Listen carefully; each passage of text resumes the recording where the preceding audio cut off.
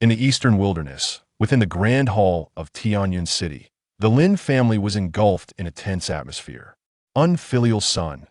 During the competition among the noble youths of the eastern wilderness, you did not even make a single move and surrendered on the spot. Such cowardice disqualifies you from being the eldest son of the Lin family. You have brought shame upon our clan. The family patriarch, Lin Yun, sat at the head of the hall, radiating an aura of anger as his piercing gaze fixated on a calm young man in the center. Lin Shen stole a glance at his father and sighed inwardly. Here we go again. Traverse into another realm, only to find oneself in such a family, is truly unfortunate. He, Lin Shen, was a hapless traveler who had sought a system to elevate him, only to find himself in this place known as the Eastern Wilderness, becoming the eldest son of the Lin family, sharing the same name. Not the eldest son, he mused, but rather a jinx. Born with astonishing talent, he was endowed with an extraordinary physique known as the supreme divine body, sort of semi-cheat. His talent was renowned, and his cultivation speed was astonishingly rapid. With a formidable background and extraordinary gifts, he was undoubtedly a protagonist in the making. Yet, Lin Shen glanced at the man on the throne, who had been incessantly berating him, and at the elegant, poised woman beside him. A domineering father, a mother who preferred to mediate. Then there was his brother, handsome and proud, and his indifferent sister, an estranged sister and a brother who relished in scheming against him. And he, with a shattered divine body. A quintessential scenario of a cultivation realm's family drama. Unfilial son. This competition among the noble youths of the Eastern Wilderness was an opportunity to showcase the prowess of our younger generation. You, as the eldest son of the Lin family, should have bravely faced the challenge, even with your broken physique and diminished cultivation, yet you chose to surrender before a single blow was struck. You are unworthy of bearing the Lin name. The more Lin Yun spoke, the more his fury escalated, his sharp gaze ablaze with indignation, especially as he observed Lin Chen's lowered head in silence, contrasted with his brother Lin Yu, who exuded an air of superiority.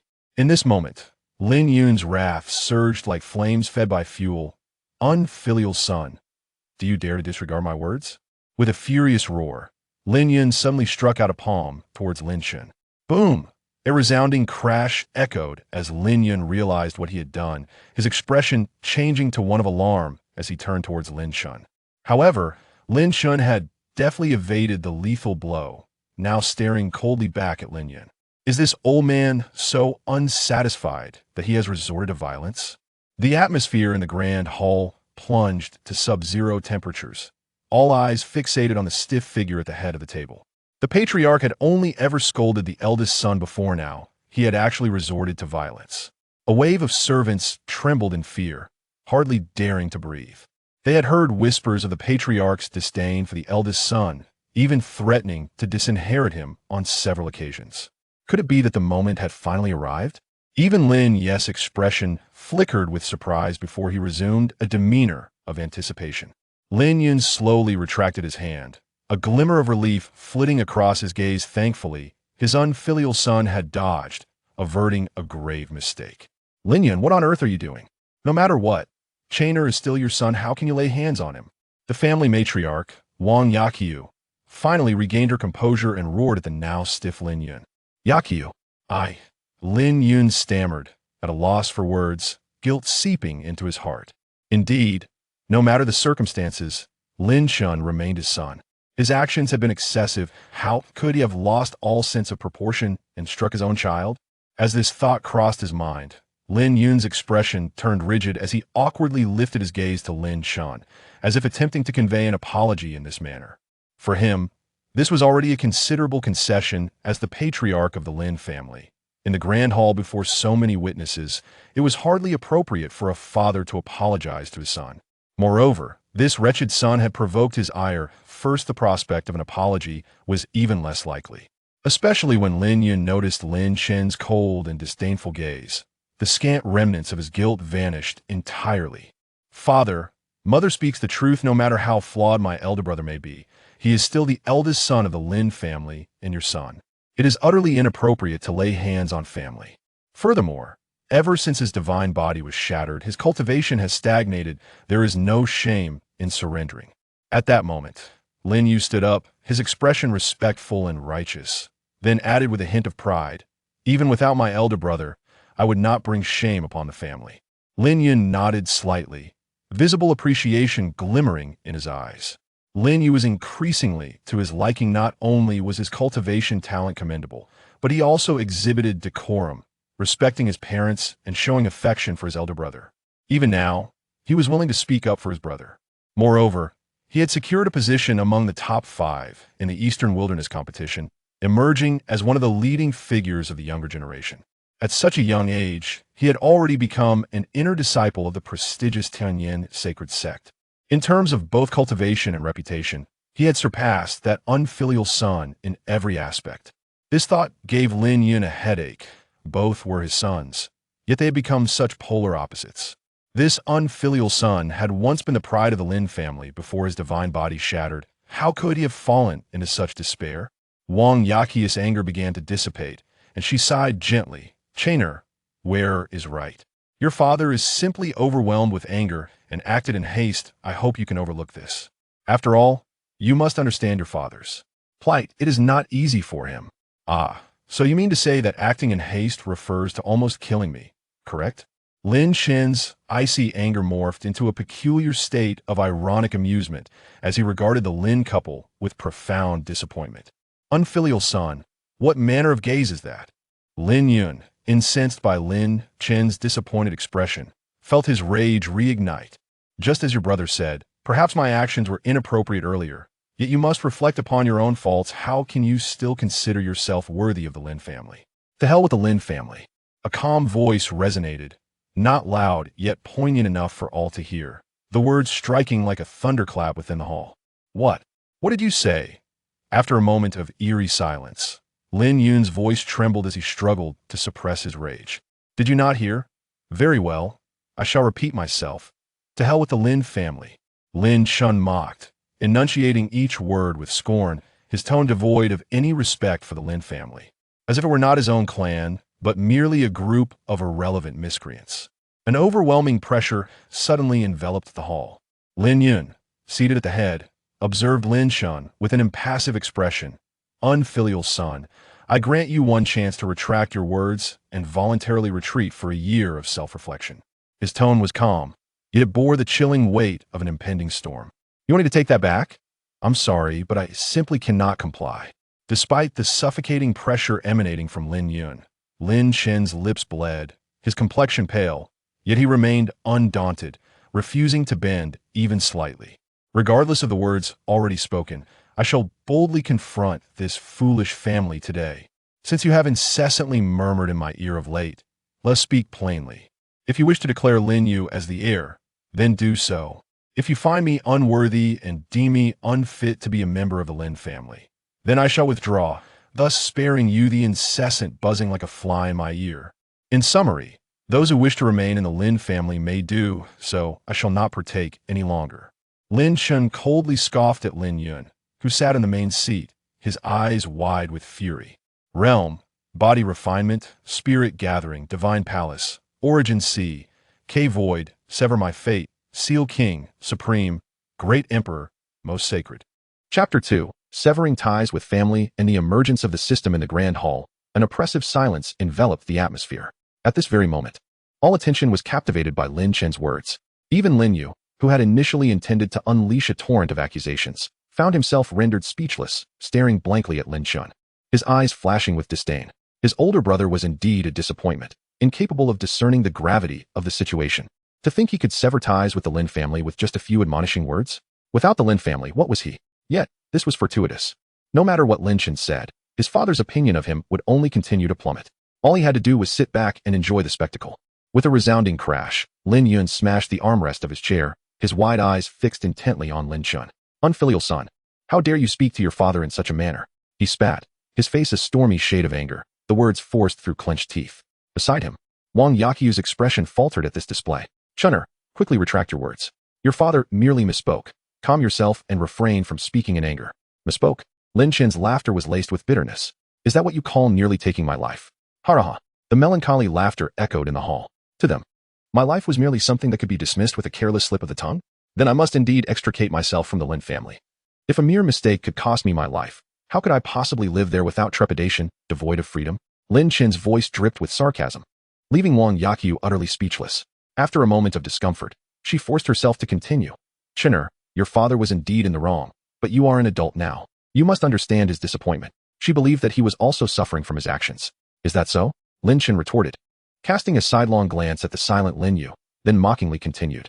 Is it your intention to make me a stepping stone for him to ascend to the position of family head? Enough! Lin Yun's furious roar abruptly interrupted Lin Chen's taunts, followed by a cold admonition. No matter what you say, you should not involve your brother in this. Lin Chen, you are a profound disappointment to me. Not only do you lack ambition, but you also seek to malign your own kin. Lin Yun's brows knitted tightly, though his tone lacked the usual vigor. Chen'er, stop this foolishness. Your father does not mean it, and your brother does not wish for you to be a stepping stone. He has always held you in high regard. Wang Yaqiu and Appo's voice had lost its gentle softness. Always held me in high regard? If my divine body were still intact, perhaps I would believe that. Lin Chen scoffed, causing Lin Yun and Wang Yaqiu to fall silent. Even Lin Yu, who had been watching the unfolding drama, wore a sullen expression. Unbeknownst to Lin Chen, Lin Xuero, taken aback by the day's events, quietly perked up her ears. She knew little of her elder brother, only that he had once been the pride of the Lin family, a prodigy. From birth, he was endowed with a supreme divine body that astonished the eastern wilderness. Their father had often taken Lin Xun and Lin Yu to visit influential families, ostensibly to broaden their horizons, but truly to flaunt his two commendable sons. The servants kept their heads down, aware only that their young master returned home gravely injured on one occasion, his body shattered beyond recognition. Following that, the family had sought renowned physicians to save him, and while his life was preserved, it was said his talents could never be restored. That incident is not Yu'er's fault. Lin Yun finally spoke after a long silence, his voice tinged with sorrow. If it is not his fault, do you then place the blame on yourself? For years before my divine body was damaged, you relentlessly pressured me to cultivate, forbidding me any semblance of leisure, treating me as mere fodder for your own pride. Now that I am no longer the prodigy, you discard me as though I am an eyesore, a thorn in your side, detested in every regard. Lin Shan inhaled sharply, striving to quell the tumult of indignation and resentment within him, then countered, am I truly your son, or merely an exhibit for your ostentation? The moment those words escaped his lips, Lin Yun's heart quaked, and he retorted without hesitation. This is all for your own good. You are born of divine lineage, and should strive to cultivate diligently. This is, for your benefit? Your incessant boasting and provoking jealousy is also for my good. Do you not grasp the principle that a tall tree attracts the wind? Lin Chen shot back coldly. To have such a father, one could only say the original owner of this body was indeed unfortunate. During an expedition, Lin Yun busied himself with idle banter with old friends, leaving Lin Xun and Lin Yu to fend for themselves. The predictable outcome ensued. Those who harbored animosity and envy towards the Lin family seized the opportunity to ambush Lin Xun, outnumbered by dozens, each of whom matched his strength. He could only fend off attacks while urging his brother to summon help. Regrettably, to the original owner's dismay, after days of evading the relentless pursuit of enemies, he awaited in vain for rescue from his father and brother. It was only when he had resigned himself to despair that he managed to slay the last attacker. When Lin Yun and Lin Yu finally arrived, they found him gravely injured, struggling for life on the edge of a cliff. When I needed you, where were you? Were you too busy laughing and conversing with your so-called friends, oblivious to the fact that your son was being hunted, his life hanging by a thread? Lin Chen's voice rang with bitter reproach, leaving Lin Yun's face ashen and speechless. And let us not forget my dear brother. Lin Chen turned to Lin Yu, whose expression mirrored his own gloom. I sent you to fetch help, yet all I received was the response that father is busy.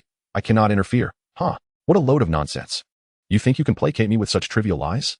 Lin Chen's mocking words pierced Lin Yu's heart like a sharpened blade. Clenching his fists tightly, Lin Yu's gaze dimmed. Indeed, Lin Chen spoke the truth. On that fateful day, he had refrained from seeking his father's assistance, particularly after he perceived that those individuals seemed solely intent on targeting Lin Chen. If they were to eliminate Lin Chen, would not the attention of their parents solely rest upon him thereafter? Thus, he deliberately waited several days before informing Lin Yun of the incident, knowing that even if Lin Yun discovered the truth later, he would be powerless to alter the outcome. Lin Chen had already become incapacitated, and that fact stood immutable. Gazing upon his silent relatives, Lin Chen exhaled deeply, as if the tumult of his inner fury and frustration had dissipated.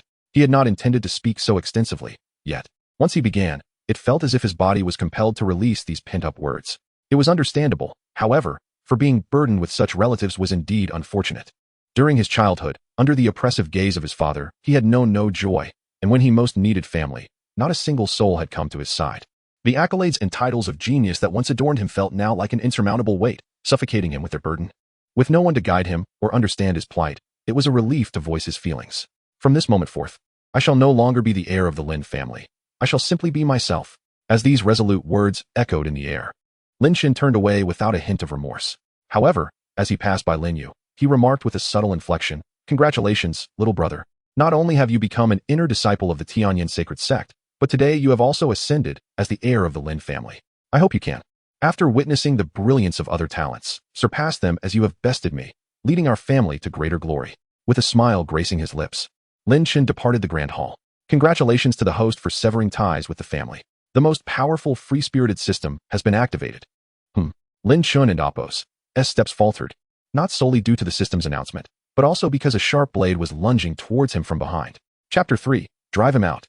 How is it that you have become the heir of the Lin family, yet still wish to confront me? Lin Chun dodged a sword strike from behind and turned around, his expression devoid of emotion.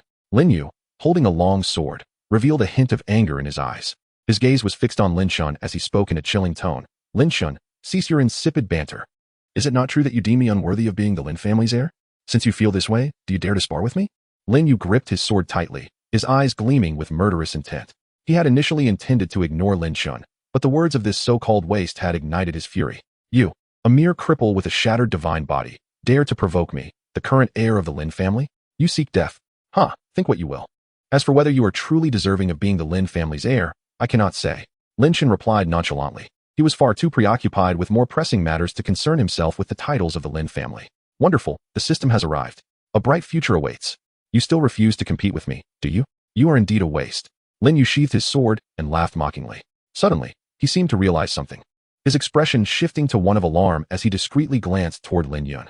The words he had just spoken were utterly inconsistent with the persona his father had crafted for him. Sure enough, upon hearing Lin Yu's remarks, Lin Yun's expression soured. He had just praised Lin Yu for his reverence toward his elder brother, only to have Lin Yu's words slap him in the face. Was he truly so ignorant of his own son? "Whatever you say, just leave it be," Lin Chun waved dismissively. His foremost concern was to comprehend the benefits that the system could provide him, rather than wasting his youth amidst peculiar family dynamics. "Lin Chun, do you truly wish to sever ties with the family?" A heavy voice rang out, as Lin Yun glared at his rebellious son, unable to comprehend why Lin Chun was being so defiant despite his well-meaning intentions. "Do you think that by leaving the Lin family, you will find a place in the vast East wilderness as a mere rogue cultivator?" Seeing that Lin Chun was unresponsive, Lin Yun threatened in exasperation. Lin Chun paused momentarily, then raised a middle finger behind him as he strode out of the Lin family grand hall with his head held high. "Well, the family has invested countless efforts in your upbringing. Since you have chosen to leave, do not return." Lin Yun's furious roar echoed through the hall, his terrifying aura silencing all present. After a long silence, the hall was enveloped in stillness. "My husband, you will not truly let Chin'er leave, will you? He was merely speaking out of anger. Do not take it to heart," Wang Yakyu said with a worried expression, unable to fathom why a family could not sit down and resolve their differences amicably. "Mother, there is no need to worry. Brother was merely caught off guard, provoking father in the process. He is simply sulking now. Once he realizes the absence of the Lin family's protection and faces adversity, he will return," Lin Yu reassured, his tone gentle, betraying none of his earlier anger. "Yuer speaks wisely. This rebellious son, when he discovers that without the Lin family, he is nothing, he will return." Lin Yun remarked coldly, casting a confirming glance at Lin Yu. Ultimately, it was his second son who brought him a sense of ease. That rebellious son believes he can escape the Lin family and find peace. Once he loses the family's protection, he will soon learn he is but an insignificant insect. Reflecting on Lin Chen's arrogant demeanor as he departed, Lin Yun let out a cold snort, resolved to teach that ungrateful child a lesson. Though Lin Yu wore a smile, a glint of coldness flickered in his eyes. Does he truly believe he can leave the Lin family and still have a chance to return? That waste of a brother of mine is merely a lowly insect in a lower realm. An unexpected accident leading to his demise would not be unusual in the cultivation world. System, what purpose do you truly serve? Hurry and reveal your true capabilities. Having left the Lin family and walking through Tianyin City, Lin Chen could no longer contain his excitement as he inquired within. "Once my system and Apos' skills reach fruition, I shall eliminate all who have wronged me. This system aims to cultivate the host into the strongest rogue cultivator. The host need only refrain from joining any faction and complete system tasks to receive corresponding rewards." Refrain from joining any faction? A flicker of hesitation crossed Lin Chen's mind, but he quickly dismissed it. With a system at his disposal, he could simply level up. The notion of joining other factions, rife with intrigue and betrayal, was nothing but a return to another Lin family. It seems all members of the Lin family are as worthless as you, including your esteemed eldest son, save for Lin Yu's strength. Lin Shen meandered out of Tianyuan City when suddenly, a derisive voice caught his attention. Why drag him into the slander against the Lin family? Frowning, he followed the sound to discover two factions in confrontation. One group wore the attire of Lin family disciples, while the other appeared to be members of the Wang family. At the forefront stood a member of the Wang family, triumphantly stepping on a battered Lin family disciple, boasting to the onlookers, "Do you see? The only worthy one in your Lin family is Lin Yu. The rest are either like this wretch beneath my feet, or the likes of your so-called waste of an heir, Lin Shun." Wang Hao and Appo's expression was frigid as he looked disdainfully down at the Lin family disciple, his gaze sweeping over the others who were unwilling to bow their heads. Lin Shen observed this scene with a cold glint in his eyes, a flicker of murderous intent igniting within him. Since the shattering of his divine body, he had received nothing but disdain from both within and outside the family. Yet now, faced with such insolence, he could not allow himself to retaliate, fearing it would tarnish his father's image of him. But today, everything was different. He was no longer a member of the Lin family. He could kill as he pleased. Detected that the host has been insulted. Now that you have left the family, you are free and invincible. As the strongest rogue cultivator, how can you remain indifferent? One who walks barefoot fears not the one in shoes. Take action. Mission issued. Drive your insulter out. Mission reward. Any techniques employed in this battle will be elevated to their pinnacle. The host's shattered divine body shall be restored. Lin Shun was momentarily taken aback. The system was surprisingly aggressive. He had intended to simply dispatch the opponent, yet the system demanded he drive them out? That seemed rather extreme. However, upon hearing the mission's reward, Lin Shen's eyes sparkled with excitement, not to mention the restoration of his divine body. He would not only drive them out, but prepare an extravagant feast for them if necessary. As Wang Hao continued to flaunt his dominance, he suddenly felt an inexplicable chill, as if a predator was fixating on him. He quickly turned around, the words "Who is it?"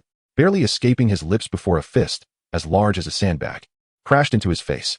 Detected host using the Broken Mountain Fist technique. Congratulations, the host has mastered the Broken Mountain Fist. As the system's voice faded, Lin Shen distinctly felt a surge of memory flooding his mind. It was indeed real. Gazing at his clenched fist with excitement, Lin Shen murmured to himself. He could sense that his mastery of the Broken Mountain Fist had reached an extraordinary level, and its power would undoubtedly soar. This is merely a fundamental probing maneuver. If only something more intense were to occur. Boom. Before Lin Shen could contemplate further, a resounding explosion echoed through the air. Wang Hao, who had been sent flying by Lin Shen's punch for hundreds of meters, clambered out of the ruins in a disheveled manner. His expression was grim as he scanned his surroundings, and upon locking eyes with Lin Shen, he first paused in surprise, only to be consumed by a furious rage. "You audacious Lin Shen, how dare you ambush me? Prepare to meet your end." With a thunderous roar, Wang Hao's figure surged forward like a missile, propelled by an overwhelming force toward Lin Shen. Yet, Lin Shen merely stood there, seemingly relishing the moment, akin to a hunter awaiting his unsuspecting prey. Chapter 4. Did I let you go? What happened? The other members of the Wang family were momentarily bewildered, only to realize that their second young master had seemingly been ambushed. Who could it be? Could it be Lin Yu from the Lin family coming to their aid? What transpired? How could a member of the Wang family suddenly vanish? Could it be that the second young master is already aware of our conflict with the Wang family and has come to defend us? The disciples of the Lin family raised their heads in excitement, including those who had just been trampled by Wang Hao. Wait, who is that? Lin Shen. Upon confirming that the one who had just sent Wang Hao flying with a punch was indeed Lin Shen, the members of the Lin family fell into a state of confusion, glancing at one another in disbelief. After a long pause, someone murmured in amazement, "That waste. The eldest young master, is he not unable to cultivate, possessing only a meager level of skill?" It was a widely held belief that the eldest young master of the Lin family was a mere waste, possessing only the cultivation of the spirit-gathering realm. Even in this Eastern Wilderness family competition, it was only the second young master of the Lin family who redeemed their reputation. Lin Shun had even chosen to withdraw before the battle, becoming a source of shame for the family. If that were the case, why would the eldest young master come to our defense? After all, Wang Hao had also shown remarkable talent in the competition. The expressions of those who had previously been excited turned complex, especially among those who had not openly criticized Lin Shun, but had regarded him as a disgrace to the Lin family. Why? Even though many among us look down upon the eldest young master, does he still choose to stand for us? Moreover, he dares to challenge Wang Hao, who has already reached the divine palace realm with only his spirit-gathering realm skills. As these words were spoken, many who had harbored complex feelings felt even more ashamed. Many among them had looked down upon the nominal eldest young master, deeming him a disgrace to the Lin family. Yet in the moment of crisis, it was Lin Shun who stood up for them. With this thought, numerous members of the Lin family lowered their heads in shame. "Eldest young master, be careful." Just as one Lin family disciple had been knocked to the ground by Wang Hao, he shouted as he saw Wang Hao charging furiously at Lin Shun. throwing himself forward to shield Lin Shan from the impending attack. The eldest young master had already sacrificed enough for us. He must not be harmed again. Let this act be my penance for previously dismissing the eldest young master. Embracing a spirit of self-sacrifice, the disciple slowly closed his eyes. Do not interfere. Lin Shan furrowed his brows upon seeing the disciple rushing towards him and swiftly knocked him unconscious to the side. He was not in the mood for melodramatic displays of life and death. It gave him goosebumps. The other Lin family disciples were momentarily stunned, then deeply moved. The eldest young master was willing to take the blow himself rather than let anyone else sacrifice for him. Of course, Lin Shan had no time to ponder their sentiments. The reason he dared to step forward was simple. He was no longer in the spirit-gathering realm. Although his cultivation speed had been painfully slow, through persistent effort, he had already reached the second layer of the Divine Palace realm. However, the Lin family had never cared for him, dismissing him as a waste, trapped in their rigid perceptions. Lin Shan, if you seek death, I shall grant it. Wang Hao's fury intensified upon seeing Lin Shan standing calmly. In an instant, he lunged at Lin Shan, unleashing his full power as a third-layer Divine Palace cultivator. The force of his punch gathered and came crashing down upon Lin Shan's face. But Lin Shan merely observed the unfolding events with indifference, extending a single finger. The surrounding Lin family disciples could no longer bear to watch and closed their eyes, while the Wang family members wore expressions of gleeful bloodlust. How dare he confront the second young master with mere spirit-gathering realm skills? Lin Shan is simply courting death. They believed that having been labeled a waste for so long, he had lost his wits. Yet, given that he had initiated the ambush, any repercussions the Lin family faced would be his own doing. However, as the fingertip and fist collided, an unexpected turn of events unfolded. Wang Hao let out a cry of pain as he was sent flying backward, crashing to the ground in a disheveled heap. What? The previously triumphant Wang family members were frozen in disbelief, their mocking smiles vanishing as they stared wide-eyed at the scene before them. How? How is this possible? The so-called waste of the Lin family, the coward who wouldn't even dare to challenge an opponent during the Eastern Wilderness competition. How could he possibly overpower our rising second young master? Am I dreaming? The eldest young master, didn't he die? Furthermore, did he actually repel Wang Hao, a cultivator of the Divine Palace realm? The Lin family members were equally astonished, their expressions shifting to one of reverence as they gazed at Lin Shan, who stood quietly in place. However, at that moment, Lin Shan was too enraptured in joy to notice. Congratulations, host, for using the third-tier battle technique, Celestial Finger, against an opponent. The mastery of Celestial Finger has reached perfection. Feeling the enlightenment and various enhancements of his battle technique in his mind, Lin Shan exhaled softly, his gaze firmly fixed on the trembling Wang Hao, his eyes gleaming with an unimaginable fervor. No, this is not an enemy. This is not merely a mentor for one-on-one guidance. As long as I engage him in combat, the skills I have used will automatically elevate to the realm of perfection. Lin Shan was utterly convinced of one thing. As long as he had not exhausted all the battle techniques he had learned, no one could take Wang Hao's life. Even if the King of Hell decreed that Wang Hao must die at the third watch, Lin Shan could ensure that Wang Hao would linger until the fifth. Divine Palace realm. Wang Hao, slowly rising, wiped the blood from the corner of his mouth, his expression darkening as he forced out a few words through gritted teeth. He could hardly believe that Lin Shan, whom he had deemed a waste, had actually broken through to the Divine Palace realm. Moreover, the technique he had just used seemed to be a profound skill. Wasn't it rumored that Lin Shan had long since resigned himself to mediocrity after his fall? You, Lin Shan, have managed to break through to the Divine Palace realm without a sound. I have noted today's grudge, and I will repay it 100-fold next time. Wang Hao's face darkened as he spoke, causing Lin Shan to become anxious. What? You haven't even fought yet, and you plan to run? Who will compensate for my divine body and the various perfected skills I've yet to obtain? What are you trying to do? Wang Hao, initially contemplating retreat, was incensed when Lin Shan suddenly blocked his escape route. Come, let us continue fighting. Lin Shan replied nonchalantly. Wang Hao was momentarily stunned. He had thought Lin Shan was coming to stand up for the Lin family, only to find he had come specifically to provoke him. Lin Shan, do not force my hand. If you wish to defend the Lin family, I will send someone to apologize afterward. Wang Hao took a deep breath, his expression as cold as ice. Upon hearing this, the surrounding Lin family disciples exchanged victorious smiles and began to persuade, eldest young master, this is enough. We have all remembered your kindness. Indeed, this has already dealt a significant blow to the arrogant Wang family. There is no need to continue, lest it bring trouble to the young master. What nonsense, Wang family. I told you to continue fighting, can't you understand? Lin Shan remained unfazed and delivered another powerful punch to Wang Hao's face, who had thought reconciliation was possible. Stunned by this unexpected blow, Wang Hao's shock quickly turned into fury. Damn it, Lin Shan, are you asking for death? Do you wish to fight me to the bitter end? In response to Wang Hao's question, Lin Shan merely replied indifferently, not at all. At least, I will not let you die so easily before you have exhausted your potential. Very well. Lin Shen's audacious words thoroughly enraged Wang Hao. Damn Lin Shen, having merely suffered a temporary setback at his hands. How can he be so arrogant? He believes he can utilize everything to his advantage. But what does he think of himself? A mere pig or dog to be slaughtered at will. Very well. Since you are oblivious to your own peril, I shall oblige you. The furious roar of Wang Hao echoed, his cultivation at the third level of the divine palace suddenly surging forth, unleashing an overwhelming aura that caused the very void to tremble, hurtling towards Lin Shen with ferocity. Chapter 5. A pleasant surprise impossible. How could you possibly know my techniques, and even surpass me? Wang Hao questioned incredulously. He had intended to utilize his family's ultimate skills to teach the ungrateful Lin Shen a lesson. However, just after executing one move, his opponent countered with the same technique. And astonishingly, was even stronger.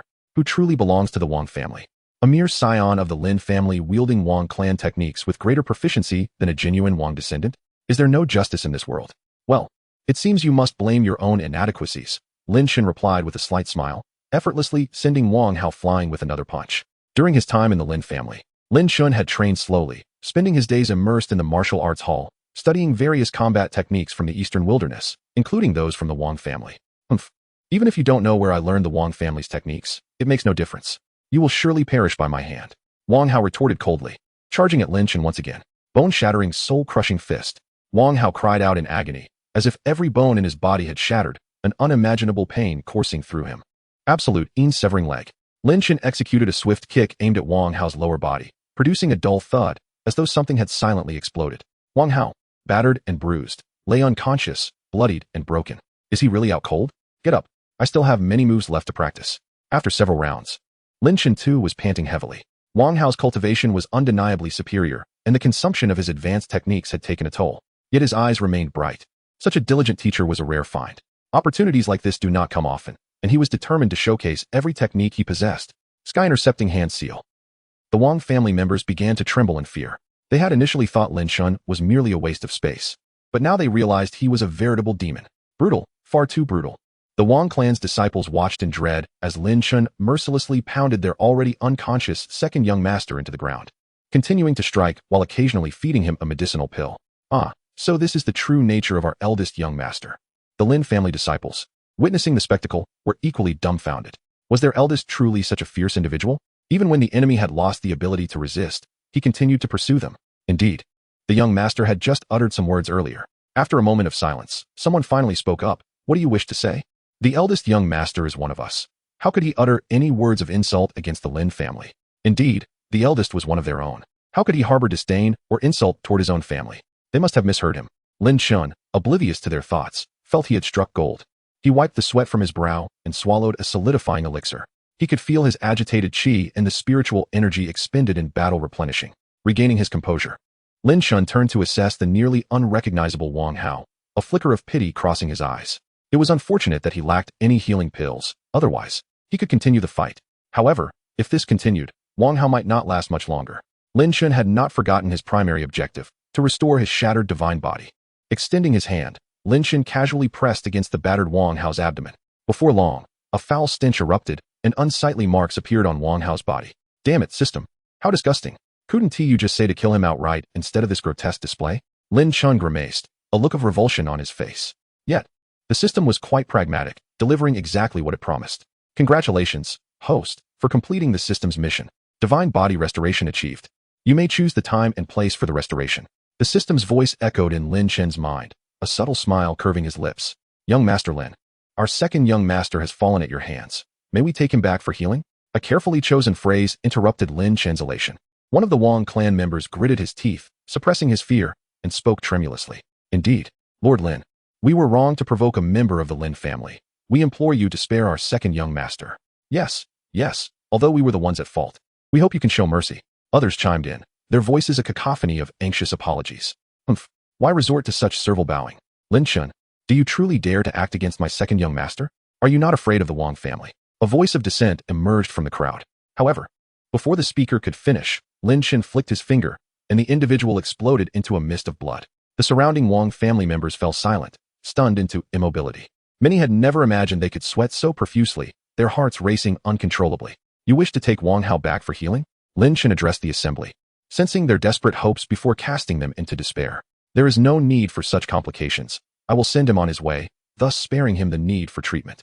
And no, Lin Chen, you cannot kill me. I came here to. Wang Hao, seemingly sensing the danger, managed to regain partial consciousness, mumbling incoherently. Haha. It is too late. Any matters can be dealt with in the next life. Laughing heartily, Lin Chen reached out toward Wang Hao. Creak. Snap. The horrifying sound of bones twisting and flesh tearing filled the air as Wang Hao was reduced to a puddle of flesh. What? Lin Chen, you actually dared to. The remaining members of the Wang family turned pale, disbelief etched across their faces. Ha ha ha ha. No need to rush. A family should be together, embarking on the journey side by side. Another booming laugh escaped Lin Chen as he remained unfazed, channeling his spiritual energy into a colossal hand that descended upon the terrified Wang family members. Boom. A tremendous explosion echoed as the rest of the Wang clan met the same fate as Wang Hao. Ah, what a relief. Young master, you may very well face the head of the family's wrath for this. The Lin family members, pale-faced from fear of their own young master, hesitated before voicing their concerns. How did you come into conflict with the Wang family? Lin Chen inquired casually, without answering their worries. The Lin family members exchanged glances, recounting the events that had transpired. As Lin Chen listened, a complex expression crossed his face. It turned out the Wang family had come to congratulate his younger brother, Lin Yu, for entering the Tianyin sacred sect, but a verbal altercation had ensued along the way. Ah, a pleasant surprise indeed. Soon, Lin Chen stumbled upon a spatial pouch amidst the remnants of flesh. Inside, he discovered a modest amount of space filled with various elixirs, spirit stones, and a knife. No wonder he felt a sense of familiarity. This was his favorite unexpected windfall. Lin Chen seized the spatial pouch, tucking it away with decisive ease. Young master, you have killed Wang Hao. How will you explain this to the family head? After all, that will be up to you, Lin Chen replied gravely, interrupting their words. I acted to assist you.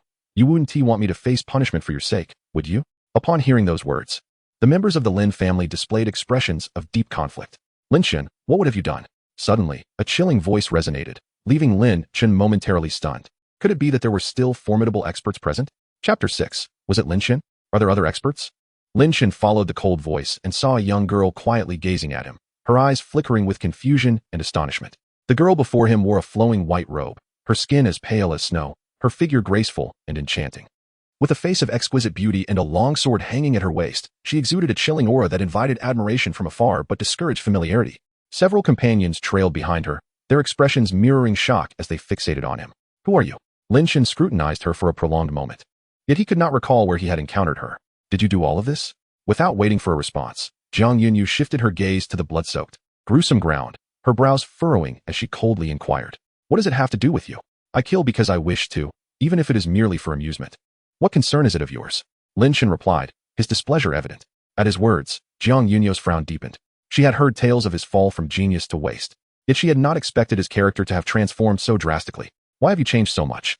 Jiang Yunyu's gaze bore into Lin Chen, disappointment flashing in her eyes. Once, when his divine body still thrived, he had been a shining prodigy, radiating integrity. Now, not only was his cultivation in ruin, but his very essence seemed to have fallen as well. Oh no, is there truly a story between us? Lin Chen felt a pang of anxiety as she stared at him intently. Could she possibly be the fiancée he had never met, arranged by that old man? Speak plainly. Is it that old man who has arranged some fiancée for me? Lin Chen asked bluntly. Jiang Yunyu and Appo's pale, serene face revealed a hint of awkwardness, and she did not refute his claim. Observing her silence, Lin Chen suddenly realized, I understand now. You must be here to annul our engagement. That is fine.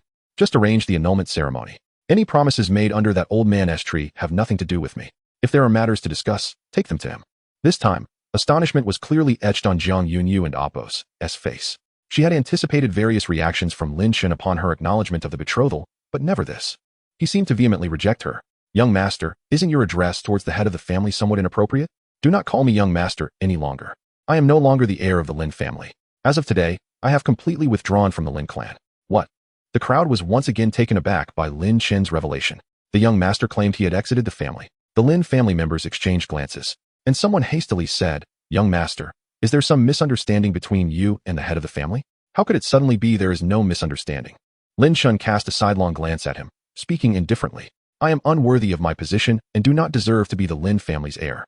I believe the new heir will not disappoint you all. With a meaningful smile, Lin Chen leaped into the sky like a streak of light, preparing to depart. Swish. Suddenly, the sound of a blade unsheathing echoed as Lin Chen faced the woman blocking his path, his expression impassive. What does it matter to you if you want to stop me? I do not know what transpired between you and Uncle Lin, but there must be some misunderstanding regarding all of this. Jiang Yunyu, sword in hand, locked eyes with Lin Chun. You don't even know, and yet you meddle? If not for my slow progress in cultivation, I would have surely struck this woman down with a single blow. Host detected as being obstructed. System issuing task. As a rogue cultivator, what is there to fear? Teach this presumptuous woman a harsh lesson. Your lesson, is it legitimate? Task reward. Host's charm towards the opposite sex doubled. Lin Chen's expression darkened. What kind of ridiculous reward was this? To engage in combat with this seemingly formidable woman. Only to receive a reward of mere charm? He was in a fantastical world. Enemies would not spare his life because he appeared charming. As both sides remained at an impasse, Lin Chen suddenly smiled mischievously. Have you ever seen a palm technique descending from the heavens? What do you mean? Jiang Yunyu was perplexed by his words. In the next moment, Lin Chen unleashed a powerful palm strike towards the ground. This attack not only encompassed Jiang Yunyu's companions, but also included the incredulous disciples of the Lin family below. Without a doubt, should it land, their fate would be nothing short of obliteration. Despicable. A flash of anger crossed Jiang Yunyu's eyes as she swiftly slashed her sword at the massive palm print formed from condensed spiritual energy. With a violent explosion, the palm print split in two, and when Jiang Yunyu's icy gaze searched for Lin Chun, he had already vanished without a trace. Gradually descending, Jiang Yunyu walked expressionlessly towards the Lin family. Behind her, a group of Lin family disciples still in shock, murmuring about how the young master had contemplated their demise. In Tianyan City, Lin family. In the welcoming hall, Lin Yun sat proudly at the head of the table, surrounded by representatives from esteemed families congratulating him on his son's achievements, alongside mountains of gifts and endless commendations. Congratulations, family head. Your son not only ranked among the top 5 in the Eastern Wilderness competition, but has also become an inner disciple of the Tianyan sacred sect. Surely, his future is limitless. Indeed, I truly envy the Lin family for producing such a prodigious talent. Unlike my useless son, alas haha, you are too kind. Lin Yun, basking in the flattery, smiled widely, his earlier frustration evaporating. Standing beside him, Lin Yu exuded confidence, relishing the adulation from all sides and his father's prideful demeanor. By the way, family head, why hasn't young Master Lin Chen joined us for this occasion? Someone inquired, and the lively atmosphere dimmed considerably. After all, many knew that the Lin family's eldest son, Lin Chun, had retreated from the Eastern Wilderness competition without a fight, which was a source of embarrassment for the Lin family. My son has been in a poor state of mind and made a fool of himself during the competition. I have punished him to reflect in solitude. There is no need for concern. Lin Yun's expression stiffened momentarily before he casually replied. On the side, Wang Yakyu struggled to maintain her facade of a smile. She couldn't shake the feeling that Lin Chen's words upon leaving were not those of an angry child, but rather sincere. As Lin Yun refrained from revealing the truth and instead sought to cover up, she felt an indescribable discomfort. Upon hearing this, the crowd chose not to pry further, allowing the conversation to drift elsewhere. Where are the people from the Wang family? I heard the second young master of the Wang family made quite an impression during the competition. Should I send someone to check? Lin Yun's expression shifted slightly upon hearing this. At this moment, everyone from the various families had arrived, yet the Wang family seemed to be absent. Furthermore, it appeared that the Zhang family had yet to arrive as well. No need, Wang Hao has died. A voice rang out, detonating like a torpedo upon the tranquil surface of water. Wang family's second young master is dead. The crowd turned to the source of the voice, where they saw Jiang Yunyu appearing impassively. Miss Jiang, are you speaking the truth? How could someone from the Wang family die just like that? Lin Yun, the first to snap back from shock, felt a ripple of unease in his previously calm demeanor. Lin Chen did it. Before the crowd could fully process this information, Jiang Yunyu casually dropped another bombshell. Really? Lin Chen did it? Chapter 7. Speculation. Is Lin Chen truly such a person? The members of various prominent families were momentarily taken aback, unsure of how to react. It was not long before someone could no longer contain their curiosity and inquired. Miss Jiang, you cannot be jesting, can you? Surely, Miss Jiang, you must have misjudged. How could Lin Chen possibly have any connection to Wang Hao? Just moments ago, the head of the Lin family had informed us that Lin Chen was reflecting in solitude. How could he be involved in any act of violence? Rumors suggested that young Master Lin, since the shattering of his divine body, had succumbed to a life of degradation. He had not even made a move during the Eastern Wilderness Grand Competition, unlike young Master Wang. I believe, even if he were to act, given Lin Chen's cultivation, he would hardly be a match for the second young master of the Wang family. Jiang Yunyu's words thrust her into the center of public scrutiny, with disbelief etched across everyone's faces. It was inconceivable, even if he were to engage.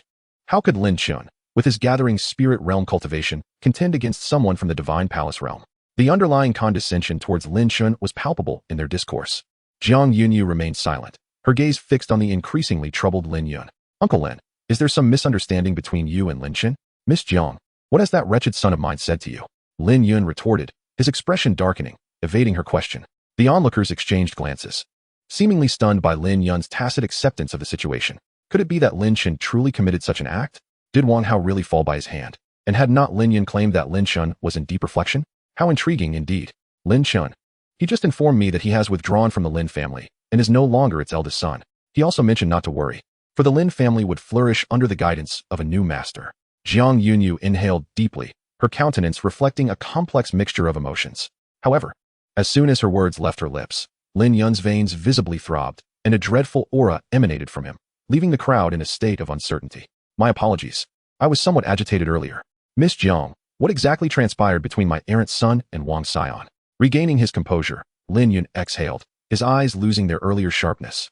Now appearing weary and conflicted, it seemed that Lin Chen's words had profoundly affected him. The unfolding events were clearer to each member of the Lin family than to me. Let them elucidate the details. As her words concluded, a timid Lin family disciple stepped forward. You, recount for me precisely what happened. Leave out not a single detail. Lin Yun's eyes narrowed as he spoke with authority. Yes, head of the family. The situation unfolded as follows. The disciple swallowed hard before detailing the series of events. From their verbal altercation with the Wang family to being suppressed by Wang Hao and Lin Chen's sudden appearance, where he employed various tactics to decisively defeat Wang Hao and subsequently eliminate him and his entourage, seizing their gifts in the process. Once the narrative was fully articulated, a heavy silence fell over the reception hall. Many who had come to congratulate Lin Yu shifted their attention to the long-forgotten eldest son of the Lin family. No, if this were indeed true, he should be referred to as the former eldest son of the Lin family. Lin Chen, a man branded as a waste by the outside world, a coward who had not dared to act during the competition among noble youths, had somehow ascended to the divine palace realm unnoticed? Furthermore, he had managed to overpower the emerging talent that was Wang Hao. Was he not supposed to have languished in his cultivation since the shattering of his divine body? Had he not already resigned to a life of degradation and despair? Yet, despite this, Lin Chen had quietly elevated his cultivation level, even becoming adept at various combat techniques. Had he not also mastered the techniques of the Wang family? As many pondered this, they collectively gasped, exclaiming that he was nothing short of extraordinary. Moreover, what astonished them most was Lin Chen's cunning. After his downfall, all glory and recognition had shifted to his brother. Lin Chen, once celebrated, had fallen from grace, forgotten by all, yet he persevered in his training. Thankfully, his divine body was no more. Otherwise, one could only imagine the monstrosity that might have emerged. In contrast to the crowd, Lin Yun, while appearing contemplative, was inwardly shaken. When had that rebellious son of his attained the cultivation of the divine palace realm? And why had he mastered so many combat techniques? Clearly, he possessed such strength. Why had he refrained from acting during the Eastern Wilderness Grand Competition to bring honor to the family? Lin Yun felt an inkling of an answer stirring within him. Yet he deliberately chose to suppress it, for that answer would evoke a sense of defeat. As his thoughts shifted, Lin Yun's expression grew colder. That wayward son had been nurtured by the family, yet he showed no respect for the Lin family or his own father. With this thought, Lin Yun's astonishment was dulled, overshadowed by anger. Head of the Lin family, it seems this matter is indeed true. What are your plans moving forward? After a prolonged silence, someone posed the question. Is there even a need to ask? My brother has clearly gone mad. Suddenly, he wishes to withdraw from the Lin family, then attacks guests who have come to celebrate me. Lin Yun had yet to respond when Lin Yu, who had been fluctuating between emotions, spoke up with palpable sorrow. His words were laden with confusion and heartache, as if he could not comprehend his brother's decision to leave the Lin family, akin to a younger brother's disappointment in an elder. After this, we shall honestly recount the events to the Wang family and send someone to bring back my brother, who has lost his way. I hope they will handle my brother with leniency. As he spoke, Lin Yu's tone grew despondent. Lin Yun's face twitched slightly, as if he wished to interject, but Lin Yu, with a heavy expression, preempted him. Father, I understand your concern for my brother. But wrong is wrong. He bears the responsibility for his actions. Must the family suffer for his mistakes? Lin Yun paused, his brows furrowing in contemplation. Are you truly serious? He is your brother, and the reasons for his departure. The previously silent Wang Yakyu appeared reluctant, her heart aching for Lin Chen. Since his departure, her anguish had been profound, yet her second son's excellence had somewhat alleviated her pain. Now, however, her eldest son was branded as a man of the demonic path in the eyes of others. Were it anyone else, she would vehemently disagree. But when it came to you, mother, I know you too are pained for my brother, but what he has done has no bearing on our Lin family. Must we allow his actions to sow discord between the Lin and Wang families? Lin Yu's stern words silenced Wang Yakyu, compelling her into reluctant agreement. Miss Jiang, I thank you for revealing the truth about my brother. Alas, he was not always like this. Why has he? Lin Yu gazed intently at Jiang Yunyo's strikingly pale visage, a warm smile gracing his lips, laden with regret. Without a response, Jiang Yunyu merely cast a silent glance at him before averting her gaze. Observing this, Lin Yu's smile faded, a shadow passing through his eyes. Lin Chun, since you have severed ties with the Lin family, why not simply perish outside? Why must you steal my limelight on the day of my success? Lin Yu's fist clenched slightly, his gaze profound and contemplative. He was utterly indifferent to who had perished in the Wang family. What truly troubled him was the audacity of Lin Chun, who, despite having been expelled from the Lin family, dared to overshadow him. Just wait. Although Lin Yu proclaimed his intention to turn Lin Shen over to the Wang family for judgment, he harbored no intention of allowing his elder brother to survive any longer. Achu, is someone whispering my name? Far removed from Tianyuan City, in a desolate mountain range, was Lin Shen's current location. He rubbed his nose, entirely unaware that his remarkable achievements had already become known to the various families. System, initiate divine body recovery immediately. Seated in a meditative posture, Lin Shun began to communicate with the system in his mind. Detection of host initiating divine body recovery. Supreme divine body recovery commencing. Chapter 8. How did I end up here? Accompanied by the familiar voice of the system echoing in his mind, Lin Shen's eyes sparkled with excitement as he felt an invisible force coursing through his body. The shattered veins and bones within him gradually mended, and at the same time, the spiritual energy from around him surged toward him like a tempest. As Lin Shen familiarized himself with the cultivation method of the divine body, his training speed accelerated exponentially, from the third level of the divine palace to the fourth, the fifth, until finally reaching the seventh heaven. His cultivation, which had been stagnant for so long, now soared like a rocket. Lin Shen's body became a vortex, absorbing the surrounding spiritual energy. Cultivating felt exhilarating. Taking a deep breath, Lin Shen slowly opened his eyes, a terrifying aura erupting from his being. After acclimatizing to the power within him, he lightly swung a fist toward the distant mountains. With a thunderous roar, a colossal fist imprint pierced through the mountain range. Lin Shen, how could you be here? We've been searching high and low for you. Before Lin Shen could react, several cold voices descended from above. He looked up to see several individuals clad in Lin family attire hovering in the air, each one regarding him with indifference. Young Master Lin, you request your presence. Please accompany us, the leader intoned, as if issuing a final ultimatum, his tone devoid of emotion. Gentlemen, I am no longer a member of the Lin family. Why must you trouble me? Wouldn't it be better if we each went our own way? Lin Shen replied with a smile, showing no concern for the fact that he was surrounded. Under normal circumstances, he would have already engaged in battle, but today he was in good spirits and willing to exchange a few words with these lackeys. Lin Shen, cease your idle chatter. Young Master Lin Yu has important matters to discuss with you. We have nothing more to say. Come with us. The leader's tone grew impatient, his aura intensifying, and the atmosphere around them became increasingly oppressive. I have severed ties with the Lin family. There is nothing to discuss with Lin Yu. If he truly wishes to speak with me, he should come in person. Unwise. As Lin Shen's words fell, the leader, losing patience, drew his sword and unleashed a terrifying arc of light. After all, the young master didn't specify whether you should be dead or alive. With that, he prepared to claim the body. Such impulsiveness could lead to your demise. A chilling voice resonated from behind, causing the others to turn pale with shock, staring incredulously at the unscathed Lin Shun. How is this possible? Even if he has reached the third level of the divine palace, he shouldn't be able to withstand this blow. Cold sweat dripped down their backs as the leader stammered, You. Lin Shun, what on earth? What happened? Were you not so confident just now? Lin Shen's tone turned ominous as a large blade appeared in his hand, his figure flashing like lightning to appear beside the leader with a sinister grin. Not good. The leader panicked, raising his sword in a futile attempt to defend himself. It's too late now. Let me take my time to slice you into pieces. Lin Shen laughed with excitement, his heavy blade swinging down in a flurry of strikes. Slashing sounds filled the air. The leader's body was reduced to a rain of blood, falling alongside his sword. The remaining onlookers stood frozen, as if turned to stone. Damn it, Lin Shun, I will kill you. Suddenly, one of them snapped back to reality, eyes ablaze with rage, charging at Lin Shun like a warrior confronting a demon. Take your time. If you wish to die, there's no rush. Lin Shen nonchalantly remarked, raising his hand to obliterate the attacker in a single blow. Monster. The remaining few trembled, their hair standing on end, paralyzed by fear. That scoundrel Lin, you said Lin Shun was merely at the third level of the divine palace? You bring forth this beast who can tear apart those at the fifth or sixth level. Lin Yu, damn you. Lin Shun, we are all members of the Lin family. We were merely provoked by that scoundrel Lin Yu. I implore you, have mercy, and let us go. We can be of service. In the face of Lin Shen's mocking gaze, the group could no longer maintain their composure, their faces filled with despair. Very well, I shall grant one person their life. Who among you will seize this opportunity? Lin Shen sheathed his blade, adopting an air of leisure. The crowd fell silent, and one individual quickly reacted, a fierce glint in his eyes as he unsheathed his sword and struck at his companions without hesitation. Ah, you dare. Lin Lai. You beast. Before long, only one remained standing. Lin Shun, I have killed them all. Will you spare me now? Pleaded Lin Lai. His eyes filled with desperate hope as he gazed at Lin Shun. Ha ha ha. I merely jested. I was toying with you all. How Navi you are?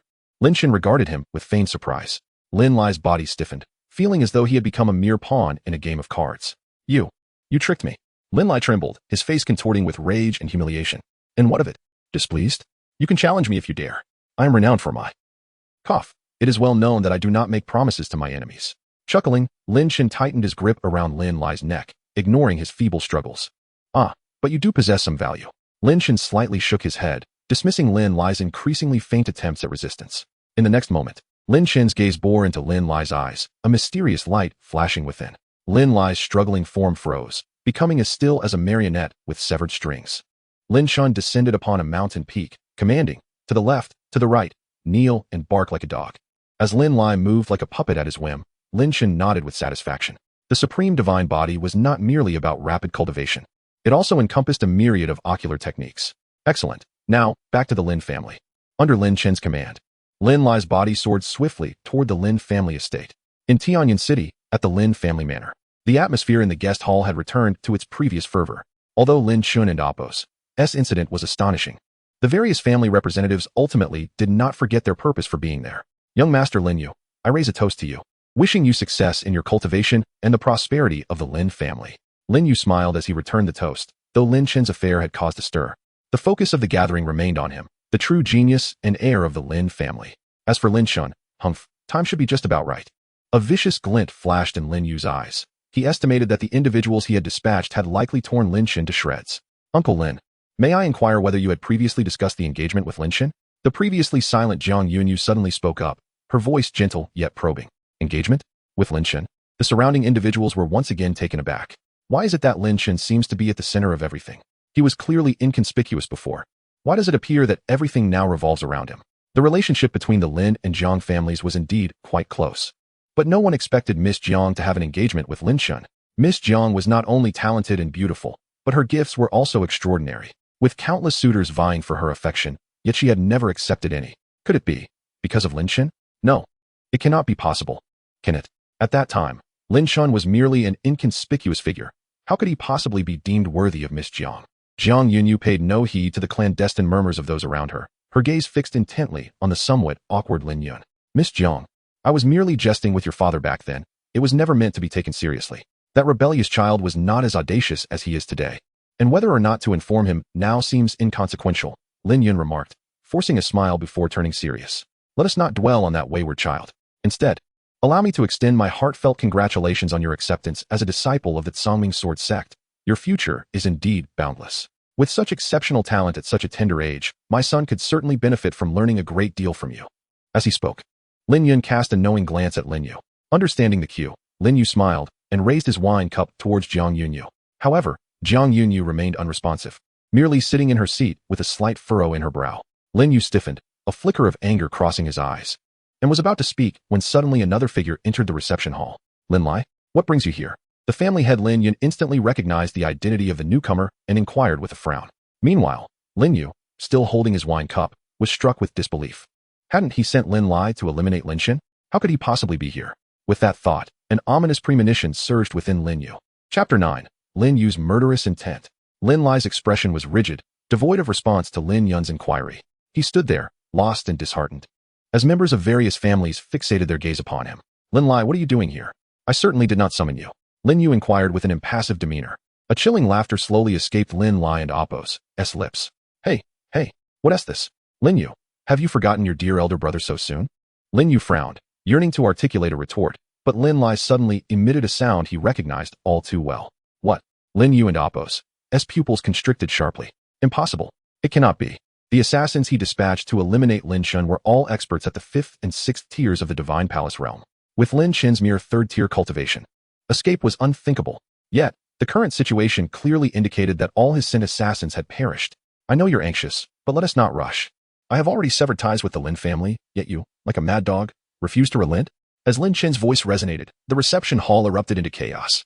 What does this mean? Lin Shun has left the Lin family, yet Lin Yu still sends people to kill him? How amusing. This entire family is a spectacle.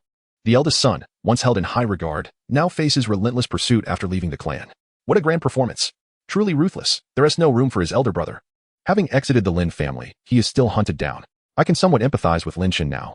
Witnessing the unfolding scene, those present felt a wave of emotions, some even unable to suppress their sympathy for Lin Shen. From once being a prodigy, he had fallen from grace, and even after his departure from the family, he was pursued by his own brother. It was clear what status he held within the family and the extent of the oppression he faced. Jiang Yunyu, upon hearing this, revealed a glimmer of understanding in her eyes. No wonder Lin Shen ended up like this. Once favored by his father as a genius, he had now fallen from grace to such a fate. Lin Shen, what nonsense are you spouting? When has the family ever wronged you to warrant such claims? Snapping back to reality, Lin Yu barked angrily, his expression marred by sorrow. I believe you have truly lost your mind. Unfilial son, what absurdity are you uttering? Lin Yun's face was equally grim. Let us not dwell on what has transpired. If this farce does not conclude swiftly, the Lin family may become a laughingstock throughout the eastern wilderness. However, Lin Shen appeared unperturbed, continuing in a playful tone. The trash you sent has all been dealt with. But fret not. Pausing, Lin Shen's voice deepened, laced with an inexorable murderous intent. Soon, it will be your turn. Clean your neck and await your fate. You unfilial wretch. Lin Yun could no longer contain himself, his eyes blazing with fury, poised to strike down Lin Lai. Yet, upon Lin Shun and Appo's words, Lin Lai and Appo's expression twisted grotesquely. With a maniacal laugh, his entire body erupted. Instantly, the reception hall was engulfed in a thick stench of blood. Lin Yun gazed at the blood-soaked ground, his expression darkened and silent for a long while. Ladies and gentlemen, my elder brother has succumbed to madness, entirely consumed by the demonic path. Do not trust his words. If you come across any information regarding him, please inform me. I shall personally cleanse our ranks. Lin Yu's countenance was shrouded in despair, his fists clenched tightly, eyes flashing with murderous intent. Lin Shun had humiliated him before the various families, tarnishing his previously stellar reputation. This worthless wretch, why could he not simply perish, ceaselessly creating trouble for him instead? The thought of eliminating him crossed Lin Yu's mind. The crowd exchanged glances, nodding in agreement. They had come to witness a spectacle, and today had indeed been worth it. Suddenly, Jiang Yunyu rose, her expression neutral as she addressed Lin Yun. Uncle Lin, since the gifts have been delivered, I shall take my leave now. Lin Yun was taken aback. Miss Jiang, want you stay a while longer? He paused, calming himself before continuing in a gentle tone. You and Yuer are of the same age. Engaging in more interaction would benefit your futures. As he spoke, he subtly gestured to Lin Yu. He felt indifferent towards others departing, but Jiang Yunyu was the match he intended for his son. Alas, that ungrateful wretch had chosen to leave home, and today, he had even aired the family's dirty laundry. Contemplating this, Lin Yun seethed with frustration. Indeed, Miss Jiang, our ages align, and as representatives of two major sects, we should exchange insights for mutual benefit in our cultivation endeavors, Lin Yu said, his murderous aura reining in, adopting a tone of concern. Jiang Yunyu raised an eyebrow, casting a significant glance at the Lin family duo. No need. If I may suggest, Uncle Lin, you should prioritize Lin Chen's situation. After all, he had slain Wang Hao when he was merely at the second tier of the Divine Palace realm. The messenger who just arrived was already at the fifth tier. Casting a sidelong glance at the Lin family, who appeared dazed, Jiang Yunyu continued, if Lin Shun is not concealing his talents, then he is hiding his strength. Regardless of which possibility it is, it bodes ill for the Lin family. Clearly, when Lin Shun had slain Wang Hao, he was only at the second tier. Now, even Lin Lai at the fifth tier had met his demise. If this were truly a matter of talent, it would be unprecedented. My heavens, in my eagerness to spectate, I overlooked this detail. Has Lin Shen's cultivation level truly ascended so rapidly? Perhaps others' talents have remained concealed, not wishing to reveal themselves while seeking to distance from the Lin family, hence temporarily suppressing their brilliance. If that is the case, then Lin Yun has been exceedingly foolish. With two sons, both prodigies, he not only failed to guide them properly, but even drove Lin Shen away, turning him into an adversary. The crowd watched as Jiang Yunyu departed, murmuring amongst themselves. Embarrassment, sheer and utter embarrassment. Listening to the murmurs, Lin Yun had never experienced such a degree of awkwardness. Subjected to various scornful glances for the first time, his previously stern countenance flushed crimson, rendering him speechless. Jiang Yunyu's words were evidently a mockery of his inability to recognize his son's exceptional qualities. He failed to see Lin Shun's uniqueness and even drove him away. At the thought of this, Lin Yun felt a surge of indignation, far surpassing any insult he had previously endured. Lin Yu, too, was engulfed by rage. Why did Jiang Yunyu resist him so, yet continually reference Lin Shun? Moreover, today was meant to be his moment of glory. Why was Lin Shun persistently disrupting him? Lin Shun, I vow to slay you. Lin Yu ground his teeth, silently vowing. Congratulations, host, for completing the task of retaliating against your pursuers. Task reward. Cultivation level elevated to the 8th tier of the Divine Palace realm. It seems my message has been successfully conveyed. A notification resonated in Lin Chen's mind, and he reveled in the enhancement of his cultivation. From this moment forth, he would be like a fish in the sea, unbound by any constraints, free to be himself, pursuing whatever he desired. Today heralded a day of liberation after a long absence. Lin Chen felt an exhilarating sense of freedom as he soared toward the horizon. Chapter 10. Modification in the vast forest. A gentle rain began to fall. Humming a leisurely tune, Lin Chen strolled aimlessly through the wilderness, his spirits soaring.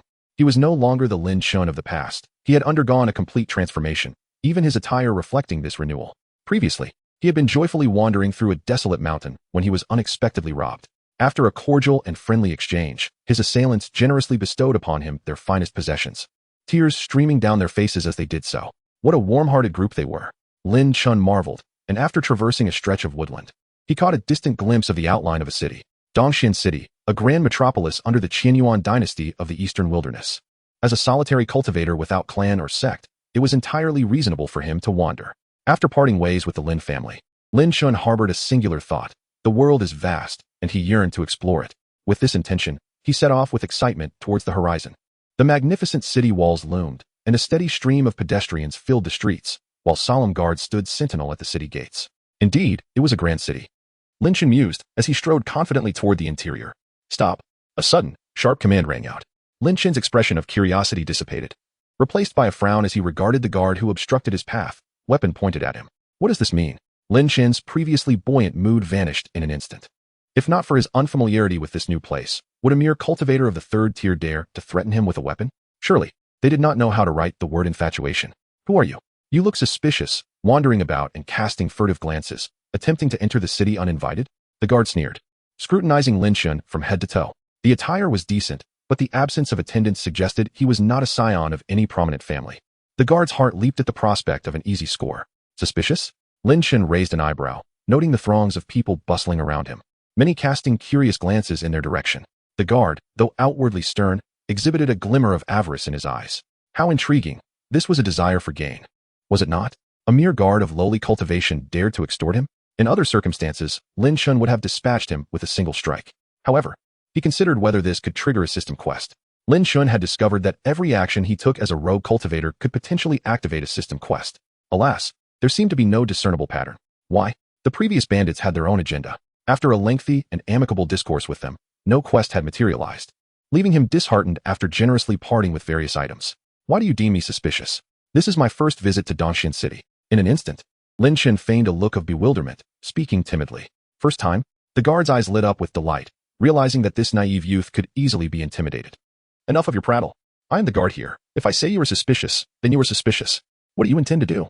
Lin Chen inquired, his expression unyielding. What do I intend to do? Allowing suspicious individuals to enter the city entails risks, and you should know what to do. The guard growled menacingly. Attempting to exert pressure, Lin Chen remained silent, reaching into his pocket. Success. Maintaining an intimidating demeanor, the guard observed as Lin Chen slowly extended his clenched fists, a flicker of anticipation crossing his face. Lin Chen gradually opened his hands, revealing a bone of considerable value. The guard froze, while Lin Chen made a series of mocking smacking sounds. You little brat dare to toy with me? Furious, the guard raised his weapon, aiming for Lin Chen's head. With a resounding clash, Lin Chen flicked his finger, sending the blade flying, embedding it deep into the city wall. Wow, what? The guard's pupils dilated as he realized he had bitten off more than he could chew. To so easily deflect his furious strike indicated that Lin Chen's power far surpassed his own. Please, Great One, I was blind to your might and have offended you. I implore you, spare my life. The guard's rage evaporated, replaced by a desperate, grotesque smile as he recognized the gravity of his error. In but a moment, the tables had turned dramatically. Seeing the once arrogant guard now groveling, Lin Chen felt an exhilarating rush of satisfaction. Is this the advantage of strength? He now truly comprehended the adage that the strong command respect. Just now, you were the one who threatened me with that hand, weren't you? Lin Chen smiled faintly, slowly twisting the guard's arm until it curled into a grotesque shape, all while the guard's anguished screams echoed through the air. Please, spare me. Lin Chen continued his grim work, contorting the guard's other arm and legs into similar forms. Look at you now. Not only can you serve as a dog, but you can also be my chariot. Ha ha. He pinned the guard to the ground, his limbs transformed into grotesque shapes, resembling a cart from a distance. The guard's torment attracted the attention of other guards, but upon witnessing the horrific scene, their faces turned pale, their weapons trembling in their grasp. Who dares to cause chaos at the gates of Dongxian City? The cries of agony quickly drew a crowd, and as the guards regained their composure, they rushed towards Lin Shun, blades flashing in the dim light. Do you seek death again? Begone! Lin Shun waved his hand, and the guards collided violently with the city wall, blood spewing forth as they fell silent. Why resort to weapons? Is it truly necessary? Sighing, Lin Shun strode confidently toward the city gates. The crowd, utterly stunned by the brutality, parted before him, fearful of provoking the demon who might transform them into mere vehicles. Chapter 11. The Black Tiger Gang. How brutal, how merciless. The guard, whose limbs had become grotesque, still clung to life, his wails echoing in the surroundings. Wasn't that Zhang Ming? I recall he used to extort those who appeared vulnerable daily. How did he end up in such a ghastly state? What else could have happened? He kicked a steel plate. Thinking he had the Lord's mansion backing him, he dared to bark at anyone without regard. He got what he deserved. However, that young lad just now is likely doomed, having provoked the Lord's mansion, one of the four great families. Who knows what will become of him? Bring it on. Those guards are no good either. I relish this spectacle. The onlookers gazed at Lin Chin's departing figure, engaged in animated discussions. Among the crowd, two young women observed as well. One of them could not help but inquire, "Sister, why didn't you intervene just now? The relationship between the Lord's mansion and our Gu family is quite decent. Moreover, that person was ruthless, clearly not a good man. Why didn't you stop him?" As she spoke, she glanced disdainfully in the direction Lin Chun had departed, evidently disapproving of his actions. Gu Qinghue paid no heed to her sister's words. Her beautiful eyes remained fixed on Lin Chun's retreating form, a hint of perplexity adorning her face. When did such a character arrive in Dongxian City? He appear to be from any of the four great families, and somehow he seemed familiar. Sister, sister, Gu Yinshu called out, waving her hands in front of her sister in frustration. What are you daydreaming about? And why didn't you stop that man? Gu Qinghue shot her sister a glance, replying, because I couldn't overpower him. What? Gu Yinshu was taken aback. Her sister was renowned as a genius in Dongxian City and had recently become a disciple of a major sect in the eastern wilderness. How could she possibly lose to such an unknown person? Gu Yinshu suspected her sister was merely making excuses to avoid trouble. Gu Qinghue sighed slightly, realizing her sister wasn't taking her seriously. Yet she wasn't lying. During her observation, she could not discern Lin Chen's cultivation level. He seemed like an ordinary person, yet he emanated a chilling sense of danger. Who exactly is he? Gu Qinghue's gaze lingered on Lin Chun's departing figure until the crowd began to stir. The Lord's mansion's people have arrived. Make way, make way. Several harsh shouts rang out, and the crowd hastily parted to clear the path for a figure leading a throng of guards. What is happening? Who dares to attack the Lord's mansion's men? Wu Kuan's face darkened. The gate guards lay dead or maimed, sprawled on the ground and embedded in the walls, an utterly indescribable scene. After a moment of silence, someone from the crowd recounted the earlier events to Wu Kuan. Upon hearing this, Wu Kuan's expression fluctuated between rage and disbelief. His guards had attempted to extort others and ended up killed. What was the difference between this and failing miserably? The Lord's mansion's reputation must be in tatters.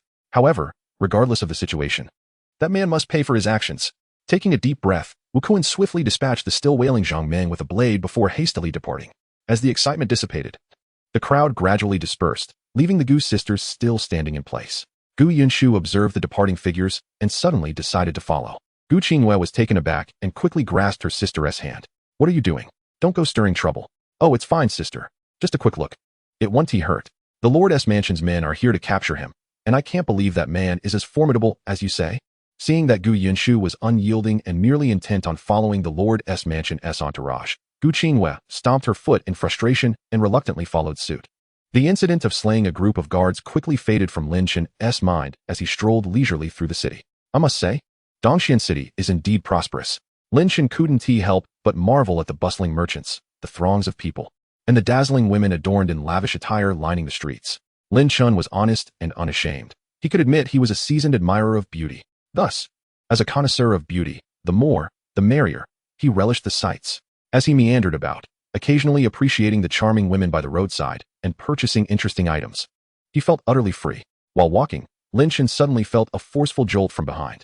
A heavy thud followed, accompanied by a series of curses. Damn it! Who asked that little brat? Can't you watch where you're going? Believe me, I'll chop off your legs. Lin Chen was momentarily speechless, turning to see a scar-faced brute glaring menacingly from the ground. The force of the collision would have left a normal person injured. It was evident the man had done it on purpose. But it was merely a trivial matter. A leg chop would suffice. Boy, what are you staring at? Can't you see? You knocked me down and didn't even offer a hand. If you don't make a gesture, this one be settled easily. The burly man slowly rose, speaking with a menacing tone. Lin Shen remained silent, preparing to teach the man a lesson he would never forget, when suddenly, he froze, his excitement igniting. Damn it, here comes the action. Detected that the host is being provoked and threatened. As a rogue, fear is unwarranted, just do it. Eradicate the roots and take down the gang behind Wang Gang. Mission reward, cultivation of Yuan High First Heavenly Layer. What? Kid, are you deaf? I'm talking to you, did you hear me? Wang Gang, seeing Lin Shen's indifference, grew more furious, roaring in a fierce tone. Brother, don't wrong the good folks. It was you who ran into me. I have no enmity with you, so why harm me? Lin Shen responded leisurely. But Wang Gang only grew more irritated. Stop with the nonsense. If I say it's your fault, then it's your fault. And keep your eyes in check. Don't let them wander around, or I'll gouge them out. His woman? That shouldn't be. Unless I inadvertently glanced at someone's spouse while admiring the beauties on the street. The thought only heightened his excitement. But never mind, that's not important. So, what do you want? What do I want? Hand over all your money, and don't forget any valuable items you might have. Otherwise, the Black Tiger Gang will ensure you have nowhere to escape in East City. Wang Gang grinned ominously, revealing a mouthful of yellow teeth. His scarred face contorted in a smug grin. This kid seems to have some wealth. After robbing him, I can spend an entire day at the Zuei-Chun Lu, indulging in whatever I desire. Who cares about the famous courtesans? They all kneel at my feet, singing my praises, lost in his dreams of grandeur. Wang Gang even drooled unconsciously. The Black Tiger Gang? So you're a member of this Black Tiger Gang? Lin Shen feigned curiosity. That's right. Now you're scared, aren't you? If you're frightened, hurry up and hand over the money. I might consider sparing your life. Wang Gang, completely oblivious to the danger, said with great satisfaction. Lin Shen nodded and then inquired, are you planning to chop off your own legs, or should I assist you? Although Wang Gang had unwittingly triggered Lin Shen's mission, considering his earlier intentional provocation and threats, Lin Shen generously decided that just his legs would do, and later he would grant him a painless death. What? Kid, do you want to die? Wang Gang's eyes blazed with fury at Lin Shen's words, his massive hands lunging toward him as if to tear him apart. Lin Shen remained motionless, and in an instant, a pale blade flashed, accompanied by a heart-wrenching scream that pierced the heavens. Wang Gang's face contorted in agony as he emitted a series of wretched cries. Lin Shen stood resolutely with a long knife in hand, a flicker of impatience crossing his features. What are you screaming for? It's merely a matter of severing your legs. With that, he delivered a fierce kick to Wang Gang's face, shattering his yellowed teeth into fragments. Could he be a member of the Black Tiger Gang? Why would he be assaulted so brutally in the street? Is it possible that rival gangs are targeting him? Don't meddle in this, or you'll end up drenched in blood. Hurry, flee. The onlookers, fearing for their own safety, scattered like frightened birds, leaving the street enveloped in silence. Wang Gang, having lost both his legs, was bleeding profusely, teetering on the brink of death. In that moment, Lin Shen intervened, momentarily using his spiritual power to staunch the flow of blood from Wang Gang's wounds.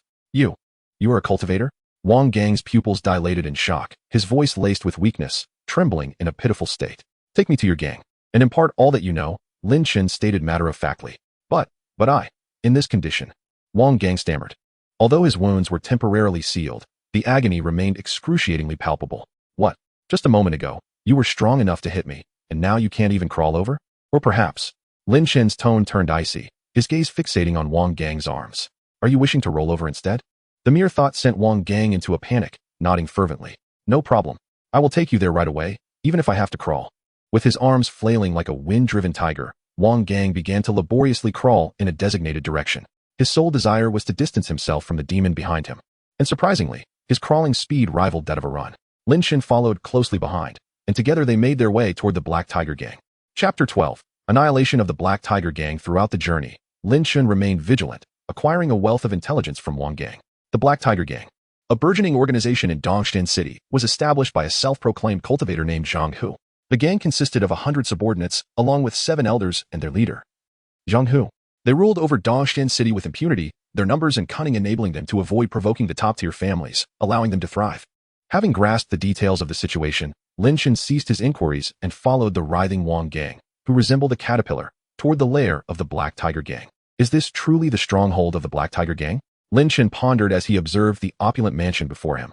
Wang Gang, exhausted and gasping for breath, wore a sycophantic smile, his pallor evident as he inquired, Senior, I have brought you here. Will you spare me? Lin Shen cast a sidelong glance at him and nodded. Wang Gang, as if granted a reprieve, hurriedly crawled away, fearing that lingering any longer might cost him dearly. Lin Shen slowly raised his hand, flicking his fingers in the direction of Wang Gang's retreat. Boom! The surrounding space rippled like water, and a violent wave surged toward Wang Gang. With a dull thud, The place he had fled was enveloped in a crimson mist. In consideration of your guidance, I shall grant you a painless demise, Lin Chen remarked, retracting his hand. His gaze devoid of emotion, akin to crushing an insignificant insect. Next, all you wretched minions of the Black Tiger Gang, emerge and face your demise. Otherwise, I shall raze your gang to the ground. A thunderous roar erupted. Lin Chen's words, though calm, resonated like thunderclaps. Boom, boom, boom. Soon, various sounds emanated from within the mansion. What is happening? Has another gang come to challenge us? I don't know, but whoever dares to be so arrogant, I shall make him wish he were never born. Grab your weapons.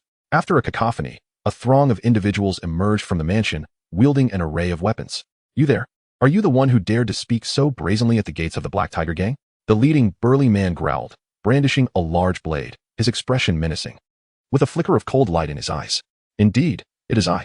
Today, I not only intend to speak boldly, but I shall also capture all of you. Facing the 100 or so gang members, Lin Chen remained unfazed, standing with his hands clasped behind his back, exuding an air of unyielding confidence. Huh, you insolent brat. Which family do you belong to dare speak to us in such a manner? The burly man hesitated, sensing a hint of assurance in Lin Chen's demeanor.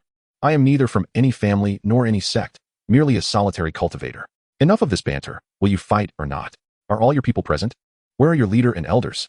Hurry and summon them. Your numbers are insufficient for my blade. Lin Chen's words ignited a storm of fury among the Black Tiger Gang's members, inciting their wrath. They had long dominated Dongxian City, and aside from the top families, who would dare provoke them? Now, a mere boy, still wet behind the ears, dared to challenge them. If they did not make him pay dearly, where would their pride reside? Damn it, this little brat is utterly ignorant of his place. I shall tear you apart. Let us all attack. Let each of us take a swing and reduce this boy to pulp. Let us see if he dares to boast again. Do you think you can even see our leader and elders? First, ask my blade if it consents. As Lin Chen's disdainful attitude ignited their fury, the once apathetic members of the Black Tiger Gang surged forward, their collective malevolence palpable. Dozens of cultivators, you say? Lin Chen assessed the situation with an unflinching expression. They lacked the cultivation level of the Divine Palace realm. Whether it were dozens or hundreds, he would slay them all the same. Wait a moment, this boy possesses ancient. Brothers, there's no code of honor in following this brat. Kill him. Before the burly leader could finish his grave warning, his underlings surged forward, eager to rend Lin Chen asunder. With a casual flick of his blade, Lin Chen sent forth a glimmering arc, blood-red threads trailing in its wake. The Black Tiger Gang members, who had just rushed forward, instantly froze in their tracks, their forms resembling statues, only to fall moments later, blood flowing freely. All were cleaved in twain by Lin Chen's single strike. The leading man's eyes widened in disbelief. How is this possible? The seemingly frail boy before him had managed to slaughter his entire contingent in one stroke. Even a herd of pigs would require more effort to dispatch. Wait. Young man, senior, please forgive my earlier rudeness. If you have any requests, I will certainly relay them to the leader on your behalf. After Lin Chen's devastating strike, the only one still capable of speech was the earlier burly man, who now knelt, his tone obsequious. The fierce glint in his eyes had faded considerably. Lin Chen ignored him, surveying the chaotic scene of bodies around him. The burly man lowered his head, cold sweat beading on his brow as he overheard Lin Chen murmuring softly, 91, 92, 93. Upon hearing this, the burly man felt a chill run down his spine. Had all the Black Tiger Gang members, save for the leader and a few elders, truly gathered here? As the burly man trembled and bowed his head in dread, a calm voice pierced the air. Tell me, where are they? The burly man stammered, his fierce exterior contrasting starkly with his current demeanor. They are all here. Very well, lead me to Zhang Hu and the elders. Lin Chen sheathed his blade and hoisted the prostrate man up. What do you want? Do as I command. Spare me your questions. Unless you wish to share the fate of those on the ground. Lin Chen's sudden murderous intent left the man trembling, and a stream of warmth trickled down his leg. Senior, follow me. I know where they are. Fearing Lin Chen's wrath might lead to his own demise, the burly man hastily assumed the role of guide, leading Lin Chen deeper into the luxurious mansion. The mansion was vast, adorned with gardens and greenery, resembling a labyrinth where one could easily become lost. Following the burly man, Lin Chen soon arrived before a grand hall, subtle energies emanating from within. This is the place. Very well, you may take your leave. With a casual gesture, Lin Chen dispatched the burly man before he could even scream. His life extinguished in an instant. Lin Chen, undeterred, strode confidently into the grand hall. Chapter 13. Why must you kill me? Within the grand hall of the Black Tiger Gang's residence, Lin Chen strode in confidently, as if it were his own backyard. 8 individuals occupied the hall, 6 men and 2 women. Upon noticing Lin Chen's casual entrance, they were momentarily taken aback. Who are you? Are you new here? I told you. Unless it's urgent, do not enter the main hall, A middle-aged man spoke coldly. Lin Chen scrutinized the man, whose rugged beard and fierce features indeed resembled a tiger. Are you Zhang Hu? Zhang Hu was momentarily stunned. No one in the Black Tiger gang had ever addressed him so directly, and it became evident that this person was not a member of his gang. I asked if you were Zhang Hu. Are you deaf? Lin Chen rebuked, seeing the man's lack of response. This boldness left Zhang Hu and the other 7 elders in shock. This is our territory, not a public restroom. You, an unknown brat, dare to barge in and speak to us like that. Do you know who you're talking to? What do you want from the Black Tiger gang? Did my men fail to stop you? Zhang Hu growled, his menacing expression quite intimidating. For a dead man, you need not know too much. And as for your men, rest assured, I shall soon send you to meet them, Lin Chen replied, revealing a gleaming long knife as he slowly approached Zhang Hu. Ah, what a delightful young man, jesting in such a manner. You mustn't always resort to violence. A silvery voice chimed in, laced with a subtle seduction that captivated the room. The speaker, however, was not as alluring as her voice suggested. Lin Chen turned to see a rather portly woman, her face dusted and appearance disheveled, attempting to flirt with him. Oh dear, you mustn't look at me like that, or I might get shy, she cooed, wiggling her oversized legs playfully. A chill ran down Lin Chen's spine, while he was unafraid of a fight. He dreaded such psychological assaults. He refrained from criticizing others' appearances unless provoked first. Where did this pig come from? Even though it's not New Year, just wait. Your turn will come soon, he said with evident disgust, causing the others to turn pale. What did you just call me? You insolent man. I shall have you torn to pieces. Chun Meier fumed, her face flushed with anger, her dignity long forgotten. Cough, cough. While I may not know who you are, the Black Tiger gang is not a place you can enter and exit at will, one elder interjected, his eyes flashing with cold light as he struck toward Lin Chen. With a disdainful snort, Lin Chen ignored the attack, leaving the elder pale and spitting blood, his expression one of utter horror. A master? Young man, must you be so violent? We can sit down and discuss matters civilly, another woman's voice, ghostly and alluring, chimed in, far more appealing than the previous one. Lin Chen looked up to see a woman in red, her demeanor radiant as she approached him, her curves captivating, her bosom barely concealed. What a brazen hussy, Lin Chen muttered, unabashedly stating his thoughts. I may indeed be a hussy, but dear, you were quite entranced, weren't you? I could feel your gaze lingering on my chest, she teased, her smile beguiling. Let us avoid violence. We can find a place to converse deeply, shall we? The other elders stared, their eyes glued to the woman's figure, swallowing hard, while Zhang Hu's expression darkened further. Ho Yin had long been his woman, and now she brazenly flirted with another man before him. Was she not intent on humiliating him? Ho Yin, what are you doing? Hurry up and eliminate this brat, he commanded. Understood. Ho Yin strolled leisurely to Lin Chen's side, smiling sweetly. I'm sorry, dear. Though you are quite handsome, I have no choice but to follow the boss's orders. Die, Lin Chen interrupted, his calm voice slicing through her words. A sudden wave of excruciating pain engulfed her entire being, followed by her piercing screams that echoed throughout the hall. The remaining members of the Black Tiger gang were left in stunned silence, as in an instant, Ho Yan's limbs were severed. You dare treat me like this, she shrieked, her face twisted in rage, no longer displaying the earlier nonchalance.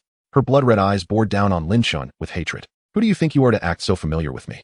Do you think your meager skills can intimidate me? Lin Chen regarded her with indifference, finding it absurd that she would act as if they were acquainted when she was merely a lowly insect to be exterminated. After confirming that she posed no threat, Lin Chen turned his attention to the remaining 6 individuals. Who else wishes to seek death? You may all come at once. I am pressed for time. Silence enveloped the hall. The remaining members of the Black Tiger gang looked grim, yet they found themselves powerless to argue, for Lin Chen was undeniably their superior. Humph, brat. Do you think a little skill grants you the right to? One elder began, but Lin Chen had no intention of allowing him to speak further. With a brief squeeze of his hands, the elder was crushed into a ball by an invisible force. He was then embedded into the wall, still alive, his mouth emitting muffled screams of agony. Since when do insects have the audacity to speak? Lin Chen's expression remained impassive as he uttered coldly, Devil. The remaining members trembled in fear, the very notion of such a ruthless individual in their midst sending shivers down their spines. When had the Black Tiger gang incurred the wrath of such a formidable foe? Senior, there seems to be a misunderstanding. I do not know where we have offended you, but we can negotiate. Zhang Hu, suppressing his terror, forced a smile and attempted to placate Lin Chen. Oh, anything at all. Of course, whatever is within our means, you need only express your desires. Zhang Hu replied eagerly, relieved that dialogue was still possible. The terror emanating from Lin Chen left him no room for defiance. Then surrender your lives, Lin Chen stated nonchalantly. Zhang Hu's heart sank, feeling as if he had plummeted from heaven to hell. What deep-seated grudge could this man harbor against him? He had never even met him before. Why was there a need to kill him? Chapter 14. Zhang Hu's desperate flight. Are you truly intent on exterminating us all? Zhang Hu's countenance darkened, his tone frigid. Ha ha, what of it if I am? What do you intend to do about it? Lin Shen chuckled lightly, utterly unfazed by Zhang Hu's threatening demeanor. If his opponent was weaker, what was there to fear? Ultimately, it was merely a futile struggle for survival. Did you all hear that? Since this brat has no intention of letting us go, let us band together. I refuse to believe he can slay us all. Zhang Hu's eyes widened in fury, a terrifying aura erupting from his being. While the other elders of the Black Tiger gang also readied themselves, exuding a palpable sense of danger. In an instant, they launched a vigorous assault on Lin Shen from multiple directions, their combined ferocity seemingly capable of collapsing the Grand Hall. Yet Lin Shen remained undeterred, casually waving his hand as if dismissing a mere annoyance. The once aggressive assailants suddenly appeared grievously injured, collapsing to the ground, blood spewing forth, unable to rise again. When will you comprehend that the strategy of overwhelming numbers is obsolete? Instead of attempting to flee, you think to besiege me? Lin Shen surveyed his surroundings, only to find that Zhang Hu had vanished. It turned out that the coward had abandoned his comrades in their time of need. As Lin Shen extended his consciousness, he swiftly located Zhang Hu fleeing in a particular direction. Trying to escape? A wicked smile crept upon Lin Shen's lips as he swiftly dispatched the remaining elders of the Black Tiger gang. Please, no. I have a family. The elders cried in sheer terror, begging for mercy.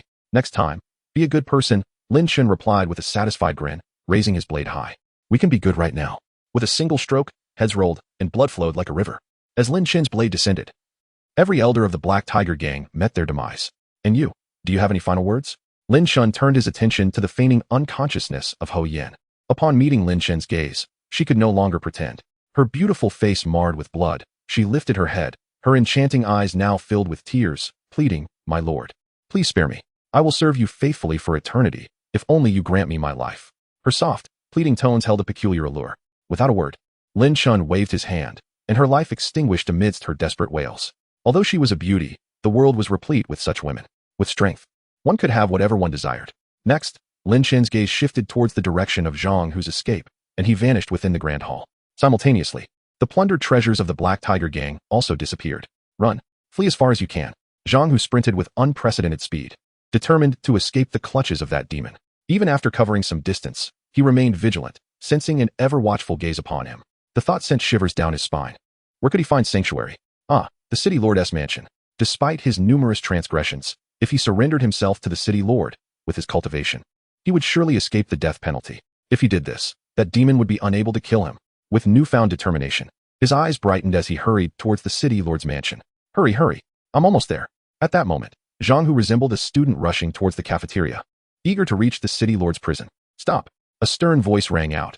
As Wu Kuan and his entourage blocked Zhang Hu's path, their expressions grave. Black Tiger gang's leader? Where are you rushing off to in such a frenzy? Suddenly confronted by the group, Zhang Hu halted abruptly, anxiety and anger transforming him into a cornered beast. Who are you to stand in my way? Step aside if you wish to live. As he spoke, the overwhelming aura of the 7th level of the Divine Palace pressed down on everyone present, leaving them pale. Wu Kuan struggled but pressed on. You are headed towards the city lord's mansion. What is your purpose? Zhang Hu scrutinized Wu Kuan, and his anger was swiftly replaced by elation. You are from the city lord's mansion. Wu Kuan hesitated but nodded in acknowledgement. Suddenly, Zhang Hu lunged towards him, causing Wu Kuan to flinch, fearing an attack. Quickly, take me to the prison, or it will be too late. Zhang Hu grasped Wu Kuan by the collar, his voice frantic. What? Wu Kuan was momentarily stunned. He had envisioned numerous scenarios, but this was beyond his expectations. You're in such a hurry, charging at me with fury, and yet you merely wish for me to imprison you? Bewildered, Wu Kuan stood frozen, as did Gu Yunshu and Gu Qinghua, who had come to observe. They had heard of the Black Tiger gang's notoriety, known for their numbers and the formidable strength of their leader. Though engaged in unsavory activities, they thrived in Dongxian City. Why then was Zhang Hu now pleading for the city lord's protection? What are you standing there for? Do as I say. Can't you understand human language?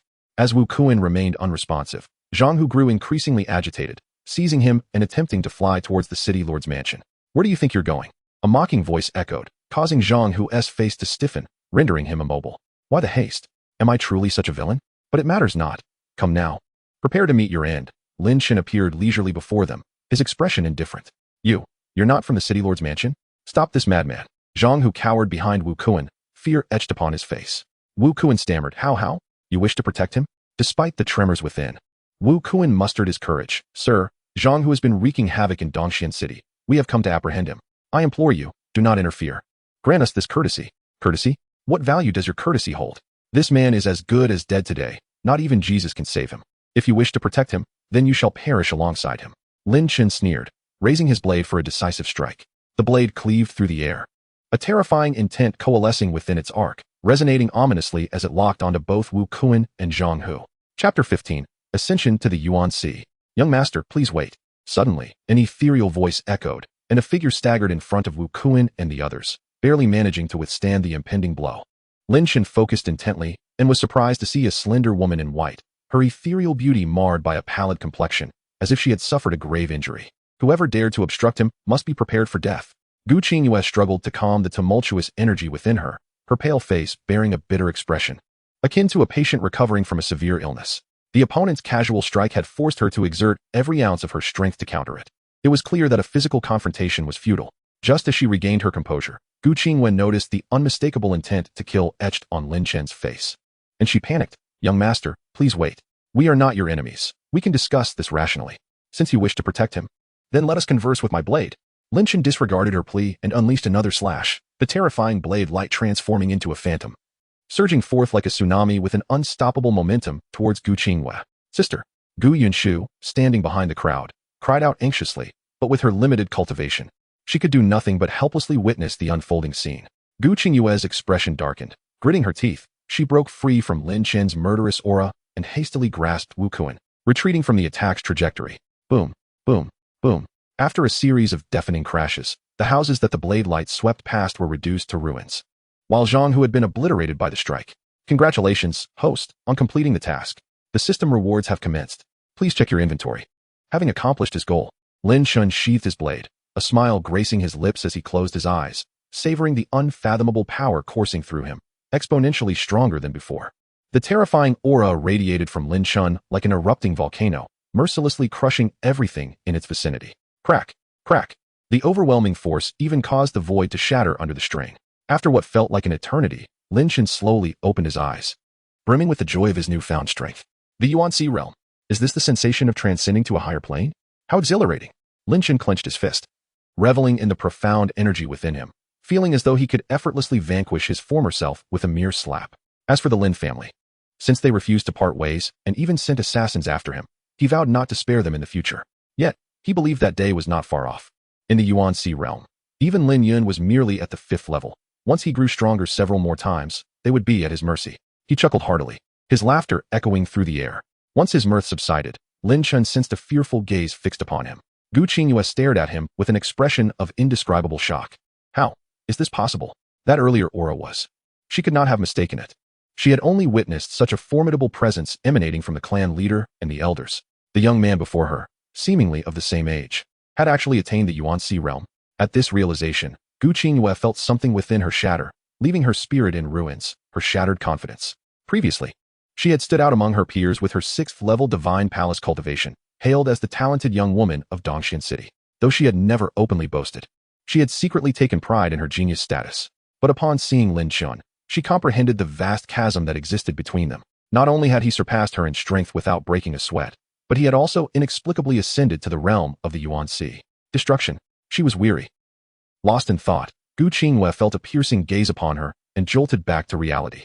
Lin Chen had approached her, his eyes glinting with mischief.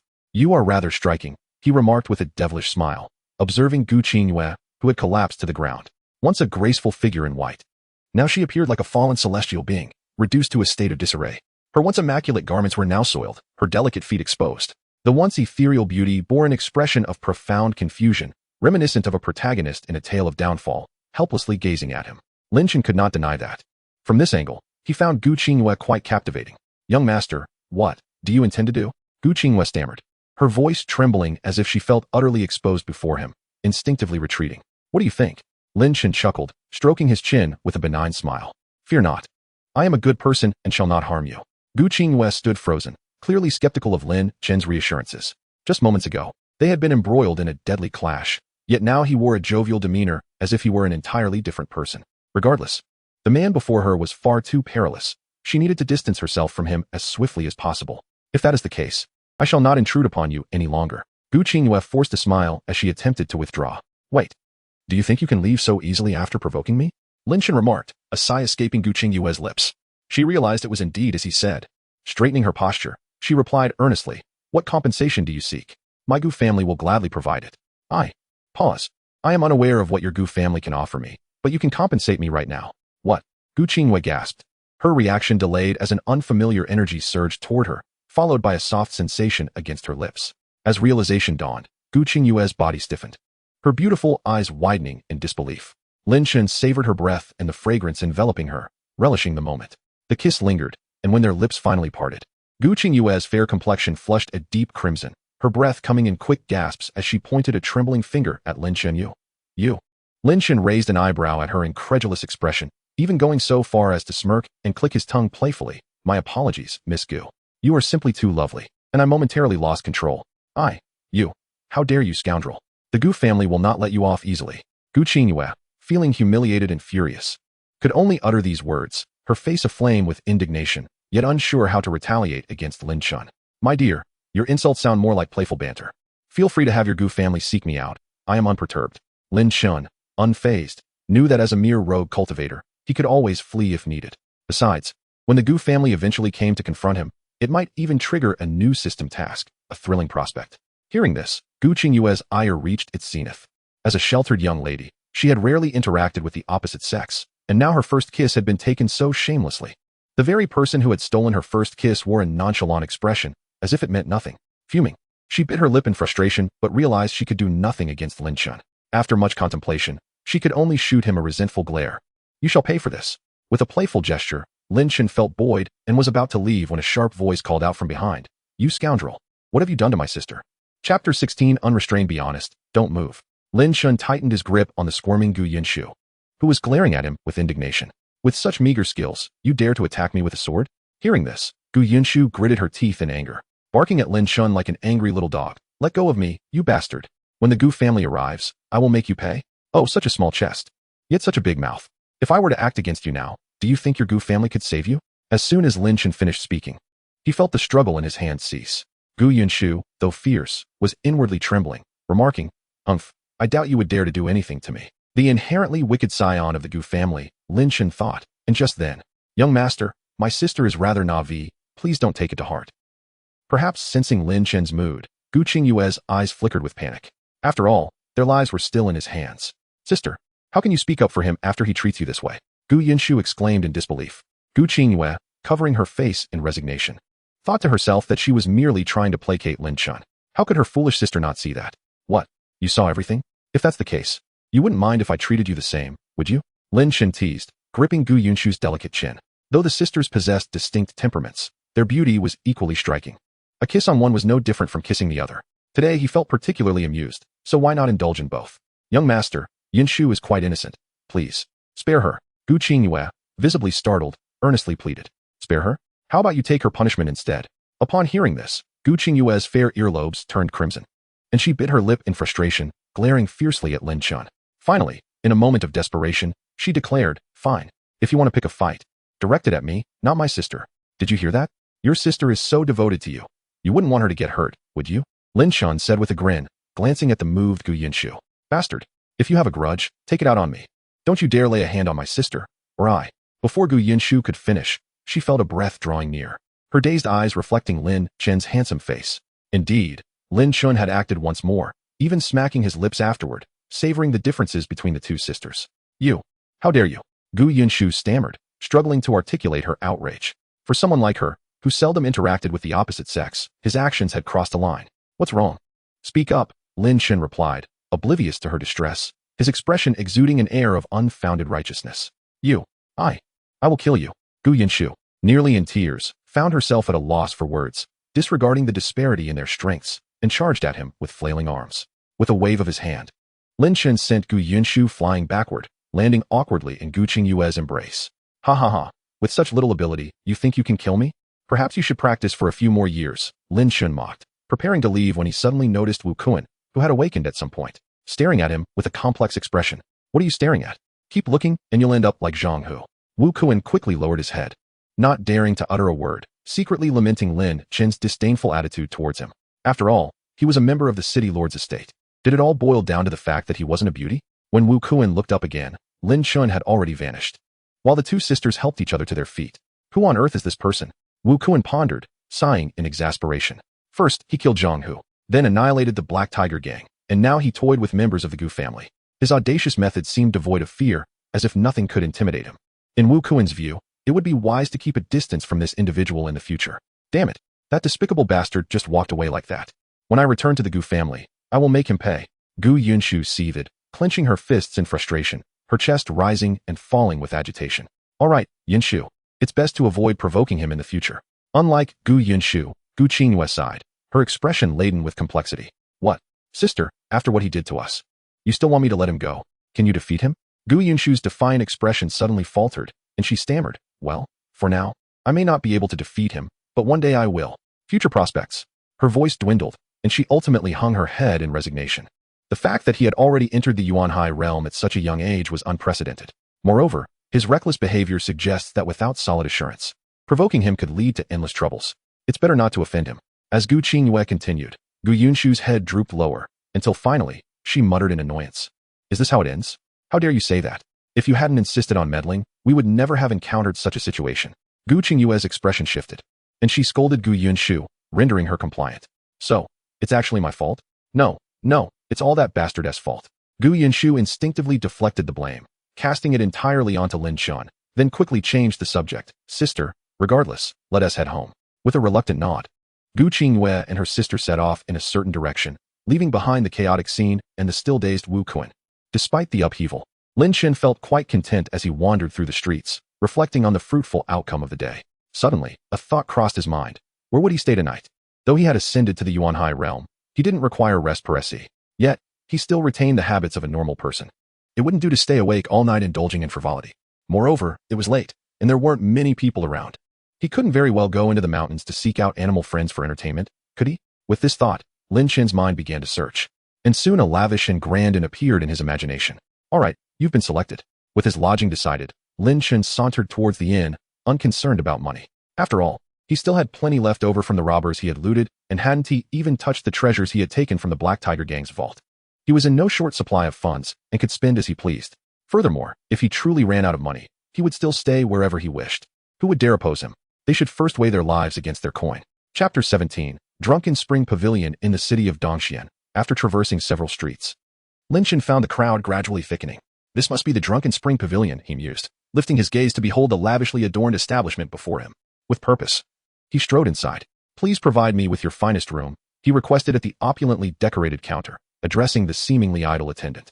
To his surprise, the attendant merely glanced at Lin Chen with mild disinterest before dismissively stating, we have none available. I suggest you choose another establishment. None available? Lin Chen's countenance darkened. Upon entering, he had overheard a corpulent drunkard boasting about indulging with a dazzling woman in the best room of the Drunken Spring Pavilion. Was it truly a matter of unavailability, or was there reluctance to accommodate him? Is this how you conduct your business? The attendant, visibly irritated, waved his hand dismissively. I said we have none. Are you incapable of understanding human speech?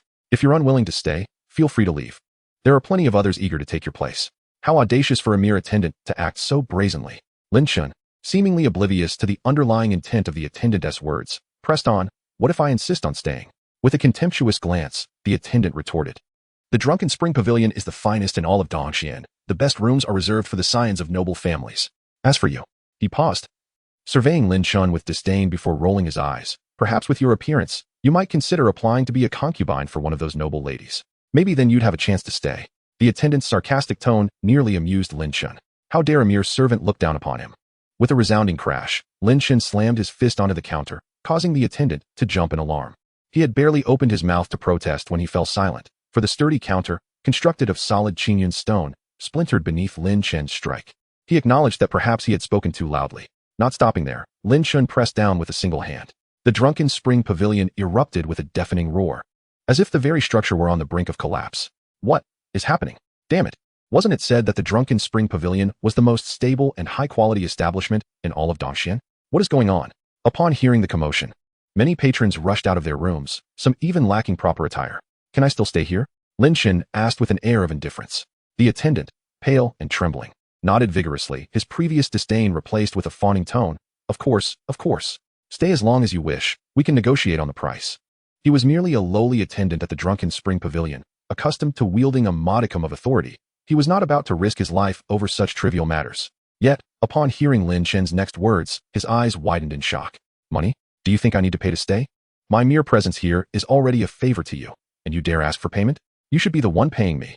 The attendant was momentarily speechless, unsure how to respond, and could only nod in agreement. A wise man knows when to yield.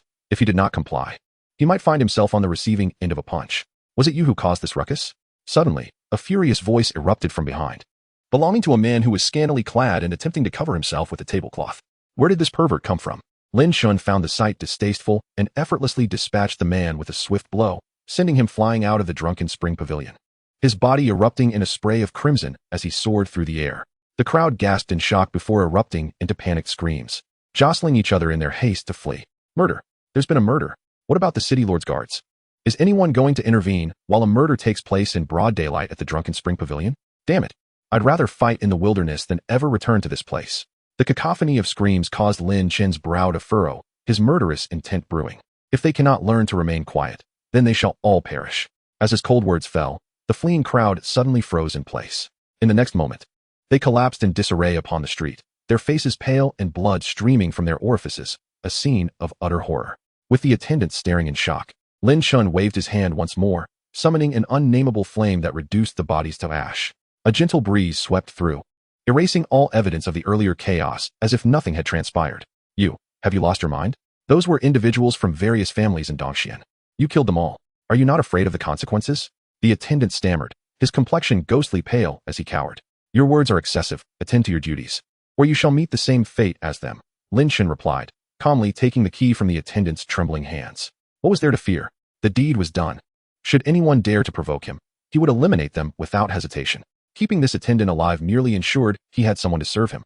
As Lin Shun ascended the stairs, the attendant finally mustered the courage to rise, but before he could exhale a sigh of relief, a hand landed upon his shoulder from behind.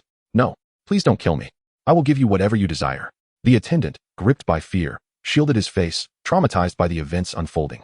He resolved to resign from the drunken spring pavilion immediately, until a voice filled with disbelief and anger pierced through the air. What is happening here? What transpired? Upon hearing that familiar voice, the attendant froze, then beamed with joy akin to reuniting with a long-lost family member, weeping as he embraced the figure before him.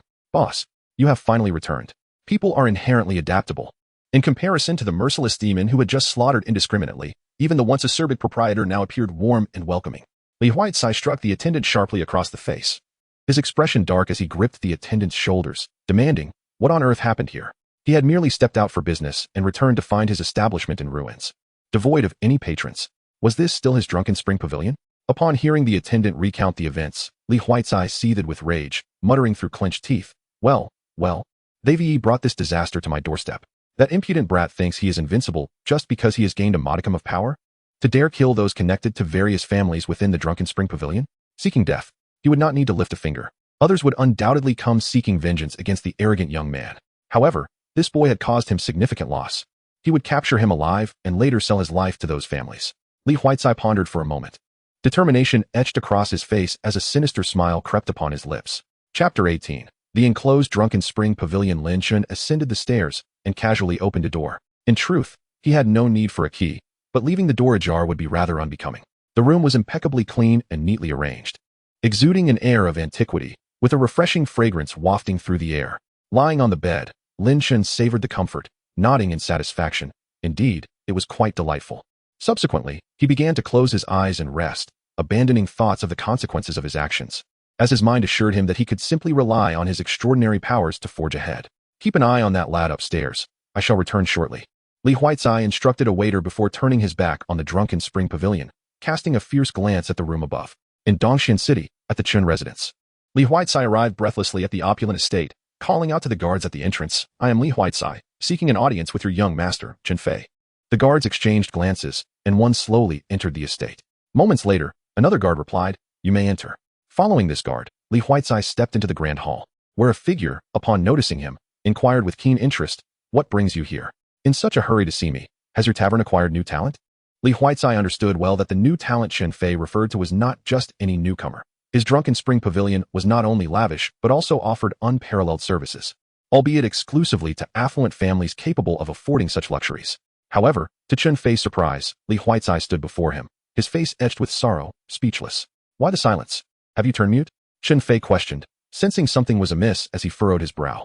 Young Master Chun, my drunken spring pavilion was besieged, and Xiao Chun, Mei Er, and all those you favored, have perished. Li Huaicai choked on his words, unable to mask his despair. Lin Shun had not only wreaked havoc in his establishment, but had also taken the courtesans he had employed to curry favor with various clans. Chun Fei's brow furrowed deeper, realizing the gravity of the situation. Someone dares to disrupt your establishment, and has even killed my favorite courtesans, Xiao Chun and Mei Er? Is it true that someone has trampled upon my garden of wildflowers? Indeed.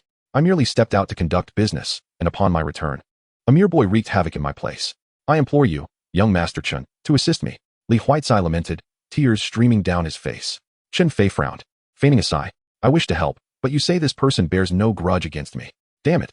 Is he just angling for a profit while pretending to be concerned? Li Huaicai inwardly cursed as he realized that Chun Fei's words were merely a pretext to demand compensation. This, young Master Chun, once the matter is resolved, I shall reward you handsomely. Li Huaicai ventured tentatively.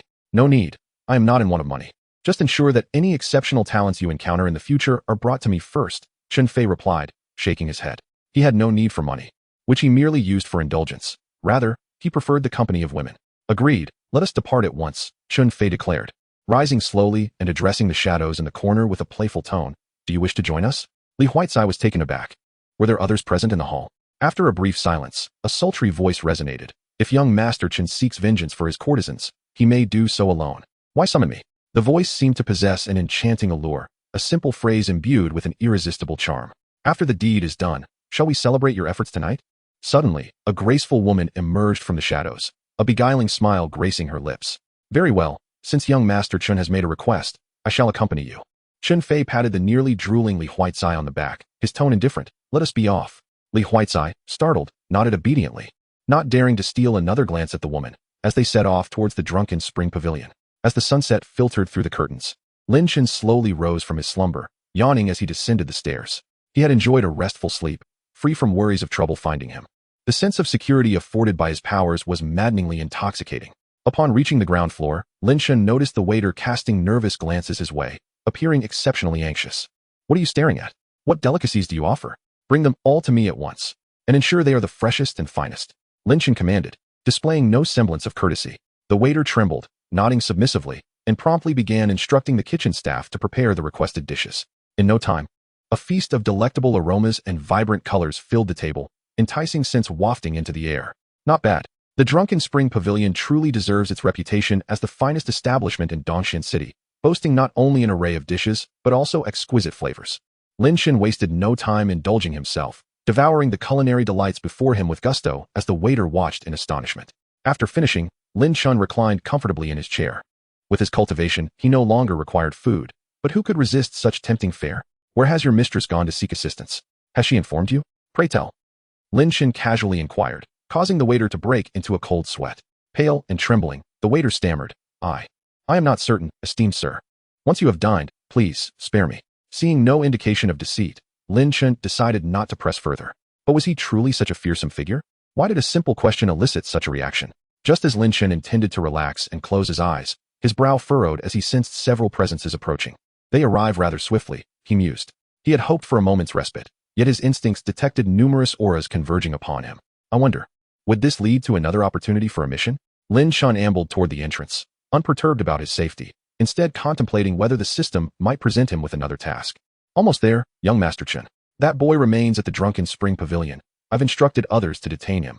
Once the deed is done, I shall ensure he is skinned alive. Li Huaicai gritted through his teeth as he hurried along. That boy even went so far as to kill members of other clans. He would relish the chance to torment him before selling him at a high price to other families for further suffering. For Li Huaicai to harbor such animosity, it seems that individual has caused quite a stir. It appears that capturing him alive may prove challenging, the woman accompanying him remarked, her tone light. Why is that? Li Huaicai inquired, puzzled. It seems that person has undoubtedly offended many families in Dongxian City. It appears that capturing him alive may require standing in line. Truly a spectacle, the woman remarked with a distant gaze. Upon hearing this, Li Huaicai suddenly realized that his Zui Chun Lu was surrounded by numerous individuals, with layers upon layers of people, among whom were not a few practitioners. This is bad, Li Huaicai silently lamented, fearing that before he could take action, that young man might already meet a gruesome fate. Who would compensate him for the losses incurred at Zui Chun Lu? Moreover, if they were to kill that young man, would the families not seek revenge and trouble him instead? Inwardly distressed, Li Huaicai and Chun Fei could only make their way towards the crowd. Chapter 19. Who dares to defy? Where are the people from Zhuai-Chunlu? Come out quickly and give us an explanation. My family members have yet to return. What on earth is happening? My son is missing as well, and you must provide us with an answer. Outside Zhuai-Chunlu, many families from Dongxian City had gathered, their faces darkened with fury as they shouted in unison. Li Huaicai, are you certain that fellow was stopped by your subordinates? So many people are seeking him out. I hope he hasn't fled in terror, Chun Fei remarked gleefully, astonished that the destruction of Zhuai-Chunlu had simultaneously angered so many families. It seemed he would not need to intervene. That man was surely doomed. Li Huaicai wore a sullen expression, clearly troubled by the implications. But who would compensate for the losses incurred by Zhuai-Chunlu? Suddenly, the crowd fell silent as a strikingly handsome young man emerged from within. Who is this lad? When did Zhuai-Chunlu acquire such a captivating figure? He is quite dashing. I don't know. He doesn't seem to be one of Zhuai-Chunlu's regulars. At least I haven't seen him when my lady visited. If he were, he'd have been the talk of the town. Lin Chen's lips twitched. While the young man was indeed handsome, it was absurd to consider him a mere trinket for sale. Young man, are you of Zhuai-Chunlu? Quickly summon your manager. Our people have gone missing here, and you must provide us with an explanation. A burly man barked at Lin Shun, and all eyes turned towards him, clearing his throat under the weight of their gazes. Lin Shun replied nonchalantly, First, I am not a member of Zhuai-Chunlu. Secondly, the individuals you are searching for are all dead. Yes, I am responsible for their demise. I have provided the answer you sought. Now, return to your homes and seek out your mothers. If you truly wish to see those individuals again, I can offer you a complimentary farewell. The crowd stood frozen in disbelief, astonished at the young man's audacity. Even Chun Fei and Li Huaicai, standing not far off, were taken aback. Such arrogance was unprecedented. They had never encountered someone so brazen. Surrounded by numerous foes, he still dared to provoke them, appearing utterly mad. A few individuals stepped forward, drawing long knives and directing their cold glares at Lin Shun, a chilling aura pressing down upon him. Kid, we have no time for your games. Speak up and tell us what you know, or I shall ensure you suffer a fate worse than death. Has honesty become so rare that no one believes it anymore? Lin Shun lamented, frustrated that his system task had yet to activate. System arise. Trouble has come knocking. And still no task? He mentally pleaded, but the system remained silent. Well, since you insist on resisting, I shall sever your limbs and flay your skin. Let's see if you still dare to boast. One individual, impatient, unsheathed his dagger, a malevolent grin spreading across his face as he lunged at Lin Shun. Humph. To act so nonchalantly before death. The attacker sneered, but as he saw Lin Chen's calm demeanor, he felt an icy dread settle in his heart and swung his blade at Lin Chen's face. This is it. The young man is finished, and no one will compensate for their losses. Li Huaicai's heart sank, while Chun Fei's expression turned sour. Had he come here for nothing? Let us leave. There is nothing more to see. I promised my little treasure a reward tonight. A lecherous grin graced Chun Fei's features as he reached towards a beautiful woman beside him, only to be interrupted by her fierce gaze directed at Lin Shun. Devoid of her earlier disdain, the battle had already concluded. Lin Shun gripped the descending blade, the ground beneath him fracturing from the sheer force, yet he stood unwavering. Not even a drop of blood or a trace of scar marred his hand. What? The attacker was struck with terror, attempting to withdraw his blade, only to find it firmly lodged in Lin Chen's grip, his full strength unable to dislodge it. Begone! Lin Chen's words resounded like thunder as he lightly punched the man in the chest, sending him hurtling away, a fleeting meteor in the night sky. The surrounding crowd trembled, clearly shaken by Lin Chen's unexpected prowess. What? What just happened? Could it be that we misjudged him? This individual is not just some reckless youth. I shall reiterate, I am the one who killed your family members. If you are dissatisfied, hurry and come to your demise, or depart at once. Lin Shun surveyed the crowd, his eyes glinting with murderous intent, sending chills through those present. It was well known that his gaze alone was enough to intimidate, and they quickly regained their senses. But you are but one man. Do you truly believe you can confront us all? No matter how skilled you are, can you really slay us all? Having offended so many forces, there will be no refuge for you in Dongxian City. With this thought, a middle-aged man stepped forward from the throng, radiating righteousness. Young man, do you think you are invincible? Regardless of your abilities, you stand in Dongxian City, where rules must be observed. Otherwise, you shall find yourself without a grave. Why has the system not issued a task despite such provocation? Lin Shun dismissed the man's threats, preoccupied with the absence of a task. What? Feeling guilty now? Speak, kneel and atone for your misdeeds, and perhaps we shall. The middle-aged man continued, sensing Lin Chen's lack of retort and growing bolder. Since no task would be forthcoming, Lin Shun grew weary of their banter and decided it was time for them to meet their end. With a casual gesture, he squeezed the group surrounding the middle-aged man. The sounds of cracking bones resonating as anguished cries filled the air. Please, I was wrong. Spare me. The piercing, agonized screams gradually faded, the onlookers transforming into grotesque, eerie figures, as if molded from clay. The street fell silent until someone trembled, pointing at Lin Shun, lips quivering. A demon. He truly is a monster. Everyone, retreat. Madman, madman. Are you not afraid of the family's retaliation? What? You dare to defy me? Lin Chen's voice rang out. Let those who seek revenge come forth. Spare me your laughable rhetoric. Lin Chen welcomed the prospect of conflict, eagerly anticipating the experience points it would yield. The crowd, horrified, fled in a frenzied panic, scattering like birds. Trying to escape? You had your chance to run. Now you think to leave? Lin Chen began to move. But a figure suddenly obstructed his path. What fool dares to speak to me of face? Chen Fei's complexion turned ashen, evidently rattled by Lin Chen's blunt insult. Do you know whose name you are invoking? His voice trembled with rage as he glared at Lin Chen, a chilling malice brewing within. Speak, and I shall come to slay your entire family. Lin Chen retorted without hesitation. If you wish to fight, then let us. Do you truly believe I am concerned about your insignificant lineage? I shall not waste breath on you. You are destined for the underworld. Chinner, swiftly dismantle that brat. Chen Fei, filled with anger, could not utter a single word. He chose to abandon the conversation entirely and, instead, issued commands to the alluring woman behind him. Chapter 20. Destruction of beauty. Ha ha ha. Dear sir, let's not be so hasty. If we can communicate properly, why resort to force? Mo Qian'er let out a captivating laugh, casting a flirtatious glance at Lin Chen. Communicate? What exactly do you wish to discuss? Lin Chen replied, his gaze sweeping over her voluptuous figure, feigning ignorance. Well, that depends on what piques your interest. If you desire, we could engage in a multitude of discussions. Mo Qian'er purred enticingly, licking her delicate lips as she took graceful strides towards Lin Chen. Mo Qian'er, what are you playing at? Hurry up and deal with this brat. Chen Fei seethed with rage as he listened to their exchange. Mo Qian'er was his possession. How could anyone tolerate their partner openly flirting with another man? Oh, it seems young Master Chen is feeling jealous. My sincerest apologies, but I must ask this gentleman to perish. Mo Qian'er's expression shifted abruptly, her tone turning icy as she appeared before Lin Chen like a wraith. In the blink of an eye, her fingers morphed into claws, emanating a chilling aura as she lunged at Lin Chen's face. The sinister black energy swirling in her grasp seemed to erode the very essence of one's soul. Echoing with the cries of tormented spirits, a sudden gust of force surged forth as Lin Chen seized Mo Qian'er's delicate arm, halting her advance. What? Mo Qian'er's pupils dilated, her inner energy roiling as she unleashed a tremendous force, striking Lin Chen's chest with a resounding crash. The strike, capable of shattering mountains, landed on Lin Chen without effect. Is this all you've got? And you still wish to communicate? I fear you might just die from our conversation, Lin Chen remarked, slowly raising his fist in disdain. Mo Qian'er's complexion paled as she sensed the lethal threat emanating from Lin Chen's fist. Wait, good sir, let us discuss this calmly. Surely, you cannot bear to strike such a beautiful woman? The previously confident Mo Qian'er now spoke with urgency, attempting to reason with Lin Chen. I truly do not strike women. Lin Chen's deep voice brought a flicker of hope to Mo Qian'er, suggesting a possibility of reconciliation, but the next moment, his massive fist collided brutally with her face. Unfortunately, I do not differentiate between genders. As Lin Chen's words faded, accompanied by a thunderous roar, Mo Qian'er's slender form was sent crashing into the ground, the immense force toppling the surrounding structures. Except for the drunken spring pavilion where Lin Chen resided, the area lay in ruin. Beneath the earth, Mo Qian'er lay in a pitiful state. Blood gushed from her wounds, the overwhelming strength distorting her once enchanting features. Her eyes nearly popping from their sockets. Her once regal nose was now deeply sunken, and her lustrous hair lay matted and filthy.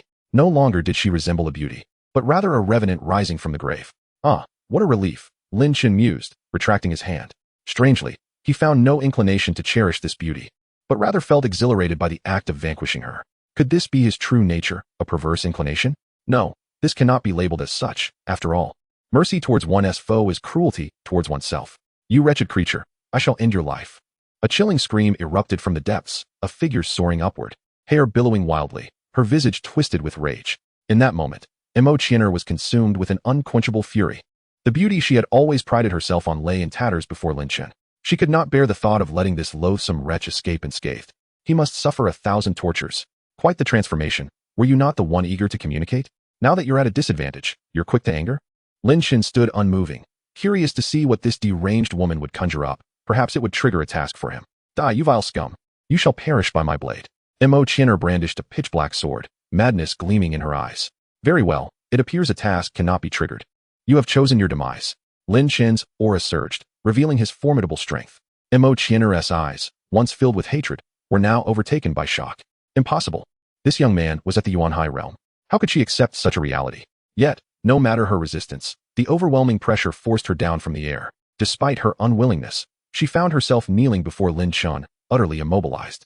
The battle had concluded, and the once confident Chen Fei had long since fled upon sensing the shift in power. Women are plentiful, and I have other pursuits, he thought. Despite his fleeting connection with Mo Qianer, if push came to shove, he would be the first to escape. Quite the nimble escape. Lin Chen muttered, turning his gaze back to the trembling woman beneath him. Speak. Were you not so audacious moments ago? Is this the level at which you dare to challenge me? Grasping a handful of Mo Qianer's hair, he began his verbal assault. Her head pressed against the ground. Mo Qianer shivered, unable to voice her fury. After a barrage of verbal attacks, Lin Chen achieved a dual victory, both psychological and physical. Since that is the case, you are of no further use. Prepare to meet your end.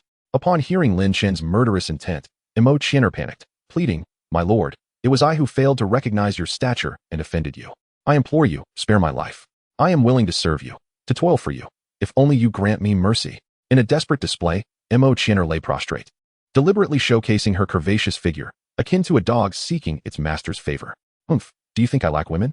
Lin Chen's casual remark rendered Mo Qianer speechless. A youthful Yuan-Hai realm cultivator was a rarity. With a mere word, he could have any woman he desired. Moreover, after I have reduced you to this pitiful state, you wish to swear fealty? I would be a fool to believe you. Lin Chen scoffed, dismissing her words as childish play. My lord, no, my master. My words are sincere. Mo Qianer's eyes widened in horror, attempting to defend herself further. Die. Lin Chen's foot crashed down upon her head, causing it to burst open like a ripe melon, extinguishing her life in an instant. So this is the sensation of destruction of beauty? It appears not much different than before. Another day devoid of system tasks. Lin Chen shook his head, turning to stroll back into the drunken spring pavilion, leaving behind a scene of devastation that bore witness to the chaos that had just unfolded. Chapter 21. Visitors from the Lord's mansion, have you not yet found him? Lin Yun's expression was grave, and his tone was icy as he sat upright in the main seat, his gaze fixed on the group below, heads bowed in submission. A bunch of useless wretches. Do not return to see me until you have news of that rebellious son. Frustrated by the inability of his dispatched spies to uncover Lin Chen's whereabouts, Lin Yun waved dismissively, sending the crowd away. Once the spies had departed, Lin Yun's brow furrowed in deep contemplation, his mood exceedingly vexed. Ever since that last celebration, the Lin family had become a blatant joke. All due to the actions of Lin Chun, that ungrateful wretch. The mere thought of Lin Chun intensified Lin Yun's agitation, a multitude of questions swirling in his mind. This rebellious son, who had previously kept a low profile, was it all merely a fade to escape the Lin family? This ungrateful child possesses the capability to bring glory to the family, yet he chooses to throw tantrums like a petulant child. Lin Yun could not help but press his fingers to his temples, recalling Lin Chen's words upon leaving the family, which only fueled his anger further.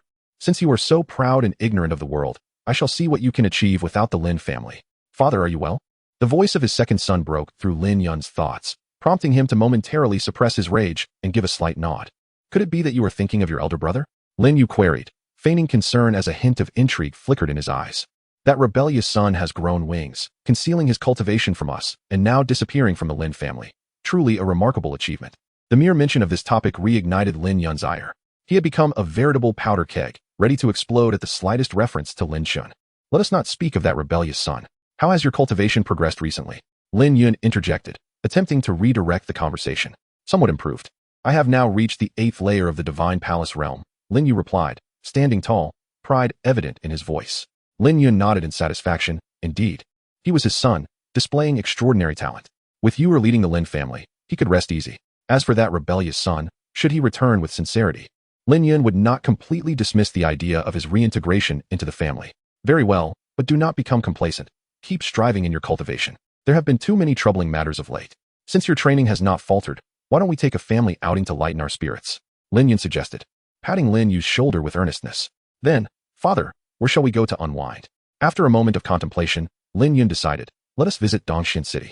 It is a place of great beauty and prosperity, and I have old friends there who can host us. Lin Yu nodded absent-mindedly, his thoughts elsewhere, pondering whether that good-for-nothing was still alive. With a dismissive wave, Lin Yu took his leave, while Lin Yun stood gazing into the distance, his expression complex. In Dongxian City, at the drunken spring pavilion, as the morning sun streamed through the windows, Lin Chun concluded his training with a sense of joy. Having indulged in a satisfying bout of slaughter the previous night, he exhaled deeply, feeling invigorated as his cultivation had advanced yet again. The supreme divine body was no trivial matter. Even without the system's tasks, Lin Chen's progress could only be described as meteoric. He had successfully broken through to the 3rd layer of the Yuan Si realm at such a young age, an unprecedented feat, all due to his relentless effort and sweat. In high spirits, Lin Chen descended the stairs and ordered the innkeeper to prepare a lavish breakfast, eager to indulge. The innkeeper, trembling with apprehension, complied, secretly wondering if the hired help had failed. After finishing his meal, Lin Chen stepped out of the Drunken Spring Pavilion, only to be greeted by a group of people who had been waiting by the entrance for an unknown duration. Unfazed, Lin Chen had long noticed their presence. However, they were merely insignificant ants, weak and no threat to him. Who are you, and why are you loitering at my establishment? Have you not heard that good dogs do not block the way? Upon hearing Lin Chen's brazen tone, many faces paled, sensing an impending conflict. Greetings, esteemed sir. We are attendants from the Lord's mansion. We mean no harm, merely wishing to invite you for a discussion at the mansion. A young man stepped forward, bowing respectfully. Oh, the Lord's mansion, you say? I am not interested, Lin Chen replied nonchalantly, leaving the young man momentarily stunned, unable to fathom such a response. May I ask why? Do I have any familiarity with your Lord's mansion? What nostalgia could we possibly share? If you seek compensation for these damages, I regret to inform you that I possess no wealth, only my life, Lin Chen stated plainly, glancing at the ruined streets around him, firmly rejecting any notion of reparations. With that, he disregarded the astonished crowd and continued on his way. The sound of a blade being unsheathed resonated through the air. Lin Chen glanced at the sword now blocking his path, then at the young man, whose expression had gone rigid. Are you planning to resort to force? Lin Chen inquired, his tone unfazed, yet laced with curiosity. The response from this individual would determine the fate of the entire group. The young man's face paled, utterly unprepared for the sudden shift in atmosphere. Why bother with words? It's an honor for him to be summoned by the Lord's mansion. And yet he dares to be so obstinate. One of the armed attendants sneered. Well said. Lin Chen nearly applauded the man's loyalty. How much could the Lord's mansion possibly pay you for such blind devotion? And besides, I recall that the Drunken Spring Pavilion belongs to Li Huaicai. When did it become yours? Before he could finish, the sword in the attendant's hand flew from his grasp, growing in size as it surged forward. In an instant, the blade pierced through the attendant and others like skewered meat. The pierced individuals screamed and writhed, crimson blood staining the streets. The once indecisive young man now turned ashen, collapsing to the ground. Humph! Return to your Lord's mansion and inform them of my disinterest. Do not seek me out again. Let us coexist peacefully, Lin Chen stated, towering over the young man, his tone devoid of emotion, before vanishing in a flash. The young man took a long time to recover, finally rising with bloodied hands, a bitter smile on his face. Truly, as Lord Wu had said, an utterly reckless extraordinary being. Muttering to himself, he gazed in the direction Lin Chen had disappeared, then glanced at his fallen comrades. A chill running down his spine, he staggered to his feet, leaving in a daze. Chapter 22. Your wife is truly charming so. Why have you been following me? Lin Chen found himself face to face with a beautiful, lively young girl who was currently twirling on her toes, head bowed. He had been enjoying his outing until he noticed he was being trailed, and the person in question was none other than the Goose sisters from last time. Why the silence?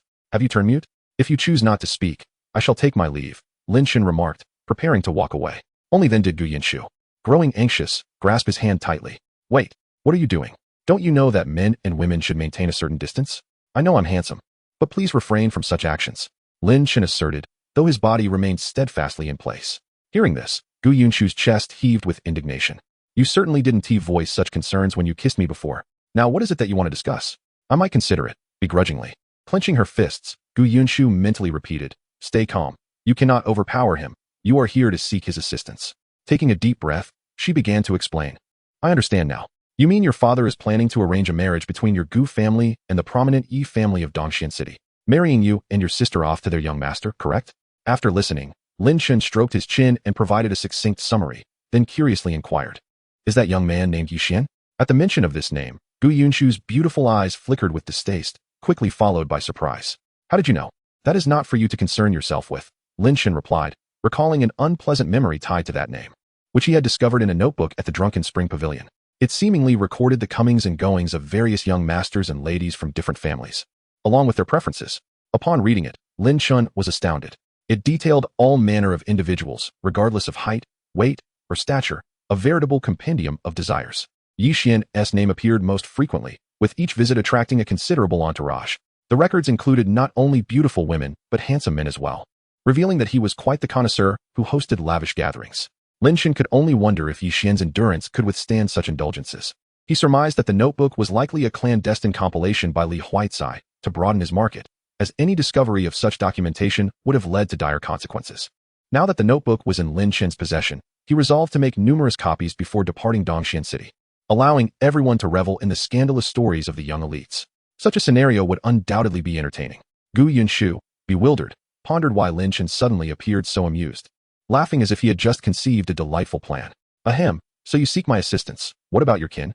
Those familiar faces? Lin Chen casually inquired. My father holds absolute authority within our clan, declaring that we must contribute to the family's interests. No one dares to oppose him, Gu Yunshu lamented, her lovely features marred by concern. Thus, you have resorted to seeking help from me, a mere stranger you've met but once? Present me with an irrefutable reason. Lin Chen replied, raising an eyebrow. At the mention of family obligations, Lin Chen frowned. Whatever you desire, I can provide, be it wealth, spirit stones, or other valuables. Gu Yunshu's voice dwindled, realizing her words lacked conviction. With a determined bite of her lip, she declared, After what you did to me last time, that was my first kiss. Shouldn't you take responsibility? Her face flushed crimson, resembling the enchanting hues of dawn, enhancing her beauty. Is this moral coercion? Fortunately, Lin Chen was devoid of such scruples. What of her first kiss? Had she not heard that first kisses were meant to be refreshed daily? Unfazed, Lin Chen dismissed her concerns as trivial. Just then, he felt a sudden darkness envelop him, accompanied by a fragrant breeze, as a soft, moist sensation graced his lips. A blushing visage reflected in his eyes. What? I was kissed. Who gave you the right? Do not mistake harassment for a mere flirtation, Lin Chen exclaimed, pushing Gu Yunshu away, licking his lips in contemplation. Still somewhat sweet. Now, can you assist me? Gu Yunshu asked, her face still flushed, breathless. Assist you? After your unsolicited advance, you wish for my help? How delightful, Lin Chen retorted, leaving Gu Yunshu momentarily stunned, her anger bubbling just beneath the surface. Yet, recalling her own limitations against him, she held back. What must I do for you to agree? She asked through gritted teeth. This was not solely for her, it was also for her sister. If he posed unreasonable demands later, she would acquiesce. For Lin Chen, helping or not was inconsequential, he was merely seeking some amusement. Moreover, once he left Dongxian City and revealed that notebook, it would surely attract the ire of numerous families, rendering him an enemy regardless. Gu Yunshu, what are you doing here? I've been searching for you everywhere. And you're caught in a clandestine rendezvous with some unknown man. A furious voice erupted, and Lin Chen turned to see a lavishly dressed man rushing toward them. His icy gaze first piercing Gu Yunshu before shifting to scrutinize Lin Chen. Who are you? What are you doing here with my wife, engaging in illicit activities? Yi Xian glared, his voice laced with menace. Dragons have their vulnerable spots. To touch them is to invite death. The Gu sisters had long been claimed as his own, and he would not allow anyone to lay a finger upon them. Does your wife even recognize herself as yours? Lin Chen asked, glancing at the flustered Gu Yunshu behind him, before pulling her into an embrace and kissing her fiercely in front of the furious Yi Xian. Gu Yunshu, taken aback by this sudden turn of events, initially resisted but soon succumbed to the intoxicating sensation. After what felt like an eternity, Lin Chen released the dazed Gu Yunshu and raised an eyebrow at the stormy Yi Xian. We were just engaged in this, and it has been quite a while, with many variations. Do you have any objections? Yi Xian's forehead pulsed with veins, his fists clenched tightly, akin to a beast poised to attack. He had just formed a marriage alliance with the Gu family and sought to become better acquainted with Gu Yunshu, only to find himself nearly crushed beneath the weight of betrayal. By the way, your wife is truly charming. This single remark ignited Yi Xian's fury. Chapter 23. Defeating Jiang Yunfeng. Who are you, this lowly wretch, to dare? Yi Xian's rage erupted, an overwhelming fury and murderous intent engulfing him like a blazing inferno. The audacity of this unknown scoundrel to seduce his woman was intolerable. Not only do I dare, I revel in it, Lin Chen retorted, a comically mischievous grin gracing his features as he lowered his head to repeat his words to Gu Yunshu. You. Yi Xian was clearly blinded by his wrath, standing frozen in place without further action. Suddenly, a muffled sound escaped his lips as he coughed up blood in a fit of anger. Isn't that Yi Xian, the scion of the Yi family? What on earth happened to make him vomit blood? I heard from my cousin that the Gu family intends to arrange a marriage between the sisters Gu Qingwei and Gu Yunshu with the Yi family. Yet here is Gu Yunshu, lying in another man's embrace. Do you not grasp the situation? Clearly, Gu Yunshu has had a paramour all along, and now Yi Xian has come to confront him, utterly enraged. As the murmurs swirled around him, Yi Xian's anger surged even further. Anyone who does not wish to perish. Silence yourselves, Yi Xian bellowed, causing the crowd to disperse in a heartbeat. Oh no, Yi Xian is furious. This spectacle from a prominent family is turning sour. We must leave to avoid collateral damage. Once the onlookers had fled, Yi Xian fixed his piercing gaze upon Lin Chen, a sardonic smile breaking through his fury. Well, you are quite bold. No one in Dongxian City has dared to seize anything from me, yet here you are, the first. Lin Chen remained silent, merely bowing his head. Yi Xian felt as if his teeth would shatter from clenching them so tightly, and he roared skyward, Jiang Yunfeng, why is my Yi family sustaining you? Come forth and dispose of this wretch before me. As soon as the words left his mouth, a mysterious figure clad in a mask appeared beside him. "My sincerest apologies, young master. I have arrived a tad late," Jiang Yunfeng said, inclining his head slightly, a gentle tone emanating from beneath his mask. "No matter how you arrived, now, at once, obliterate this person before us," Yi Xian commanded imperiously. And Jiang Yufeng nodded without taking offense, turning his gaze toward Lin Chen. "I am Jiang Yufeng, an inner disciple of the Tianqi Holy Sect. Might I ask for your name? Tianqi Holy Sect? Isn't that the sect Lin you joined?" Lin Chen replied dismissively. "I am but a mere loose cultivator. There is no need for you to know my name." The crowd gasped in astonishment at Lin Chen's words. Jiang Yunfeng's brows knitted slightly upon his arrival. He had sensed no cultivation from Lin Chen, suspecting he was cloaked by some treasure from a prominent family. To discover that this individual was merely a loose cultivator was unexpected. Even Gu Yinshu struggled to comprehend. According to her sister, Lin Chen was already at the Yuanhai realm at such a young age. How could he be a loose cultivator? If that were true, what extraordinary talent must he possess? "Enough chatter. You merely wish to defend your young master. If you possess any skill, then show it." Jiang Yunfeng's expression darkened beneath his mask. If Lin Chen truly was a loose cultivator, how could he not flee upon hearing the name of the Tianqi Holy Sect, but instead seek to provoke him? Lin Chen, undeterred, cared not for sects. He merely felt a surge of excitement at the prospect of battle. Combat is exhilarating. Detected that the host has encountered a challenge from a disciple of the Tianqi Holy Sect. As a loose cultivator, one must remain unafraid. Mission requirement: defeat Jiang Yunfeng, disciple of the Tianqi Holy Sect, and gain renown in Dongxian City. Mission reward: ascend to the Yuanhai 5th layer, along with random rewards. Upon hearing the long-forgotten voice in his mind, Lin Chen was momentarily taken aback, then elated. "Excellent. Now I have every reason to strike you." "What? Have my words rendered you speechless? If you lack the capability, then hasten back to the Tianqi Holy Sect and beg for protection. The outside world is beyond your comprehension." Lin Chen's proclamation left Jiang Yunfeng wide-eyed. Even with his calm demeanor, he couldn't suppress the anger that welled within him at such insolence. "Very well. I shall witness what skills you possess that embolden you to such arrogance." Jiang Yunfeng's masked visage revealed two eerie glimmers, and an uncanny force surged forth, as if invisible hands sought to rend Lin Chen asunder. "Umph, such trivialities, and yet you dare to be so audacious." Seeing Lin Chen standing still, devoid of any reaction, Jiang Yunfeng felt a surge of satisfaction. He assumed that merely testing the waters would suffice to unnerve Lin Chen, confirming him to be a naive and reckless youth. Gu Yinshu anxiously observed the unfolding scene, suddenly regretting involving Lin Chen. In that moment, Lin Chen emitted a cold snort, causing Jiang Yunfeng's eyes to widen in disbelief. He suddenly tasted iron in his throat, the flavor of rust overwhelming his senses, and his complexion paled as he became listless. "Trouble. Have I encountered a master?" Jiang Yunfeng bit his tongue, forcing himself to regain composure, using all his strength to suppress the chaotic energy within him. His eyes, filled with dread and disbelief, were fixed upon the unperturbed Lin Chen. The recent probe had backfired terribly, yet Lin Chen appeared entirely unscathed. How could this be? As a disciple of the Tianqi Holy Sect, how could he be bested by an unknown from Dongxian City? Not much in skill, but plenty of tricks. Lin Chen remarked nonchalantly, having expected more from his adversary, only to find their tactics tedious. "If the disciples of the Tianqi Holy Sect are of this caliber, I shall be sorely disappointed. Humph, destiny shall reunite us, young man. Today, I merely prepared myself. We shall meet again." Though Jiang Yunfeng had lost, he remained defiant, insisting that today was simply an off day, allowing Lin Chen to seize the opportunity. In the midst of his speech, Jiang Yunfeng seized the bewildered Yi Xian, and in an instant, the two vanished like a streak of light. They do flee rather swiftly. Lin Chen observed their departing figures, unconcerned, considering his task half fulfilled. As for the next step, to gain renown in Dongxian City, how might he accomplish that? Should he slay more from other families?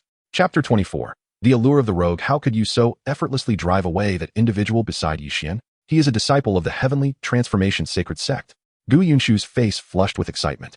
Her delicate fists clenched as if she herself had been the one to chase Jiang Yunfeng away. Lin Chen suddenly directed his gaze towards a specific location. Why do they still not emerge? Gu Yunshu, perplexed by his words, questioned, "Who is there?" "Humph, you indeed possess some skill." A calm voice unexpectedly resonated, and the area Lin Chen was observing rippled like waves before a figure gradually materialized. Upon recognizing the newcomer, Gu Yinshu gasped, "The city lord?" Lin Chen appraised the individual before him. His appearance was rather unremarkable. This person was actually the city lord of Dongxian City. "Young man, you just drove off Jiang Yunfeng, did you not?" Li Chongqing maintained a composed demeanor, though a flicker of astonishment crossed his eyes. This young talent had managed to defeat a disciple of the heavenly transformation sacred sect. With such strength and potential, the future was undoubtedly promising. He was a remarkable prospect indeed. Li Chongqing mused that this youth was fated to join his city lord's mansion, where he could be nurtured. However, based on previous events, it seemed this young man was rather unruly and defiant. It appeared he would need to temper the boy's arrogance first. And what of it? Lin Shen replied unceremoniously, showing no regard for Li Chongqing's status. Are you not concerned that the Heavenly Transformation Sacred Sect might seek retribution? If they do, not only you, but even your family and allies will be affected. Li Chongqing spoke with a weighty tone, intending to impose some pressure on Lin Shen. I would welcome such an encounter. If they wish to cause trouble, let them come. But tell me, City Lord, why have you sought me out? Lin Shen's words caused Li Chongqing's brows to furrow in discontent. This youth was excessively arrogant. Your skills may be commendable, but you cannot fathom the might of the Heavenly Transformation Sacred Sect. To offend them would leave you without a foothold in the East Wilderness. Li Chongqing's expression turned grave, his words sharp as ice. Oh, what would you have me do then? Lin Shen inquired with keen interest. Let us speak plainly. If you join my city lord's mansion, you shall be free from worry. Li Chongqing replied with a fa of benevolence, his tone earnest. Does your city lord's mansion not fear the Heavenly Transformation Sacred Sect? Lin Shen countered. Li Chongqing, with pride, asserted, naturally not. Our Dongxian city is backed by the Qinyuan dynasty. Even the Heavenly Transformation Sacred Sect must give us some face. Some face, and only 3 parts? Do you consider yourself a fruit of esteem?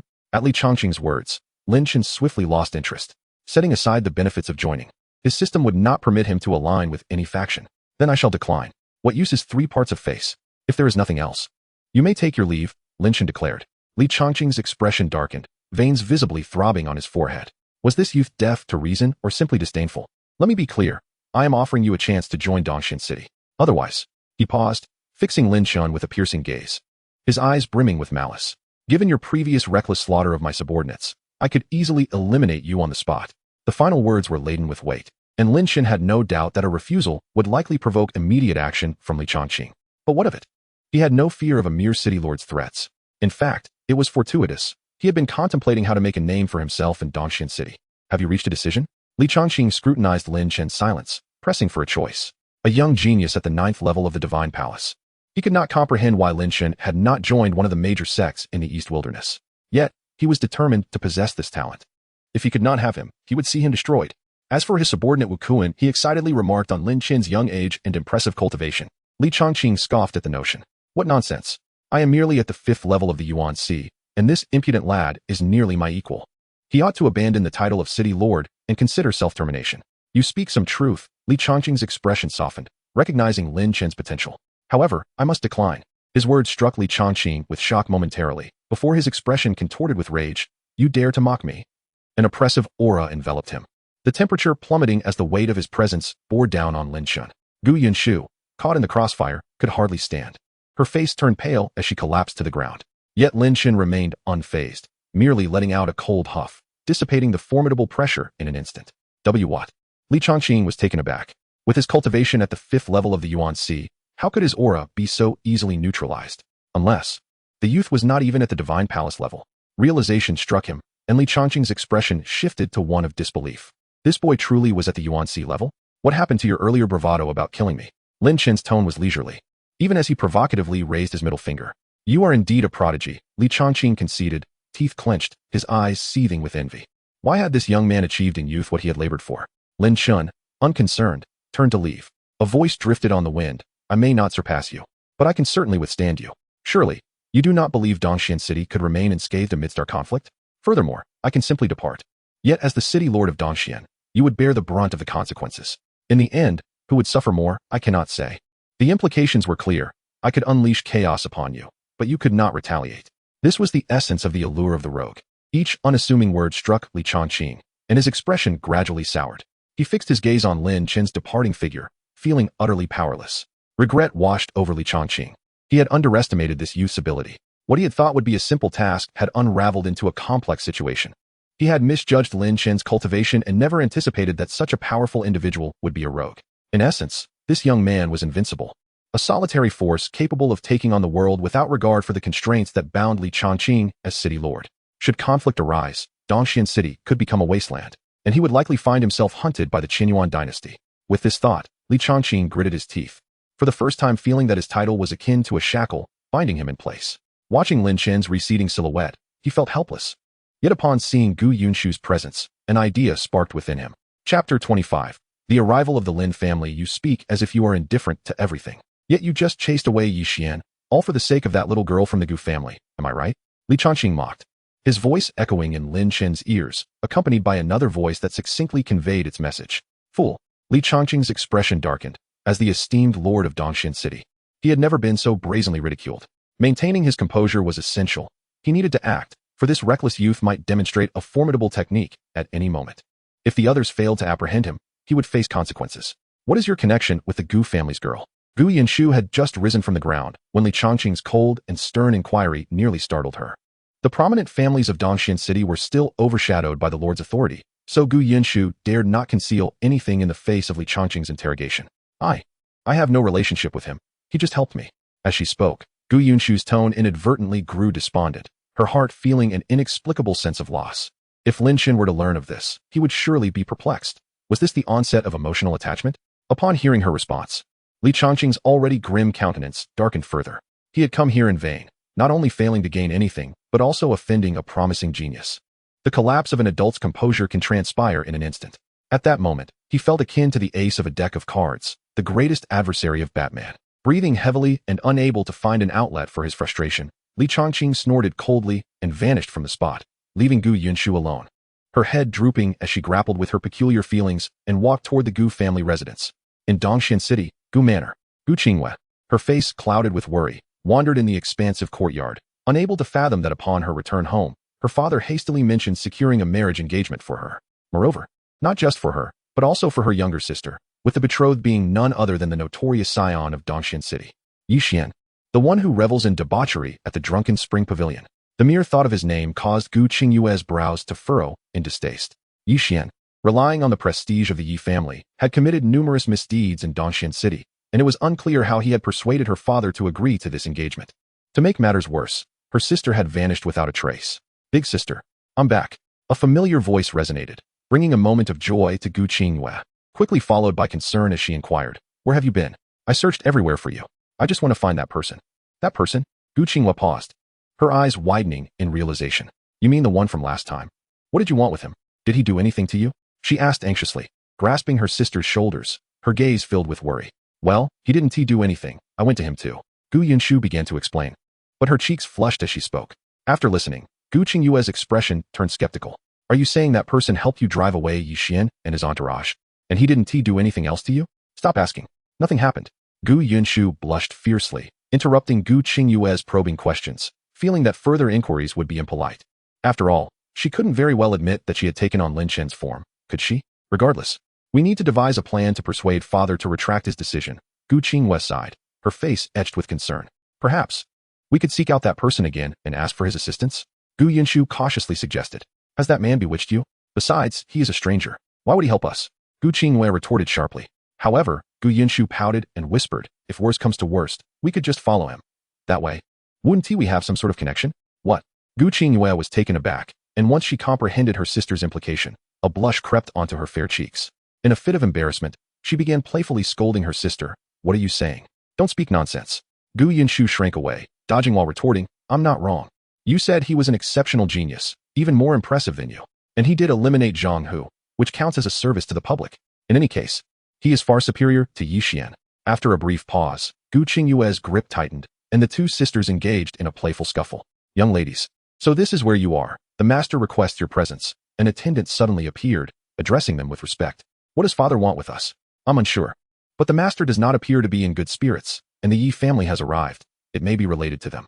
Upon hearing this, worry flickered in Gu Qingyue's eyes, and after exchanging a glance with Gu Yunshu, she followed the attendant with a serious expression. What would it take to gain renown in Dongxian City? Lin Chen was not in a hurry to achieve it. If necessary, he could seek out a few unfortunate families. After all, notoriety is still a form of fame. He would simply appease these families and bear the blame himself. As Lin Chen's thoughts drifted, he suddenly frowned. Catching sight of something out of the corner of his eye, his gaze drawn to several familiar figures within the crowd. Why are they here? Among the throng were several elegantly dressed individuals, unmistakably members of the Lin family. They were engaged in cheerful conversation, with Lin Yu accompanying Lin Yun as they strolled in a particular direction. Father, Dongxian City is indeed picturesque, a feast for the eyes, and the resources here are abundant. We can certainly bring some back. Your judgment is truly commendable, Lin Yu praised with a smile. His son's compliment seemed to please Lin Yun. even softening his usually stern demeanor. Dongxian City boasts many talented youths. You should seek their guidance. Let them witness the Lin family's brilliance. Lin Yun nodded slightly, an anticipatory gleam in his eyes, as if envisioning his son's stunning display. Of course, I will not disappoint your expectations. Lin Yu declared proudly, his chest puffed out. No matter how many geniuses Dongxian City had, he was confident in his own abilities.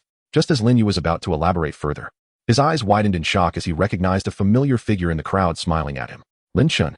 It was unmistakable. That individual was his estranged elder brother, the so-called waste.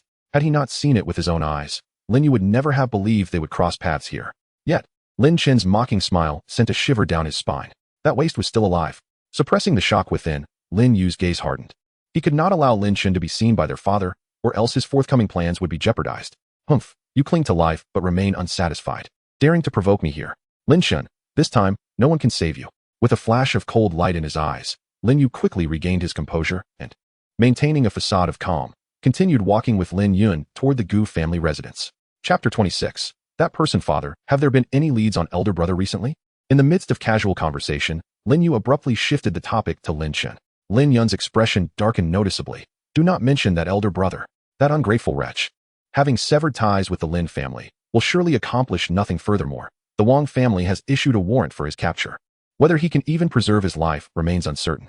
With a sigh, Lin Yun lamented, one must repay blood with blood, even if he is my own son. There is little to be said. Besides, since he has distanced himself from the Lin family, he is no longer one of us. Contemplating this, Lin Yun felt his anger rekindle. How could he have raised such a wayward son? After his disappointment, Lin Yun regained his composure. At least his second son remained. And fortunately, he was far more promising than the elder. Lin Yu remained expressionless, yet inwardly he rejoiced. The old man had already regarded Lin Chun as a dead man. When the time came for him to act, he would not attract suspicion.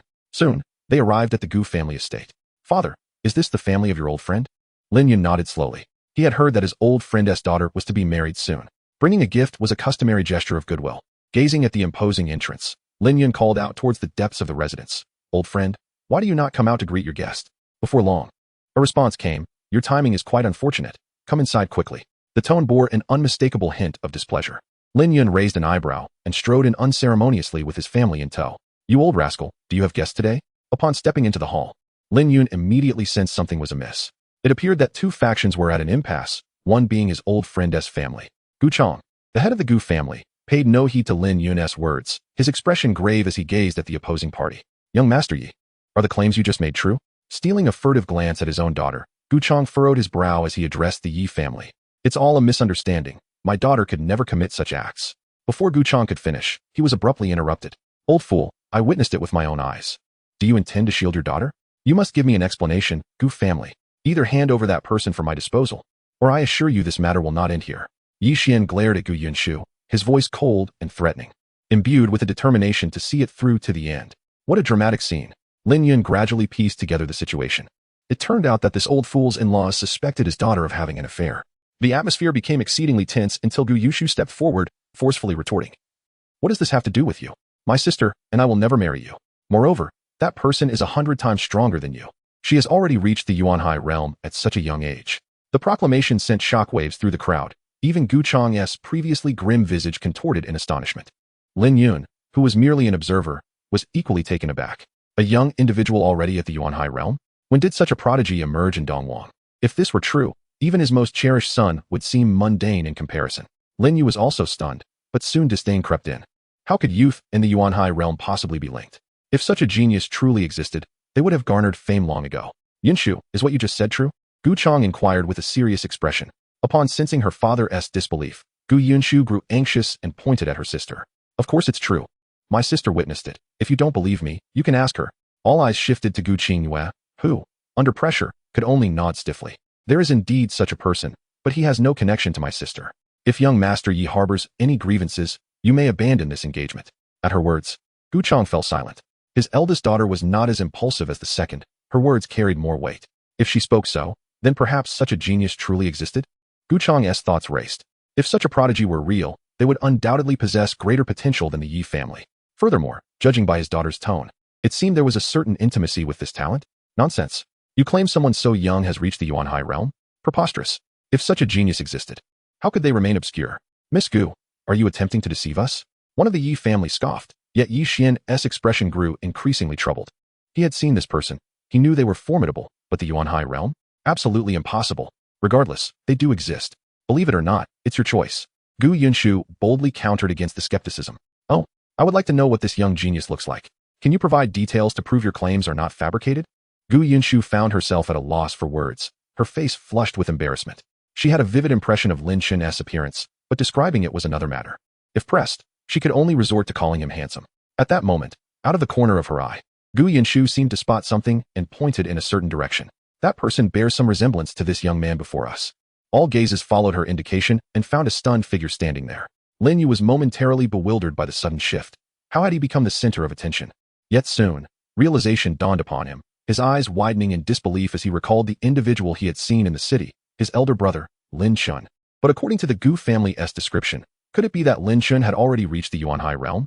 The thought surged in his mind, only to be swiftly dismissed. Impossible. That worthless elder brother could never surpass him. Such notions of the Yuan Hai realm were mere delusions. Miss, perhaps you are mistaken. If there is a misunderstanding, I implore you not to involve me. Lin Yu managed a strained smile, his voice dry, as if evading an uncomfortable reality. Lin Yun seemed to grasp something as well. His expression darkened, and he spoke up. Old fool, could it be that your daughter has erred? What does this have to do with my son? If such a person exists, then she is unlikely to be mistaken. Gu Chang's expression turned strange, his gaze becoming subtle, making Lin Yun feel quite uneasy. Furthermore, I have heard that your talented eldest son has run away from home, has he not? Perhaps that person is indeed him? Those seemingly casual words stirred tumultuous waves within Lin Yun's heart, rendering him unable to remain calm. Chapter 27. Urgently invite him to the Gu family. That rebellious son? A practitioner of the Yuan Hai realm? Such a notion is utterly preposterous. Lin Yun's expression shifted slightly, and the thought that crossed his mind made him scoff deeply. Just on his own, surviving outside the family would be a success in itself. There was absolutely no possibility of that. His words, delivered with unwavering conviction, carried an undeniable tone. That rebellious son had previously quarreled with the family and, in a fit of anger, severed ties with the Lin family. As of now, he was likely wandering aimlessly in some unknown place. Moreover, stripped of the family's protection, what storm could he possibly stir up with his meager cultivation? As if to convince himself, Lin Yun continued with a mocking sneer that involuntarily appeared on his face. To acknowledge that Lin Chen might be a practitioner of the Yuan Hai realm, that would be tantamount to slapping his own face, as well as that of the Lin family. It would imply that the Lin family was blind to true talent. For the prideful Lin Yun, no amount of persuasion could compel him to accept such a notion. Is that so? Gu Chang said somewhat awkwardly. He had merely spoken casually, yet it seemed Lin Yun reacted as if someone had stepped on his tail. Ha ha. Uncle Gu, my father has become a bit too agitated. I hope you don't take offense. Lin Yu chuckled dryly, his voice forced and unnatural. Particularly when it came to discussing Lin Chen's cultivation, he emphasized the words as though to stress a point. Humph. Do you think we will believe your daughter's absurd claims just because you say so? You must provide our Yi family with an explanation. A voice suddenly interjected, laced with impatience. An explanation? What do you expect me to explain to the Yi family? Gu Chang's tone grew increasingly frigid, his expression darkening. The Yi family had come uninvited, claiming that their daughter was involved with another, and now they demanded an explanation from him? He himself was utterly baffled. What could he possibly provide as an explanation? Did they truly believe him to be so easily bullied?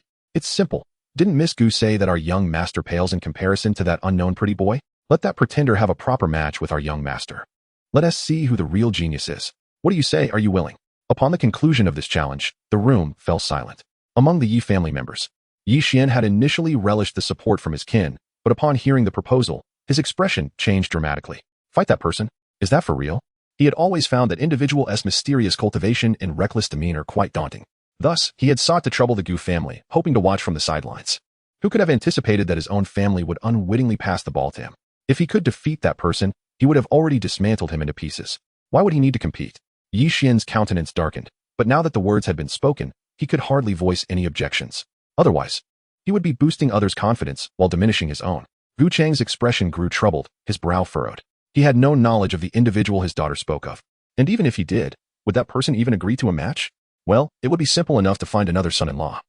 And if it turned out to be true, a genius of the Yuan Hai realm would indeed be a worthy catch. Very well, if we win, the engagement between the Yi family and the Gu family will be nullified. Gu Chang had yet to formulate his response when Gu Yunshu's excited voice rang out, provoking a glare of fury from the Yi family. Gu Chang, is this also your opinion? Yi Xian's expression darkened as he fixed his gaze on Gu Chang, his demeanor reminiscent of a final ultimatum. Only he knew that inside, he was screaming in rage. No, don't agree. Change your mind quickly. If Lin Chen does not come, all is well.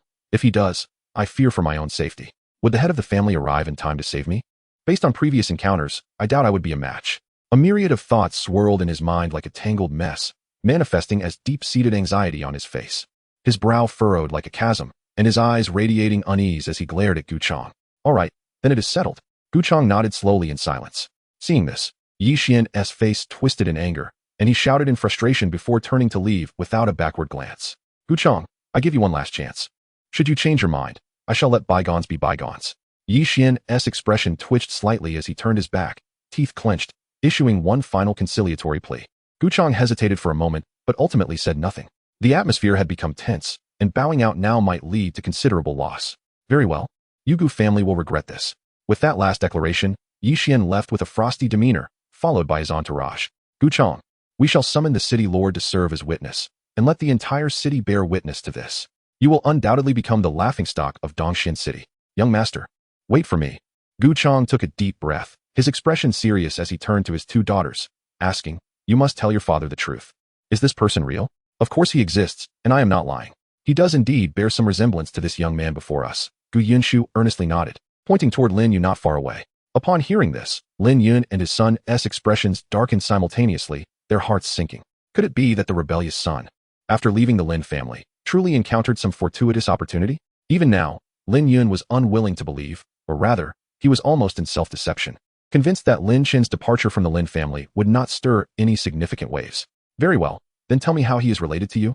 Gu Chang, ignoring everything else, asked eagerly. Gu Yushu and Gu Qingwei exchanged glances, momentarily at a loss for words. Mainly, they were uncertain about how to define their relationship with Lin Chen. To call him a stranger would be inaccurate, yet they had indeed shared intimate moments.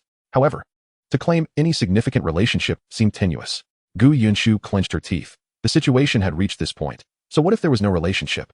As long as she took the initiative, wouldn't that create a connection? Therefore, she confidently declared before her bewildered sister, Of course, our relationship with him is excellent.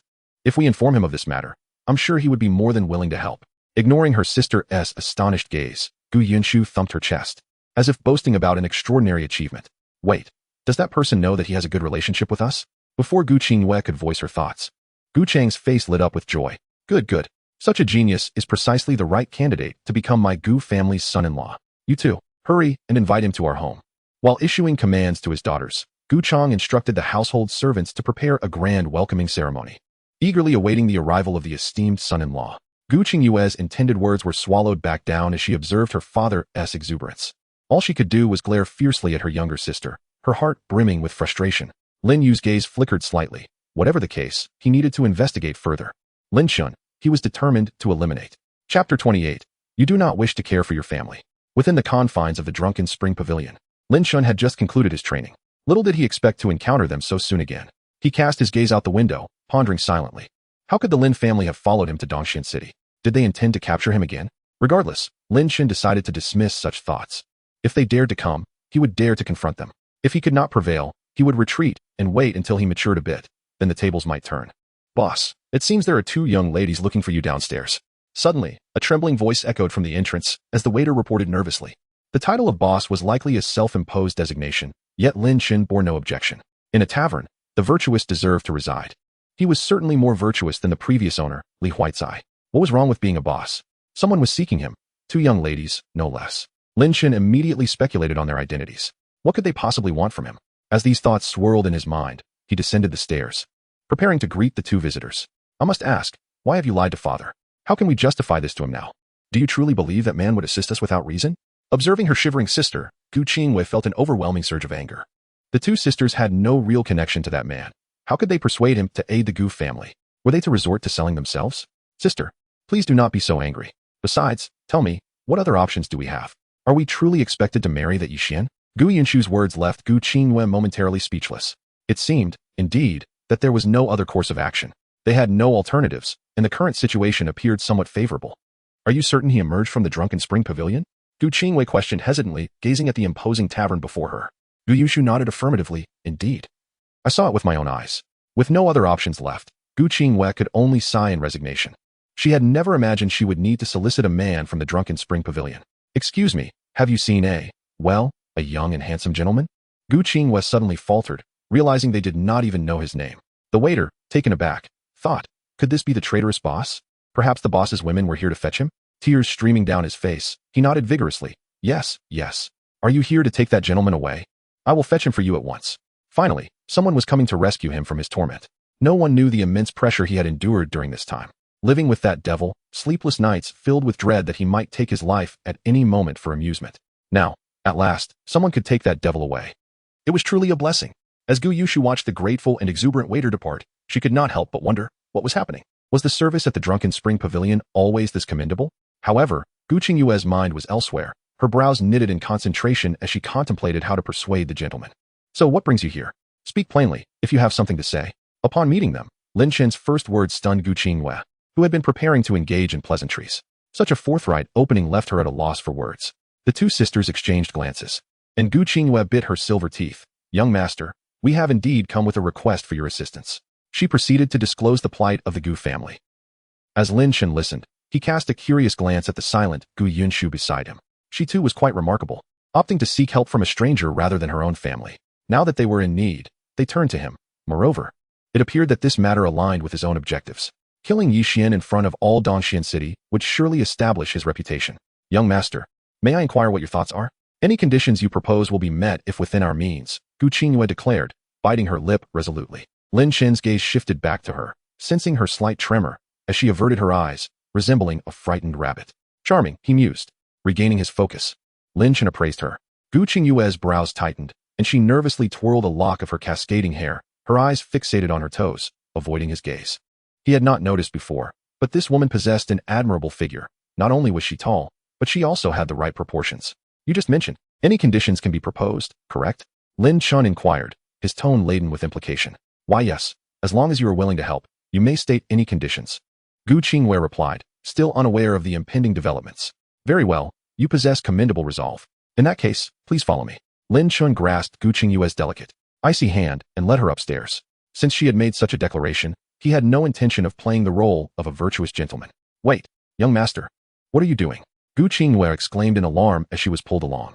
Did you not say you would do anything for the Gu family? If that is the case, what is there to fear? Lin Chen retorted. I have no interest in wealth. Let us speak openly and directly. This was far too direct. Gu Qingyue now comprehended what Lin Chen sought, and her inner reluctance prompted her to struggle fiercely. Yet, Lin Chen's next words quelled her turmoil.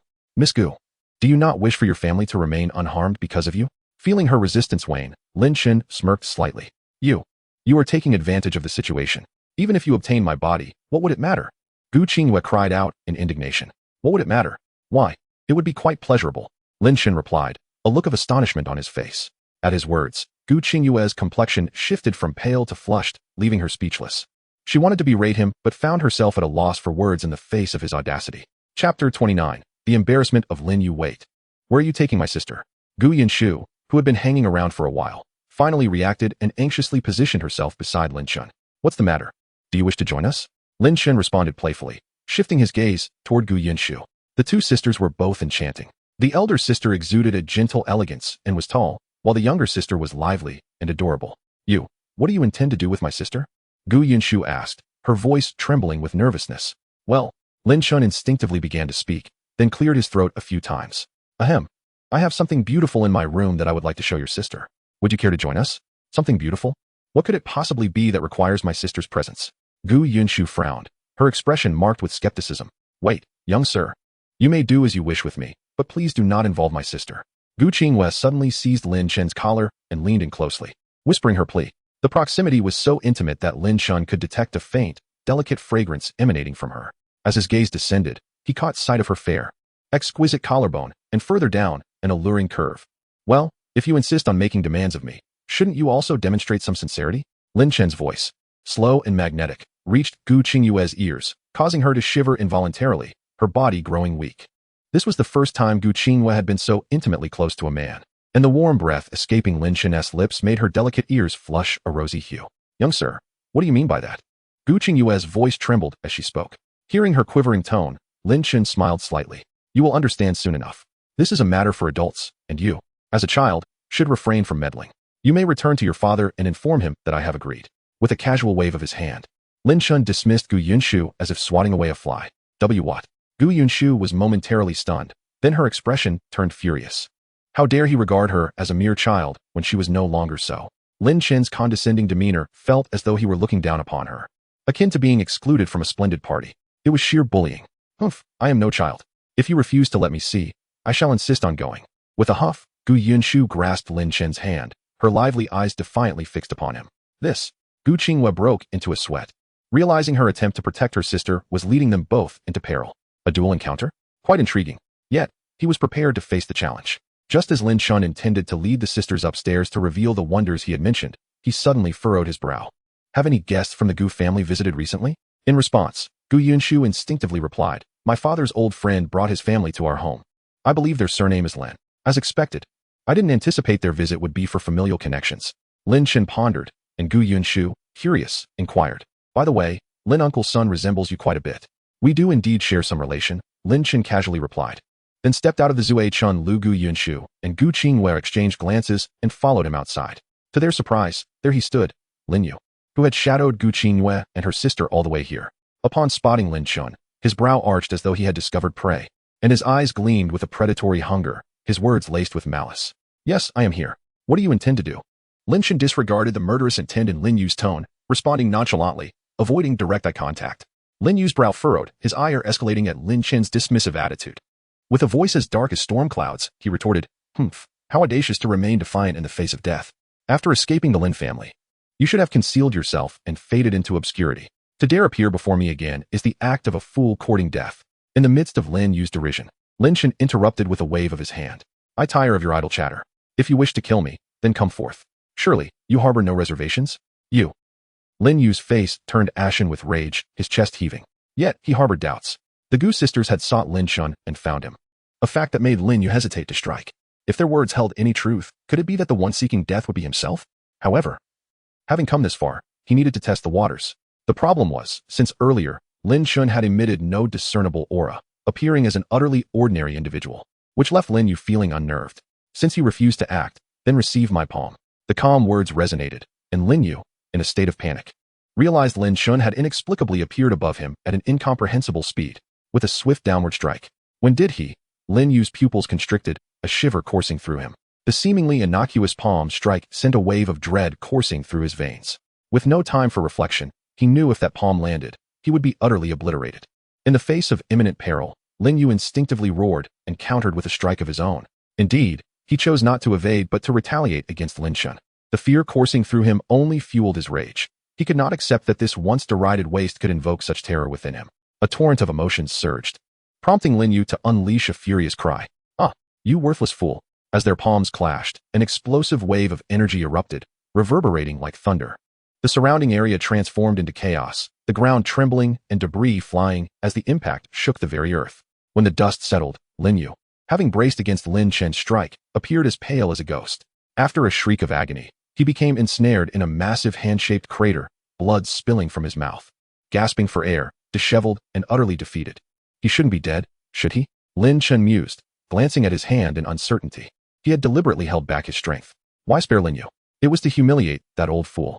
How would he react upon witnessing his once proud son reduced to a pitiful wretch in front of everyone?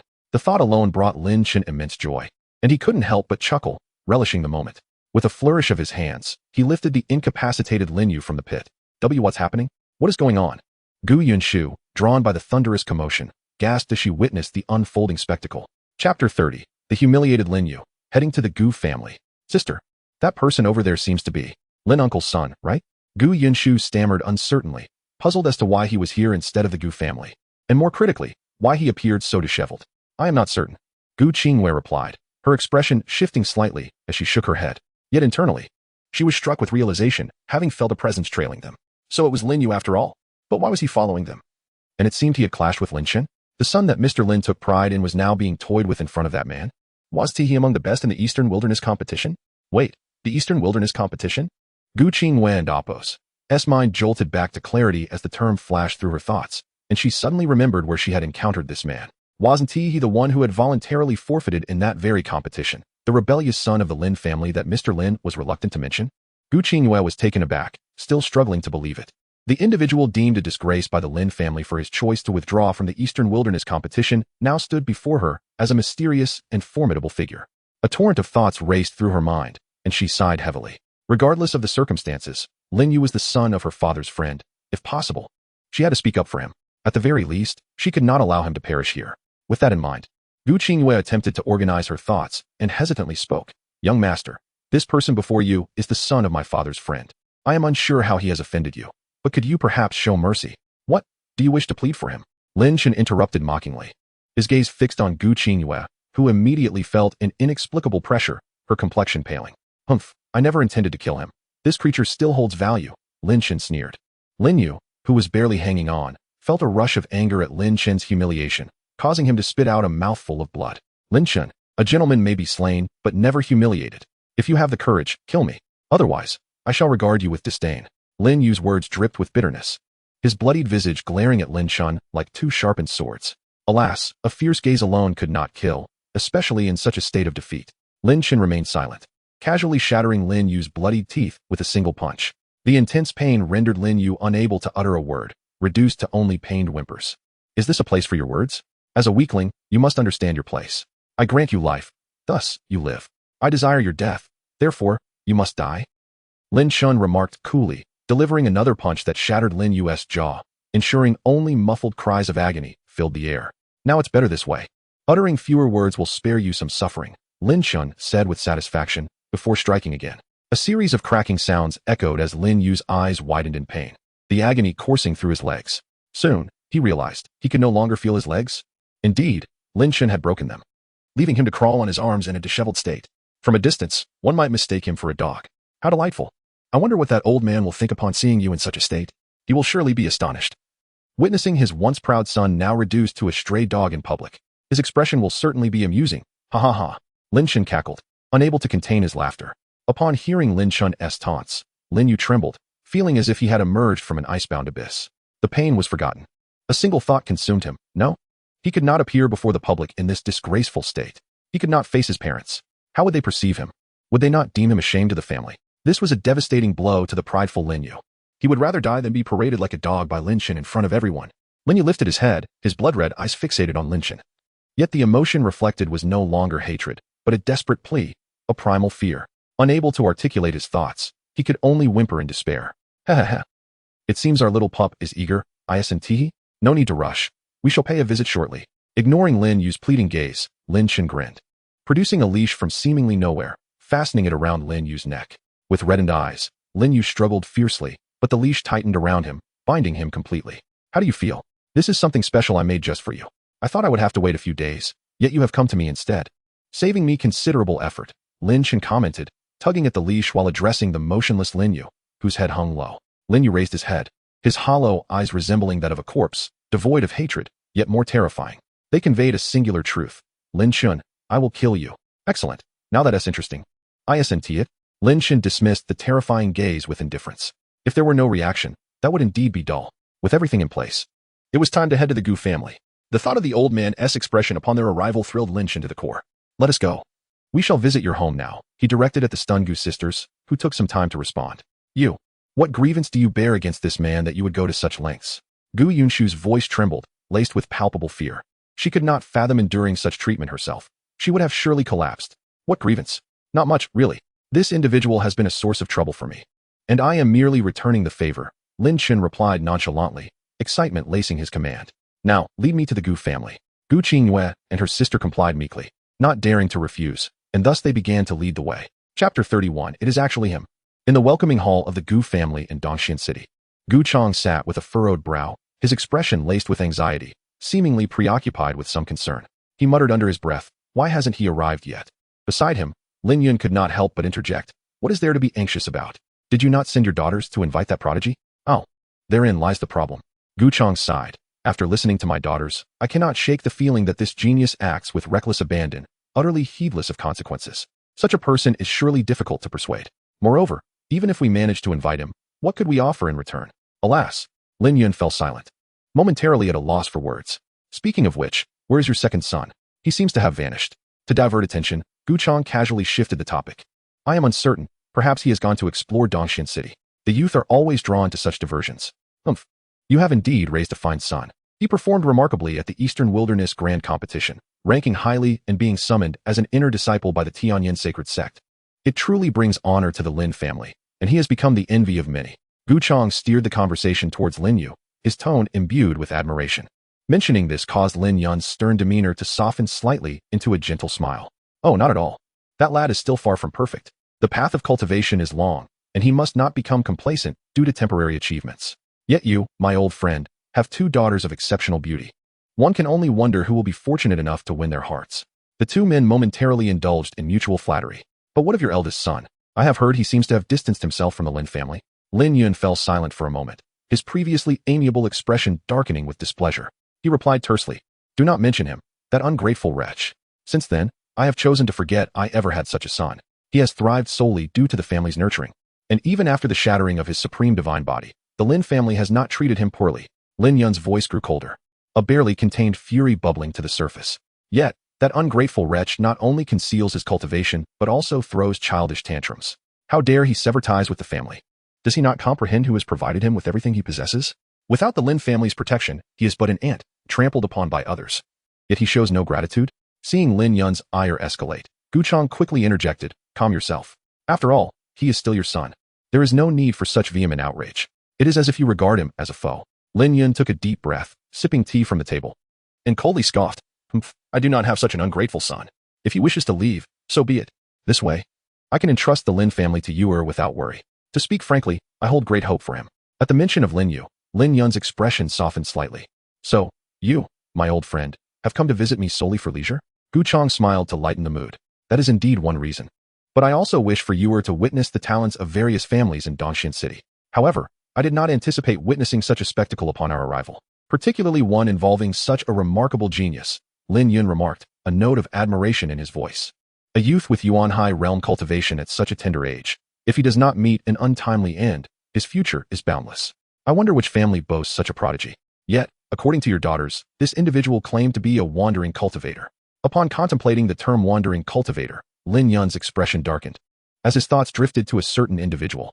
However, that notion seemed impossible. That ungrateful wretch, regardless of his former achievements, could hardly survive outside the Lin family's support.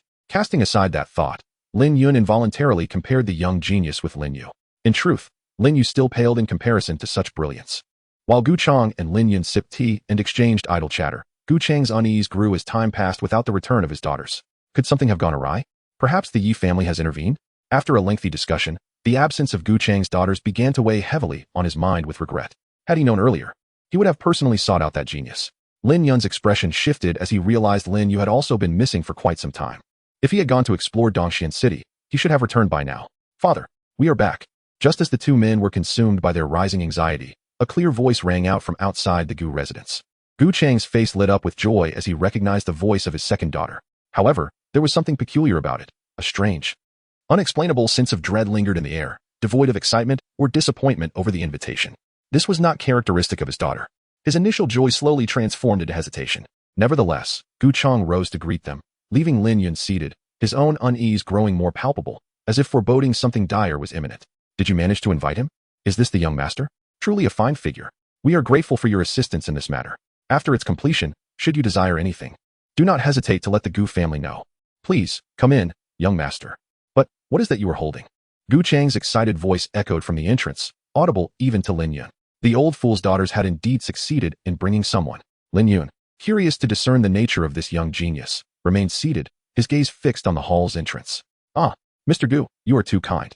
I am one who revels in delightful events, and given how intriguing this matter is, I could hardly resist coming," a youthful voice responded, exuding an air of audacious confidence. Yet, there was something oddly familiar about this voice, as if Lin Yun had heard it before, but he could not quite place it, his brow furrowing in thought. "As for this little creature I am holding, I discovered it on my way here and found it amusing, so I decided to bring it along." The owner of the voice laughed lightly, followed by a few pitiful whimpers. "You possess a delightful sense of humor, young master. Please, this way. I have instructed the servants to prepare everything." Lin Yun's gaze remained fixed on the entrance as Gu Chang and his daughters stepped inside, followed by a figure that seemed all too familiar. Is this the genius? Not only did the voice seem familiar, but the figure appeared strikingly recognizable. Wait a moment. Lin Yun's expression turned to one of shock as he stared at the figure in disbelief. This cannot be. Rendered speechless, his mind felt as if it had been struck by lightning. In that instant, he felt his blood boil, as if he could not hear any other sounds around him. His hands even crumpled the armrest, his eyes wide with incredulity. For a fleeting moment, he questioned whether he was still dreaming. The figure standing at the entrance was, indeed, that ungrateful wretch. His unsettling premonition had materialized. Chapter 32. The fate of Lin Yu. The atmosphere in the hall descended into a profound silence, interrupted only by Gu Chang's somewhat obsequious voice. Young master, please take a seat. Allow me to introduce. No need, Lin Chen interrupted, his gaze fixed intently on the stunned Lin Yun. It has been a long time. I never anticipated our meeting would occur in such a place. His tone was flat, yet laced with mockery. What does this mean? Does Lin Yun, this old fool, actually know the young master? If so, why has he never mentioned it? Gu Chang was left bewildered, a myriad of questions swirling in his mind, and fell into an awkward silence. You, how did you end up here? After a prolonged period, Lin Yun finally managed to voice his incredulity, his voice heavy with disbelief. How did I end up here? Naturally. It was the Gu family who invited me, Lin Chen replied nonchalantly. Even Gu Chang, despite his usual obliviousness, could sense the underlying tension and cautiously inquired. What is your relationship with him? I am merely a thorn in his side, the one who has severed ties with the Lin family. What? Gu Chang was taken aback, stunned by the revelation that this genius before him was, in fact, the wayward son Lin Yun often spoke of with disdain. The son he regarded with shame, the one he deemed worthless? This was utterly absurd. Gu Chang's mind raced, grappling with the inexplicability of the situation. Is this truly the unworthy eldest son you have spoken of? The one you claimed would not survive once he left the Lin family? Damn it. How could he have reached the realm of Yuan Hai at such a young age? Lin Yun, you ungrateful old fool. What more do you desire?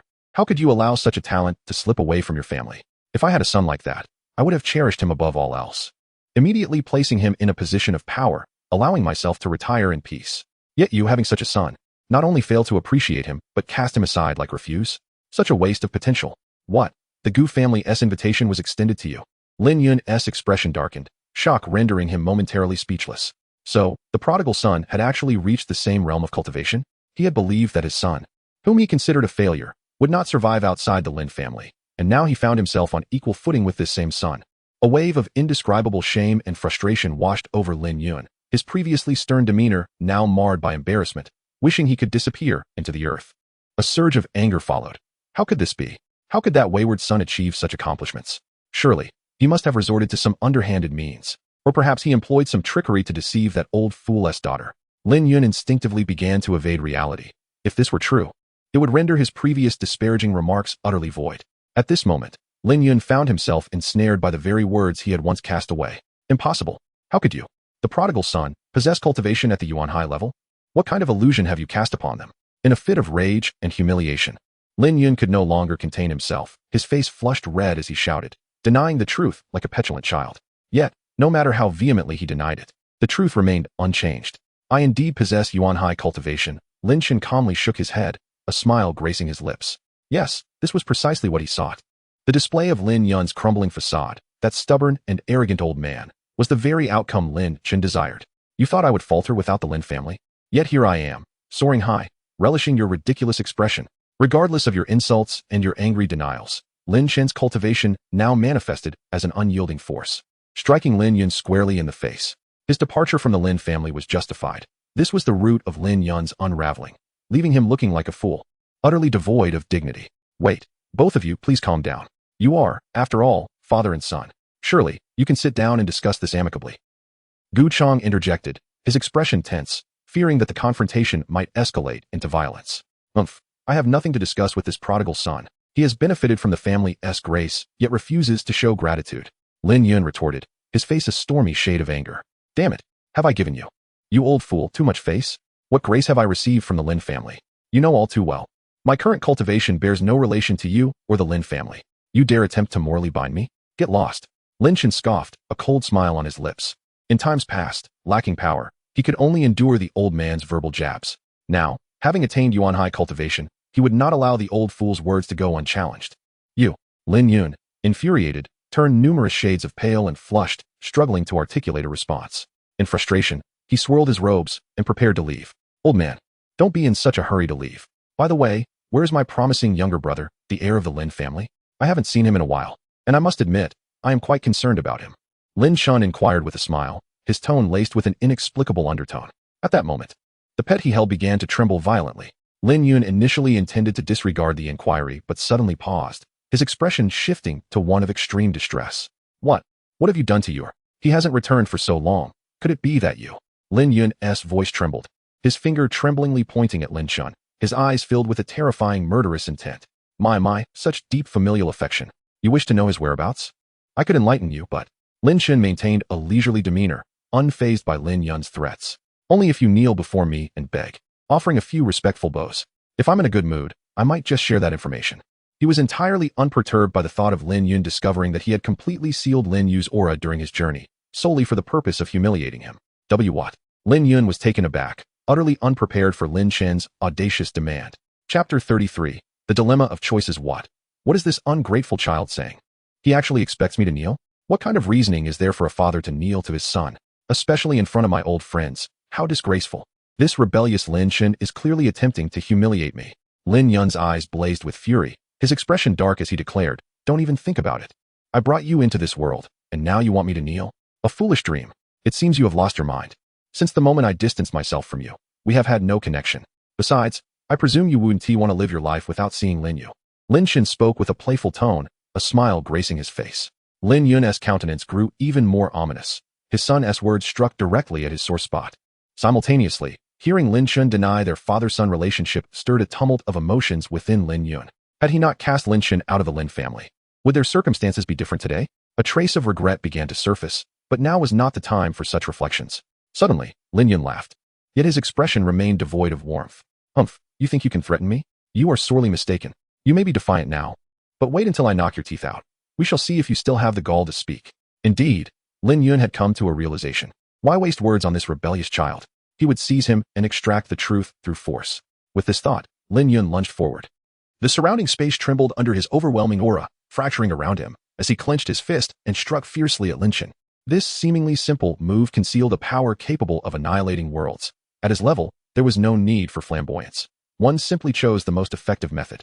Yet, in the face of this terrifying blow, Lin Chen stood his ground, refusing to evade or flinch. This rebellious child was indeed seeking his own demise. Daring to look down upon him. Boom. A deafening crash reverberated as an invisible wave of terror surged outward, only to be abruptly halted as though restrained. Another hand intercepted Lin Yun's fist before it could reach Lin Chen. What do you mean by interfering in my family affairs? Lin Yun's brow furrowed deeper. His expression twisted in rage, his tone icy. What an ill-fated day this was. Not only had this rebellious child suddenly attained the cultivation of the Yuanhai realm to provoke him, but even an old friend dared to meddle in his family matters? I have no ulterior motives, nor do I wish to involve myself in your affairs, but your son currently pertains to the safety of the Gu family. Any matters you wish to resolve must wait. Gu Chong gripped Lin Yun's fist firmly, his expression equally tense. Look at that. This is what a responsible father looks like. Now reflect on yourself. Why can't you learn from others? Lin Shun, sheltered under Gu Chong's protection, felt entirely at ease and even found time to banter. Why not learn from other parents? You rebellious child, don't think you can be at ease like this. Gu Chong, are you truly going to stop me from disciplining this ungrateful child? Are you really going to interfere in my Lin family's matters? Lin Yun, though furious, retained a semblance of rationality, coldly inquiring, as if issuing an ultimatum. It is not that I wish to meddle in your family's affairs, but Lin Chen's situation is directly tied to the Gu family. If you harm him, he may refuse to assist the Gu family in the future. At that point, not only will we become the laughingstock of the city, but we shall also face the wrath of the Yi family. Yu Chang's expression was grim as he laid out the consequences, hoping Lin Yun would remain composed. In truth, he cared little for the grievances between the father and son. He merely wanted Lin Shun to draw the attention of the Yi family away from the Gu family. Gu Chong felt a pang of regret for his earlier decision to ally with the Yi family. Had he not acted in haste, he would not have been entangled in this mess. So you wish to aid this ungrateful child? No wonder you sent your daughter to invite him. I suppose you desire him to become your son-in-law. Lin Yun sneered, dismissing any rationale behind Gu Chong's actions, believing them to be in favor of his rebellious son. Gu Chong, what on earth is wrong with this man? Hadn't he already clarified the stakes? As long as Lin Shun resolved the matter with the Yi family, Lin Yun could do as he pleased thereafter. Besides, what harm could come from a few days' wait? Lin Shun and your second son are brothers. Could it be that he would do anything to him? It seemed Gu Chong still did not grasp the gravity of the situation. Lin Yu would soon find himself in Lin Chen's clutches, likely to be left in a state of disarray. In the end, Gu Chong could not comprehend the peculiar reasoning behind Lin Yun's thoughts, but upon reflection, perhaps it was not entirely without merit. If Lin Yun did not appreciate such a talented son, perhaps he ought to switch places. Gu Chong's stunned expression did not go unnoticed by Lin Yun, who grew even more incensed. Did he truly think that such a casual remark would be taken lightly? Very well. I wish to see if you have grown in these years. I will ascertain just what you have to protect him. As Lin Yun's words fell, the atmosphere grew tense, poised for conflict. Gu Chang was reluctant, caught in a dilemma. Should a fight break out here, the Gu family would undoubtedly suffer grave losses. Yet, he found himself unable to retreat. Old Deng, have you forgotten about me? Care to guess who I would side with if you were to fight? Lin Chun, who had been quietly observing this escalating conflict, suddenly interjected. Faced with Lin Yun, he felt compelled to declare that even if Lin Yun were to contend against the world, he would unwaveringly align himself with the world. What? Lin Yun does not wish to oppose the world? That is of no consequence. I shall assist him in doing so. You dare to solicit an outsider to confront me? Lin Yun's pupils dilated in anger, his chest heaving with fury. His longtime friend and eldest son were conspiring against him? A profound sense of defeat washed over Lin Yun, leaving him with an inexplicable helplessness. What outsider? Mr. Gu is assisting me. The true outsider is you. Lin Chun scoffed at Lin Yun, who was incredulous, even pained. What have you done to you? Where is he now? He is your own brother. Do you not feel a shred of brotherly affection? Finally, Lin Yun began to soften, his tone no longer as obstinate as before, as he attempted to appeal to Lin Chun's familial ties. However, he had chosen the wrong target. Lin Chun was impervious to such moral coercion. As long as he lacked any sense of morality himself, no one could bind him with it. Moreover, brotherly love? The mere thought of it made Lin Chun want to laugh. During their time at the Lin family, Lin Yu had constantly targeted him, taunting and insulting him openly and covertly, with schemes never ceasing. Where was the brotherly affection then? At that time, Lin Yun had chosen to ignore it, turning a blind eye due to his own fractured state. Now that Lin Chun had grown stronger, Lin Yun approached him speaking of brotherly bonds, calling him brother. What a load of nonsense. Pure hypocrisy. When weak, he disregarded familial bonds. Now that he was strong, he resorted to moral coercion. The very idea made Lin Chun want to slap Lin Yun across the face. What a farce this brotherly love was. It had vanished entirely the moment he left the Lin family. You need not say any more. I simply ask you, will you kneel or not? Lin Chun rejected Lin Yun's moral coercion and presented him with a choice. Chapter 34. Humiliation. Do you truly intend to push matters to the brink? Lin Yun and Appo's eyes blazed with fury as he spoke each word through gritted teeth. Sensing old Deng and Appo's flustered state, Lin Chun found amusement in the situation. The more desperate old Deng became, the more elated Lin Chun felt. What do you mean by pushing matters to an extreme? Were you not the first to do so? Besides, I did not force your hand. You could certainly choose otherwise. How dare you call this a lack of coercion? Lin Yun was so enraged he nearly lost his ability to speak. I am merely testing you. I am curious to know whether your pride holds more value than that of Lin Yu. Lin Chen's expression was mocking as he continued to speak, his smile stretching wide enough to nearly reach his ears, thoroughly toying with Lin Yun's emotions. Who do you think you are, daring to test me? Lin Yun thought to say this, but with someone present, he had to swallow his words, his face turning crimson, veins bulging on his forehead. Taking a few deep breaths, he managed to calm himself, his expression darkening as he knelt, trembling, before Lin Chun. Is this sufficient? His voice was rough, as if the words were forced from the depths of his throat. Is it really this simple? You wish to learn of Lin Yu's whereabouts, yet it seems he holds little significance in your heart. Lin Chun slowly shook his head, his tone light and airy. Young Master Lin, is this not enough? Regardless of your prior grievances, one must leave a path for future encounters, especially between father and son. Gu Chang, with a grim expression, attempted to dissuade him. He and Lin Yun had been friends for many years, and he could not bear to witness such degradation of his friend's dignity. What is there to rush? I am not asking him to pluck stars from the sky. It is merely kneeling and bowing. How difficult is that? Moreover, Mr. Gu, you would not want the Gu family to be implicated, would you? Gu Chang's face twitched, and he fell silent, casting a pitying glance at the kneeling Lin Yun. This only served to fuel Lin Yun's humiliation. Not only was he compelled to kneel before his own son, but he was also being witnessed by a longtime friend. For a moment, Lin Yun even contemplated death as an escape. With a deep sigh, he reluctantly lowered his head in a few slow bows toward Lin Chun. Then, rising abruptly, his face devoid of emotion, he demanded, "What now? You have achieved your objective. Release Yuer immediately." This was the limit for Lin Yun. If Lin Chun dared to ask for more, he would not hesitate to take action to clear the way. Today's spectacle concludes here, Lin Chun thought, putting away the satisfaction etched on his face. You desired Lin Yu, did you not? I shall release him now. Rest assured, he is unharmed, alive and well. Sometimes, what is far away may be right before your eyes. A flicker of confusion crossed Lin Yun's impassive face. What trickery was this rebellious son attempting? The ominous premonition within him grew stronger as he glared. Where is he? Do not toy with me any longer. Otherwise, I shall dismantle you piece by piece. Did you hear that? Your father is searching for you. Return home swiftly, lest he worry. Following this, Lin Chun made an unexpected move. With a smile, he unfastened the leash of the pet dog that had gone unnoticed until now, tossing it toward Lin Yun. What? Lin Yun, initially bewildered, caught it, then froze. His expression turning to one of horror. You. Indeed. Lin Yun finally realized that the previously overlooked creature was none other than his pride and joy, his son. He should have recognized it sooner. But the shock of recent events had clouded his senses, distracting him from the truth that his son had been right in front of him all along. Lin Yun trembled as he held Lin Yu, staring blankly at him. His own son. Not a single part of him remained unscathed, his complexion ashen, blood streaming from his mouth, his appearance disheveled, and his breath erratic.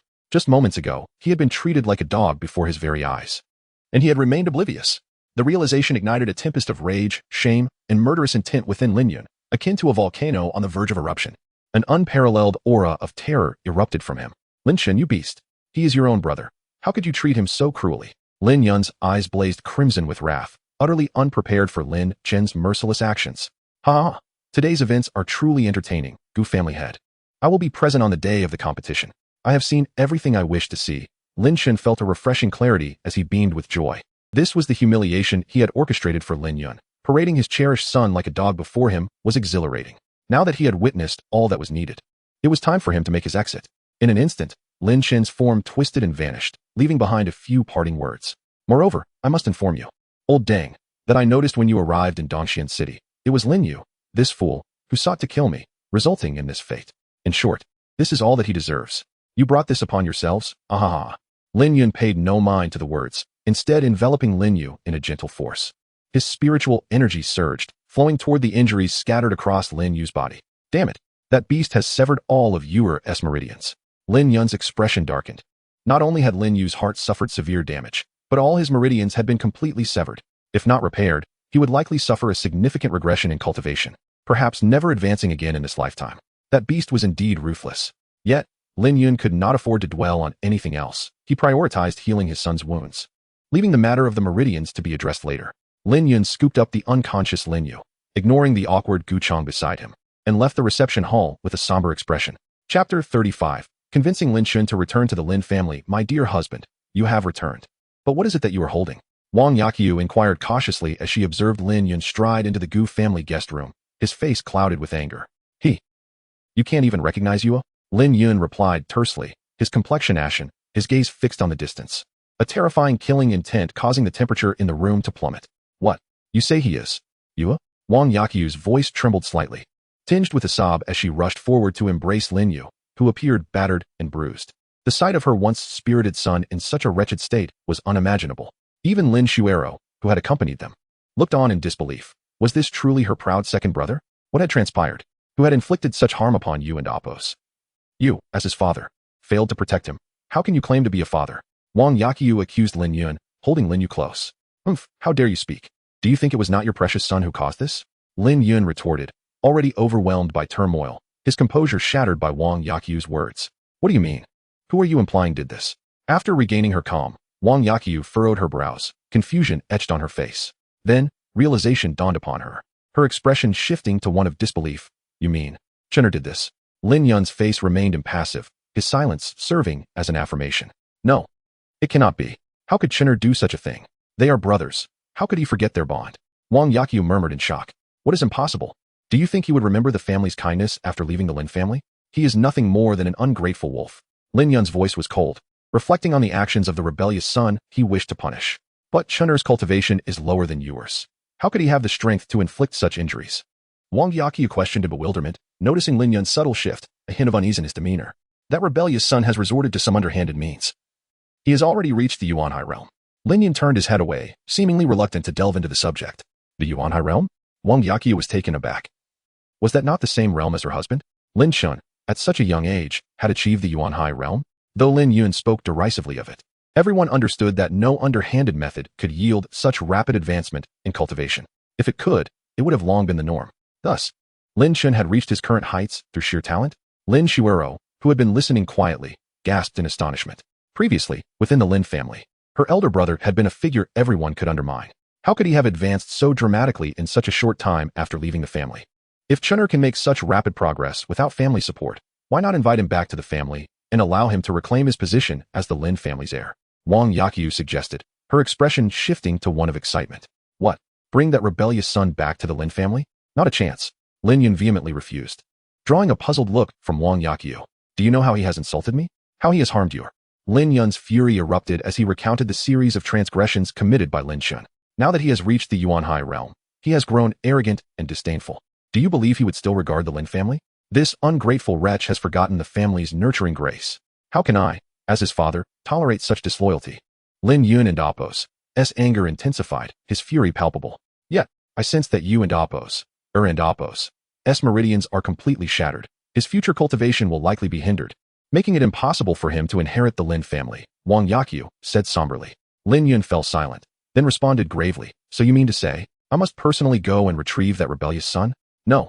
Let us set aside your situation for now. As for bringing Chinner back, that is something I must undertake personally. Wang Yakyu's brow furrowed in contemplation, her resolve solidifying. Do you truly believe that arrogant son would deign to consider the Lin family? I fear it would be a fruitless endeavor. Wang Yakyu patiently urged Lin Yun. We are all family. Why can't we sit down and discuss this? Moreover, with Chinner now at the Yuanhai realm, having him return to the family would benefit us all. This matter cannot simply be overlooked. He has insulted his father and harmed his brother. He must kneel before me and acknowledge his mistakes before I even contemplate allowing him back into the Lin family.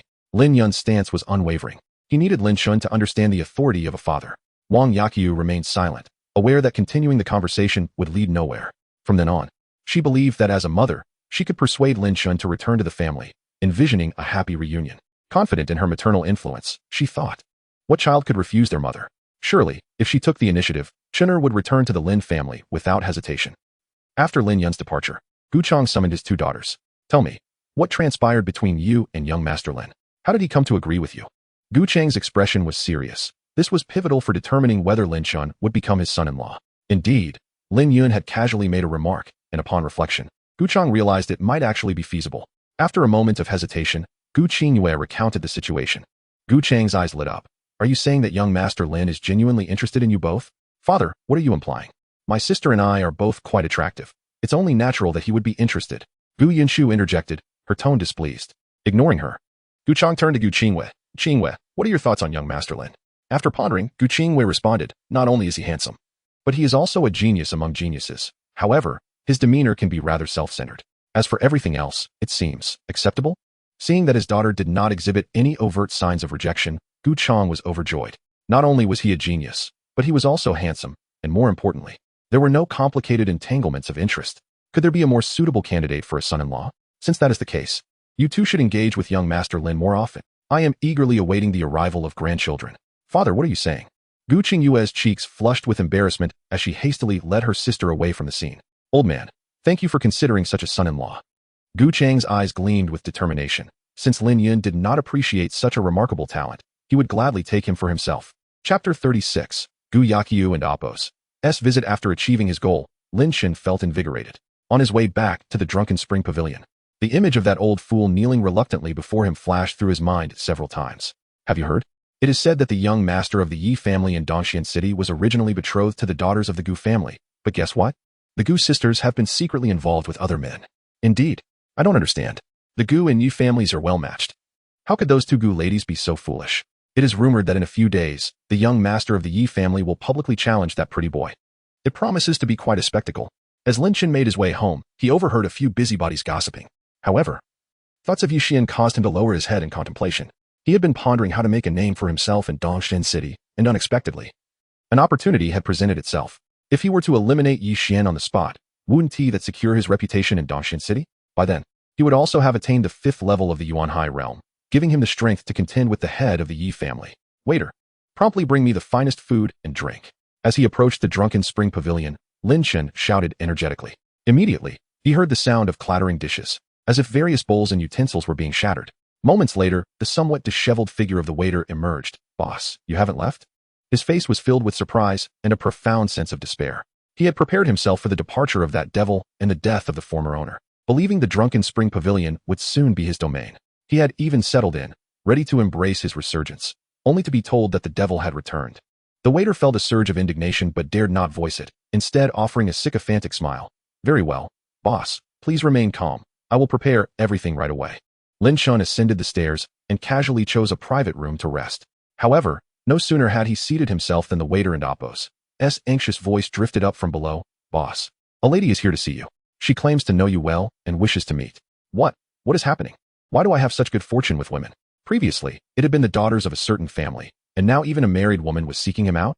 A lady, and one who claimed to be familiar with him? Lin Shun pondered briefly before a figure materialized in his mind. What could she possibly want? Descending the stairs slowly, he was met with the sight he had anticipated. Wang Yakyu, the matriarch of the Lin family.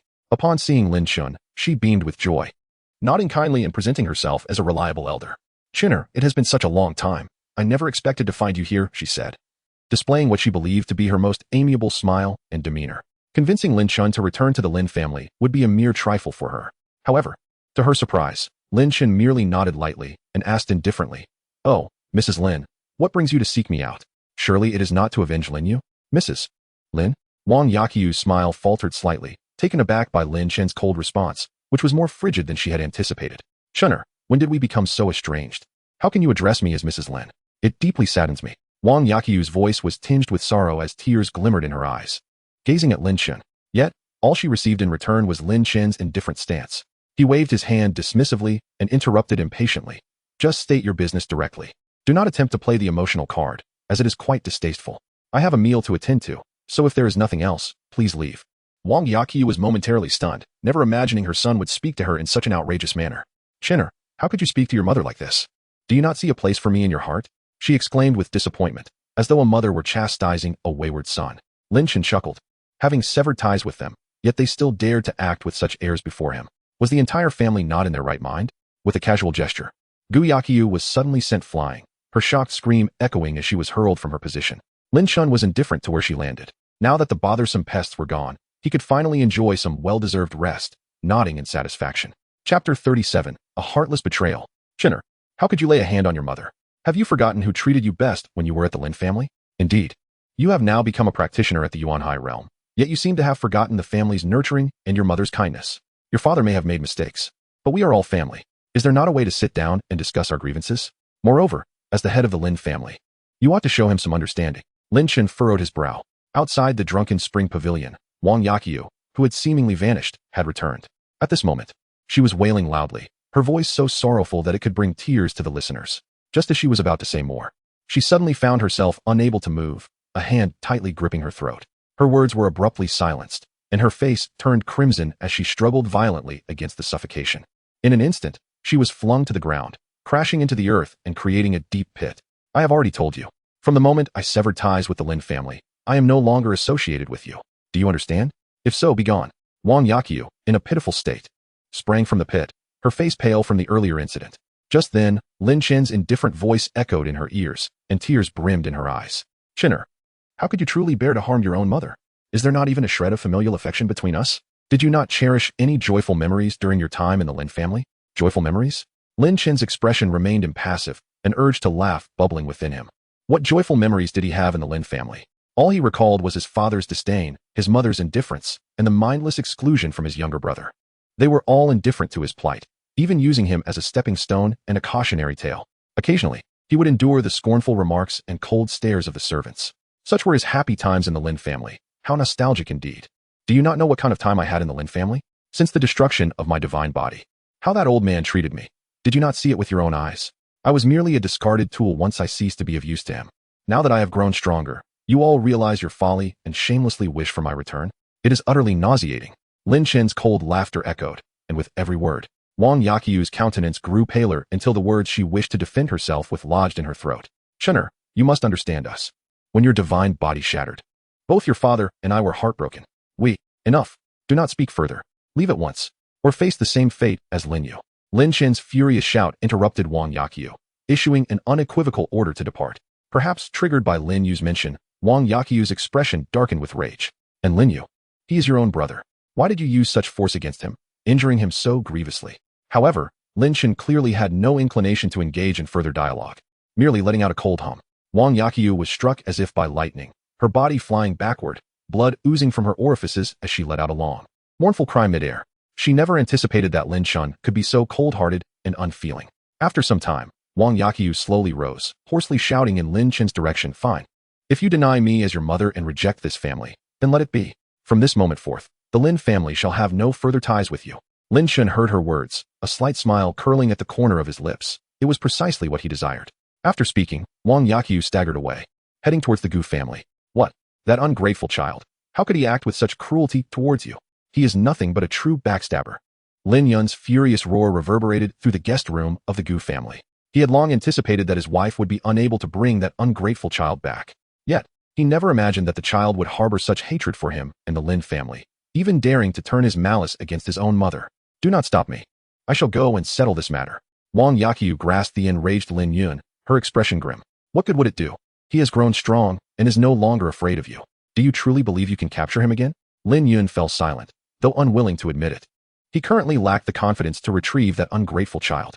We must first attend to your injuries cough before he could finish. Wang Yaqiu coughed up blood uncontrollably. Lin Yun was alarmed and rushed to support his wife, attempting to heal her wounds. Mother, what has happened? Did that beast injure you so severely? A hoarse voice emerged. It was Lin Yu, now awake. Upon seeing his mother so grievously wounded, he was initially taken aback, then seethed with anger. You must not seek that ungrateful child again. You are gravely injured, and if you cannot control your emotions, it will lead to further trouble. Lin Yun discerned the vengeful fire in his son's eyes and warned darkly. He too wished to capture that ungrateful child and exact his revenge. But that child had grown beyond their control, and sending Lin Yu to provoke him would only lead to their family's downfall. Father, but what? Do you think you can overpower that ungrateful child? Or do you believe your current state is not a death wish? And when we arrived in Dongxian City, did you not notice that ungrateful child? Why did you not inform me? Why did you seek him out on your own, causing this mess? Lin Yu fell silent, knowing that bringing up the subject would only infuriate Lin Yun further. He had no means to deal with that ungrateful child, but he could still reprimand his son. Furthermore, Lin Yu's arrogance had turned him into a pawn in Lin Chen's hands, leading them all to their current predicament. After receiving a scolding, Lin Yu's face was equally grim, yet he felt a choking sensation, as if he had swallowed something foul, but could not express his frustration. He had never anticipated that his once weak older brother would rise to the Yuan Hai realm. Even if he had heard it back then, he would not have believed it. But now it was too late to say anything. Lin Yu grimaced as he circulated his internal energy, but only intense pain responded. His meridians had been completely severed by Lin Qian. His cultivation regressed to the first level of the Divine Palace. Without a stroke of fortune, he would likely remain in this state for life. With this thought, bitterness and regret flooded Lin Yu's mind, lamenting why he had not seen through Lin Chen's scheme back then. Now, he found himself as powerless as Lin Chen had been at the moment of his divine body's destruction. Enough. You is already in this state, so say no more. Wang Yaqiu's expression darkened. The urgent matter was not revenge on Lin Chen, but rather restoring her son's health. I have heard that Yi Xian from the Yi family has a guard who is also a disciple of the Heavenly Transformation Sacred Sect. Perhaps I can reach out to him. Lin Yu murmured to himself, refusing to give up, vowing to avenge this humiliation at any cost. Lin Shuoro stepped away from this family scene, her expression filled with helplessness. Why was it that other families were harmonious, while her own was fraught with strife and bitterness? Lost in thought, she could not help but lower her head, revealing a self-deprecating smile. Perhaps this can be considered a case of reaping what one sows. When elder brother was still with the Lin family, I too believed he had become useless, leading to a distancing of the sibling bond. Who would have thought that it was, in fact, our own family that lacked discernment? Chapter 38. The reaction of the Yi family in Dongxian City. At the Yi family estate. What? Are you telling me you have provoked a Yuan Hai cultivator of similar age? Within the council chamber, Yi Hong, the head of the Yi family, furrowed his brow, his piercing gaze fixed on his disappointing son. The elders of the Yi family exchanged glances, and Yi Hong's wife, Jiang Ling, could no longer restrain her urge to mediate, saying, "Do not be so angry. Let us first hear what Xian has to say." What is there to say? Do you not comprehend the gravity of provoking a Yuan Hai cultivator of his age? The potential is limitless. You must confess the truth. How did you manage to offend such a person? Yi Hong inquired gravely, his expression devoid of any emotion. Thus, Yi Xian, his face tense, recounted the events verbatim. I have warned you before that the alliance with the Gu family would bring nothing but trouble, and look where we are now. A sarcastic voice interjected, causing the gazes in the council chamber to turn towards a middle-aged man, Yi Feng, an elder of the Yi family. He had long coveted Yi Hong's position and took every opportunity to criticize him whenever there was an issue. Elders, what do you think of this situation?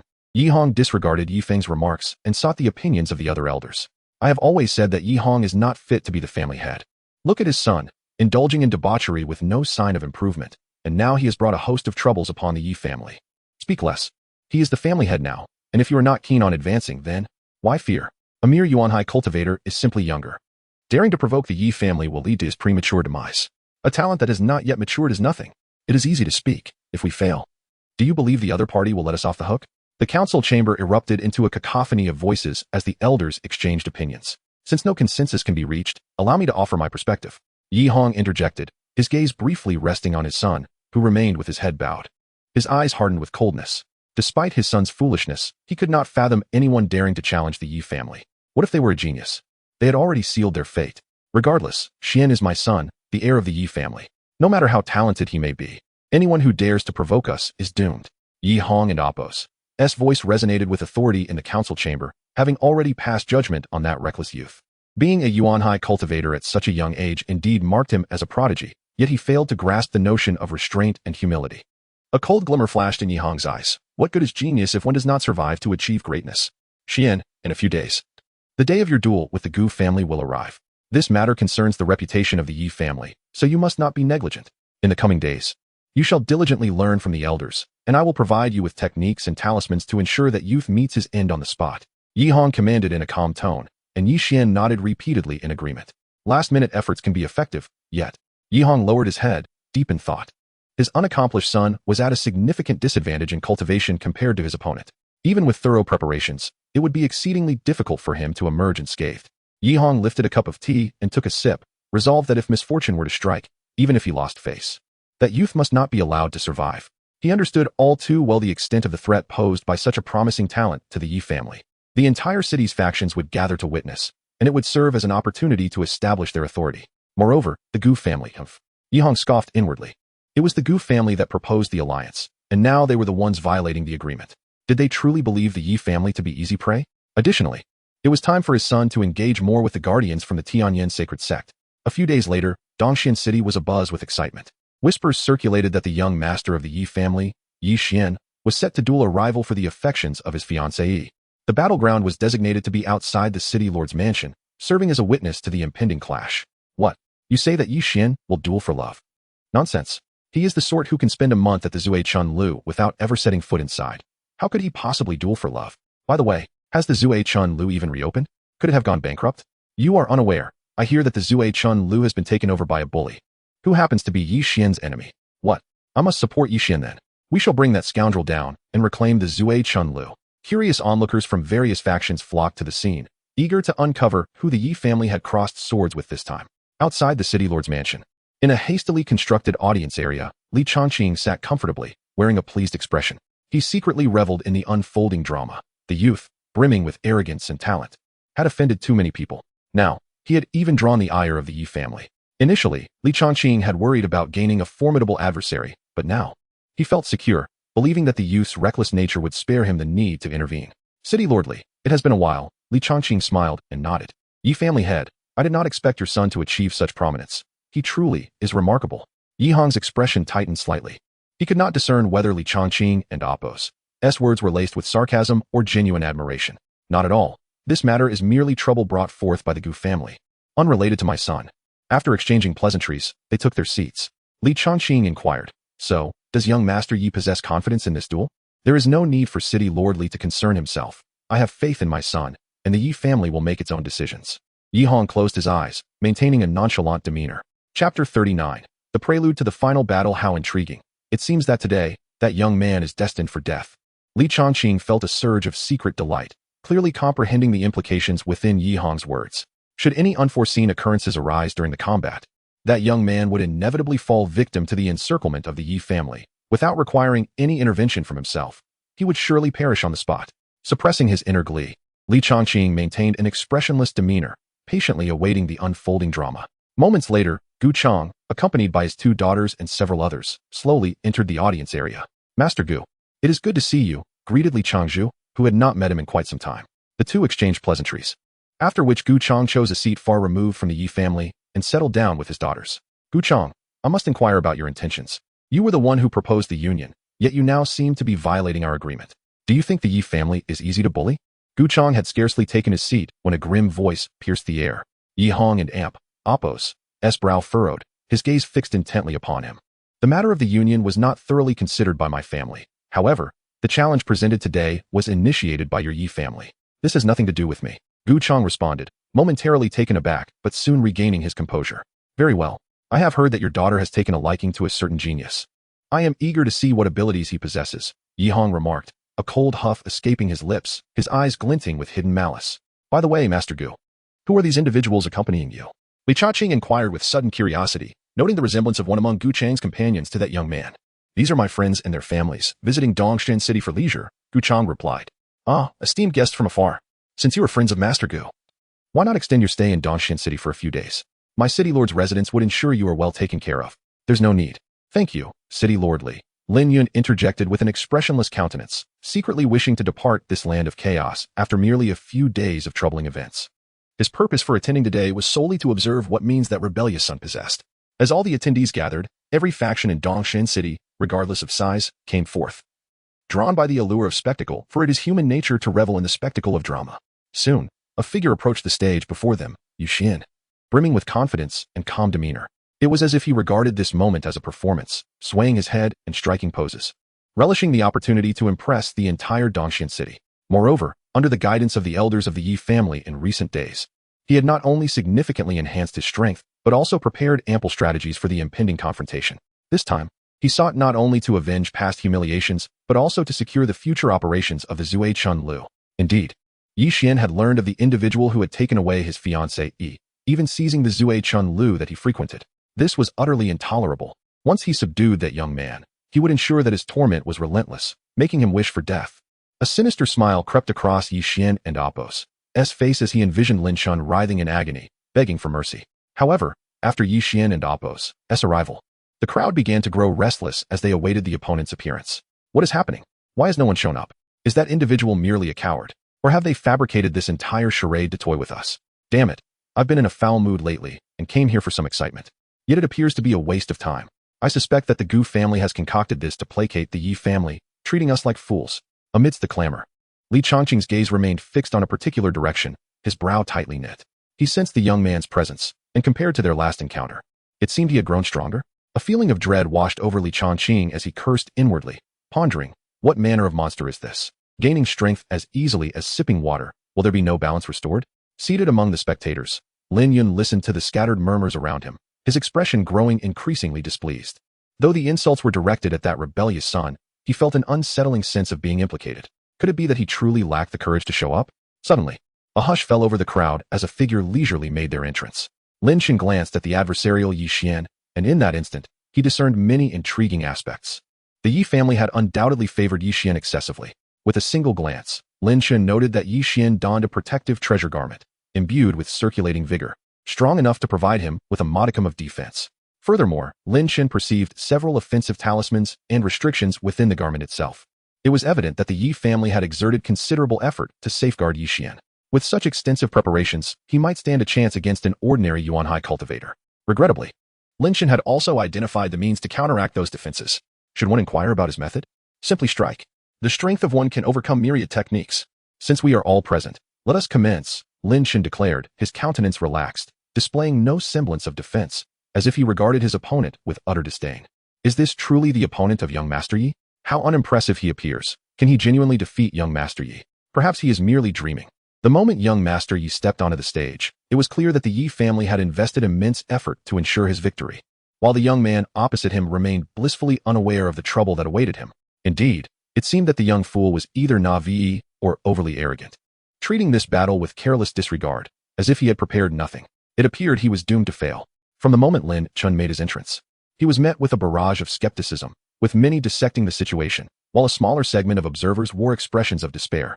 This battle, which had captivated all of Dongshan City, had transformed into a spectacle akin to gambling, with wagers placed on who would emerge victorious. That kid was merely lucky before. Does he truly believe I am afraid of him? Relying on a modicum of talent to be arrogant. I am here to demonstrate that a fallen genius is nothing at all. Yi Xian was evidently incensed by Lin Chen's dismissive demeanor. A black, ancient long knife appeared in his hand, emanating an ominous aura that seemed to draw in the very light around it. Lin Chen's eyes lit up. This blade was impressive, and he felt a connection to it. He would soon claim it for himself. Prepare to meet your end. Yi Xian sneered, the blade remaining still, yet the murderous intent coalesced. The long knife vibrating like a dragon's roar as it sliced toward Lin Chun with ferocity. A terrifying wave of destructive energy enveloped the space around Lin Chun, compelling him to confront the attack head-on. The ground beneath them shattered and collapsed, stones flying as the dark shadows swept through, reducing debris to dust. Quite interesting. Lin Chun mused, unperturbed by the terrifying scene before him. What a fearsome strike. How many artifacts has the Yi family bestowed upon Yi Xian to ensure his victory? At this rate, the young man opposite him would likely be left in tatters. That young man seemed paralyzed by fear, sensing his defeat as inevitable. How dull this turned out to be. Initially, it appeared to be a battle of equals, yet it had devolved into a one-sided rout. As the black blade approached, Lin Shen extended a finger and gently pointed. Skyward finger. An infinite torrent of spiritual energy coalesced into the form of a colossal finger, appearing almost fragile as it lightly prodded the descending blade. Boom. A resounding thud echoed as something utterly astonishing occurred. The once feared blade shattered effortlessly beneath the immense finger, as if it were delicate glass. The entire venue fell silent. Every pair of eyes widened in disbelief, fixated on this unforeseen spectacle. Suddenly, a tumultuous wave of discussions erupted. What has transpired? How has the situation shifted so dramatically? What was that lad shouting just now? Skybreaking finger. It is merely a rudimentary technique of concentrating power into a single point, yet its potency in his hands is astonishingly immense. Some whispered in disbelief. It appears we have underestimated him. This young man is indeed extraordinary. Thankfully, I placed my bets on his victory. Lin Yu, seated in the audience, was taken aback by the scene unfolding before him. This seemingly ordinary technique was one he could also perform, yet the disparity in power was bewildering. A profound sense of defeat surged within him. If he were in that position, he would never dare to confront such a strike head-on, let alone with such a simple maneuver. This rebellious child has managed to master this seemingly straightforward technique to such an extraordinary degree, Lin Yun murmured, his heart a tumult of emotions, recognizing the exceptional proficiency displayed in that move, which surpassed his expectations. Why had this rebellious child never demonstrated such skill in his presence? Otherwise, even if his divine body were shattered, he would have prioritized nurturing such talent. Or perhaps, he has never felt a sense of belonging to the Lin family. Chapter 40. The Slaying of Yi Xian. Mission accomplished. Yi Xian's pupils contracted, frozen in disbelief. How could that young man possibly withstand such a strike? This blade was bestowed upon him by an elder of the Yi family, imbued with the elder's formidable power. How could it be so effortlessly countered? He had been poised to deliver a triumphant proclamation. In the audience, the expressions of the Yi family members darkened, with Yi Hong paling the most. The previously stable demeanor of the family began to waver. This was dire. His son was likely in grave trouble.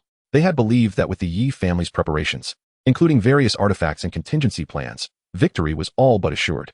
Yet, he had underestimated his opponent. Yi Hong and Appo's face grew solemn, anxiety gnawing at his heart. The elders, who had been so confident, now sat in stunned silence among the spectators. One could be heard murmuring, how could the contingency left by me be so easily dismantled? This blade is remarkable. It is a pity it is in your hands. This object is destined for me, Lin Chen remarked, his gaze fixed on the weapon in Yi Xian's grasp. What? Yi Xian was momentarily stunned, then fury ignited within him. How dare this young man look down upon him? How audacious to covet his treasured blade.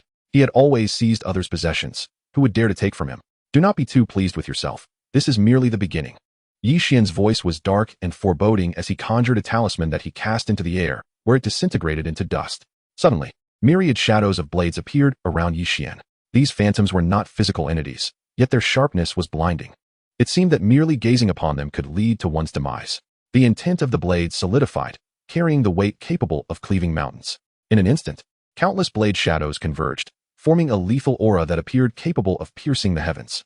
With unparalleled power, it descended fiercely upon Lin Chen's head. What has the Yi family bestowed upon Yi Xian? Surely this cannot lead to his death, murmured one shocked spectator, likening the scene to a battle against a formidable boss. Yi Xian's arsenal of hidden tricks seemed inexhaustible. Such a plethora of trump cards was astonishing. Blade intent taking form? Lin Chen pondered, contemplating how to counter this move. Why not simply unleash the supreme fist? His eyes sparkled with determination as he clenched his fist, the air trembling around him, as if a single blow could collapse mountains. Mountain-splitting fist. What? Another simple technique? Are you merely showcasing the principle of simplicity? Lin Chun was indeed capable of more elaborate techniques, yet he deemed them unnecessary. If a single punch could vanquish his opponent, there was no need for a second. The supreme fist was the most effective. As his fist collided with the blade intent, an overwhelming shockwave erupted, sweeping through the surroundings. Li Chongqing waved his hands to quell the aftermath, surveying the battlefield, now a tapestry of devastation. Had he not contained the residual force, the East Xian city would have been ravaged. What? Not even this technique could subdue that young man. A sense of dread began to seep into Yi Xian's heart, though he concealed it behind a facade of bravado. Wiping the beads of sweat from his forehead, he declared with feigned confidence, "Humph, I still have my next." That was no longer necessary. Yi Xian and Appo's body stiffened as a voice, chilling and filled with dread, emanated from behind him. He had failed to notice Lin Chen's approach. This tiresome charade must come to an end, Lin Chen remarked, extending a gentle finger towards Yi Xian. Yi Xian's heart raced violently, a life-threatening sense of crisis washing over him, leaving his complexion pale. He intended to desperately unleash a second talisman, but Lin Chen's finger descended upon him. The divine garment he wore constricted violently, as an immense force gathered at the point of Lin Chen's fingertip, seemingly to withstand the fatal strike. A crisp sound echoed as Yi Xian and Apos' divine attire shattered into countless fragments, scattering like autumn leaves. Even the seals crafted by several elders could not deter Lin Chen. That gentle poke pierced through Yi Xian entirely, leaving behind a gaping void and a gruesome spectacle of mangled flesh and blood. With his final breath, Yi Xian glanced at his wound, his pupils dilating in disbelief. Despite his meticulous preparations, how had he been so effortlessly dispatched? His body stiffened, toppling forward, lifeless as a corpse. Ding! Congratulations to the host for making a name in East Xian City. Mission rewards have been dispensed. Please check your collection. Before Lin Chen could assess his gains, he sensed a murderous gaze behind him, accompanied by an earth-shattering roar. You honor! You dare to kill my son. I shall rend you into pieces. Chapter 41. The elder of the Yi family is dead. Yi Hong's eyes were blood-red, a terrifying killing intent seemingly solidifying in the air. His cultivation at the 5th level of Yuan Hai erupted suddenly, an overwhelming aura spreading across hundreds of miles, darkening the skies. What the hell? Wasn't it supposed to be a duel? How could that brat actually kill Yi Xian? Is he not afraid of the Yi family's revenge? Who knows? Perhaps he is too arrogant, believing himself invincible while being ignorant of the Yi family's terror. Regardless, this is not something we can spectate. We must flee. The spectators had long since vanished the moment Yi Hong unleashed his aura. Head of the Yi family, please calm down, Li Chong spoke. His brow furrowed and his expression distorted. He never anticipated that Lin Chen would be so audacious as to kill their young master right before the eyes of the Yi family, even before Yi Hong himself. Calm down. You expect me to remain calm after you killed my son, Li Chongqing? Yi Hong shot to his feet, glaring fiercely at Li Chongqing, his formidable aura pressing down upon him, exuding an air that suggested he was ready to fight at any moment. No, that's not what I meant. This brat is malicious and deserves his fate. If you wish to take action, feel free, but do not harm Dongxian City. Li Chongqing and Apos' expression returned to calmness as he clearly stated his position. Yi Hong snorted coldly and turned his gaze to Lin Chen, now surrounded by the elders of the Yi family. You dare lay a vicious hand on our Yi family and Apos' young master? You must be tired of living. Yi Feng appeared grim, yet internally he was filled with exhilaration. He not only disliked Yi Hong, but also harbored resentment towards his son. With Yi Xian dead, Yi Hong would undoubtedly suffer immensely, paving the way for him to seize the position of family head with ease. Brat, you have done well. As a reward, I will grant you a swift death. Yi Feng sneered, joining the other elders to surround Lin Chen. It seemed that the young man was indeed doomed. The weight in Li Chongqing's heart lifted as he murmured to himself, pleased with the outcome, before turning his attention to the pale-faced Gu Chong beside him. Gu family head. I never expected this genius you invited to be so ruthless, killing young Master Yi in a duel. Truly remarkable. Li Chongqing feigned sorrow, lamenting Yi Xian's death. This matter has nothing to do with the Gu family. I am unaware of why that young man acted in such a manner. Gu Chang's expression was grim, equally astonished that Lin Chen would dare kill Yi Xian before his father. Li Chongqing, that old fox, was clearly trying to incite discord between the Yi and Gu families, hoping to fish in troubled waters. There was no choice but to distance himself from Lin Chen, for the Gu family was not yet strong enough to confront the Yi family directly. Gu Qingyue and Gu Yunshu exchanged worried glances, their expressions shifting multiple times throughout the unfolding events. Lin Yun sat with his family nearby, casting a complex glance at Lin Chen, who was now encircled by a throng of people. Father, you don't intend to save that beast, do you? Don't forget how he treated me and mother. This mess is entirely his doing. We need not clean up after him. Lin Yu sharply sensed Lin Yun's turmoil. He secretly hoped for Lin Chen's demise at the hands of the Yi family and would never allow Lin Yun to intervene. Lin Yun, hearing this, hesitated, her expression torn, but ultimately clenched her teeth and chose to remain quietly in her seat. Wang Yaqi looked slightly distressed, turning her head away, unwilling to witness Lin Chen's impending fate. Head of the Yi family, please accept my condolences. That young man will soon face justice. Li Chongqing sighed deeply, but Yi Hong's expression grew colder. Die? That would be too merciful. To kill my son, he wishes for death, but I shall ensure he endures a life of suffering. However, before he could finish, a tremendous wave of energy erupted from the encircling Yi family elders, sending shockwaves for dozens of miles and leaving destruction in its wake. Dongxian City. What in the world are the Yi family doing? Why haven't they captured that brat yet? Li Chongqing's previously jovial demeanor turned ashen. He had neglected to protect. And now Dongxian City had suffered immense damage. If this continued, his name would surely join the wanted list of the Qian Yuan dynasty. Yi Hong's expression shifted slightly. With all the elders engaged, was that brat still not subdued? If any elders fell in this encounter, it would be a catastrophic loss for the Yi family. After all, Each elder was an indispensable pillar of the Yi family, requiring immense effort to cultivate. You are not merely at the first level of Yuan Hai. Yifeng's earlier confidence shattered, his voice trembling as he pointed a quivering finger at Lin Chen, clutching an object in his hand. It turned out to be the severed head of a Yi family elder, lying beside a bleeding corpse and a broken sword. Yifeng's pupils contracted. He vividly recalled the recent events. An elder had rushed forward, sword drawn, attempting to claim Lin Chun and Apos' life for glory, believing his second-level Yuan Hai cultivation sufficient. Yet, he never anticipated that Lin Chun would also draw a blade. In the instant their weapons clashed, a powerful wave of energy erupted, and the elder's headless body collapsed to the ground.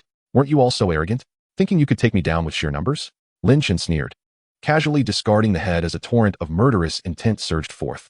Thud, thud. The foremost Yi family elders, caught in Lin Chen's terrifying killing intent, collapsed without engaging in battle, their faces pale, blood seeping from their orifices, leaving behind only expressions of fear and dread as they gazed at Lin Chen, whose aura was fully unleashed. You little brat, you are not merely at the first level. Yi Feng stammered. He had thought Lin Chen was just a newly ascended first-level Yuan Hai cultivator. Faced with such overwhelming numbers, he believed it to be a futile struggle. Yet, as Lin Chen dispatched the elder with ease, Yi Feng's demeanor shifted from amusement to dread. Was this truly the combat power of a first-level Yuan Hai cultivator? You all talk so much nonsense. Come on. Let you all die by my blade. Lin Chen had no time for further dialogue, having just elevated his cultivation. He was eager for a sharpening stone, and a group of foes presented itself before him, grasping Yi Xian's fallen equipment. Lin Chen revealed a bloodthirsty grin and ruthlessly cleaved towards the terrified elders of the Yi family. An endless stream of spiritual power coalesced into a terrifying black blade, seemingly set to obliterate everything in its path. The Yi family elders quickly realized the futility of resisting this attack and scattered in every direction. However, the horrific power still ensnared many, reducing them to fragments. Accompanied by thunderous sounds, cascading debris, and the earth shaking, a chasm of unfathomable depth stretched for hundreds of miles, marking the obliteration of Dongxian City. Li Changqing's expression mirrored the darkness of his pupils. My Dongxian City. Lin Chen's strike had devastated the very foundation of Dongxian City. And even if it could be rebuilt, it would never regain its former splendor. Looking back at the Yi family's elders, a large group had already been thrown into disarray, suffering losses both dead and wounded. You fiend. Do you understand how many lives in Dongxian City you have affected? An elder of the Yi family, clinging to life, bellowed with eyes ablaze. So what? Lin Chen sheathed his long knife, wearing an expression of indifference. The elder's words stirred not a ripple within him. Moreover, should not the destruction of Dongxian City be attributed to your shortcomings? Reflect upon whether your strength suffices. Had you known your inadequacies, you could have simply lined up and allowed me to eliminate you all. With a casual flick of his wrist, Lin Chen dispatched the elder before him. Is the head of the Yi family still present? If you do not come to intervene soon, I shall eradicate every last one of your kin. His voice, imbued with a hint of mirth, echoed through the air. Shortly thereafter, Lin Chen beheld two figures rushing toward him, standing his ground. He regarded the two figures with an expression of calm as they positioned themselves before him. One was Li Changqing, while the other, a middle-aged man, was unfamiliar to Lin Chen, presumably the head of the Yi family. At that moment, both wore equally grim expressions, their bodies radiating an unfathomable aura of murderous intent. Chapter 42. Has Lin Chen perished? What has transpired? Why is everyone rendered speechless? Lin Chen raised an eyebrow and spoke first, seemingly oblivious to the pervasive aura of impending doom surrounding them. You dare to destroy Dongxian City. You are utterly audacious. The Qianyuan dynasty will not let you off the hook. Li Changqing's somber expression betrayed a hint of madness, especially when he mentioned the Qianyuan dynasty. His tone tinged with palpable reverence. Oh, is that so? How unfortunate for you, as the city lord, to ponder whether they will pursue me or you first. Lin Chen retorted with a light-hearted smile, causing Li Changqing's countenance to darken further. Lin Chen was not mistaken. With such catastrophic losses inflicted on Dongxian City, Li Changqing could not escape culpability. The only recourse now was to capture this young man before him alive and use him to atone for his sins. Li Changqing's expression hardened as he unleashed the full force of his cultivation at the 5th level of the Yuan Hai realm. Meanwhile, Yi Hong fixed an intense gaze on the individual before him, the architect of the Yi family's ruin. His aura surged with wild intensity. Resembling a ferocious beast poised to pounce on its prey, his vengeful eyes locked onto his quarry. You have slain my son and countless elders of the Yi family. I swear to tear you to shreds. Two terrifying presences erupted into the sky, stirring up clouds of dust that obscured the sun. Yet, Lin Chen remained unfazed in the face of this overwhelming pressure. After all, it was merely a battle among equals. Even if he were to falter, he could retreat and return to show them the most despairing death imaginable. Moreover, a smirk played at the corner of his mouth. for his supreme divine body was not to be underestimated. Yi Hong, cloaked in a violet lightning aura, wielded a sword that conjured countless phantoms, forming an immensely powerful sword formation that ensnared Lin Chun. The terrifying sword radiance tore through the surrounding space, seemingly intent on shattering Lin Chun to pieces. Li Chongqing waved his hands, unleashing an indescribable black flame that engulfed the area. Boy, dying at our hands is a privilege you should be grateful for. Accompanied by sinister laughter, the flames and sword shadows converged in a relentless assault upon Lin Chun, the cataclysmic noise and aftermath obliterating everything in their wake. Is he dead? A prolonged silence ensued, during which Li Chongqing and Yi Hong were oblivious to another individual below, who was more eager for Lin Chun's demise.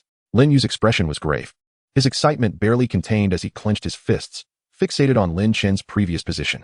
It had only been a short while since their last encounter, yet Lin Chun's progress exceeded his wildest expectations. If left unchecked, he would undoubtedly become a future threat, whether intentional or not, jeopardizing Lin Yu's standing within the Lin family. A glimmer of deep apprehension flickered in his eyes as he stared intently at the center of the battlefield. Lin Yun stood silently beside him, torn between regret and astonishment. He was astounded that Lin Chun, his rebellious son, had attained such formidable strength in such a brief period. Not only had he vanquished the elders of the Yi family, but it now required the combined efforts of Li Chongqing and the Yi family patriarch to hope to subdue him. Regret gnawed at Lin Yun. Why had he not retained Lin Chun? Had he known of Lin Chun and Appo's extraordinary talent, he would have undoubtedly bequeathed the position of heir to him. Now, with Lin Chun severed from the Lin family's ties, his earlier indecision had cost him the chance to foster a favorable relationship.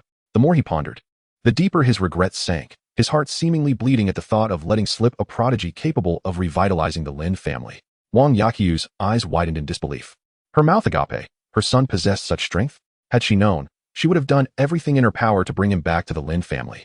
But now, with Lin Chun harboring no affection for the Lin family, the realization sent a shiver down her spine, her expression turning bitter as she could only pray for Lin Chun to have perished in that last attack. Lin Xuero, equally dumbfounded, wore a look of shock on her beautiful face, wondering if her elder brother had indeed fallen. Gu Chong was lost in thought, aware of Lin Chun's prowess, but never anticipating it to reach such heights. Not only had he slain Yi Xian, but now he faced Li Chongqing and Yi Hong alone. This level of power far surpassed Gu Chang's imagination. Gu Qingyue and her companion were tense, believing Lin Chun fought for their sake and naturally wishing for his safety. After a long while, silence reigned supreme. Li Chongqing felt a twinge of regret, wishing he had held back earlier. Now, with no sign of life or death, would he be the sole bearer of the impending blame? Anxiety gripped him as he contemplated his future.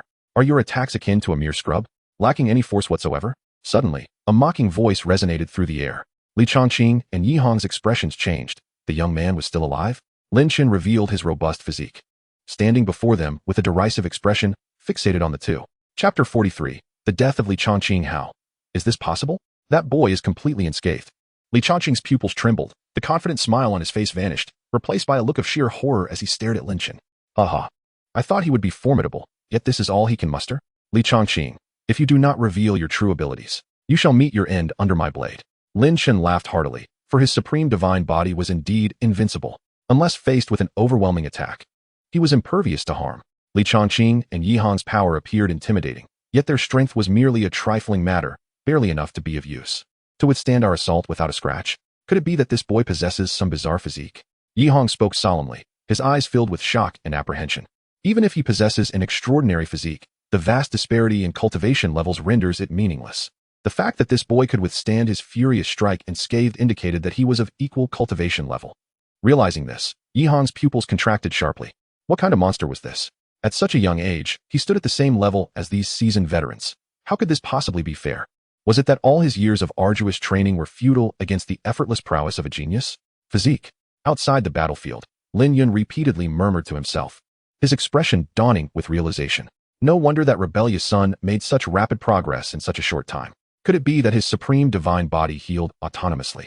Or perhaps he was never truly harmed? But if that were the case, why hadn't he confided in me?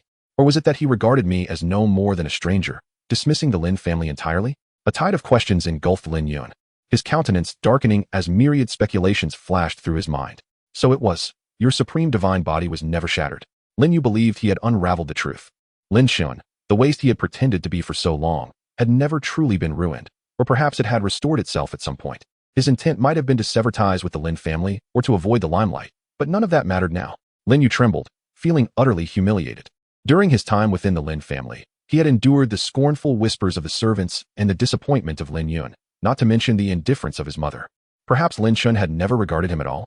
Meanwhile, he had been reveling in his aspirations of becoming the new Lin family heir, while in Lin Shen's eyes, he was no more than a jester. Now, as long as Lin Shen held that intention, no, if Lin Yun were not too proud to do so, he might even find a way to invite Lin Shen back to the Lin family. What he desired was not only within Lin Shen's grasp, but also something he deemed beneath contempt. And now, with his own cultivation ruined, they hastily shifted their focus back to Lin Shun.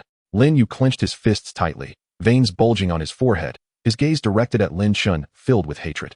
He resented Lin Shun for deceiving him for so many years, perhaps secretly viewing him as the fool. He loathed the fact that he currently lacked the strength to eliminate Lin Shun and could only watch helplessly. If you have any other tricks up your sleeve, feel free to unleash them. Do not wait until your demise to regret it. Lin Shun said nonchalantly as he stood with his hands behind his back, while Li Chongqing and his companion merely fixed their gazes upon him. Very well, if you choose not to act, I shall take your lives. Lin Shen's figure vanished in an instant. The glint in Li Chongqing's eyes flickered as he sensed a terrifying aura locking onto him. Boy, do not think you can act with impunity. Li Chongqing waved his hands, and a far more terrifying black flame engulfed the heavens and the earth, exuding an aura of destruction. The power was so immense that even Yi Hong had to furrow his brow and retreat to avoid being caught in the flames. This fire. Gu Chong led his two daughters to retreat, frowning deeply. He did not recognize the flames above, but it seemed Lin Shun was about to face dire straits. Ah, that fellow is finally going to die? Lin Yu, forced to distance himself from the battlefield, felt a rush of joy, eager to witness Lin Chen meet his end in flames. Boy, how does it feel now? Let us see if you still have the audacity to be so defiant. How does my scorching soul flame taste? Li Chongqing smiled as he produced an inconspicuous small sail from his sleeve. Once your physical form is obliterated, your soul shall visit my soul-binding sail for a delightful stay as silence enveloped the void. It seemed that the boy's physical form had perished. It was time to invite him into the soul-binding sail for a grand experience. The soul-binding sail? What a splendid idea. How delightful it would be for you to be a guest there afterward. Li Chongqing's expression shifted drastically. His earlier confidence replaced by fear and anxiety as Lin Chen's deep voice resonated around him. That boy is somehow still alive. Li Chongqing expanded his consciousness, meticulously searching for Lin Chen's figure. Do not waste your effort. Prepare yourself for the journey ahead. Behind me. Li Chongqing's pupils constricted as a torrent of spiritual energy surged from his body, forming a solid shield to protect himself. Yet, he felt a hand effortlessly pierce through the formidable barrier of spiritual energy. That hand aimed not merely at his flesh. Li Chongqing's heart raced. His consciousness sensed that this hand intended to crush his very soul. With a crisp sound, Lin Shen's hand effortlessly penetrated Li Chongqing's lifeless body. Discarding the corpse, Lin Shen turned his attention elsewhere. Did you think that by abandoning your physical form, you could escape? Preposterous. Lin Shen scoffed, for he never spared a second thought for those who slipped through his grasp.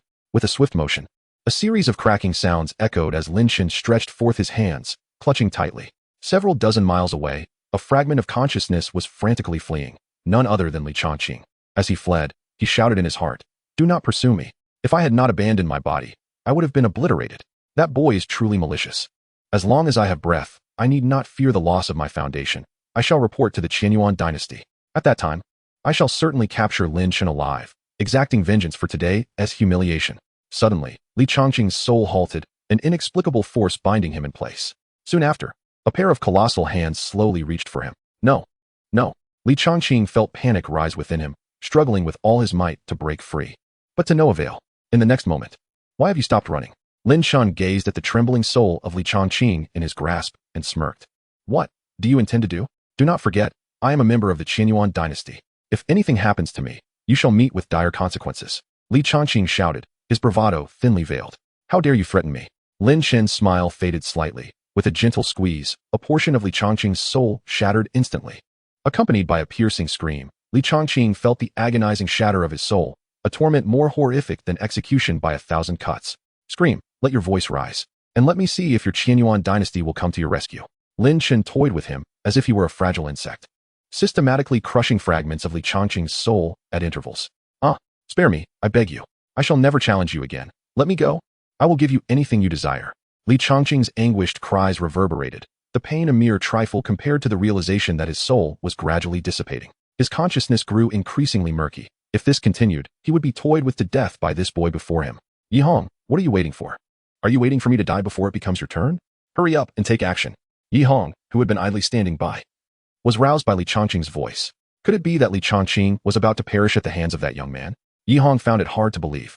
The flames emanating from Li Chongqing were enough to make even him retreat in fear. How could that young man possibly contend with such power?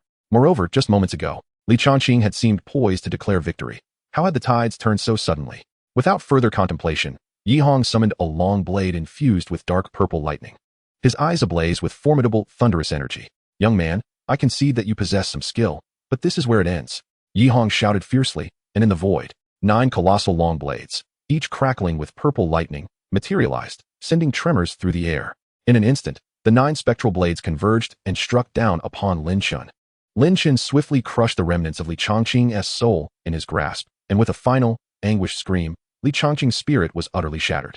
Chapter 44. Conclusion. Confronted by the descending thunderblade, Lin Chun displayed not a hint of fear, responding instead with a decisive punch.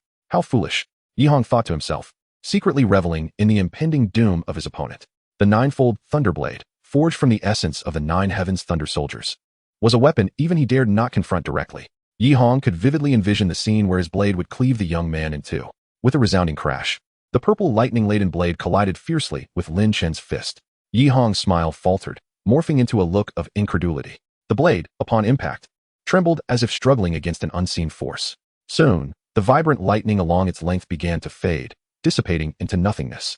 A sharp crack echoed, and Yi Hong swallowed hard, instinctively gazing at the weapon in his hand. Not only had the blade's illusion vanished, but the weapon itself shattered into countless fragments amidst a flurry of crackling sounds. Unleash whatever tricks you have left, otherwise, you shall join Li Chongqing in the depths of hell. Yi Hong's expression shifted, his eyes no longer filled with hatred, but rather an unacknowledged apprehension. If you wish to kill me, let us see if you possess the capability. Forcing a semblance of confidence, Yi Hong's exterior belied the turmoil within. He felt a stark awareness of the role reversal. He had transitioned from hunter to prey. No, I cannot remain passive. Faced with the unexpected turn of events, Yi Hong reluctantly admitted to his fear. He had initially perceived this as a mere conflict among juniors, believing that the elders would surely secure victory. He had been convinced that alongside Li Chongqing, their victory was assured. Yet now his son lay dead. The elders of the Yi family perished, and even Li Chongqing had met his demise. A flicker of concern crossed Yi Hong's face. Would he be next? He found himself plagued by trepidation even before the battle commenced. Casting aside his doubts, Yi Hong roared, summoning boundless spiritual energy that coalesced into a towering giant, exuding an overwhelming presence. Remarkable, I must try this myself next time. Lin Chun's eyes sparkled with excitement, though he refrained from emulating Yi Hong's display. Recognizing it as a desperate final stand, I will slay you for the Yi family. The giant opened its mouth to unleash a roar, but the remaining words remained unspoken. With a deft motion, Lin Chun wielded the black long blade, slicing through the very fabric of space and appearing before Yi Hong in an instant. Striking at the heart of the matter, he knew that such grand showmanship was effective only against lesser foes. Die! Lin Chun's blade pierced through Yi Hong's terrified form. A wave of excruciating pain coursing through him as he felt his spiritual energy become stifled.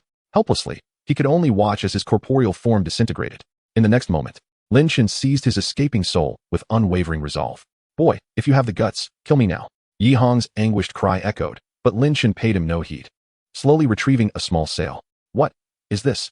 Yi Hong's struggles began to wane, his expression shifting from defiance to sheer terror. He had heard tales of the soul-binding sail, which consumed souls for nourishment. He had yet to feed it, and today, he would serve as its first meal. With a beaming smile, Lin Chun confined Yi Hong's essence within the sail. No.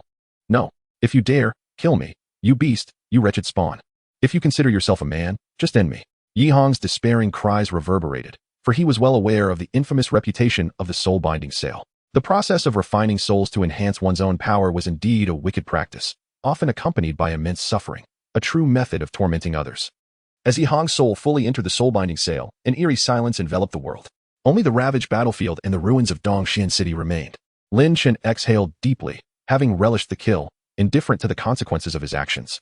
Regardless of the might of the Qian Yuan dynasty, he would not hesitate to eliminate any who dared to confront him. Regrettably, both the city lord's mansion and the Yi family had been reduced to ashes.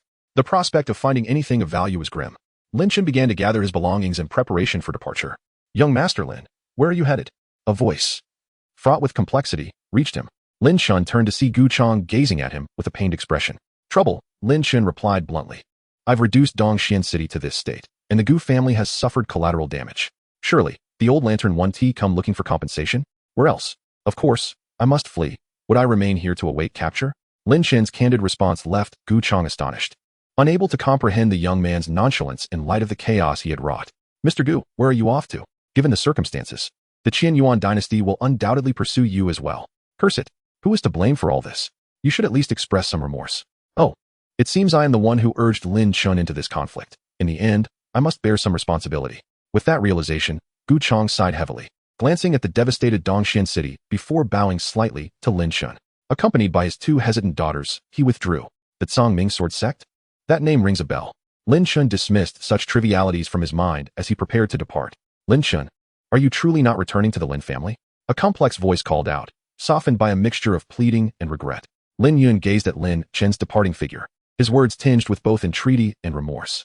Lin Chen did not wait to hear the conclusion of his words. With a swift motion, he vanished from sight, leaving behind Lin Yun, whose expression was a blend of unspoken words and quiet bitterness, alongside the varied reactions of those remaining. Chapter 45, Bloodblade Pavilion. My dear husband, are you truly allowing Chun'er to depart like this? You must have witnessed his strength just now, have you not? Wang Yaqiu's face was etched with anxiety as she grasped Lin Yun's hand, hoping he could persuade Lin Chen to return. Surely, you cannot think I am unaware of this. However, the issue at hand is not whether we can invite him back to the Lin family.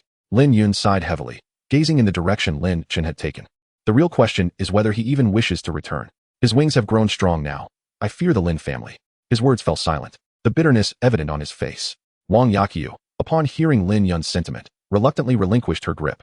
Given Lin Chen's current disposition and power, and the grievances the Lin family had caused him, it seemed unlikely he would ever come back. Yet, Wang Yaqiu was unwilling to relinquish hope, a prodigious talent that rightfully belonged to the Lin family, an opportunity to rejuvenate the clan. After all, Lin Chun was still a member of the Lin family. Surely there must be a way to rekindle his loyalty. With resolve, Wang Yaqiu contemplated the path ahead. Father, mother, do not dwell on this. He will not return to the Lin family. Besides, he has just devastated Dongxian city. The Qian Yuan dynasty will not spare him. Do you truly believe the Lin family can protect him? Lin Yu's somber voice resonated, causing Lin Yun and Wang Yaqiu to fall into a concerned silence. Let it be. For now, we must first tend to your injuries. I hope the Tianyan holy sect possesses a solution, Lin Yun remarked, burdened with uncertainty about the future. What began as a respite had devolved into a cascade of troubles. Not long after, two figures appeared above the now desolate Dongxian city. One was a woman of ethereal grace, her demeanor cool and composed, murmuring, "It seems I have arrived too late." This was Jiang Yunyu. After departing from the Lin family celebration, had mobilized her influence to seek out Lin Chen's whereabouts. She had harbored an inexplicable premonition, while others deemed Lin Chen a waste. Jiang Yunyu discerned that he merely concealed his talents. Given his audacious character and innate gifts, neglecting him could lead to dire consequences. Recently, her subordinates had reported sightings of the person she sought in Dongxian city, yet she had arrived too late. Her delicate brows knitted together as she expanded her senses, meticulously scanning the area within 100 miles. Junior sister, it is time to let this go. He is merely a youth with some talent. Such individuals abound within our sect. A handsome young man beside her attempted to dissuade her, hoping she would abandon her pursuit. Who could this person be that compelled Jiang Yunyu to undertake such efforts, even personally searching? A flicker of barely concealed jealousy flashed in Gao Hong and Appo's eyes. In the Cangming sword sect, Jiang Yunyu was revered as a goddess among disciples, exceptional in talent and lineage, yet none of her numerous admirers had captured her interest. Her cool demeanor and devotion to cultivation were well known, making her personal quest to find someone all the more intriguing. As a notorious suitor of the Gao family, a prominent clan in the eastern wilderness, Gao Hong could not allow a mere unknown youth to gain the favor of the woman he considered a perfect match for himself. Thus, upon learning that Jiang Yunyu was departing the sect to search, he shamelessly followed her, generously offering to inform her immediately should he find the sought-after individual. Senior brother Gao, if you are impatient, you may return to the sect rather than impede my progress, Jiang Yunyu replied coolly, harboring no fondness for the persistent young man. However, what would she do if she found Lin Chen? With his temperament, she might initially need to subdue him. Yet, Jiang Yunyu felt no trepidation in this regard. She was confident in her abilities. Now at the 9th level of the Divine Palace realm, she had even brushed against the threshold of the Yuan Sea realm. Lin Chen, as long as he remained within the Divine Palace realm, even at the 9th level, would be no match for her. The question of whether to return him to the Lin family or keep him by her side for further cultivation could be considered later. With a serious expression, Jiang Yunyu's thoughts were interrupted as her senses detected something, prompting her to hasten in a specific direction. How could I possibly be impatient? Being with junior sister Jiang, I am content no matter the circumstances. Gao Hong's flattering words trailed off as he noticed Jiang Yunyu had already vanished. His expression shifted as he quickly followed in pursuit. Are you not coming out? How long do you intend to follow me? Lin Shen called out to an empty space beside him, his expression impassive. Ever since leaving Dongxian City, he had felt the presence of someone closely tracking him. As time passed, the number of gazes upon him intensified. Interesting, to think I would uncover my target so easily. No wonder the Wang family has offered such a generous bounty. They truly are formidable. Lin Shen observed as the air around him warped, revealing several figures clad in black robes, their faces obscured by menacing masks, indistinguishable as male or female, engaged in casual conversation. Ah, so the Wang family has dispatched you? Lin Shen pondered, swiftly grasping the situation. After he had slain Wang Hao, they had likely sent these individuals to seek revenge. You, boy, consider this a mercy. For you shall die with clarity. Who told you to offend the Wang family without discretion? They are currently hunting for you, and your worth is a staggering several tens of thousands of high-grade spirit stones. Your life will be claimed by us at the Bloodblade Pavilion. One member of the Bloodblade Pavilion rasped, excitement lacing his voice. Several tens of thousands of high-grade spirit stones? The Wang family certainly spares no expense, Lin Shen mused, unable to suppress his astonishment. Even during his past life as a corporate drone, he had never been valued so highly. It made him almost consider turning himself in. Yet, on the flip side, to dare issue a bounty on him, he would have to choose a propitious day to pay a visit to the Wang family and ensure they departed completely. Why waste breath on a dead man? Just act. Another member of the Bloodblade Pavilion interjected coldly, urging them to claim their prize swiftly before competitors could interfere. Boy, blame yourself for provoking those you should not have. In your next life, perhaps you might learn to tread more carefully. The dim glow of malice flickered in the masked figure's eyes as shadows surged from their sleeves, revealing a swarm of unknown black insects. The sheer number of these creatures surged forward like a tsunami, and Lin Shen harbored no doubt. Any living being caught in their midst would soon be reduced to nothing but bones. Lin Shen scoffed. He had a deep-seated aversion to insects. The advancing swarm, as if struck by a powerful blow, disintegrated into nothingness. What? The pupils of the Bloodblade Pavilion members, hidden beneath their masks, widened in disbelief. This boy had slain the heir of the Wang family. He should have been no more than at the 5th or 6th level of the Divine Palace realm. How could he annihilate their insects with such ease? Chapter 46. Jiang Yunyu arrives with such meager skills. Does one dare to venture into the world of assassins? Is one not afraid of losing their own life in the process? Lin Shen scoffed dismissively. With such paltry abilities, how could anyone even think of taking his life? However, the root of the matter lay with the Wang family, who had issued a multitude of bounty notices. If not dealt with swiftly, it was likely that an incessant stream of pests would continue to harass him. It seemed the Wang family's lineage was indeed extensive. While contemplating, Lin Shen seized a blood-red long knife that was hurtling towards him. Among the members of the Bloodblade Pavilion, one could no longer restrain themselves and made a move. The members' expression shifted in alarm as they struggled to withdraw the long knife, only to find it completely immovable. This was bad. This kid was far from ordinary. Upon realizing the gravity of the situation, someone shouted in panic. This time we've kicked a steel plate. A terrifying aura suddenly erupted from Lin Shen, causing the individuals before him to explode like overinflated balloons, scattering like petals in a storm. Not only those in the immediate vicinity, but even several lower-ranked members of the Bloodblade Pavilion were overwhelmed by this fearsome presence, meeting the same explosive fate. Quite a spectacle, Lin Shen mused, observing the scene as this group inadvertently provided him a vibrant display at the cost of their lives. You are in the Yuan-Si realm. The remaining few, their faces pale as parchment beneath their masks, bled from their mouths as they spoke in horror. Lin Shen effortlessly dispatched the last of them, leaving 2 individuals bound in the void by his mental force. I shall ask the questions, you shall provide the answers. The one who reveals more shall earn their life. Lin Shen's tone grew colder. Yet one of them retorted with a derisive laugh. Even if you kill us, there will be an endless stream of others seeking your head. Do not think you can pry into our minds. Our mental forces are sealed, and you will find no answers. Excellent. I do enjoy a resilient tongue, Lin Shen replied with a smile, unfazed by their bravado. He then produced the soul-binding banner. What if you cannot search the soul? There are myriad ways to compel someone to speak. The expressions of the two shifted as they beheld the object in Lin Shen's hands, their faces paling significantly, beads of cold sweat forming on their foreheads. I am most curious. Are your bones as unyielding as your tongue? Since you refuse to speak now, I shall place your souls within this soul-binding banner for a few days of practice. Lin Shen waved the banner, grinning as he observed their terror. Let us see if your resolve endures then. The time ahead was ample. He would ensure they remained alive and not entirely broken. A terrifying malice radiated from Lin Shen's dark pupils, causing even these seasoned killers, accustomed to carnage, to shudder involuntarily. They had long heard of the infamous soul-binding banner, a treasure that strengthened its wielder through the torment of others' souls. To be a guest within that banner would be a fate worse than death. Are you two prepared? Step into my wondrous abode. Suddenly, one of them gritted their teeth and spoke. If we provide you with intelligence, will you spare our lives? Naturally, I am a man of my word. unwavering in my promises. Lin Shun replied sincerely, stroking the soul-binding banner with an affable smile. The man then relented, divulging information in detail. Upon hearing, Lin Shun pondered. The Wang family disseminated bounties through a platform known as the Bloodwall List, recruiting powerful rogue cultivators or mercenary organizations to eliminate specific targets. His current worth was substantial, and interested parties were plentiful. This is all we know. How can you guarantee its authenticity? The Bloodblade Pavilion member stammered, his face reddening.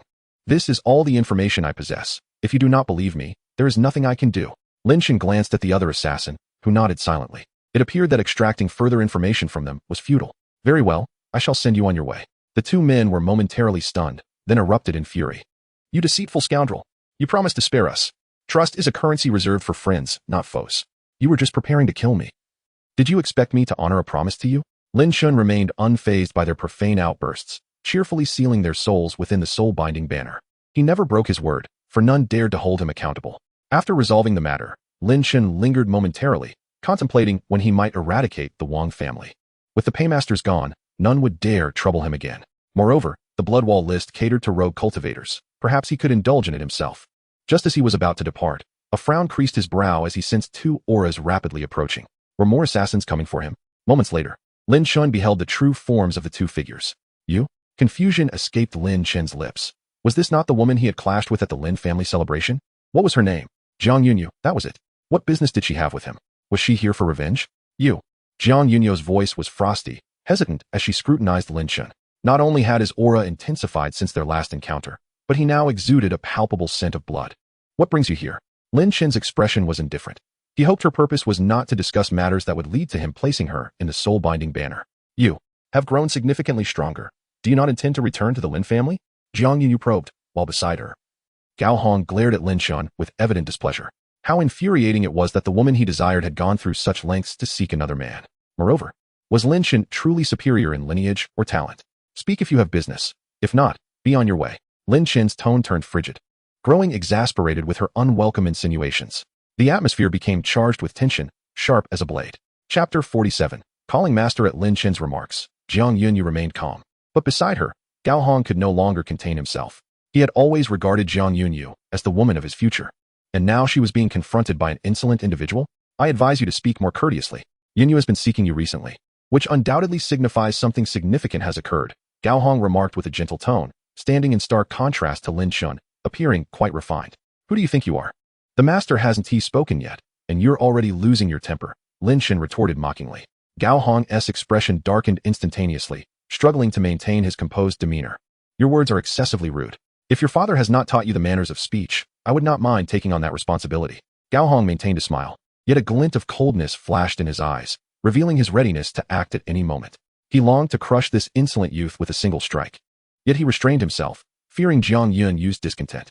Lin Shun, is the destruction of Dongxian City related to you? Jiang Yunyu inquired, her tone tinged with complexity. It was my doing. What do you intend to do about it? Lin Shun replied, his hands open and his expression nonchalant, as if the obliteration of Dongxian City were a trivial matter. Sister, did you hear that? This man before us is the mastermind behind the annihilation of Dongxian City. It turns out you have been pursuing such a vile creature. Gao Hong exclaimed with delight, realizing he now had a valid reason to take action. His sister had been hunting a practitioner of the demonic path. It was time to showcase his prowess. As disciples of the Tsang Ming sword sect, it is our duty to eradicate the demonic path. Sister, step back. This scoundrel is not worthy of your hands. I shall deal with him. Gao Hong spoke with a steady voice, though internally he was exhilarated, knowing that defeating this youth would elevate his standing in Jiang Yunyu's eyes. Jiang Yunyu hesitated, letting out a soft sigh as she turned away, seemingly unable to bear the impending scene. She had ultimately arrived too late. Lin Shun had already fallen into the depths of the demonic path. Gao Hong noticed Jiang Yunyu's implicit approval of his actions and was filled with joy, anticipating his moment of glory before her. Good heavens! What are two insignificant beings at the Divine Palace realm chattering about? Before Gao Hong could relish his triumph, an impatient voice echoed near him. Oh no! Gao Hong instinctively summoned a sword, ready to strike at the source of the voice. Wah! What is happening? Gao Hong's face changed dramatically, his movements becoming stiff as the sword slipped from his grasp. A terrifying pressure constricted around his throat, rendering him motionless. The source of this overwhelming aura. Lin Shun extended a hand, resting it upon Gao Hong's shoulder. You young folks should temper your fervor before shouting for violence. Consider whether you are capable of such actions. Lin Shun taunted, his words transforming Gao Hong's excitement into sheer horror. It was clear that this demonic figure was far beyond his capabilities. Lin Chun, you. Jiang Yunyu was also overwhelmed by the oppressive force, her face paling as she struggled to speak. You have reached the Yuan High Realm? After a long pause, the astonished words escaped Jiang Yunyu's lips, but in the next moment, her delicate neck was seized tightly by Lin Chen's hand. I had almost forgotten about you, yet here you are, daring to seek trouble with me. Lin Chen frowned, gripping her with an unyielding force, ready to crush her like a delicate flower. System alert. Host has been provoked. New task issued. As a rogue cultivator, one cannot endure such humiliation. A severe retaliation is necessary. Humiliate Jiang Yunyu before Gaohong. Task reward. Long-distance spatial teleportation and concealment of presence. Upon hearing the familiar voice in his mind, Lin Chen was mildly surprised. Why had there been no system tasks during his previous battles in Dongxian City? He gazed at the struggling Jiang Yunyu, pondering if she was somehow connected to the system task. Not dwelling on it further, Lin Chen snapped back to the present. This task seemed straightforward, and the rewards were quite advantageous for future endeavors. Lin Chen, what do you intend to do? Jiang Yunyu managed to utter, her face reflecting a deep pallor. Lin Chen remained silent, his other hand gently squeezing in Gaohong's direction. A series of cracking sounds, accompanied by anguished cries, emanated from Gaohong. Every bone in his body was being compressed, threatening to end his life at any moment. Even if he survived, the agony was enough to drive him to the brink of despair. WH. What are you planning? I came to find you. He is innocent. Please do not kill him. Jiang Yunyu's chest heaved violently, her delicate form trembling as she shouted. In response, Lin Chun released his grip, and Gao Hong's cries dwindled to mere whimpers. How is it? Do you wish to save him? Lin Chun pulled Jiang Yunyu closer, his face hovering near hers, a wicked smile playing upon his lips. Cough, cough, what do you want from us? Jiang Yunyu's complexion was frail, beads of sweat dotting her forehead, enhancing the fragile beauty of her cool demeanor. The droplets trickled down her smooth forehead, along her pale cheeks and slender neck, finally resting upon her delicate collarbone. What do I want? That is a question you should ponder yourselves. You come to trouble me, and now that you find yourselves outmatched, you feign indignation. What do you expect? Lin Chen dismissed Jiang Yunyu's glare with a light chuckle. WH. What must we do to be spared? Name your price. Whether it be cultivation resources, spiritual treasures, or techniques, the Jiang family can provide them for you. Jiang Yunyu took a moment of silence before reluctantly stating, her demeanor resolute, but her gaze unyielding. Lin Chen chuckled softly, finding her offer amusing. With the system at his disposal, such items were of no interest to him. He could simply seize them from others if necessary. I desire none of those things. I want. Lin Chen replied cryptically, his gaze fixed intently on Jiang Yunyu. Initially, she did not comprehend his intentions, but in a fleeting moment, realization dawned upon her. You cannot possibly mean. Even Jiang Yunyu, with her icy composure, exhibited a noticeable tremor. 2 crimson spots bloomed upon her pale visage as she clenched her teeth, crossing her arms defensively while casting a wary gaze at Lin Chun. What? Are you unwilling? Yet it appears you have no choice in the matter. If you refuse, it will not only be you who perishes. Even this pitiful soul shall accompany you to the grave. Lin Chen spoke with an air of nonchalance, his disdainful expression igniting a fury in Jiang Yunyu, making her wish to strike him at once. Sister, do not agree to his demands. Gao Hong's pained whispers broke through, suffering under the dual torment of body and spirit. He was not only fighting for his life, but also for the woman he admired. A deep sense of despair enveloped him. Lin Chun, you despicable rogue, do not harbor any illusions. I would rather die than submit to you. Whether you choose to kill me or not is your prerogative, for the Jiang family and the sect will seek vengeance on my behalf. Jiang Yunyu's expression hardened, radiating a fierce resolve as she regarded Lin Chen coldly. Lin Chen applauded mockingly, genuinely impressed. My word, what a noble sentiment. Even I find myself moved. However, you have miscalculated one thing. Your lives are mine to determine. Before you die, I can indulge myself, and afterward, I shall enjoy the spoils. Regardless, it is all a gain for me. Jiang Yunyu stood in stunned silence, having underestimated Lin Chen's shamelessness and perverse nature. The decision loomed before her, to live or to perish, yet the one who would meet their demise would not be her, but rather that pitiful creature. Lin Chen's mocking words reverberated in her ears. Internally, she grappled with her thoughts. Death would bring nothingness. Yet to live meant that the dignity she had lost could perhaps be reclaimed. With eyes ablaze with hatred, Jiang Yunyu fixed her gaze upon Lin Chen's face, as if to etch it indelibly into her memory, and through gritted teeth, she managed to utter, What do you want me to do? Lin Chen nodded with satisfaction. This was precisely the response he sought. He then relished the sight of this exalted daughter of the Jiang family, a dreamlike figure to the disciples of the Tsangming sword sect.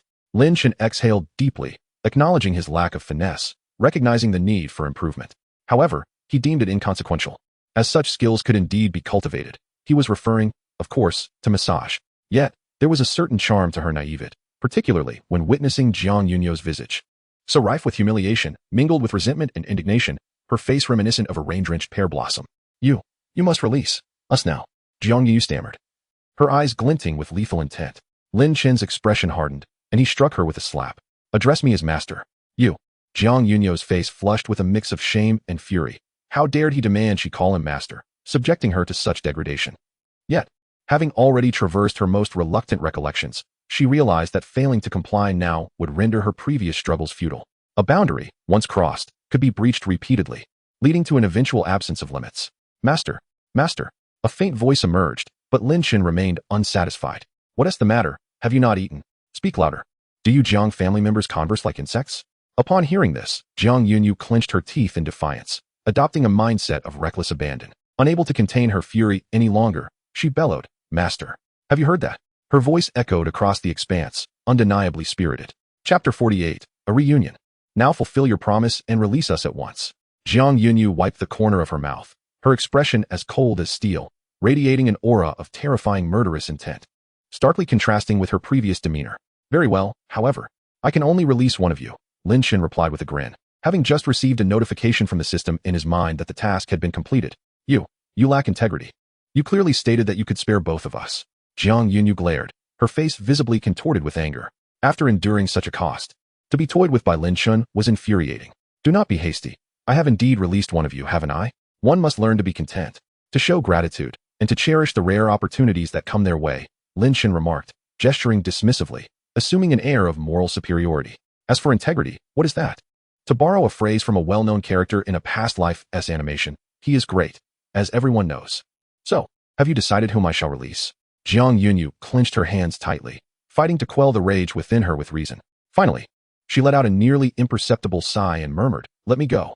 Sacrificing herself to save another was out of the question. She barely knew Gao Hong, and it was he who had insisted on following her, leading to this predicament. Moreover, after enduring such a cost, could she truly relinquish her chance at freedom for a stranger?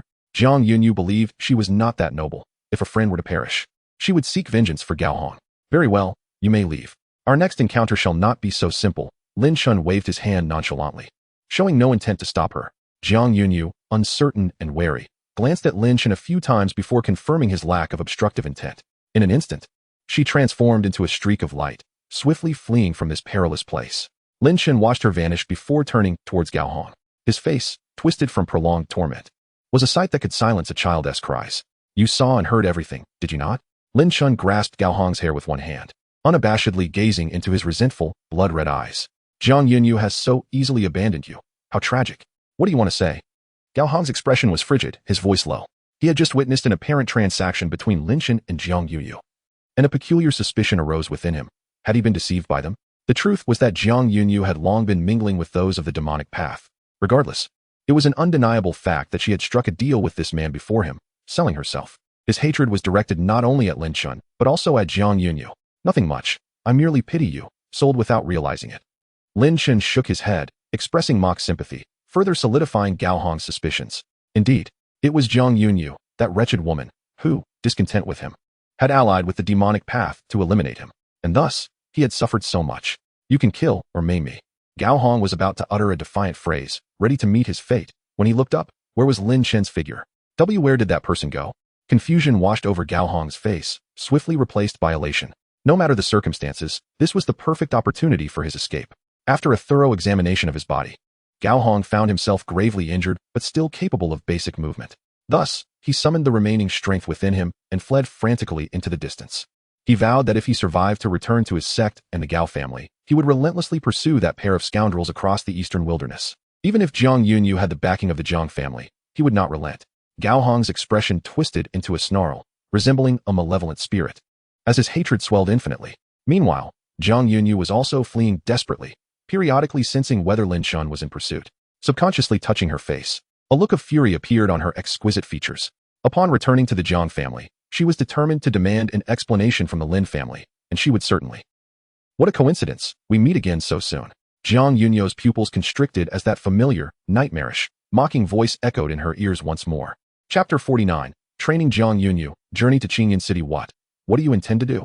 Jiang Yunyu, overwhelmed with emotion and tears glistening in her eyes, inquired. Her fair cheeks were stained like a pear blossom in the rain. Having barely escaped the jaws of a tiger, she now found herself facing one, its eyes gleaming with amusement.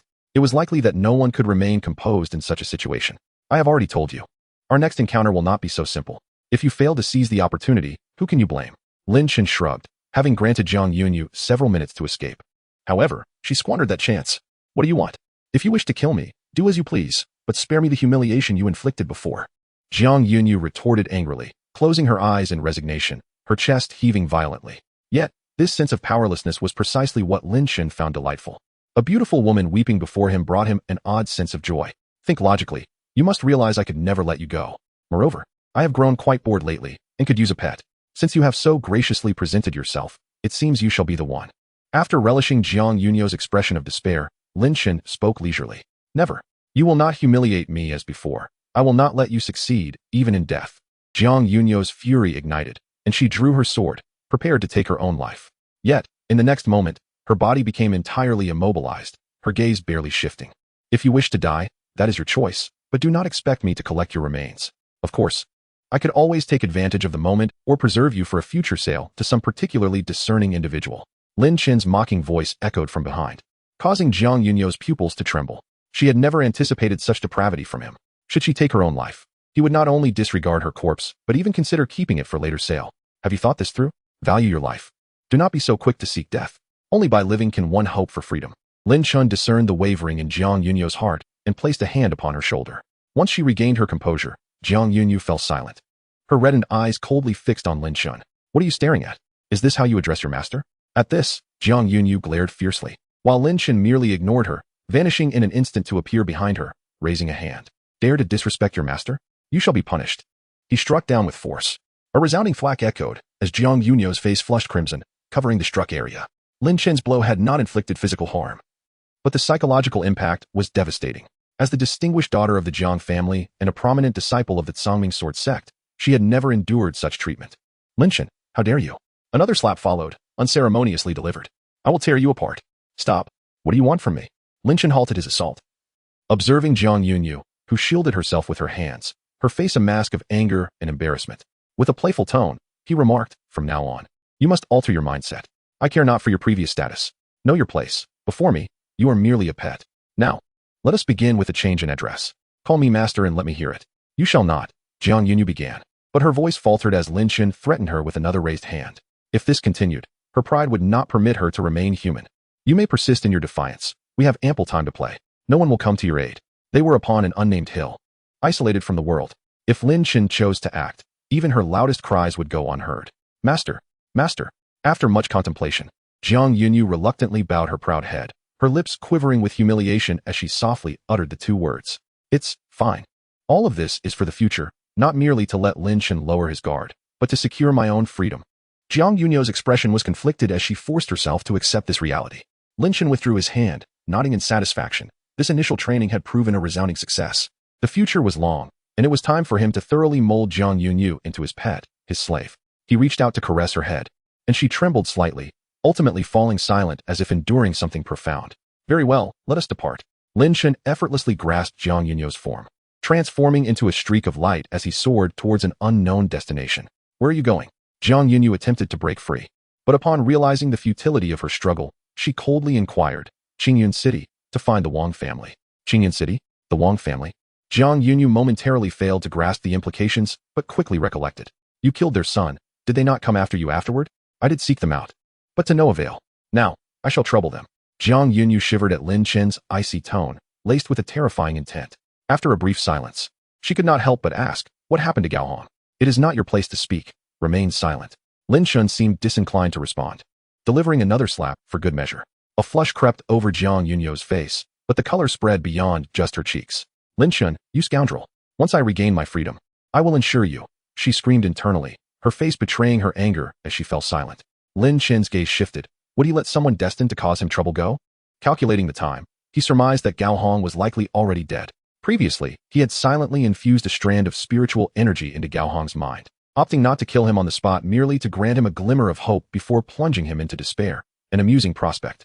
With a smirk at the corner of his mouth, Lin Chen soared towards Qingyun City with the cold-faced Jiang Yunyu in tow. In the East Wilderness, Qingyun City stood as a vast, magnificent fortress, rivaling even Dongxian City, if not surpassing it. Several powerful factions shared dominion over the city, with the Wang family among them. Have you found him yet? What are you doing? You still have no leads on that Lin family brat. A thunderous roar echoed from the Wang family estate. An elderly man, the family patriarch Wang Sheng, seethed with rage, fixating on the subordinates kneeling before him. Did I not instruct you to issue a bounty on the blood wall, to hunt down that Lin brat throughout the East Wilderness? How is it that there is still no news? Feeling the patriarch's wrath, one trembling subordinate dared to lift his head. Patriarch, we have acted as you instructed, placing a bounty of several thousand superior spirit stones for Lin Shun. Someone has taken on the task, but we have yet to receive any response. Worthless. After granting you so much time, this is all you have to report? Wang Sheng struck the responding subordinate, reducing him to mere fragments. The others quaked in fear, lying prostrate on the ground, paralyzed with terror. Lin Shun, that wretched creature, has slain my son. I vow that this grievance shall not go unavenged. Wang Sheng crushed the armrest in his fury, his anguished roar echoing with desolation and an insatiable thirst for vengeance. No one could fathom the depths of his sorrow. His second son had merely attended the Lin family celebration to honor Lin Yu, only to meet with an untimely demise. When Wang Sheng received the devastating news, his heart shattered, and his wife fainted on the spot. His own son was murdered by Lin Chun, the ineffectual eldest son of the Lin family. The Lin family's explanation was that Lin Chun had long been expelled from their ranks, and they claimed ignorance of the incident. From that moment forth, Wang Sheng unleashed the full might of the Wang family, scouring the vast expanse of the eastern wilderness in search of Lin Chun. Should he lay his hands upon that beast, he would ensure that the wretch endured eternal torment. Begone. Do not let me see you again. If you fail to uncover any leads on that vile creature, next time, bring me his head. After dismissing everyone, Wang Sheng bowed his head, tears streaming down his face. And with gritted teeth, he gazed into the distance. Fear not, my son, I shall avenge you. Not only that wretched beast, but the entire Lin family shall not escape my wrath. The chilling whispers of his vow reverberated throughout the Wang family, lingering ominously in the air. Chapter 50. Is this Qingyun City? Indeed, it is vast. Lin Chun gazed up at the majestic city walls, exclaiming in awe. You haven't come here to seek the Wang family's forgiveness, have you? Jiang Yunyu couldn't help but taunt. Lin Chun remained silent, merely raising his hand. He noted the shift in her reactions, from initial repulsion to a newfound eagerness, often mocking him, as if inviting trouble. Upon noticing Lin Chen's gesture, Jiang Yunyu's face flushed slightly as she let out a cold snort, retreating into silence. Yet, her mind raced with thoughts of escaping Lin Chen's grasp, and arriving at Qingyun City presented the perfect opportunity. What are you pondering? Just as Jiang Yunyu was lost in thought, Lin Chen's soft voice startled her, sending shivers down her spine. And nothing, she stammered, forcing her heartbeat to steady and striving for composure. Lin Chun, perceptive to her unease, chose not to address it, knowing he could easily recapture her should she attempt to flee. This was all part of the training process. As they entered Qingyun City, the streets bustled with life. The striking combination of Lin Chun and Jiang Yunyu drew curious glances, their beauty undeniable. Lin Chun paid no heed to the stares, for he had no intention of confronting the Wang family just yet. Such an act could easily provoke unwanted attention and perhaps even incite the ire of other factions within Qingyun City. He understood that striking at the right moment would suffice. The other powers would handle the aftermath. Bro, your girl is stunning. Where did you find her? Suddenly, a tall, slender young man adorned in splendid attire approached, a covetous grin on his face, flanked by a group of followers. His gaze fixated on Jiang Yuyu. This brazen remark ignited Jiang Yunyu's fury. Lin Shin dared to act this way only because he knew she couldn't overpower him. A few worthless individuals dared to insult her. What a farce. Her expression darkened as she prepared to draw her sword and reduce them to mere pulp. Apologies, but she is not my girl. She's not for sale, Lin Shin retorted, causing the young man to smirk dismissively. He had noticed Jiang Yunyu's beauty immediately. She was breathtaking, unmatched by anyone he had encountered. The tension between her and Lin Chun was all too familiar to him. This was merely a matter of possession. Let us be straightforward. I have my eyes set on your woman. Name your price, and I'll take her off your hands, the young man boldly declared, disregarding Lin Chen's words. His tone laced with a veiled threat. You've squandered your last chance for survival. Lin Chen's smile vanished. Why did some individuals insist on courting death? With a gentle clap directed at the group, a resounding crash echoed through the street. A colossal handprint appeared on the ground, stained with red and white remnants. The earlier group had vanished, sent to another dimension by Lin Chen's intervention. The young man's mind reeled as he sat on the ground, stunned. Why you dare harm my people? Do you know who I am? Perhaps anger masked his fear. He pointed furiously at Lin Chun, shouting. What audacity, Lin Chun thought, amused as he approached the young man. What do you intend to do? My father is. The youth trembled, shielding his face with trembling hands, words caught in his throat. However, Lin Chun merely stepped past him, leaving a parting remark. You can deal with this individual. The young man turned in terror to see Jiang Yunyu, sword drawn, standing before him with an impassive expression. My father is. Before he could finish, Jiang Yunyu declared, I'll send him down to meet you soon. No, it will be your entire family. In a swift, indescribable flurry of blades, all that remained where the young man stood was a pool of flesh. Jiang Yunyu sheathed her sword and walked towards Lin Chun, leaving behind a crowd of onlookers whispering in astonishment. Chapter 51. The Obligations of a Pet. Have you heard? It is said that Zhao Jinhong from the Zhao family of Qingyun City was discovered tragically dead in the streets. Is it true? Wouldn't his father go mad searching for the murderer? He is the only heir of the Zhao family. Who would have the audacity to provoke him? Indeed, although the Zhao family is merely a second-rate clan, their close ties with the Wang family render them formidable. To provoke them is to court death. Within a certain tavern in Qingyun City, a few patrons are engaged in discussion about the recent sensational event that has stirred the entire city. The once arrogant young master of the Zhao family was found in a state that was unrecognizable. In these days, Zhao Bo, the head of the Zhao family, has been frantically searching for the murderer, offering a handsome reward for any useful information. Yet, days have passed without a single lead. At a nearby table, two figures are leisurely enjoying their meal. They are, of course, oblivious to the ongoing search. When Lin Chun eliminated them, he had already cloaked the senses of passers-by. So, you came to Qingyun City seeking vengeance against the Wang family? When do you plan to take action? Jiang Yunyu inquired calmly, her eyes sparkling with curiosity, as if probing for something. Humph, the moment I confront the Wang family will be the perfect opportunity for my escape, should the chance arise. Jiang Yunyu even contemplates collaborating with the Wang family to eliminate Lin Chun. You? Lin Chun raised his hand in mild surprise, causing Jiang Yunyu to instinctively flush and cover a certain area. After a moment's reflection, she realized there was no need for such fear. Lin Chun would never dare to act in public. Determined, she met Lin Chun's gaze head-on. The next moment, a familiar sensation swept through her mind, accompanied by a dull sound. Smack! The noise was so loud that several nearby diners instinctively turned their attention, only to resume their conversations when they detected nothing amiss. Jiang Yunyu lowered her head, her delicate form trembling slightly, focusing intently on the dishes before her, her face aflame with embarrassment. She could hardly believe Lin Chun's audacity to act so brazenly in public. Unable to suppress her thoughts, Jiang Yunyu raised her head defiantly, glaring at Lin Chun with a mixture of indignation and warning. What did you just call me? Say it again. I didn't catch that. Lin Chun set down his utensils, a knowing smile gracing his lips as he locked eyes with Jiang Yunyu. Soon, the other party's resolve faltered as she lowered her head, obediently returning to her meal. Jiang Yunyu's hand trembled slightly as she stole a glance around, her voice thick with tension as she managed to squeeze out a few words. Master, might I trouble you for an answer? In that moment, she resembled a hissing wildcat, yet she had ample time to train herself. Do not ask what you should not. Jiang Yunyu nearly choked on her words, exasperated that her subtle demeanor had only earned her such a response. Lin Chun turned his gaze towards the tavern's exterior. Since he had resolved to eliminate the Wang family, he intended to ensnare them all in one fell swoop. The enemy is in the light. While I remain in the shadows, there is no need to rush. He decided to gather information within the city for a few more days. As he approached the counter, he cast a glance at the still absorbed Jiang Yunyu. It must be said, this woman was indeed beautiful. Thus, Lin Chun resolved to face his desires without trepidation. Bring me a private room. Jiang Yunyu's hand froze mid-bite, her eyes widening in disbelief as she stared in Lin Chun's direction.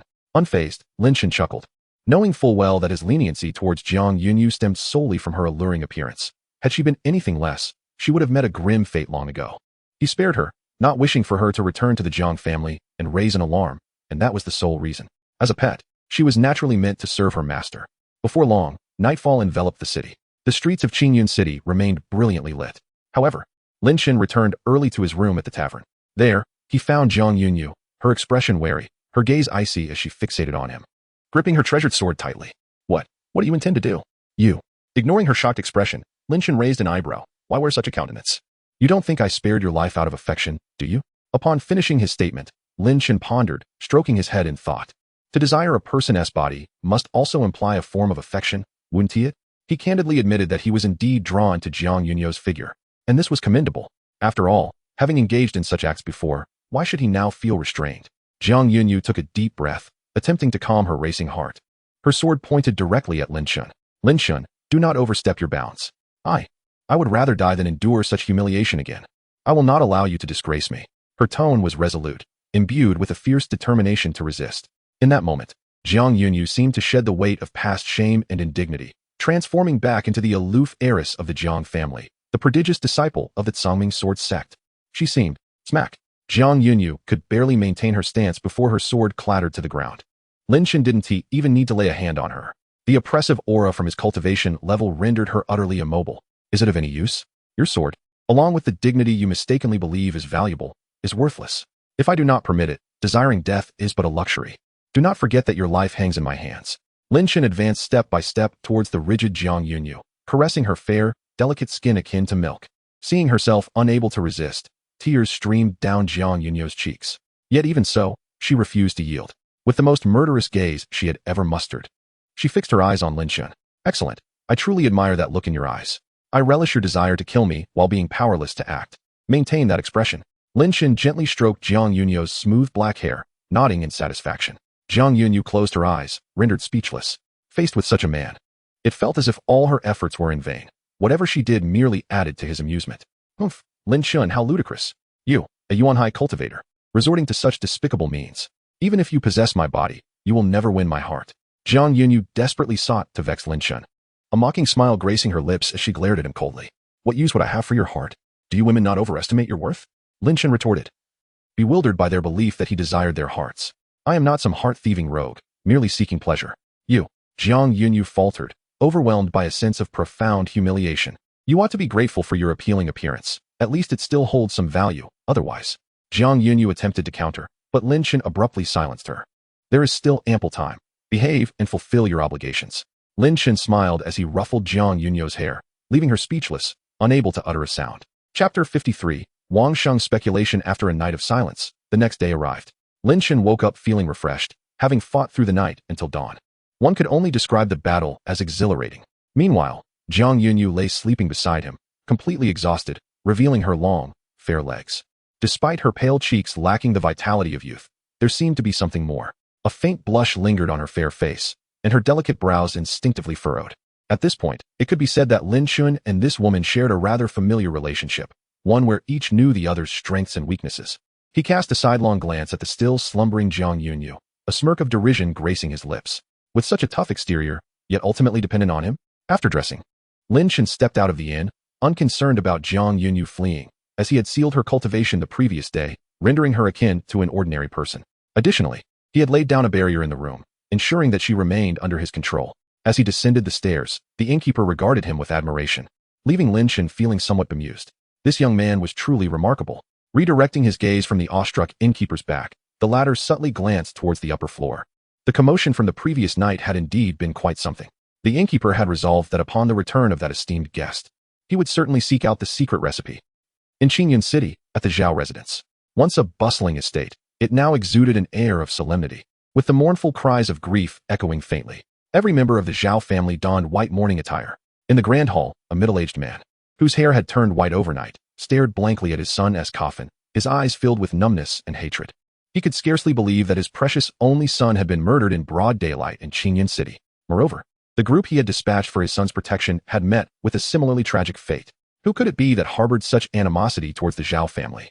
Zhao Bosi pondered relentlessly, unable to fathom who might bear such deep-seated hatred against him. Suddenly, a figure entered the Zhao family's grand hall. Zhao family head. I am deeply saddened by this news. Please accept my condolences. The newcomer sighed, casting a sympathetic glance at Zhao Bosi. Wang, Mr. Wang, what brings you here? Zhao Bosi inquired, his bloodshot eyes momentarily narrowing as he recognized Wang Sheng. I have come to discuss a matter with you. I believe I may know who is responsible for your son's murder. Before he could finish, Zhao Bosi lunged at Wang Sheng, kneeling before him with a thud. Please, Mr. Wang, tell me. The words, bitter and gritted, escaped Zhao Bosi's throat. I fear that your Zhao family may not stand a chance against that person. Wang Sheng did not respond immediately, instead letting out a sigh, his mind swirling with conjectures, or perhaps a gut feeling. When Zhao Jinghong was discovered, his body had already been reduced to a pulpy mess, and that too in full view of the public. Such audacity and reckless behavior instantly reminded Wang Sheng of the perpetrator responsible for the murder of his own son, Lin Shan. The mere thought of the name ignited a primal rage within Wang Sheng, clouding his judgment. His reasoning was not unfounded, for the very individuals he had commissioned to pursue the bounty on Lin Shan had seemingly vanished without a trace, until recently when his subordinates reported that they had all perished. Upon hearing this news, Wang Sheng was struck by disbelief. Among that group were cultivators from the Yuanhai realm. How could they have been so easily annihilated? Coupled with the recent reports of the eastern Xuanqing of the Qianyuan dynasty being reduced to ruins and the city lord missing, investigations were underway. Perhaps he had underestimated Lin Chen's growth. A sense of foreboding enveloped Wang Sheng. If all these events were indeed connected to that young scoundrel, he might very well have arrived here, lurking in the shadows, waiting for the opportune moment to strike. Meanwhile, in Qingyan City, Lin Chen wandered aimlessly amidst the crowd. Deep in thought, he contemplated how to deal with the Wang family. Perhaps he should cast aside his reservations and engage them directly, annihilating the Wang family entirely. Or perhaps he had heard that Wang Hao was not the only son of the Wang family. As he strolled down the street, he unconsciously found himself standing before the Wang family's estate, observing quietly. Before long, a tall young man emerged from within, accompanied by a beautiful maid. This old man is truly troublesome. My second brother's misfortune is unfortunate, but what can I do? He is dead, and yet he continues to sulk about. Wang Zhao's face bore an expression of discontent as he lamented to his maid, while striding in a particular direction. I can't stand being cooped up in this place any longer. It's suffocating, devoid of life.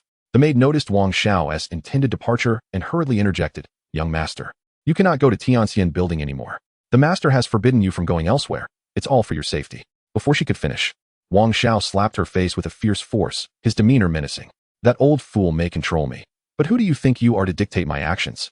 I am the young master of the Wang family. In Qingyan City, who wouldn't bow before me? That old man speaks sweetly, but means nothing. If he misses his second son so much, he should hurry to the underworld to keep him company. With that, Wang Xiao disregarded the weeping maid and made his way towards Tianxian building. He had been pent up for far too long, ever since his second brother's passing. That old man had worn a perpetual frown and become increasingly paranoid, even attempting to restrict his freedom? No way. With his status as the young master of the Wang family, everyone in Qingyan City ought to treat him with respect. Wang Xiao strode confidently, exuding an air of superiority, until a hand suddenly grasped his shoulder from behind. You are the young master of the Wang family? Who the hell are you? Do you know who I am, yet still dare to lay a hand on me? Wang Xiao retorted angrily, turning to confront the individual before him, only to find a smile on the man's face that sent chills down his spine. Chapter 54. You are my biological father. What do you intend to do? I must warn you, no one dares to provoke the Wang family in this realm. Wang Xiao, feigning bravado, fixed his gaze on the individual before him, slowly retreating toward the Wang family estate. To his dismay, it appeared that someone had indeed set their sights on his family. Old man, where are you? Hurry back to save me. His heart cried out in desperation as Wang Xiao abruptly turned and sprinted toward the Wang residence, shouting, Where are the Wang family members? Come out quickly, someone intends to kill me. Before he could utter another word, he felt the ground give way beneath him and collapsed onto the ground. The passers-by, upon hearing Wang Zhao's cries for help, had long since fled. In these times, one needed strength to witness the spectacle. Neither the Wang family nor the assailants targeting the young master were figures they could confront. A careless misstep could lead to their own demise, leaving them with nowhere to lament their fate. What do you seek? I assure you, the members of the Wang family would rather die standing than live kneeling. Realizing escape was futile, Wang Xiao adopted a posture of heroic sacrifice. Yet, the next moment, he felt a chilling sensation at his throat. Brother, are you serious? We can discuss this. I was only joking. Please do not resort to violence. As Lin Chen pressed the blade against his neck, Wang Xiao promptly ceased his bravado, releasing a wail akin to a slaughtered pig. Just moments ago, he had displayed such defiance. Why did he not continue? Wang Zhao's eyes suddenly gleamed with hope. This brother of his did not seem to bear ill will toward him, but rather sought retribution against that old man. It made sense. How could anyone harbor a grudge against him? A mere affluent young master who had neither wronged men nor oppressed women, who had merely indulged in the pleasures of the Tianxian Tower. Brother, no, father. You are my true father. Please lower the blade, and let us converse amicably. Wang Zhao's demeanor shifted to one of ingratiation. Do not misidentify your relatives. I have no son like you. Moreover, your father is Wang Sheng. Is he not? Lin Chen chuckled at Wang Zhao's words, his initial intent to eliminate him waning. He had encountered numerous shameless individuals, but this was his first encounter with one so audacious. Wang Sheng is unworthy to be called my father. I am only concerned with my second son. Besides, my life is now in your hands. Call me what you wish, and I shall comply with your every demand. Upon mentioning Wang Sheng, Wang Zhao's tone turned bitter but quickly transformed into one of sincerity. It was evident that he yearned for survival. Wang Xiao keenly sensed Lin Chen's hesitation, a wave of elation washing over him, a thirst for life. Indeed, he was not the target. The focus was on that old man. It was only logical. In his current state of helplessness, how could anyone aim their grievances at him? As long as he remained insignificant, no one could exploit him. Wang Xiao quickly organized his thoughts, attempting to employ the silver tongue he had honed over years at Tianxian Tower to persuade Lin Chen. Father, you seek that old man Wang Sheng, but I am merely a passerby, an innocent bystander. Eliminating me would serve no purpose and would only tarnish your knife. Just allow me to live, and I shall comply with whatever you desire.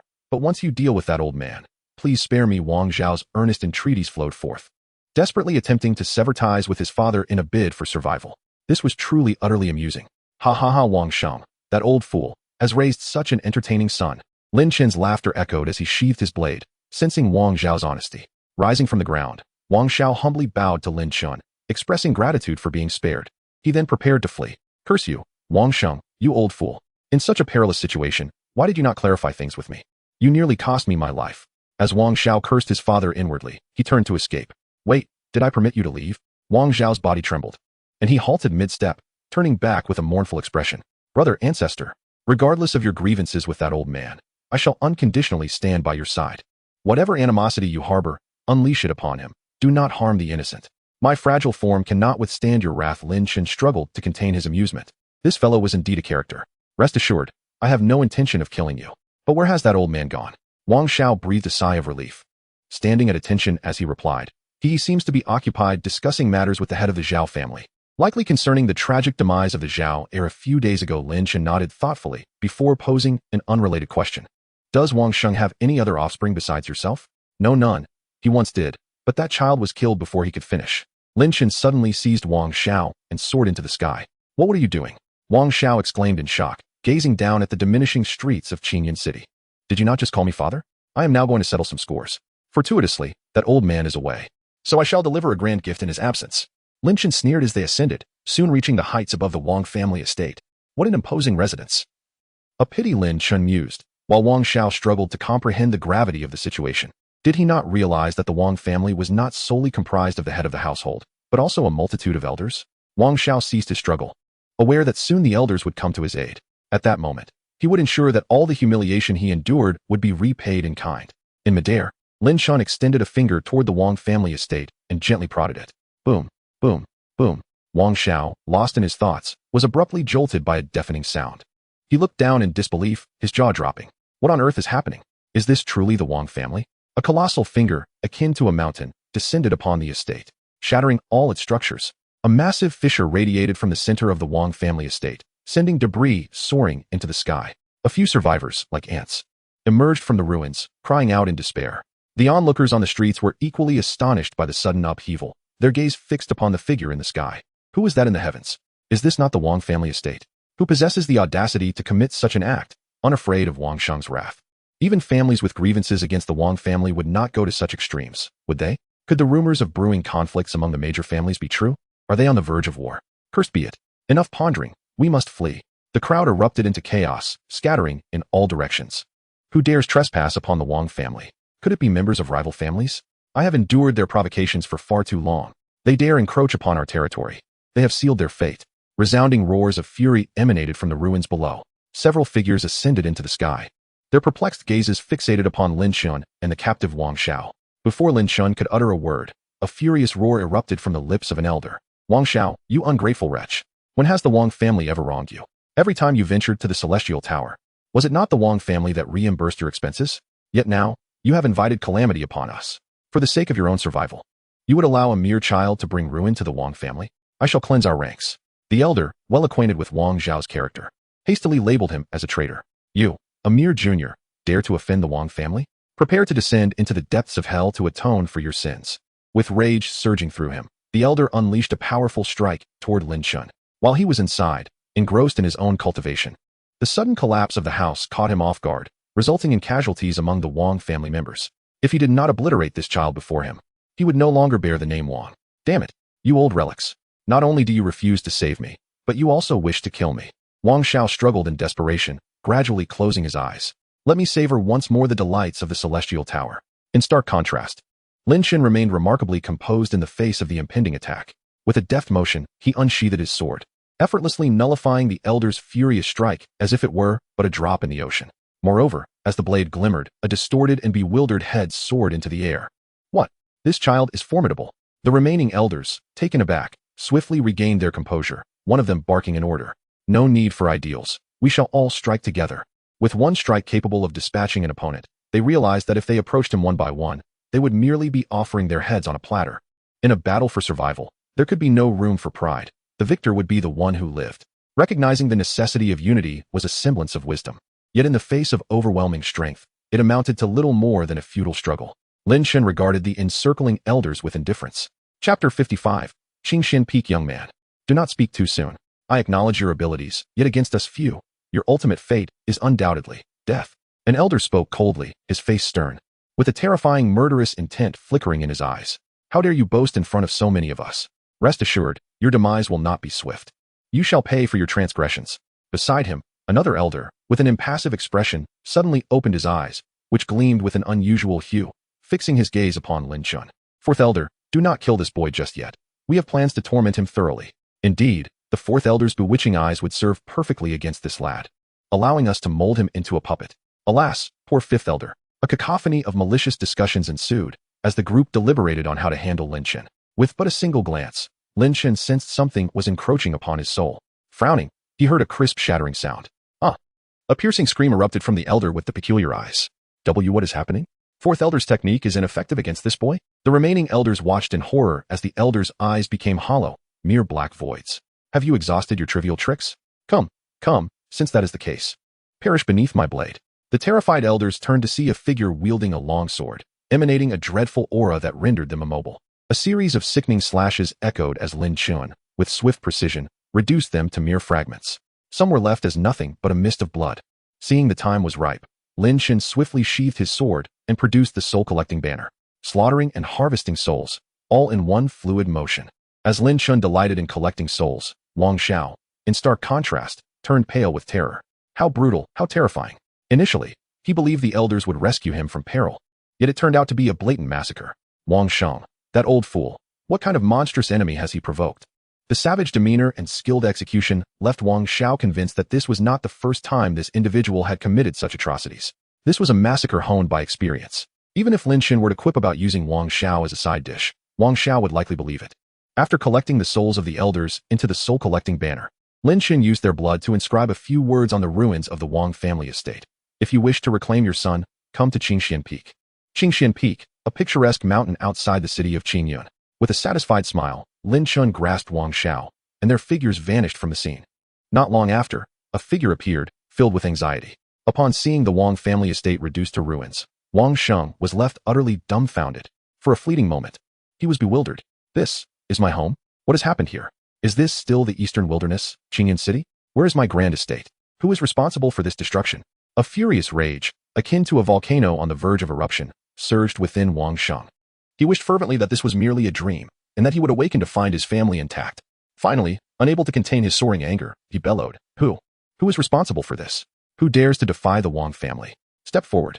His voice, reminiscent of a demon's roar, echoed throughout Qingyun City. The heads of several other prominent families furrowed their brows in concern. What has become of Wang Xiang? Could it be that the loss of his son has driven him mad? Before the ruins of the Wang family, Wang Xiang, disheveled and dazed, surveyed the devastation. Where are the elders? Where have they all gone? Why did they fail to protect the Wang family? Countless questions flooded his mind until his gaze fell upon the bloodied inscription on the ground. A name sprang to his mind. Lin Shen. I knew it was you. You cowardly wretch, daring to attack my Wang family in my absence. With bloodshot eyes. On the brink of losing his sanity, Wang Xiang dashed towards Qingxian Peak, pursued by the curious heads of several families, eager to uncover the truth behind the chaos that had driven Wang Xiang to such a frenzy. Chapter 56. Azure Fiend Body. What has transpired? Why is Wang Xiang, that old wretch, in such a frenzy? A middle-aged man with a refined demeanor inquired, perplexed. Stop pondering. If such an incident occurred within your own household, you would be even more agitated. Another person remarked with a slight twitch at the corner of his mouth, gesturing towards the ruins that once were the Wang residence. The middle-aged man fell silent. It appears the Wang family has landed in grave trouble. Gentlemen, why not accompany me to investigate? Should the head of the Wang family encounter difficulties, we may lend our assistance. An amiable elder suggested with a smile. Assistance? You merely wish to profit from their misfortune. The other two nodded in agreement, as they too harbored similar thoughts. Atop Qingxian Peak, Lin Shen surveyed the verdant mountains surrounding him, the scenery utterly delightful. Brother, what exactly are you planning to do? Wang Xiao, trembling and seated on the ground, questioned. He vaguely understood that his biological father was on his way, and it would be inappropriate to call him father now. Your father has caused me some trouble, so I intend to eliminate him. Lin Shen cast a sidelong glance at him, revealing no concealment of his intentions. Wang Xiao was momentarily stunned. Then a sense of unease washed over him. He held no concern for the old man's fate, as the latter had never shown him any regard, fixated solely on Wang Hao. Moreover, He was merely a nominal firstborn, born of a concubine, and could easily be disregarded. Only upon Wang Hao's demise did the old man turn his attention, albeit slightly, towards him. What he feared was, if a conflict erupted between the two, would he be crushed like an insect by the ensuing chaos?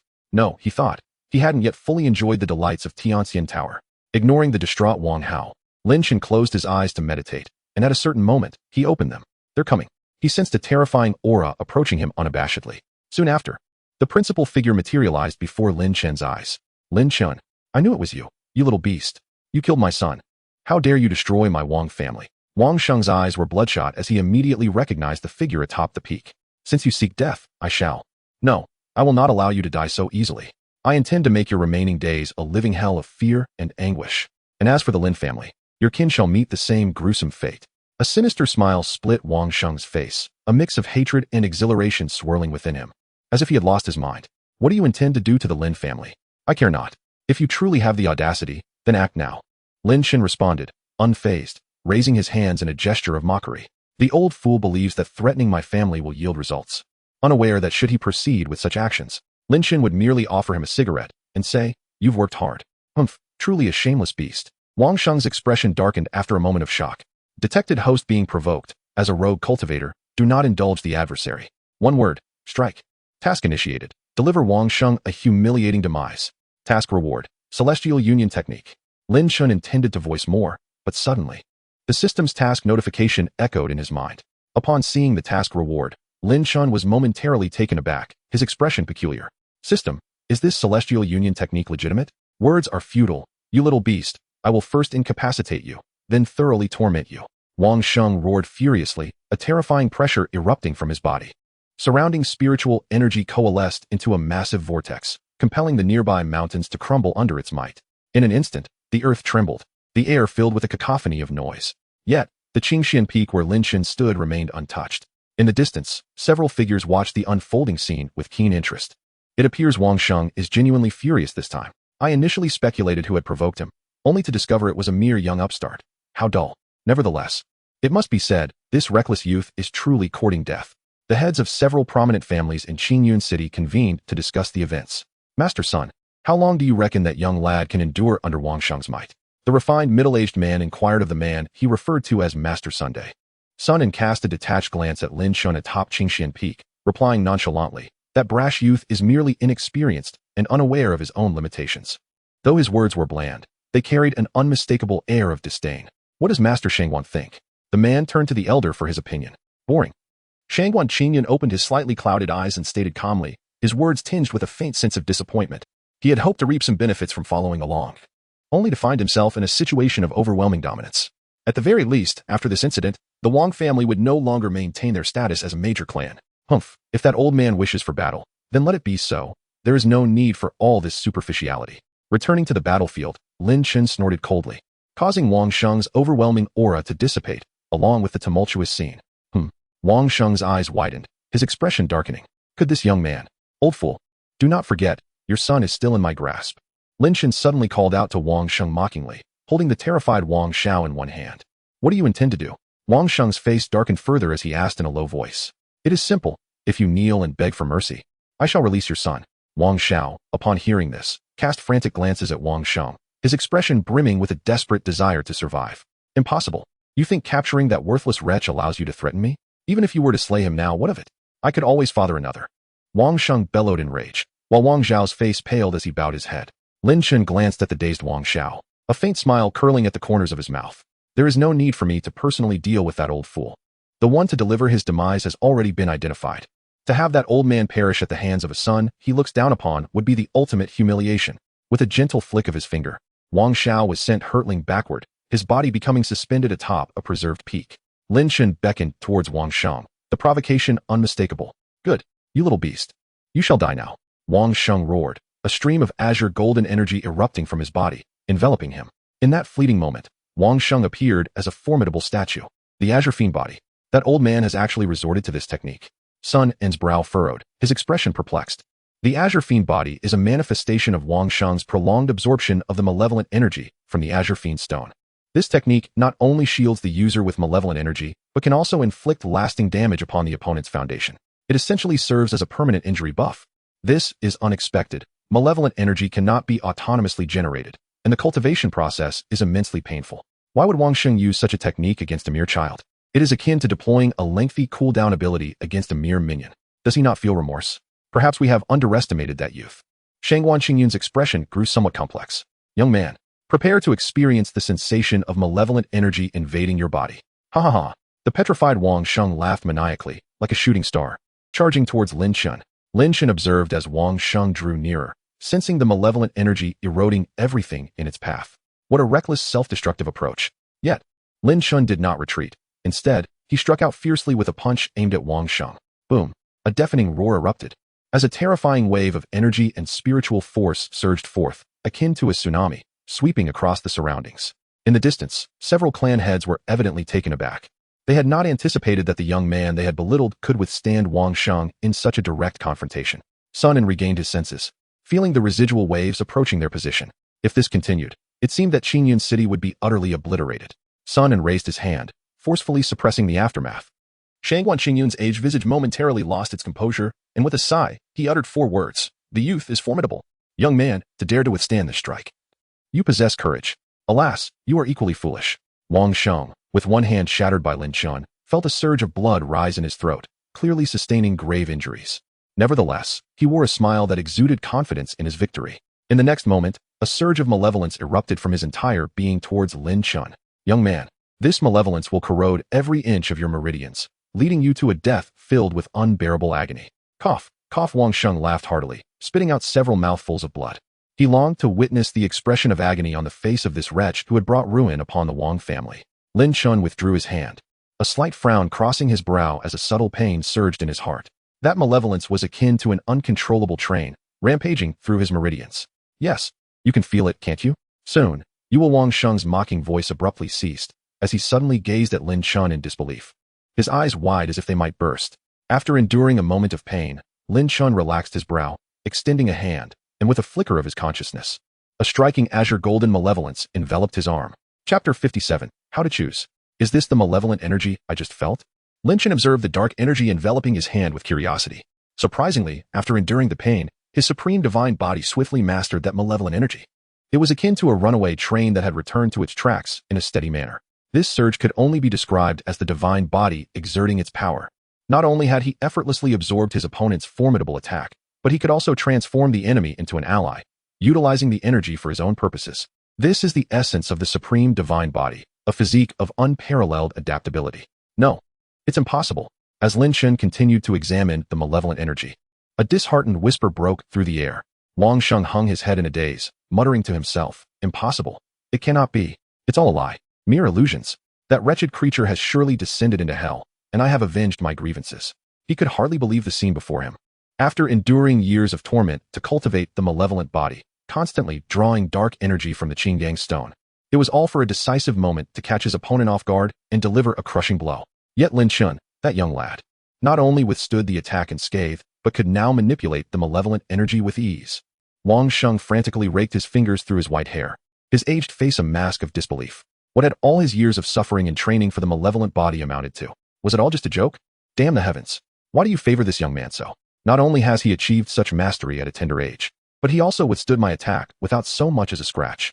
In this moment, Wang Sheng wished to roar at the sky in defiance. He could not accept it. Am I seeing this correctly? That lad not only emerged unscathed from the Qingyang malevolent energy, but could also wield it with finesse. Sun En trembled, his expression one of shock, hardly able to grasp the unfolding events. This young man must be cheating, right?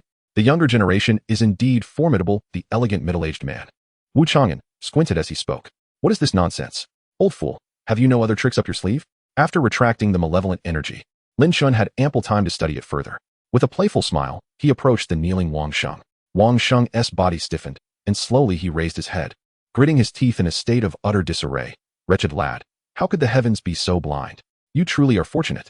Lin Chun inquired further. Since you have no other tricks, are you prepared to meet your end? Humph, no need for further words. A gentleman may be slain, but cannot be insulted. You may kill or punish as you please. It is a pity I could not slay you, wretched creature, to avenge the Wang family. Wang Sheng snorted coldly, closed his eyes, and ceased to respond to Lin Chun. You wish for me to kill you? Alas, I do not wish to sully my hands. But fear not, I have another candidate in mind. Lin Chun chuckled softly. gesturing with his hands toward a figure swiftly approaching. Is it over? Wang Zhao's face turned pale as he asked uncertainly. He had just been sealed on a mountain by Lin Chun's finger. However, that gesture had contained spiritual power, sparing him from the aftermath. It is over. Yet not quite. I still require you to be the one to conclude this. Upon hearing this, Wang Zhao pointed incredulously at himself. Me. Lin Chen nodded with a smile as a long black knife suddenly appeared in his hand, which he handed to Wang Zhao. Have you not always wished to survive? Now that your father has fallen, utterly defenseless before you, if you take his life, I shall not only grant you a chance to live, but also bestow upon you boundless wealth, ensuring your peace for the rest of your days. Lin Chen spoke each word deliberately, calmly observing the stunned Wang Zhao, and added with keen interest, what is your decision? 2 paths lay before you. Which will you choose? Do you wish to live, or to perish alongside this old man who has always looked down upon you? At these words, Wang Zhao's pupils dilated as he glanced at the knife in his hand, cool to the touch, exuding an ancient quality. He then looked at the wretched figure of Wang Sheng sprawled on the ground, his mind torn in conflict, his expression a tumult of emotions. Young man, if you wish to kill, then do so. Why must you humiliate this old man? Wang Sheng's voice turned urgent. This wretched lad was indeed cruel. Intent on subjecting him to such humiliation. What else could I do? If I do not humiliate you, who else would I? If I do not humiliate you, who will reward me for completing my task? Lin Chen remained silent, his gaze fixed on Wang Zhao, awaiting his choice. Chapter 58, The Wang Family's Annihilation. What do you think? Have you made your decision? Wang Zhao's body trembled slightly as he instinctively glanced toward Wang Sheng, their gazes locking momentarily. Rebellious child. What are you staring at? I am your father. Do you truly intend to believe that wretched creature's words and slay your own father? Wang Sheng barked, his heart racing. Desperately attempting to dispel the treacherous thoughts swirling in Wang Zhao's mind by invoking their familial bond.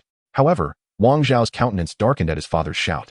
A flicker of malice flashing in his eyes as he wordlessly advanced toward Wang Sheng, blade in hand. Lin Chen observed from the sidelines, relishing the display of paternal affection and filial piety, nodding in satisfaction. This child could indeed be taught. Ah, you worthless, ungrateful wretch. Now that you have grown wings, you dare to aid outsiders in slaying your own father. How could I have spawned such a base offspring? Wang Sheng's eyes betrayed a hint of panic as he retreated, desperately wishing he had once shot Wang Zhao against the wall. Such sweet words. Your heart has always belonged to Wang Hao. I have never occupied a place in your affections. He is the true heir of the Wang family, not I. Wang Zhao's face twisted with rage as he pressed forward. Did you not claim to be my father? The Wang family has fallen. Now you must perish as well. If I die too, the Wang family will truly be extinguished. If you genuinely care for me and regard me as your son, you should be willing to make sacrifices for my sake. Wang Sheng's pupils constricted as he beheld Wang Zhao wielding his blade, his attempts to retort stifled by an overwhelming silence. He could only watch as the blade inched ever closer to his throat. No, I am your father. You cannot kill me. You are unworthy to take my life. The thought of dying at the hands of his own son shattered Wang Sheng's composure, causing him to shout in a frenzy. Meanwhile, Lin Chen stood quietly, enjoying the spectacle of this father-son conflict, finding immense pleasure in the unfolding drama. Suddenly, Lin Chen furrowed his brow, facing a particular direction. Young friend, I implore you to show mercy. Several figures emerged before him, the very individuals who had previously lurked in the shadows. Sun and pointed from a distance, causing Wang Zhao's lethal motion to cease abruptly. The spectators who had been reluctant to intervene now dared to disrupt the scene. Lin Chen remarked calmly, unperturbed, for he had sensed the lurking presence earlier and had prepared accordingly. Esteemed guests, I am still a part of Qingyan City. If you can spare my life today, I assure you, I will repay your kindness tenfold. Wang Sheng trembled, lowering his hands that had been shielding his face, his voice lacking the previous bravado. He had truly tasted the bitter flavor of impending death. The leaders exchanged glances. Wu Chang'an clasped his hands and solemnly declared, young friend, disputes between you two need not escalate to the point of mutual destruction. It is quite simple. I will annihilate his entire family. For he has placed a bounty on my head on the bloodstained list, thus he must die. Anyone who obstructs me will share the same fate as that old fool. Lin Chen's gaze bore into the three men, taunting. So what will it be? Who among you will step forward to intervene? This audacious young man dared to be so brazen? Sun An's eyes twitched, a surge of rage igniting within him as he coldly retorted, you. Before he could finish, a figure suddenly appeared before him, unleashing a devastating strike upon his chest. Sun An's expression shifted as he realized Lin Chen was indeed willing to act. Before he could retaliate, he coughed up a mouthful of foul air, struggling to suppress the chaotic energy raging within him. Young friend, there is no need for such aggression. We merely spoke in jest. Why resort to violence? Caught off guard, the remaining two quickly dispersed, their gazes fixed on Lin Chen, their trepidation palpable. They elevated their assessment of his danger level, recognizing that this young man was utterly unpredictable, ready to engage in combat at a moment's notice. Esteemed guests, do you have any further business? Lin Shun inquired cheerfully, retracting his murderous intent while gesturing toward Wang Zhao's immobilized form. Wang Zhao, now freed from his paralysis, stood bewildered, his expression oscillating between suspicion and uncertainty. Now, proceed with what you intended to do, Lin Shun instructed, his expression stoic, instilling an immense pressure upon the three. My grievances with that old fool are of no concern to you. If you wish to avoid death, I suggest you depart promptly. Lin Chen's voice dripped with cold disdain, causing Wu Chang'an and Shangwan Qingyun's expressions to darken. In Qingyun City, they were esteemed figures, heads of powerful families, treated with utmost respect. Never had they been subjected to such treatment by a mere youth, as if they were mere subordinates. The thought of such humiliation spreading would tarnish their reputations. Yet, recalling the fate of the Wang family and glancing at Sun and, still grappling with the chaotic energy within, their rising anger was swiftly doused. They had to concede that as cautious leaders of their families, they could not afford to provoke Lin Shun, a dangerous individual whose background was shrouded in mystery and who appeared willing to fight to the death. With reluctant acceptance, they suppressed their fury, casting a pitying glance at Wang Sheng before departing in disgrace. As they left, Wu Chang'an and Shangwan Qingyun took Sun in, still battling the chaotic energy, with them. How amusing, the once arrogant now humbled, Lin Shun mused with a cold smile, having discerned the effective manner of dealing with such individuals. No amount of dialogue would suffice. A swift slap to the face would convey the message that defiance would lead to death. Approaching Wang Sheng, Lin Shun grinned, so old fool. Dying at the hands of your own son, does that not strike you as ironic? Wang Sheng, resigned to his fate, replied with chilling calmness, Lin Shun, may you meet a grim end. I shall await you below. Lin Shun, unperturbed, responded lightly, then I shall pay your family another visit when the time comes. Ha! As Wang Xiao observed Lin Shun nod, he shut his eyes, positioning the blade against Wang Sheng's throat.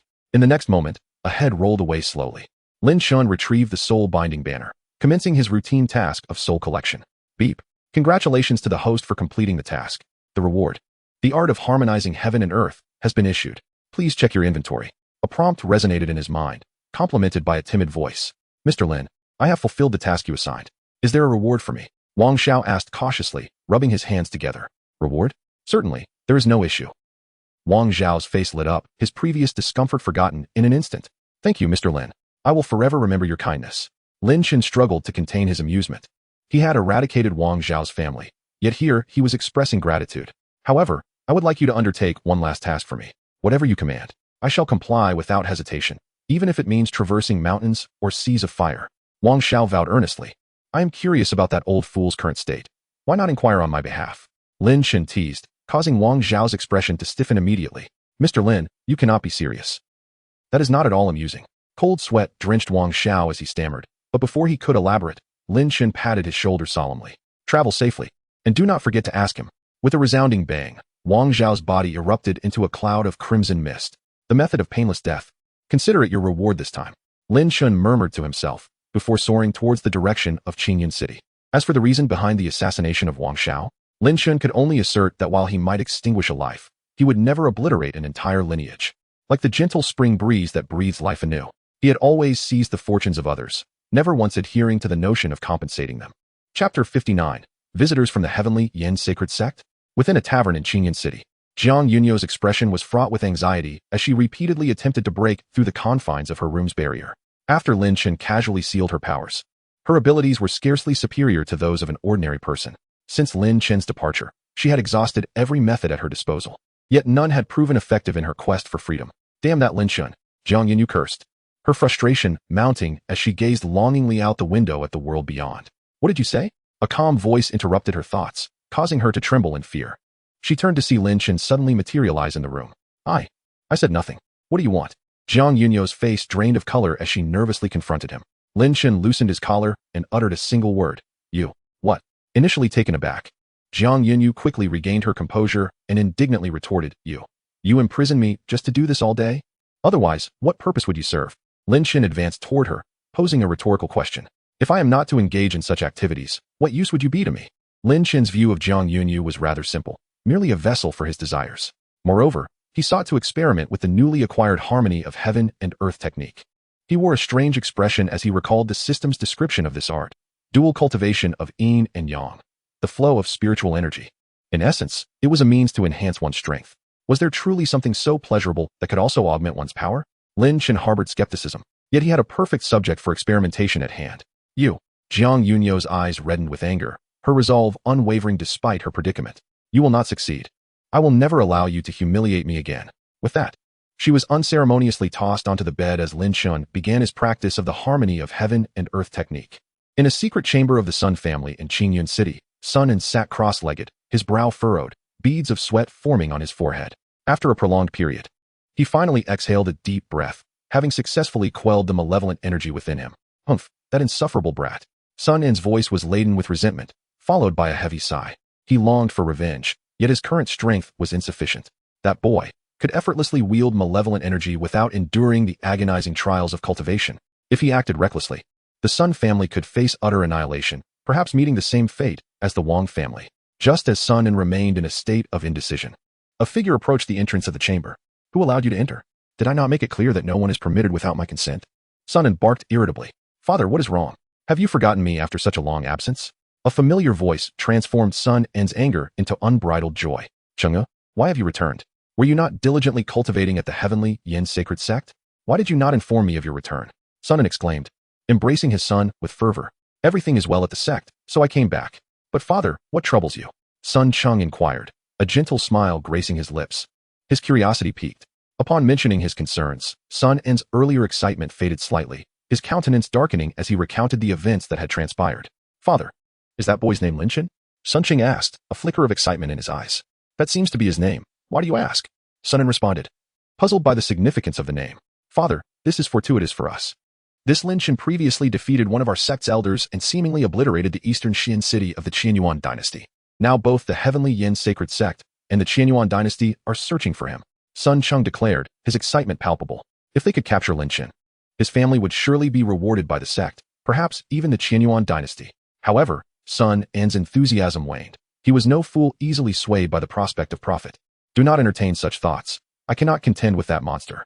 Chang'e, this matter is beyond our capabilities. It is best left to those more qualified to handle it. Sun En sighed, his expression tinged with bitterness. Rewards may be generous, but without the means to seize them, what could they do? Sun Cheng's excitement faltered, and he tentatively suggested, Father, could you not at least give it a try? If we join forces, perhaps we might have a chance. What chance? Did I not just make myself clear? The head of the Wang family was annihilated by the Lin Chen you speak of. Do you wish for our Sun family to follow in their footsteps? Sun En interrupted, his clarity of thought unwavering and his patience wearing thin. Sun Cheng's eyes darted, and he shifted his approach. In that case, what if we merely delay him? If I report Lin Chen's whereabouts, it would still be a significant achievement. We could then wait for the sect to send someone to handle the situation. This seems a plausible plan, with minimal risk and potential benefits. Sun En mused, furrowing his brow in contemplation. Within a few days, the sect would dispatch someone to address the situation. Father, we must not let this opportunity slip away. At the very least, we could involve other prominent families in this affair. Together, we might just have the strength to subdue him. Sun Cheng continued to persuade, aware that Lin Shun was a target of both the heavenly Yin sacred sect and the Qianyuan dynasty. News of such a bounty would incite frenzy among many. To Sun Cheng's astonishment, such a grand opportunity had fallen into their laps upon his return home. He could hardly believe his fortune. Very well, if that is your plan. I shall meet with the heads of several other families. Sun En resolved, his frustration with his son transformed into determination. If he could not defeat Lin Chen, surely those sent by the heavenly Yin sacred sect would prevail. Lin Chen, this shall be the price of your unbridled arrogance, Sun En thought darkly. A cold smile gracing his lips. Chapter 60. What to do? Only kill. In the Qingyun city, within the tavern where Lin Chen resided, the waning rays of the setting sun filtered through the window. Lin Chen gradually rose from his bed, his face reflecting a blend of refreshment and a peculiar expression. He had spent the better part of the day practicing the harmony technique with Jiang Yunyu, and to his astonishment, it had indeed proven effective. Feeling the slight enhancement of strength within him, Lin Chen's brow unfurled. It seemed he would need to engage in this practice more frequently. As for Jiang Yunyu, she had already succumbed to unconsciousness due to the intensity of her training. Lin Chen turned to glance at Jiang Yunyu, whose fair complexion was adorned with tiny beads of sweat, accompanied by two rosy hues akin to dawn. It is often said that there are no fields that cannot be cultivated, only oxen that cannot work anymore. Yet, Jiang Yunyu had scarcely exhausted Lin Chen's enthusiasm. With a sigh, Lin Chen withdrew his gaze and exited the tavern, disguising himself as he aimlessly wandered through Qingyun City. Lo and behold, did you hear? One of the prominent families in Qingyun City, the Wang family, has been exterminated. Not only that, but the Zhao family, closely associated with the Wang family, seemingly could not escape the clutches of doom either. Impossible. The Wang family boasts a plethora of Yuanhai cultivators, and they maintain strong ties with other families. Who possesses such formidable power? You'd best believe it. Go take a look at the Wang family estate. It has turned into a desolate ruin. It is said that many are eager to try their luck, yet they find nothing, not a single spirit stone or artifact. As Lin Chen strolled along, he overheard passers-by discussing the fate of the Wang family. Not only had he eradicated the Wang family, but he had also eliminated the Zhao family, which was rumored to be closely linked to the Wang family, and had even killed his son, thus wiping them out entirely. Moreover, he had plundered their treasury, and now he could be said to be flush with wealth. Excuse me, are you Mr. Lin Chen? A cautious voice suddenly resonated behind Lin Chen. Who are you? Lin Chen raised an eyebrow and turned to see a middle-aged man, formally attired and bearing a respectful demeanor. I am Lu Zhou, the steward of the Sun family in Qingyan City. The Sun family? What do they want with me? Lin Chen recalled that he had previously given their patriarch a sound thrashing. Their visit could not bode well. Oh, what brings you to me? Lu Zhou appeared increasingly apprehensive. Before coming, his patriarch had explicitly instructed him not to provoke this young man and to avoid treating him with the airs of a prominent family. The patriarch expressed regret for his previous actions against Mr. Lin and wished to invite you to the Sun family to resolve misunderstandings and perhaps forge a friendship. Lu Zhou spoke in a hushed tone. Forge a friendship? Lin Chen scoffed at the term. Could those old geezers, with their stubborn mindset, truly utter such words? It was evident they harbored ill intentions. I shall not go. I have no ties with your patriarch, nor do I desire to befriend you. Now, you've delivered your message. You may leave. Lin Chen turned away without a hint of politeness. Seeing this, Lu Zhou grew anxious. Sun and had specifically instructed him to cultivate a good relationship with Lin Chen. Yet, he was someone even the patriarch dared not provoke. What right did a mere steward have to obstruct him? Lu Zhou stood there, his expression tangled, watching Lin Chen depart. However, to his astonishment, Lin Chen did not walk far before swiftly turning back. Mr. Lin, Lu Zhou stammered, his face filled with dread as he locked eyes with Lin Chen. Then, Lu Zhou's murky eyes flickered with a trace of daze, as though he had been lost in thought for an extended period. When he regained his senses, Lin Chen's figure had vanished. What? You failed to retain him? Such a simple task, and you could not accomplish it? Sun Chung sat at the center of the great hall, his brow furrowed as he listened to Lu Zhou's panicked report. Enough, Chenger, do not be too harsh. It is quite normal. That fellow is reckless and arrogant, Sun counseled his son. We intended to lower his guard, yet unexpectedly, we have startled the snake. Sun Chung's expression was laden with worry. He was acutely aware that the Tianyin sacred sect was a gathering ground for various prodigies. If he could not distinguish himself through this incident, his future would likely be rather unremarkable. Sun fell silent, uncertain how to comfort his son. Yet he harbored a vague sense of foreboding. He felt that the Sun family's reckless involvement might lead to significant trouble. Considering the fates of the Wang and Zhao families, the feeling intensified. Very well, Uncle Lu, instruct our people to monitor every corner of Qingyan City. The moment Lin Chen's whereabouts are discovered, report to me. I shall hasten to urge the sect to send someone to resolve this matter. After making arrangements, Sun Chung watched as Lu Zhou bowed and exited the great hall. Father, why not follow through with our previous discussions and involve the other families as well? Sun Chung inquired, recalling the Wang family's recent downfall. He believed that securing a few allies was prudent. If any mishaps occurred, at least they could share the burden. As he pondered this, Sun Qing found it somewhat absurd to mobilize so many forces against someone of a similar age. What a prodigy indeed. He is nothing short of a monster. Before arriving at the Tianyin sacred sect, Sun Chung had considered himself an unparalleled genius, only to discover his ordinariness within the sect. And now, confronted by this group of monsters, he dared not label himself a genius any longer. However, no matter how monstrous, what use would it be? Lin Chen would ultimately meet his demise at his hands. With this thought, Sun Cheng's envious heart regained a semblance of balance. Well, it must be so. I shall converse with those two old fellows, urging them to keep a close watch on that boy's movements. Sun nodded, his figure dissipating like a wisp of smoke. Only Sun Chung remained, standing alone in the great hall, gazing toward the distance of Qingyan City. Lin Chen, no matter how talented or monstrous you are, you shall become the stepping stone for my ascent. A cold light flickered in Sun Cheng's eyes. Unbeknownst to Lin Chen, dark currents were surging within Qingyan City. On his way back to the tavern, he contemplated the memories gleaned from Lu Zhou. In that fleeting moment, he had acquired a wealth of valuable information. Sun had a son named Sun Chung, who, according to Lu Zhou's recollections, was a renowned genius in Qingyan City. Ultimately, he even became a disciple of the Tianyin sacred sect and had recently returned to Qingyan City for a family visit. The Tianyin sacred sect. Reflecting on these words, Lin Chen squinted slightly. He had encountered several individuals from this sect. The common thread among them was that they were all his enemies. It seemed that the guard Jiang Yunfeng he had met in Dongxian City, who served Yixian, was also a disciple of this sect. Lin Chen felt he had grasped a critical insight. Having offended him previously, it was likely that he would report back to the sect upon his return.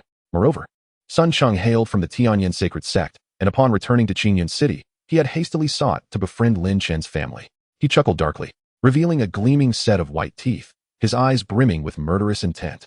It was likely that the Tianyin sacred sect was actively searching for him, and their seemingly cordial demeanor was merely a ruse to lull him into complacency, facilitating their capture of him. Ha ha ha. A swarm of insects, daring to play tricks with me.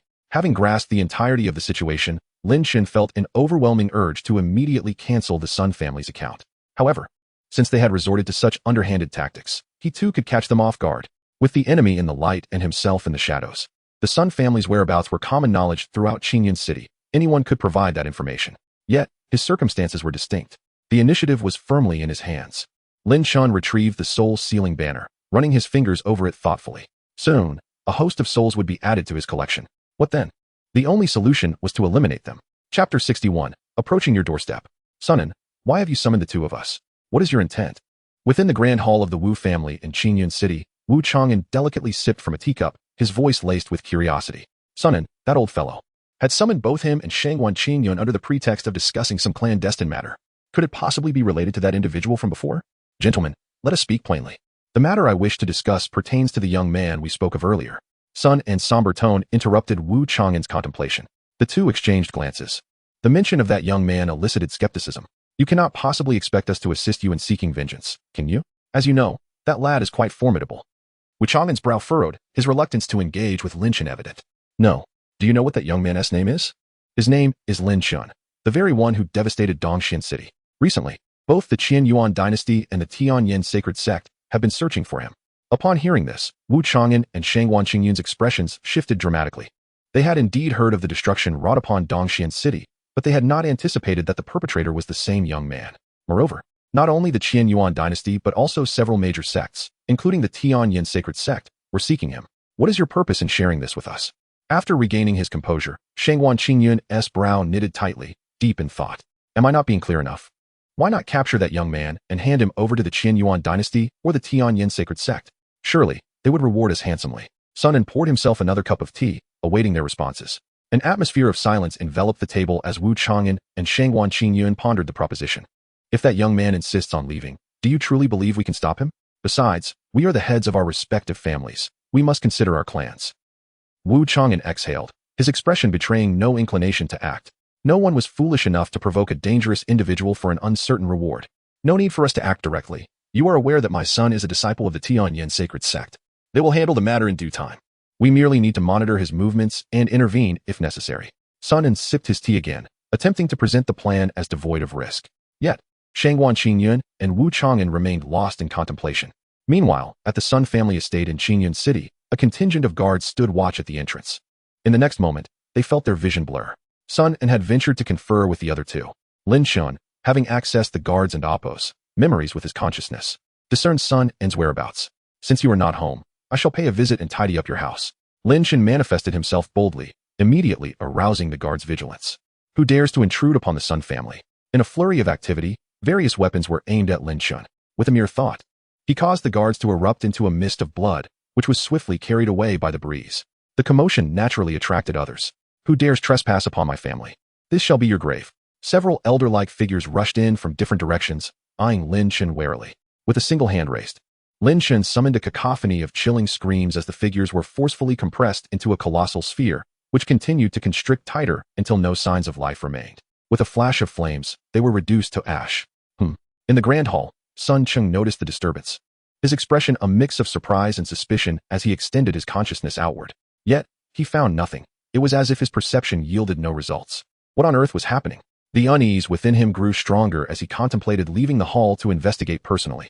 Are you searching for me? A voice, ghostly and enigmatic, emerged from behind him. Sun Cheng's scalp prickled, and his hair stood on end as he instinctively struck back with a palm. Yet, aside from causing a collapse of his own hall, he found nothing.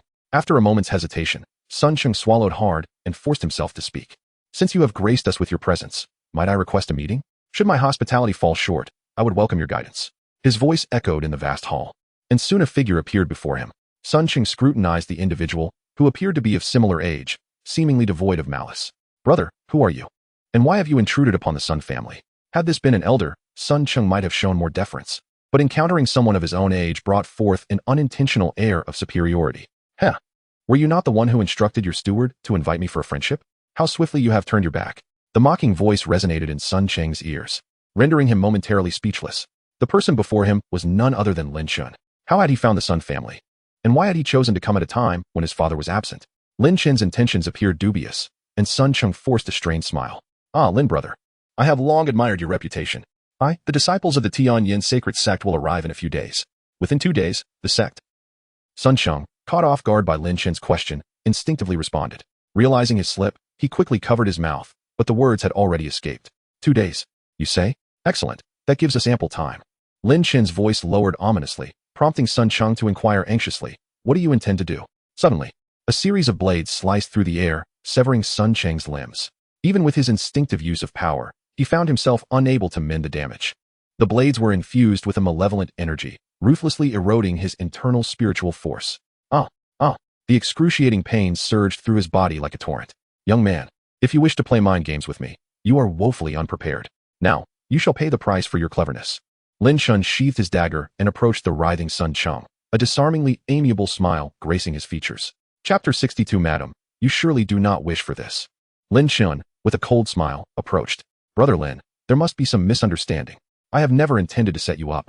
Sun Cheng spat blood, his pallor indicative of his frail state as he sought to buy time. Without hesitation, Lin Chun struck him across the face with a resounding slap, leaving one side of Sun Cheng's visage swollen and crimson, resembling a grotesque visage. Damn it, you let something slip, and you think me a fool? Lin Chun sneered, observing Sun Cheng's battered face. In a fit of frustration, he delivered another blow, ensuring both sides of Sun Cheng's face bore the marks of retribution. Extending a finger, a shimmering azure light slipped into Sun Cheng's mouth. In a moment of bewilderment, Sun Cheng was seized by a wave of excruciating pain. As he attempted to cry out, he realized, in horror, that his throat was beyond his control, rendering him mute. A choking sensation overwhelmed him, forcing him to retch violently until he expelled a portion of his insides. Lin Chun raised his hand once more, delivering a powerful punch that shattered Sun Cheng's remaining teeth.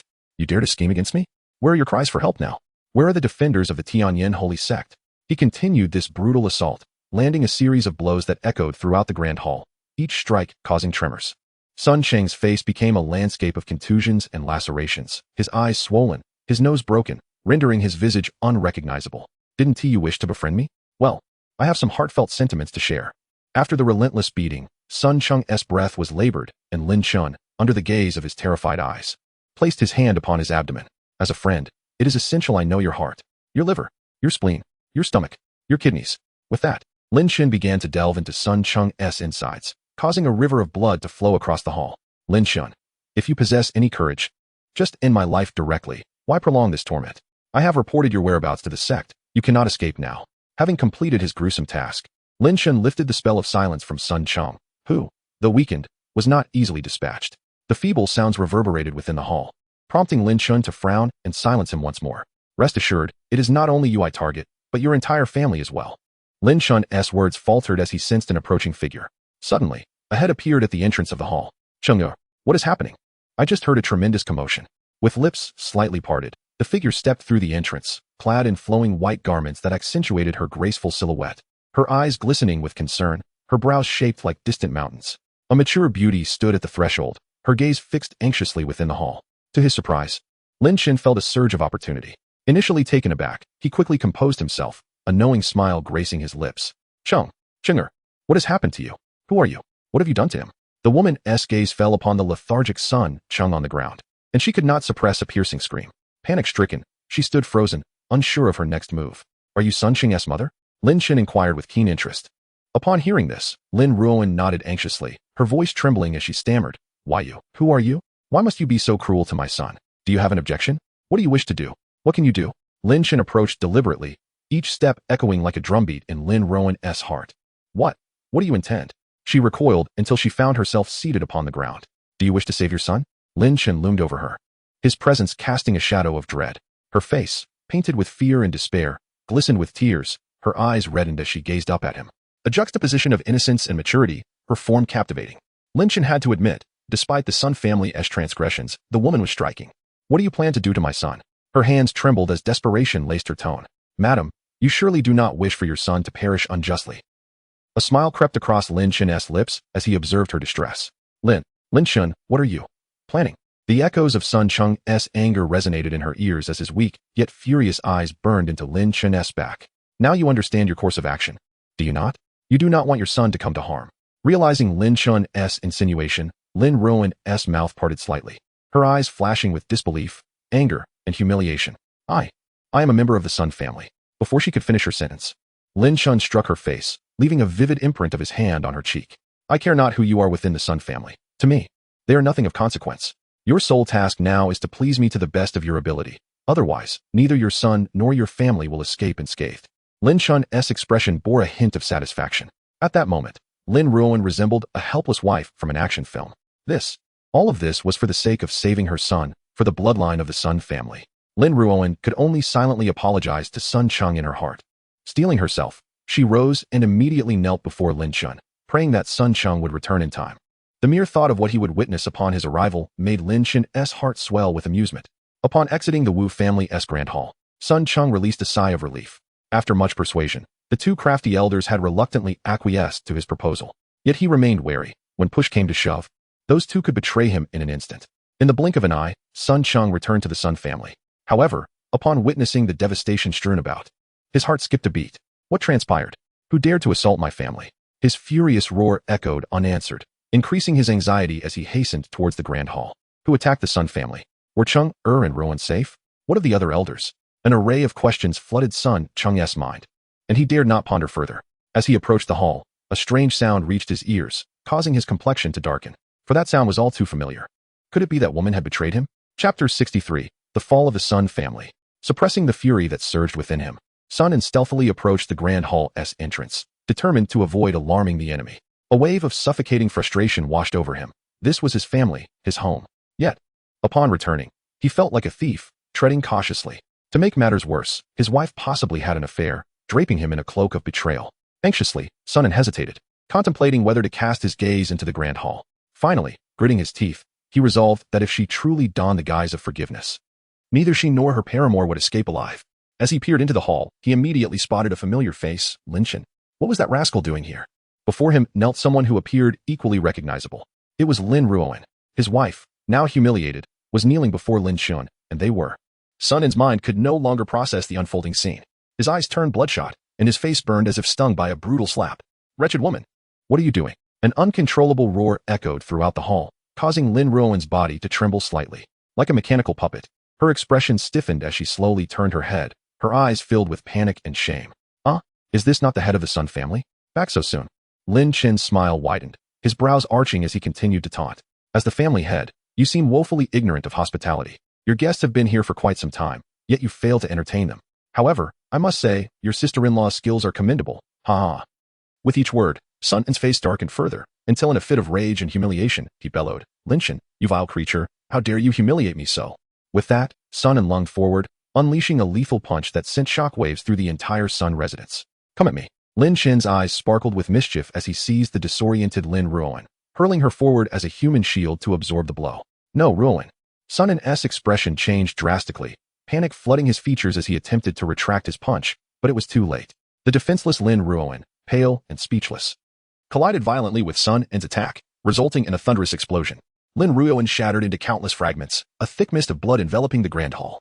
Ruoan, Sun murmured in a daze, sinking to his knees like a condemned criminal, tears streaming down his face. He had inadvertently killed Ruoan. Clapping slowly, Lin Chen remarked with feigned admiration, truly, the head of the Sun family is remarkable, effortlessly accomplishing what I could not, killing your own wife. You deserve the title of a tyrant. It's a pity, though. I thought you might be a tad more sensible. After all, your sister-in-law's talents are quite impressive. Worthy of a 9 out of 10. This was clearly adding fuel to the fire. Sun lifted his head, fury radiating from him like a beast ready to pounce. Yes, this was not his fault. All blame lay with that wretched Lin Chen. He should have killed him long ago. Lin Chen, I shall make you suffer 1,000 deaths and send you to hell to answer for Ruoan. Disheveled, Sun enunciated each word with gritted teeth. Oh, our Sun family is furious. I'm so frightened. Unfortunately, all of this is self-inflicted. Did you not learn from the fate of the Wang family?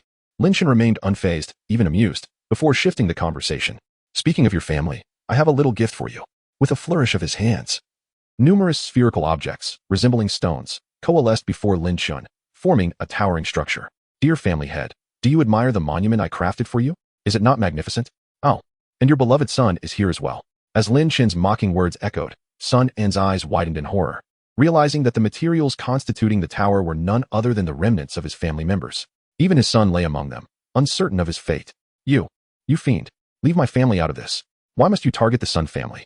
In response to Sun En's accusations, Lin Chen shrugged indifferently. Spare me your words. I have already acted, and what will you do about it? As the family head, do you not understand the importance of eradicating threats? If you wish to kill me, then come forth. The monument is in dire need of your head. Sun En's expression darkened, as if he could squeeze water from his fury. Very well.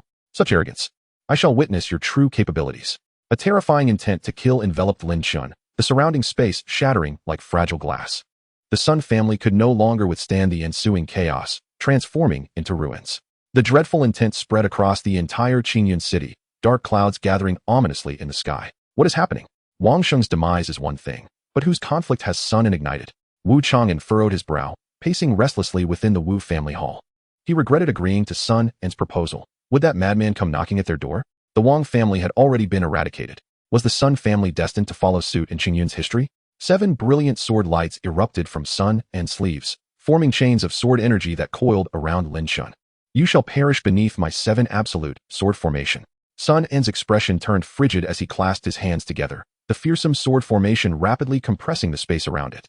The overwhelming pressure could be felt from hundreds of miles away. Standing within the sword formation, Lin Chen remained unfazed, casually waving his hand as boundless malevolence erupted from within him like a surging river, crashing toward the sword formation.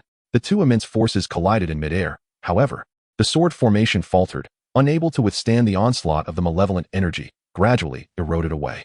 A ferocious storm swept through the surroundings, ultimately engulfing all the sword blades in a tsunami of killing intent.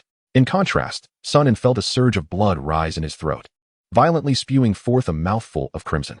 His countenance darkened, disbelief etched upon his face as he raised his head. His 7 absolute sword formation had been shattered. That wretched creature not only wielded malevolent energy effortlessly, but possessed an unfathomable amount of it. How could he command such a vast quantity without sufficient Qin Gang stones? Chapter 64. Mr. Lin, devoted to the joy of 9 clans old man. Are you ready to descend into hell with your family? Sun En snapped back to reality. His vigilance heightened as he scanned his surroundings, his spiritual sense unfurling, for Lin Chen's figure had vanished into the void. His reaction was sluggish. The voice echoed ominously from behind him, and he spun around, ready to retaliate. Yet, a fist loomed larger in his vision. Boom. Lin Chen delivered a gentle punch to Sun En's face, instantly distorting it, causing it to cave in like a basin. Accompanied by the sound of bones shattering and a terrifying wave of energy, Sun En's form transformed into a shooting star, hurtling backward. After crashing through several mountains, he was finally embedded in a hillside. Damn it. How could that little beast possess such strength? Sun En's eyes, already bloodshot, spun in agony as he struggled to keep them from falling out. Simultaneously, he summoned all his spiritual power, attempting to fight back. Suddenly, a searing pain coursed through his body, causing Sun En's eyes to widen in fury, leading to a round object dropping from his eye. That little beast had infused him with malevolent energy without his awareness. When did this happen? Despair enveloped Sun En's mind. The spiritual energy within him was battling against the malevolent force.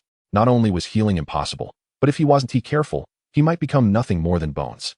Resolutely, Sun En clenched his teeth, striving to maintain his physical integrity. On this foundation, he endeavored to eradicate the malevolent energy within. Master Sun, weren't you quite imposing just now? Why are you in such disarray now? A mocking voice rang out, causing Sun En's already battered visage to stiffen. In his blurred vision, a figure slowly emerged before him. You little brat, what do you want? Sun En's throat squeezed out words laden with accent, resembling a threatened dog. I shall now send you to reunite with your family. Lin Chen raised his hands, and a humanoid form gradually emerged from the mountain. You've got some guts, kid. Until we meet again. Sun En conveyed this through his spiritual sense, immediately preparing for self-detonation. At worst, he would find another mortal to possess. Dying here would leave everything in vain. Gathering strength within, he intended to unleash a hidden energy technique against the little beast. Wow, what? Why can't I use my power? Panic and madness swelled within Sun En, and in his frantic struggle, he lost the other eye as well. Want to become a bomb, do you? Lin Chen chuckled, firmly suppressing Sun En with his spiritual sense. The two vanished, reappearing in the ruins of the Sun family estate. Fortunately, the Jingwan still stood. Now, it was merely a matter of acquiring the crucial materials. With a casual wave, Lin Chen separated Sun En's head from his body, sending it soaring to the peak of Jingwan. Despite this, he remained alive. Lin Chen utilized malevolent energy and spiritual sense to confine Sun En's spiritual power, trapping his soul firmly within his head. The result was that while Sun En lived, he could neither see, hear, nor speak. His entire sense of being felt as though it were suspended in void. Lin Shen skillfully maintained a delicate balance between the spiritual energy and malevolent force within Sun En's mind, a state of being unable to die, yet distinctly feeling the torment of malevolent energy's encroachment. Since you have arrived, why conceal yourselves? Why not simply step forward for a meeting? Two figures materialized from the sky behind Lin Shen, descending from the clouds. This. Wu Chang'an immediately noticed the striking Jingguan below. Even with his vast experience, he felt a shiver run down his spine at the sight before him. All of them were from the Sun family. From guards and servants to family members, their bodies were piled into a mountain. At the pinnacle rested the head of Sun En, the head of the Sun family. Lin Shen stood before it all, observing without a trace of emotion. Wu Chang'an couldn't help but gasp. This child is certainly not to be trifled with. First, the Wang family, and now the Sun family. Wu Chang'an feared that his own Wu family might soon become the next grand spectacle. Shangguan Qingyun attempted to don his usual amiable smile, but found himself unable to muster it. His sole concern now was whether Sun En had revealed their alliance before his demise. If that came to light and Lin Shen held a grudge, Shangguan Qingyun could scarcely bear to contemplate the consequences for himself and his family. You two wouldn't be here to support the Sun family, would you? Lin Shen's words caught the two in the air off guard, prompting them to swiftly approach Lin Shen's side, their expressions betraying shock that would undoubtedly astonish the people of Qingyun City. Astounding.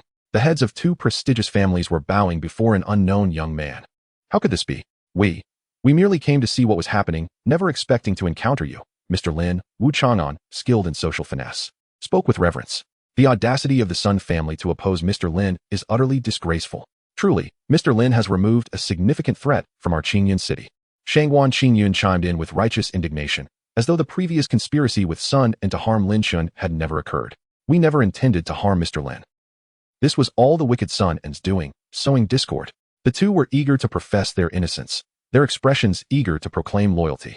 Tell me, has Sun En revealed any information regarding the incoming members of the Tianyan sacred sect? Lin Shen's gaze bore into the two before him. Wu Chang'an and Shangguan Qingyun exchanged glances, their expressions stiffening. They were uncertain whether Lin Shen was testing them or sincerely sought this information. Let us speak frankly. Share what you know, and I will not make things difficult for you, for I am not a bloodthirsty man. At Lin Shen's words, the corners of their mouths twitched, instinctively glancing at the towering Sun family tower behind him. Is this not bloodthirsty? Are you certain? Otherwise, your fate will mirror theirs. Behind Lin Shen, the malevolent energy seeped from Sun En's head, ultimately reducing the entire Sun family to dust. A gentle breeze swept by, scattering them across the heavens. This was a blatant threat. If they couldn't grasp this, they had indeed lived long enough. Wu Chang'an and Shangguan Qingyun promptly divulged everything they knew. Sun En did not explicitly mention who from the Tianyan sacred sect would come, merely that they, along with the Qinyuan dynasty, are searching for you. Wu Chang'an, ever mindful of Lin Shen's expression, spoke cautiously. He only shared this much. Lin Shen furrowed his brow, and Wu Chang'an, the head of the Wu family, could only nod nervously, unsure how to proceed. Lin Shen then turned his gaze to Shangguan Qingyun, who also hesitantly nodded. It seems there is nothing more to inquire. The celestial sacred sect. Mr. Lin, everything that needed to be said has been articulated. May we now take our leave? Shangguan Qingyun wore a bitter expression, his voice hesitant as he spoke, while Wu Chang'an gazed at Lin Shen with hopeful eyes. He yearned to depart from this realm of turmoil, yet he dared not move without the permission of the formidable figure before him. Do not blame me for not warning you. Refrain from setting your sights on those you cannot provoke, or else, next time, I may arrange for an even grander spectacle, came the calm words that resonated in their ears. Both Wu Chang'an and Shangguan Qingyun felt as though they had been granted a reprieve, vanishing in an instant. Presently, Qingyun City was indeed rife with unrest, and they resolved to retreat to their family estate and enter seclusion immediately. Moreover, they instructed their subordinates to remain safely at home. Otherwise, should someone lack discernment, Lin Shen, having just descended from his lofty perch, would find no solace for his tears. Chapter 65. Leave this place quickly. Can you feel it? Recently, Qingyun City has been unusually tranquil. Where have all the other families gone? Are you awake? Have you not been paying attention to the recent events? The Sun family and the Wang family were annihilated overnight by a single individual. The members of the other families are not fools. Do they not fear the flames of retribution reaching them?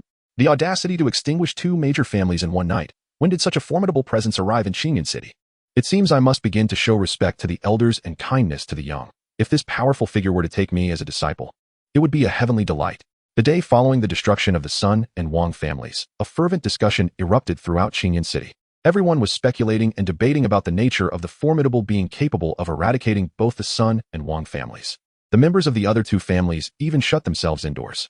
Qingyun City, a place rife with diverse factions, had unexpectedly fallen into a state of eerie tranquility. Everyone became amicable, as if reverence for the elderly and care for the young had become fundamental values. After all, one could never know if the child brushed past might be connected to that powerful individual.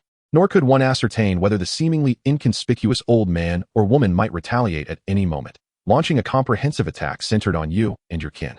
In light of the fate of the Sun and Wang families, it appeared that this unknown powerhouse relished in the game of elimination. Lin Shen, however, was indifferent to the outside chatter, remaining in his original tavern, dedicating his spare time to cultivation. The remaining hours were devoted to the harmonious union technique. He did not intend to flee immediately. Instead, he opted to observe the situation. If the approaching individuals were not formidable, he would eliminate them directly, at least testing their strength first. But should he find himself outmatched, he could always retreat via long-distance teleportation, perhaps even uncovering a mission in the process. Speaking of missions, Lin Shen felt puzzled. How provocative had your host become to incite such a response? 2 families had already been annihilated. How could you endure without issuing a single task? After concluding his dual cultivation with Jiang Yunyu, Lin Shen cast a glance at her, her figure tightly wrapped in blankets. He could not fathom why, despite their familiarity, she still felt shy. They had engaged in every conceivable activity. Jiang Yunyu's demeanor had evolved from unwavering defiance to slight resistance. And now she had fallen into a complete silence of acquiescence. Her body had grown so accustomed that a mere pat would suffice to signal what to do next. Did you annihilate the Wang and Sun families? A hoarse voice emerged from behind, causing Lin Shen to raise an eyebrow in surprise. After all, Jiang Yunyu usually remained silent after their training sessions, her voice rendered hoarse. So what if I did? Are you about to spout some absurdly cruel rhetoric? The room fell into a silence. Jiang Yunyu at a loss for words, contemplating her own thoughts. Life is akin to a bed of thorns. If one cannot resist, they must simply lie down and endure. Each attempt at escape had only resulted in further entrapment. Moreover, she discovered something even more astonishing. Each time she was defeated, her cultivation improved slightly. This method of gaining strength was utterly foreign to her. She could not comprehend why, despite the techniques of the Harmony sect, they should still hold value for her. This only deepened Lin Shen's enigmatic aura in her eyes. Young, exceptionally gifted, and, crucially, utterly unrestrained. Perhaps she could subtly influence him instead, was Jiang Yunyu's thought. I just feel that your actions will inevitably create countless enemies, one day. She curled up at the head of the bed, speaking cautiously in a tone that implied concern for him. Lin Shen struggled to maintain his composure. What was this? The Stockholm Syndrome? You need not concern yourself with such matters. I suspect you have eaten too much, or perhaps I have not been forceful enough. Lin Shen replied nonchalantly, contemplating whether he should simply stand up and be more assertive. What? Jiang Yunyu appeared confused at first. However, upon catching the meaningful glimmer in Lin Shen's eyes, her expression shifted to one of sheer terror.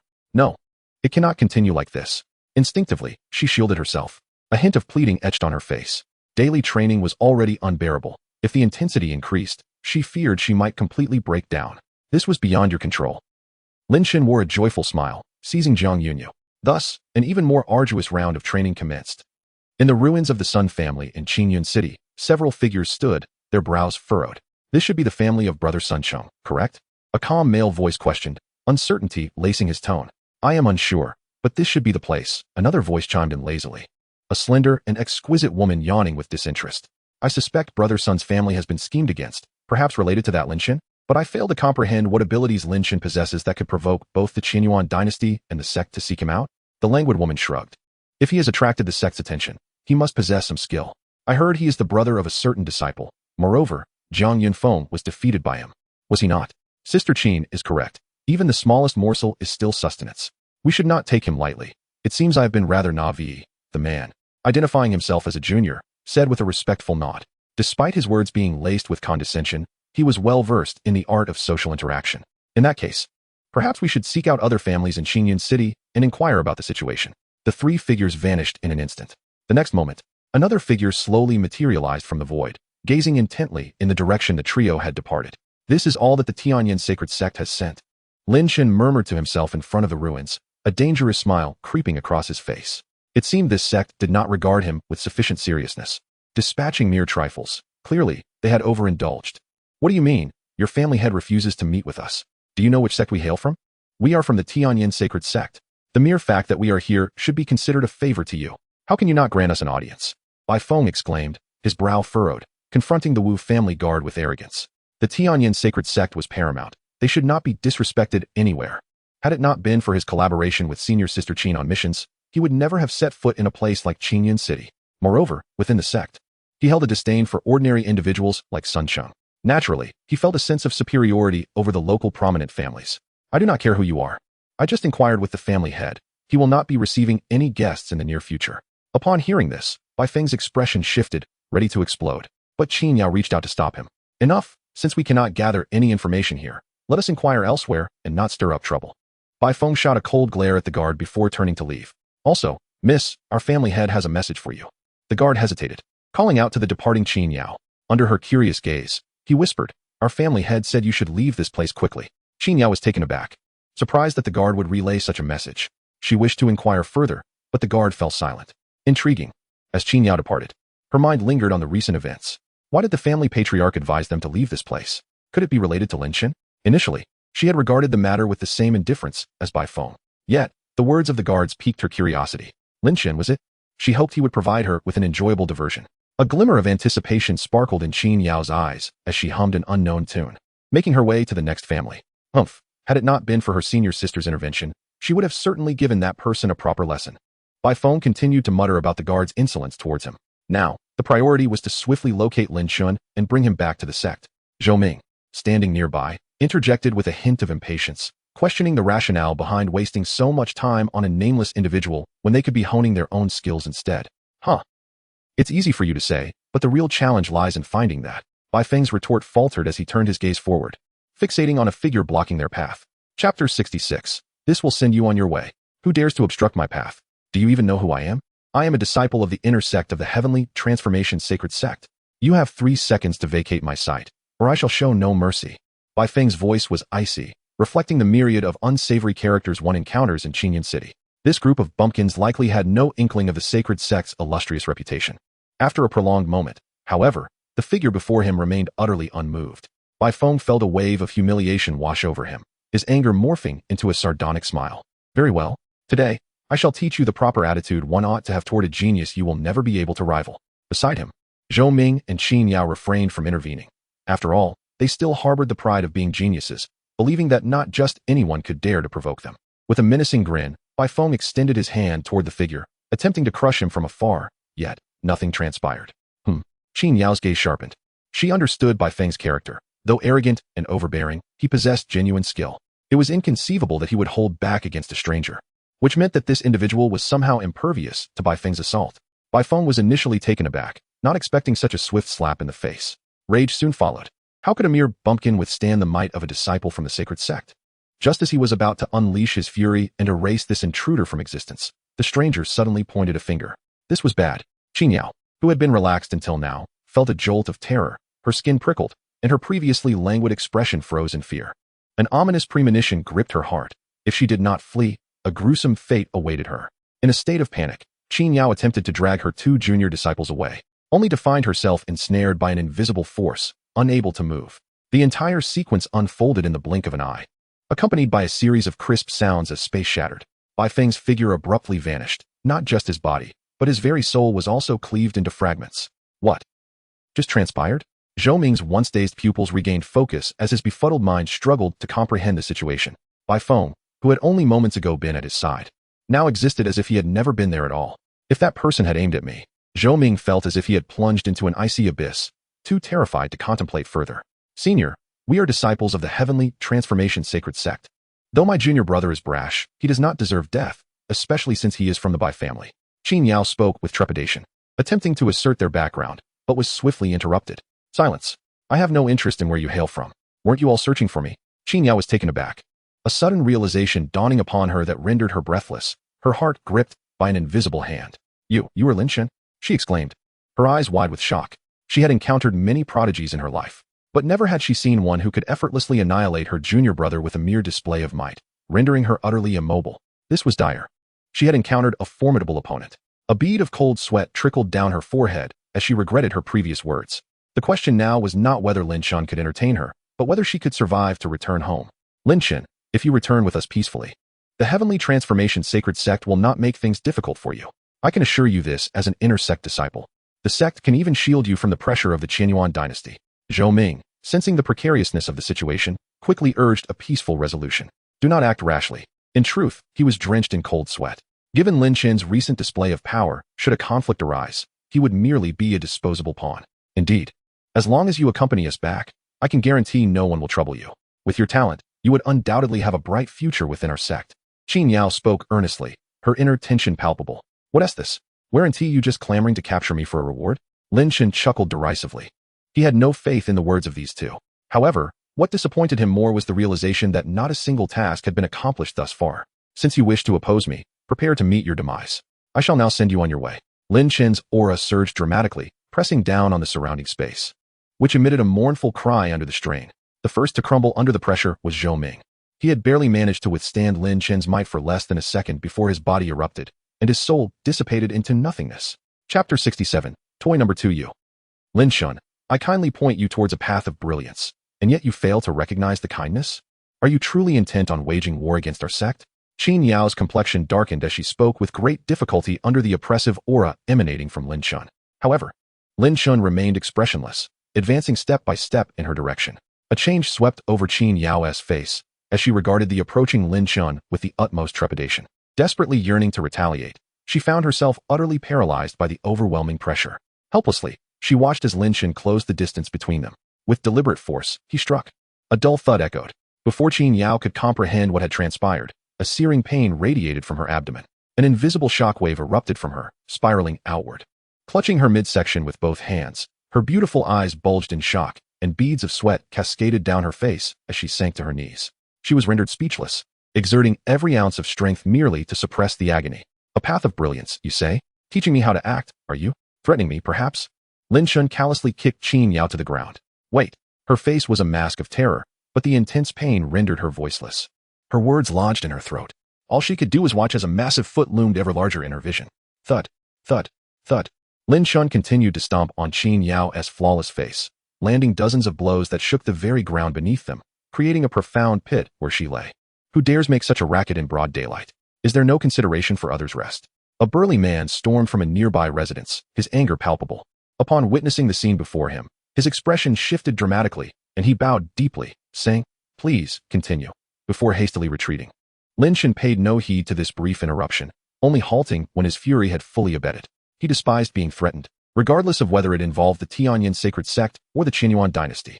Life and death were but fleeting moments. He had accumulated numerous debts, and those he offended were merely insignificant figures. If he could defeat them, he would kill. If not, he would flee and return later when stronger. Regaining his composure, Lin Shun glanced down at his feet. He had indeed held back. He would not crush Qin Yao to death with a few stomps, though he could not guarantee her safety otherwise.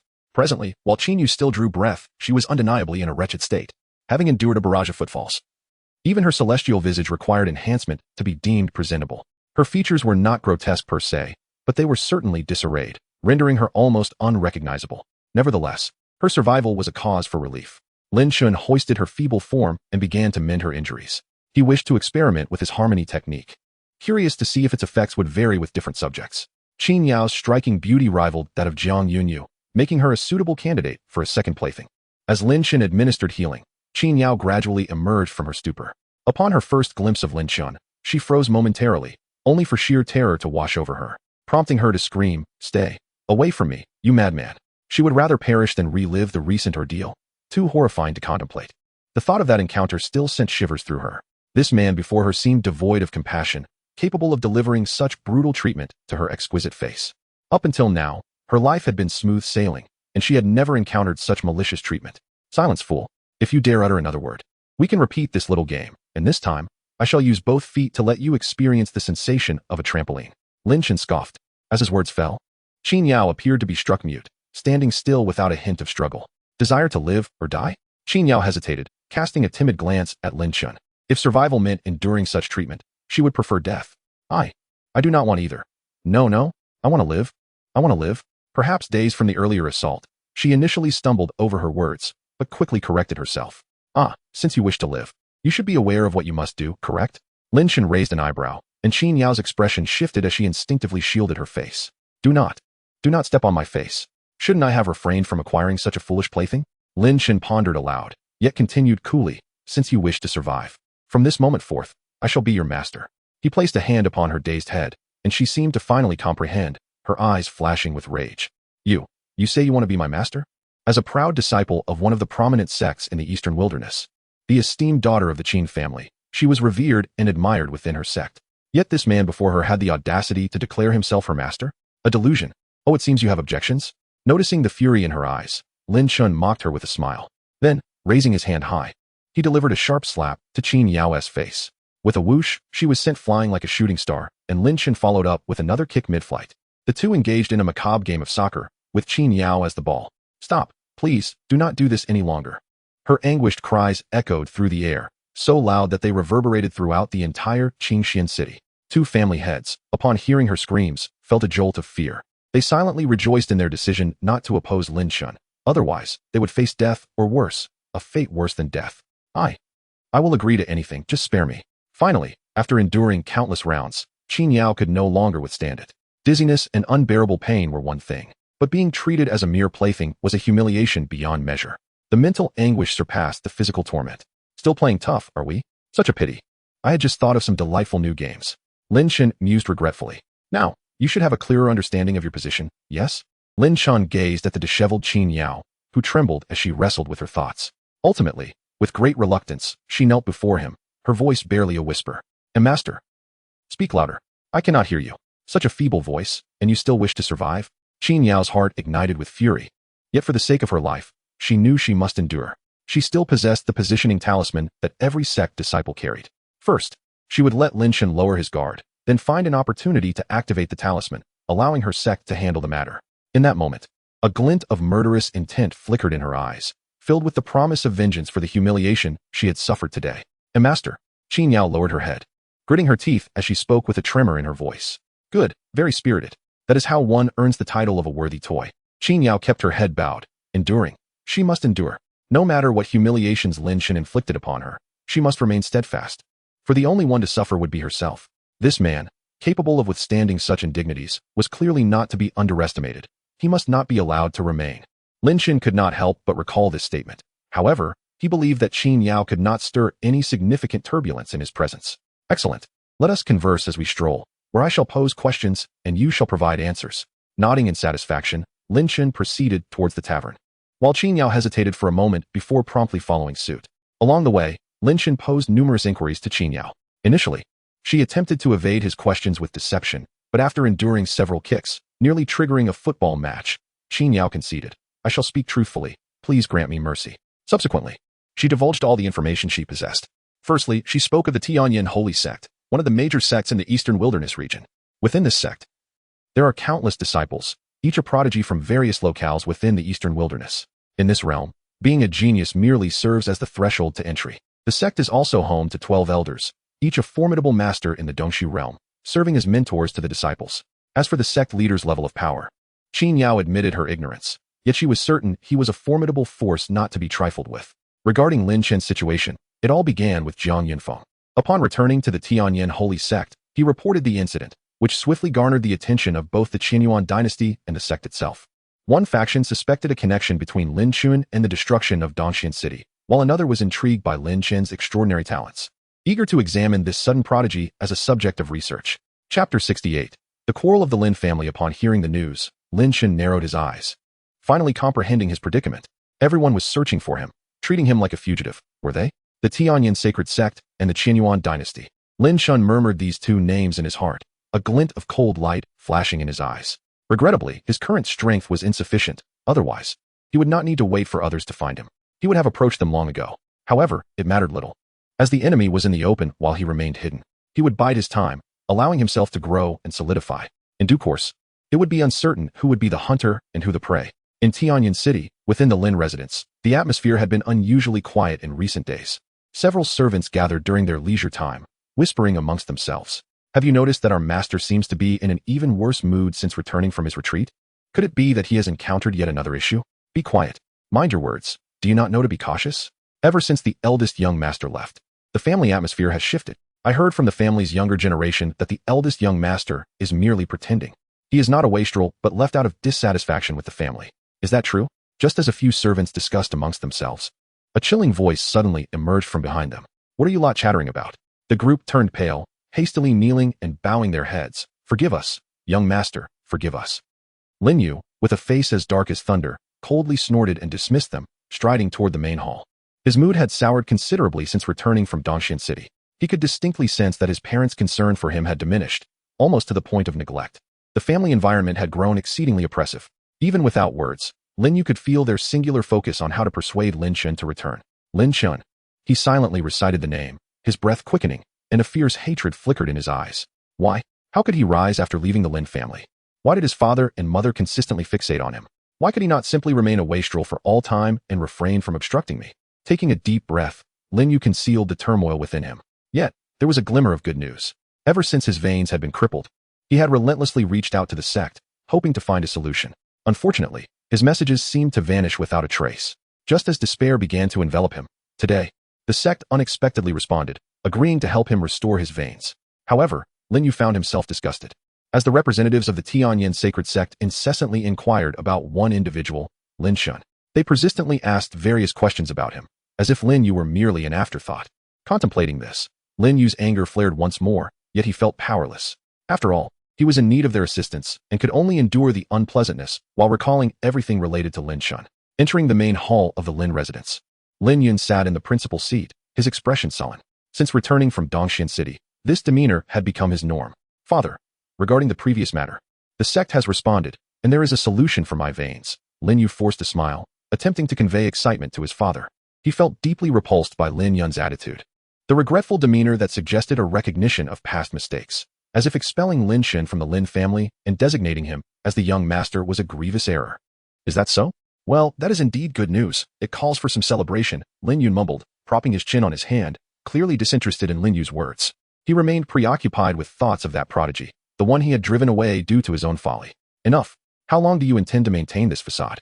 Must I explicitly inform you that Lin Shen will never return to the Lin family for you to let go of this obsession? Since you made that decision, do not regret it. Regret serves no purpose. No matter how strong he becomes, he has no connection to the Lin family. Lin Yu could no longer tolerate Lin Yun's attitude, erupting in fury. Lin Yun's expression darkened. Lin Yu's words struck a painful chord within him. Is this how you speak to your father? Moreover, what does this have to do with Lin Shen? Lin Yun retorted, his tone growing impatient. Does it not?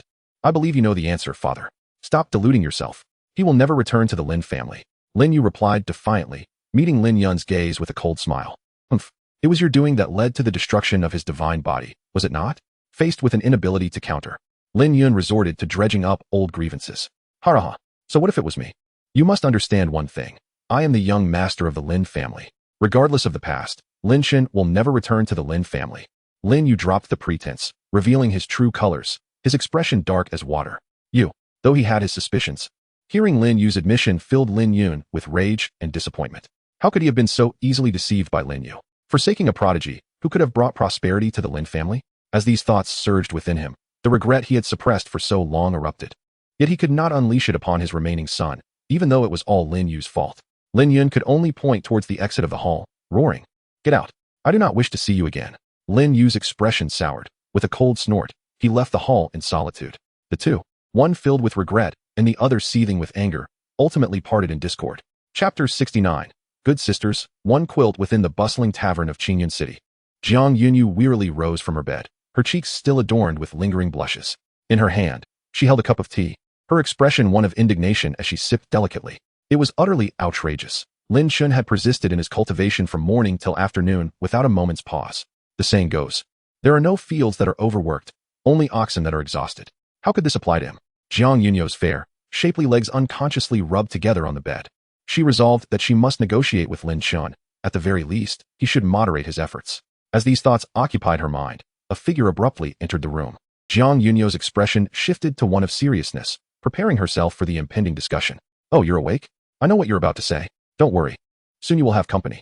Lin Shen called out, his voice echoing from outside the door. Just moments before, Qin Yao had followed him into the tavern, leaving the staff and the innkeeper in a state of bewilderment, gazing at him as though he were a deity. With a hint of reluctance on her charming face, Qin Yao forced a smile and gracefully walked inside. Upon seeing Jiang Yunyu, who sat on the bed in stunned silence, her expression changed dramatically. Jiang Yunyu, what are you doing here? Jiang Yunyu mirrored her astonishment, and the two women exchanged bewildered glances.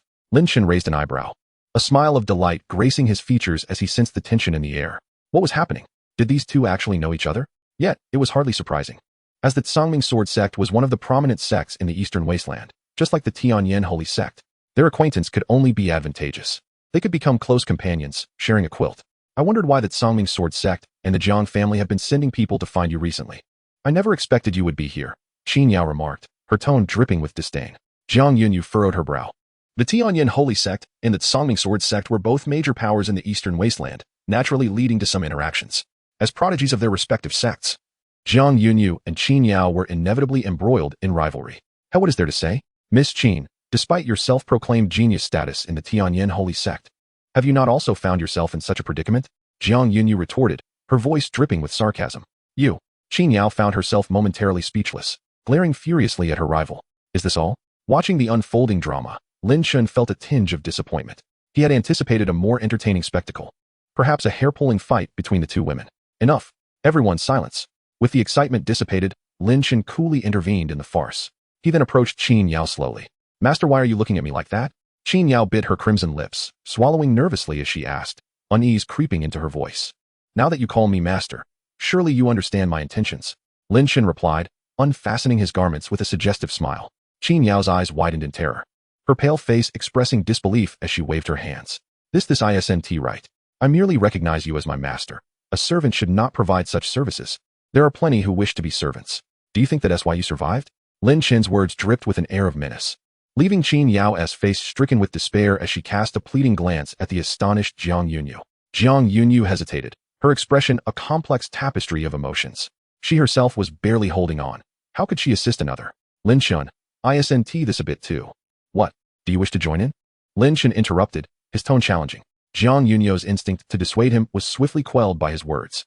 As someone who could not bear to witness another's suffering, she turned away resolutely. Qin Yao's eyes glazed over with despair as she gazed at Jiang Yunyu's retreating figure, her heart filled with rage. Jiang Yunyu, are you even human? Where is your spirit of aiding a fellow disciple of the Sangming Sword sect? Master, save me. With no one to come to her aid, Qin Yao cried out in desperation. Unfortunately, as soon as Lin Shin had subdued her, he had concealed his presence. Even a call for assistance would be futile. No one would come to her rescue. Lin Shin casually tossed the despairing Qin Yao onto the bed. Yes, just like that. Shed a few more tears. It will invigorate me during my cultivation later. Observing the tear-filled eyes and the pitiful expression on Qin Yao's face, Lin Shin couldn't help but smile. Unlike Jiang Yunyu's icy demeanor, Qin Yao's tear-streaked visage stirred something indescribable within him. The day's cultivation had commenced. Jiang Yunyu kept her head bowed, her long black hair obscuring her delicate ears, which were now flushed with crimson. Gritting her teeth, she silently recited her heart-cleansing mantra, redirecting her focus away from the sounds behind her and towards her cultivation. In the eastern wasteland, atop the Star Peak, one of the 12 main peaks of the Tianyin Holy Sect, sat a woman clad in flowing white, her figure graceful and ethereal. She slowly opened her eyes, murmuring, strange.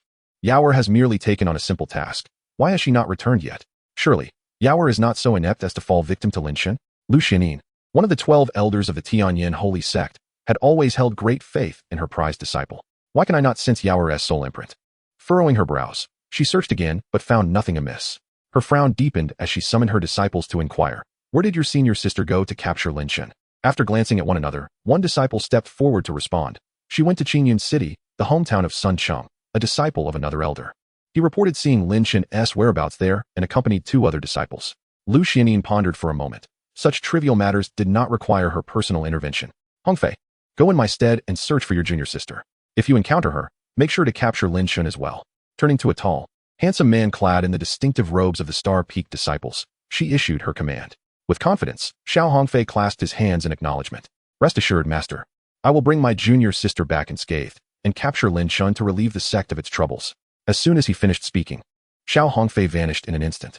Once the disciples had departed, the hall fell into silence once more. Lu Xianin felt an inexplicable sense of unease creeping over her. No. It must be a mere illusion.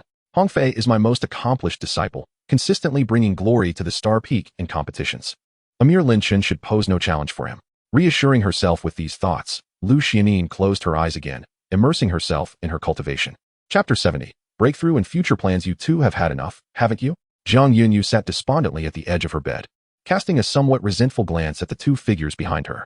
To be precise, it was directed solely at Lin Shin, as Qin Yao had long since fainted from the overwhelming intensity of her initial training. Lin Shin paid her no mind, reveling in a post-training euphoria. Unfortunately, lacking a cigarette, He could only repeatedly consolidate the fruits of his recent cultivation.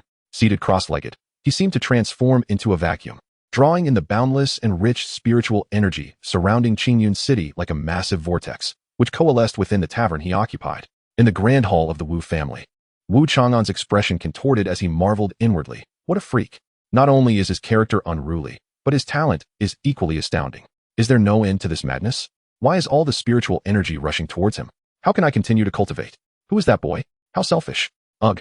Those in Qingyun City who were engaged in cultivation opened their eyes, stunned as they witnessed the dense spiritual energy rapidly dissipating around them, prompting a chorus of curses. Some, filled with righteous indignation, rushed towards the source of the energy. Let us all hold our tongues.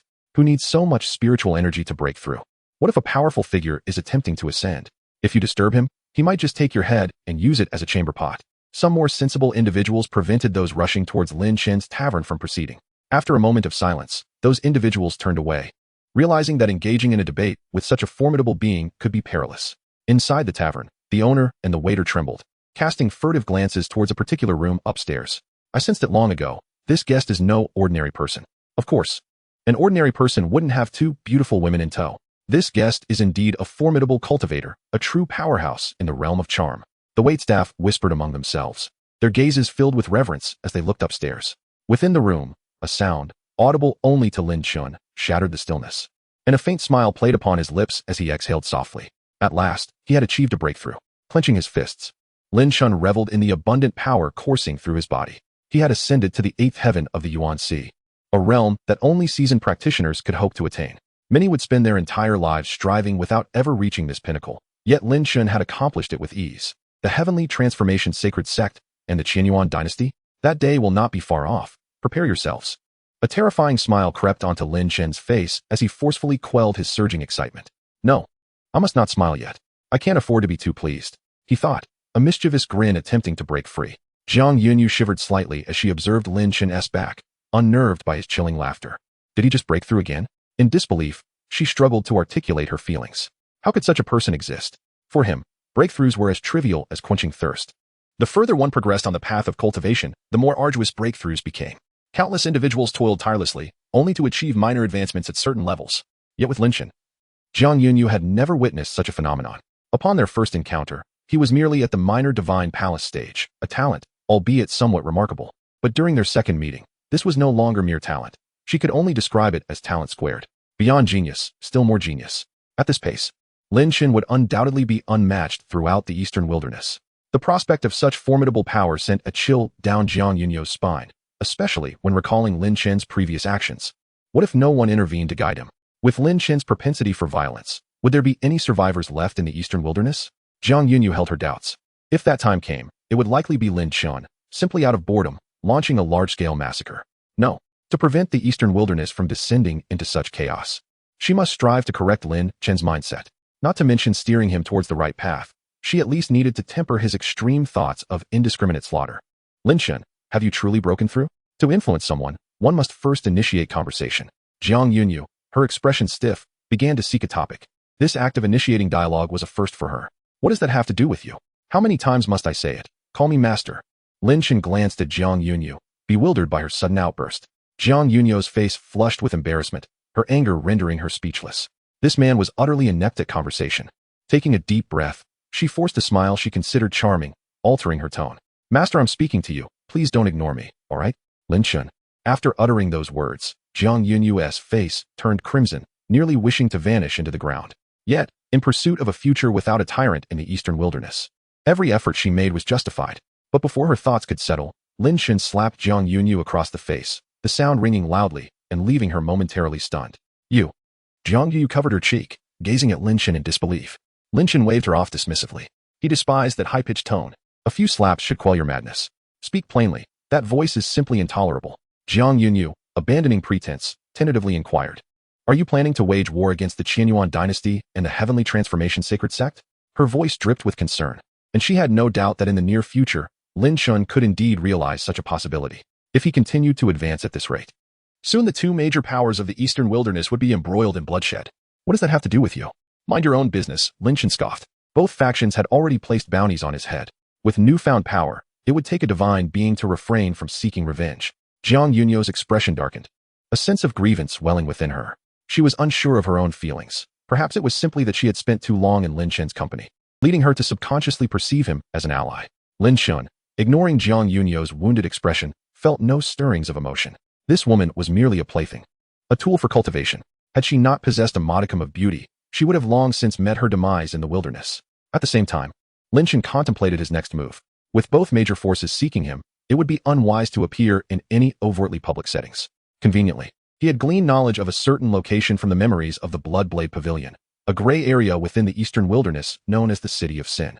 According to the recollections from the Bloodblade Pavilion, its denizens were all talents in their own right, charming in their speech. In short, the city lived up to its name, teeming with all manner of illicit activities. Even the Qianyuan dynasty and the Heavenly Transformation Sacred Sect would find it challenging to track him down there. Moreover, it was the location where the Blood Wall List's bounties were issued.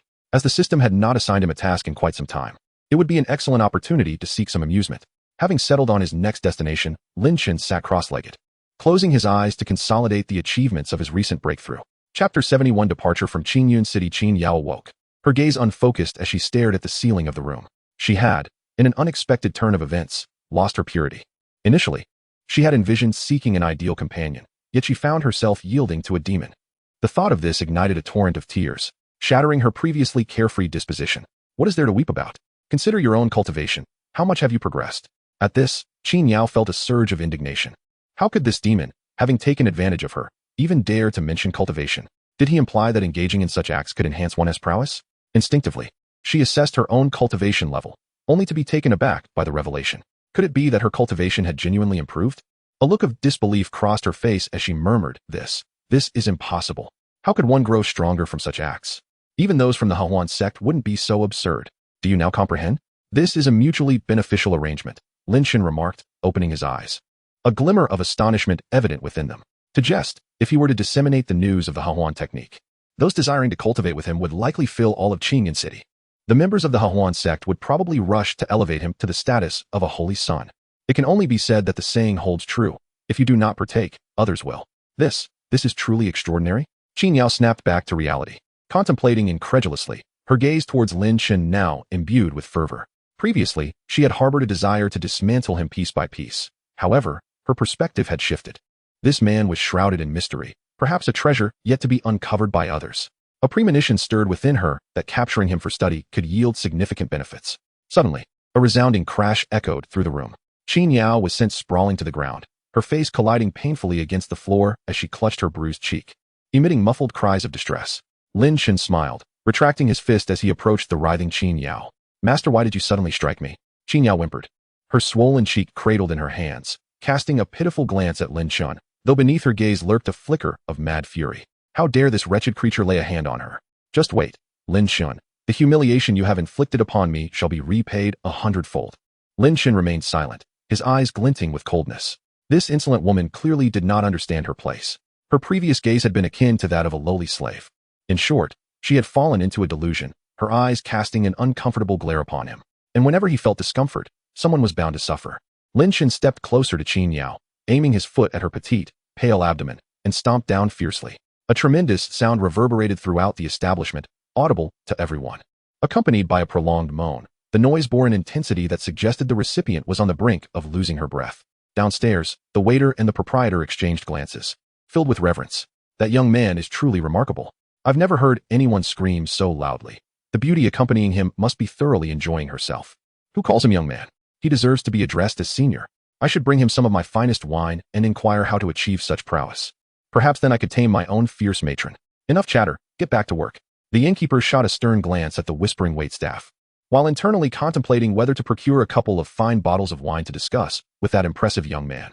Inside the room, Qin Yao's eyes bulged, as if her very eyeballs would burst forth from their sockets.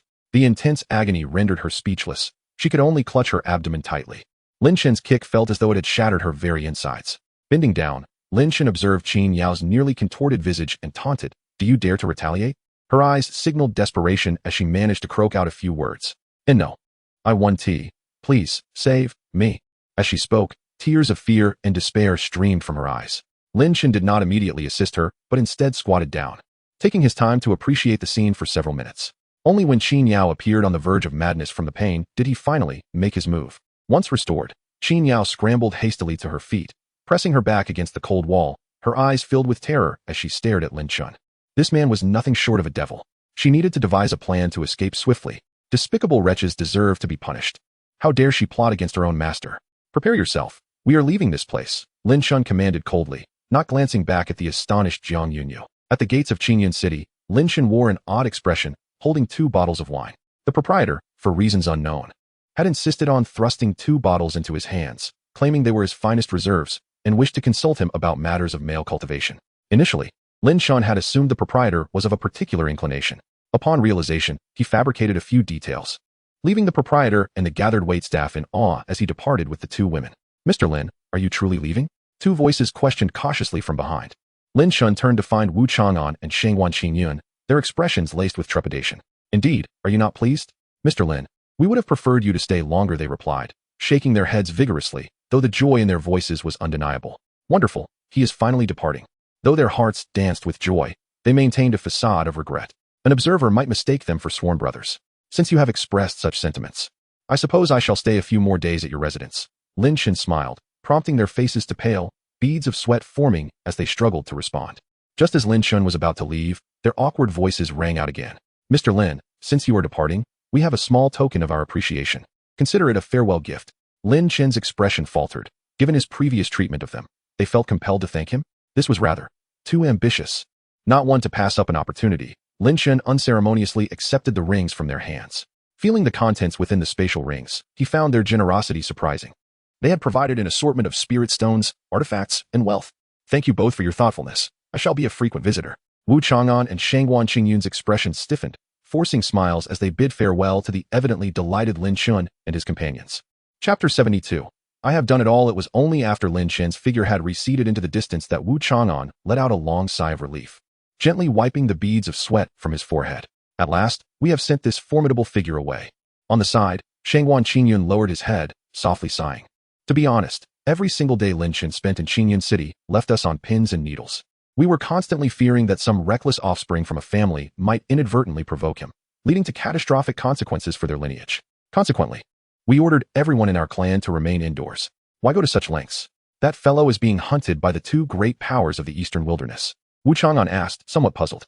Shangguan Qingyun cast him a sidelong glance, shrugging his shoulders in a gesture reminiscent of playing an accordion. You are still too young. What does Lin Chun's bounty have to do with us? The Heavenly Transformation Sacred Sect will not cause us trouble simply because we bid him farewell. Besides, offering assistance in times of need is far more valuable than mere flattery. That lad possesses extraordinary talent and boundless potential. Doing him a favor is no burden. As Shangguan Qingyun continued his accordion-like gesture, no one understood the art of investment better than he. Wu Chang'an was momentarily taken aback, realizing that experience indeed carries its weight. Patriarch Wu, after Qingyun City, only our 2 families remain. We shall need to cooperate more in the future. Shangguan Qingyun's aged face blossomed into a smile, resembling a blooming chrysanthemum, as he extended his hand toward Wu Chang'an. Wu Chang'an's expression faltered for an instant as he prepared to reciprocate. Suddenly, a voice interrupted from above. You 2 must be the heads of the 2 great families in Qingyun City? Both men furrowed their brows and looked up. A young man clad in black, with strikingly sharp eyebrows and starry eyes, regarded them with an air of arrogance. I am a member of the Heavenly Transformation Sacred Sect, sent here to investigate matters concerning Lin Chun. I kindly ask that you share everything you know with me. Shangguan Qingyun and Wu Chang'an exchanged glances, both eyes flashing with indignation. While Lin Chun may have spoken to them in such a manner, who was this young man to address them with such an interrogative tone? Even if he were of the Heavenly Transformation Sacred Sect, did he not understand that even the mightiest dragon cannot suppress the local snake?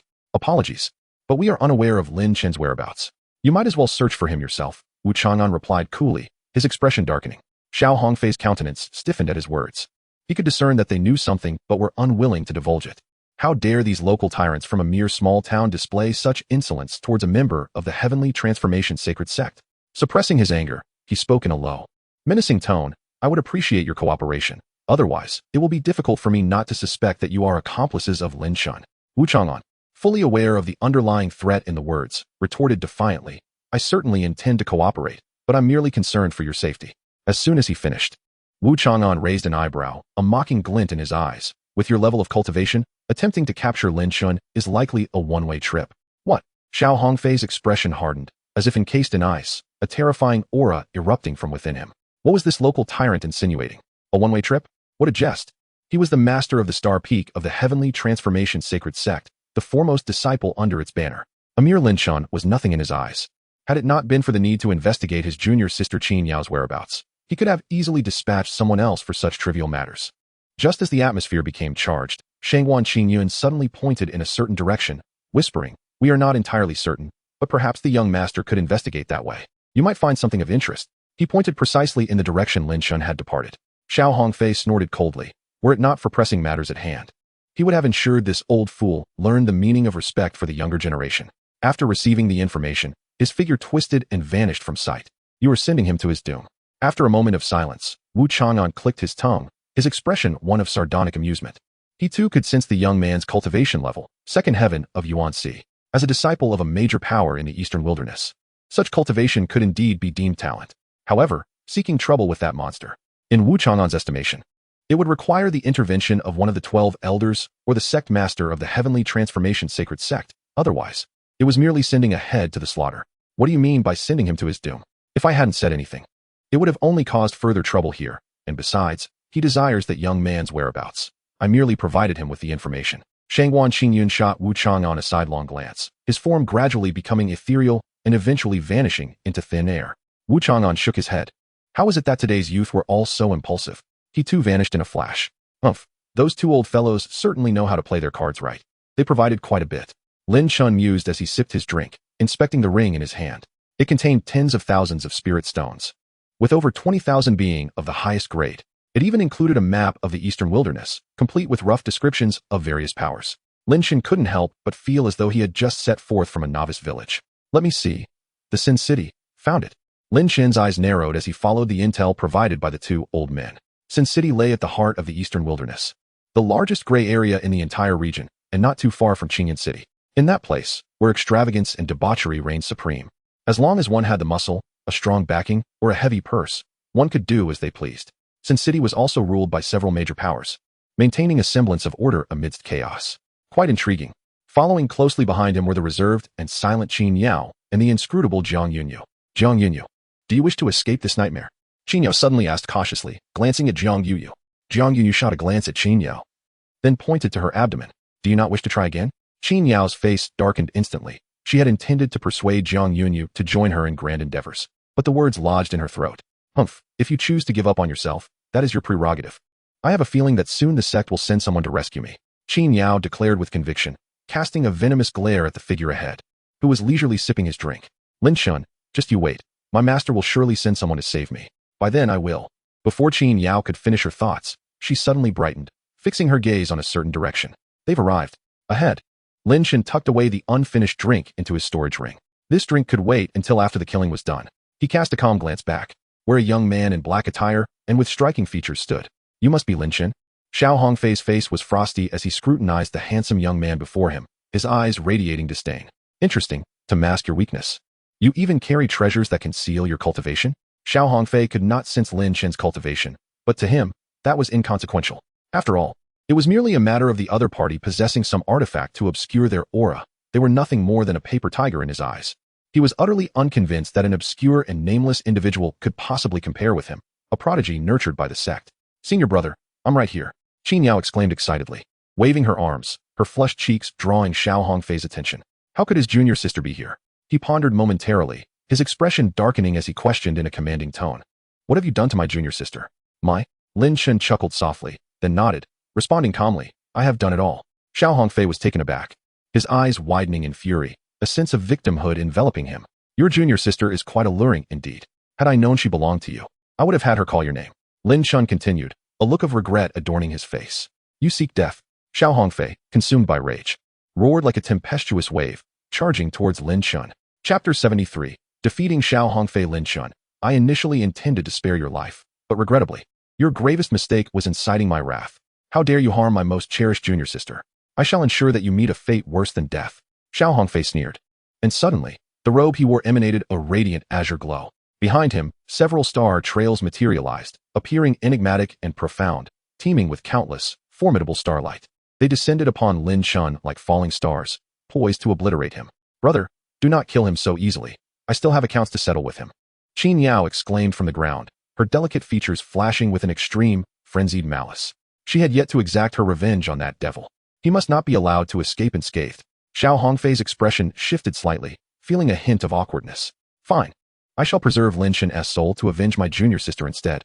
Facing the overwhelming assault, Lin Shen yawned nonchalantly, then extended a finger to lightly tap. Foolish creature. You believe you can so easily intercept my strike. Xiao Hongfei silently scoffed, eagerly anticipating the scene of Lin Shen's utter annihilation. However, Lin Shen's seemingly casual gesture, albeit simple, struck the star trails with unprecedented swiftness. A series of thunderous booms echoed.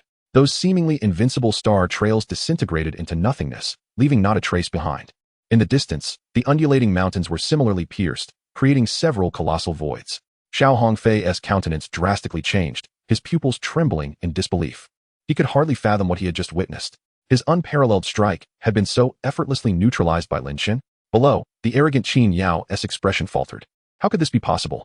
Her brother was the pride of the Star Peak, a champion in multiple sect competitions.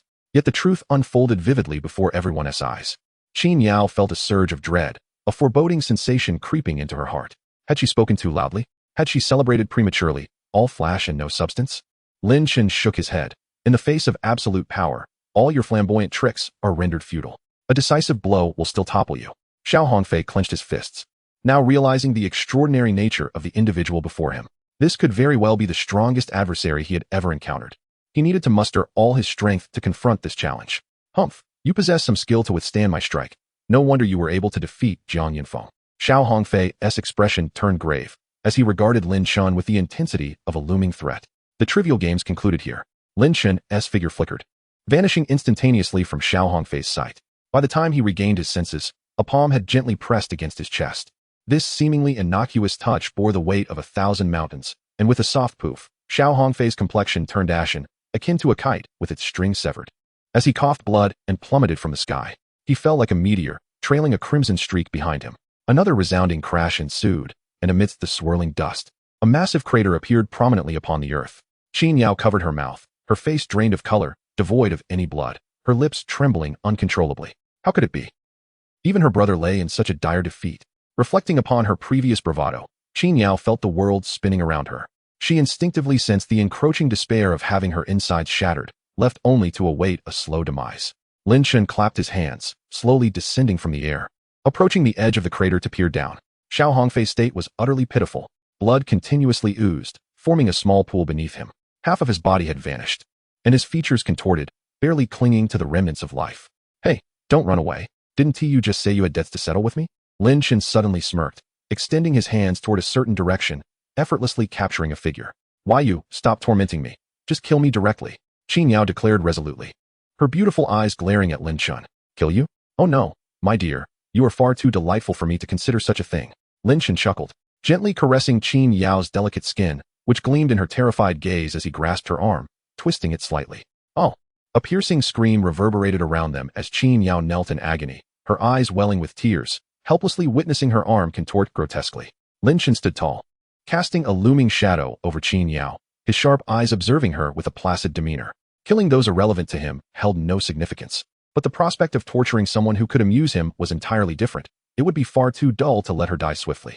Thus, he would relish in tormenting her until she was reduced to a pitiful state, kneeling like a dog beneath him, too fearful to resist. Such training was truly entertaining. Lin Shen, do not revel in your triumph. You shall ultimately perish here. A venomous voice echoed from the depths of the crater as Xiao Hongfei, with the last remnants of strength in one hand, produced a talisman. Yet he was no match for Lin Shen's swift reflexes. A blade of light flashed, severing Xiao Hongfei's arm. Xiao Hongfei, bring something fresh. I've seen enough of your hidden energy techniques. Lin Shen seized the talisman, preparing to examine it closely when a sudden brilliance illuminated the surroundings. Instantly, a terrifying aura enveloped the world. The talisman had spontaneously unleashed its power, and simultaneously, a figure clad in flowing white, poised and graceful, manifested before Lin Shen's eyes. Chapter 74, Threat what?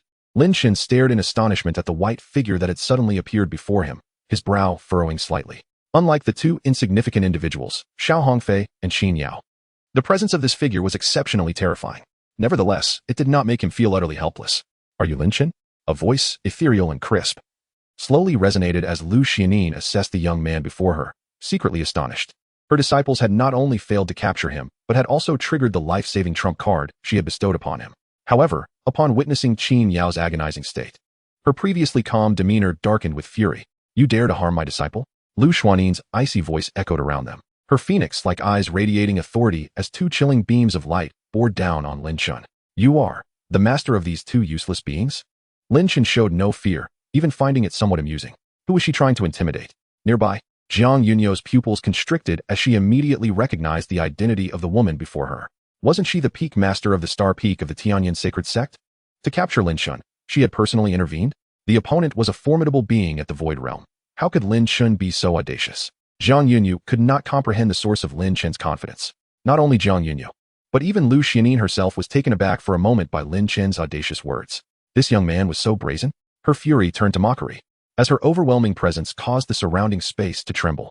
Very well, young one, you presume to be of some caliber, daring to overestimate yourself. I shall make you a mere frog in a well. Wake up to reality. With that, Lu Xianin pointed lightly in Lin Chun's direction. Instantly, the previously clear sky darkened, heavy clouds gathering ominously, birthing terrifying bolts of deep purple lightning. The Tianyan Thunder Invocation. Accompanied by Lu Xuannin's words, an unending torrent of lightning descended upon Lin Chun's diminutive figure with devastating force.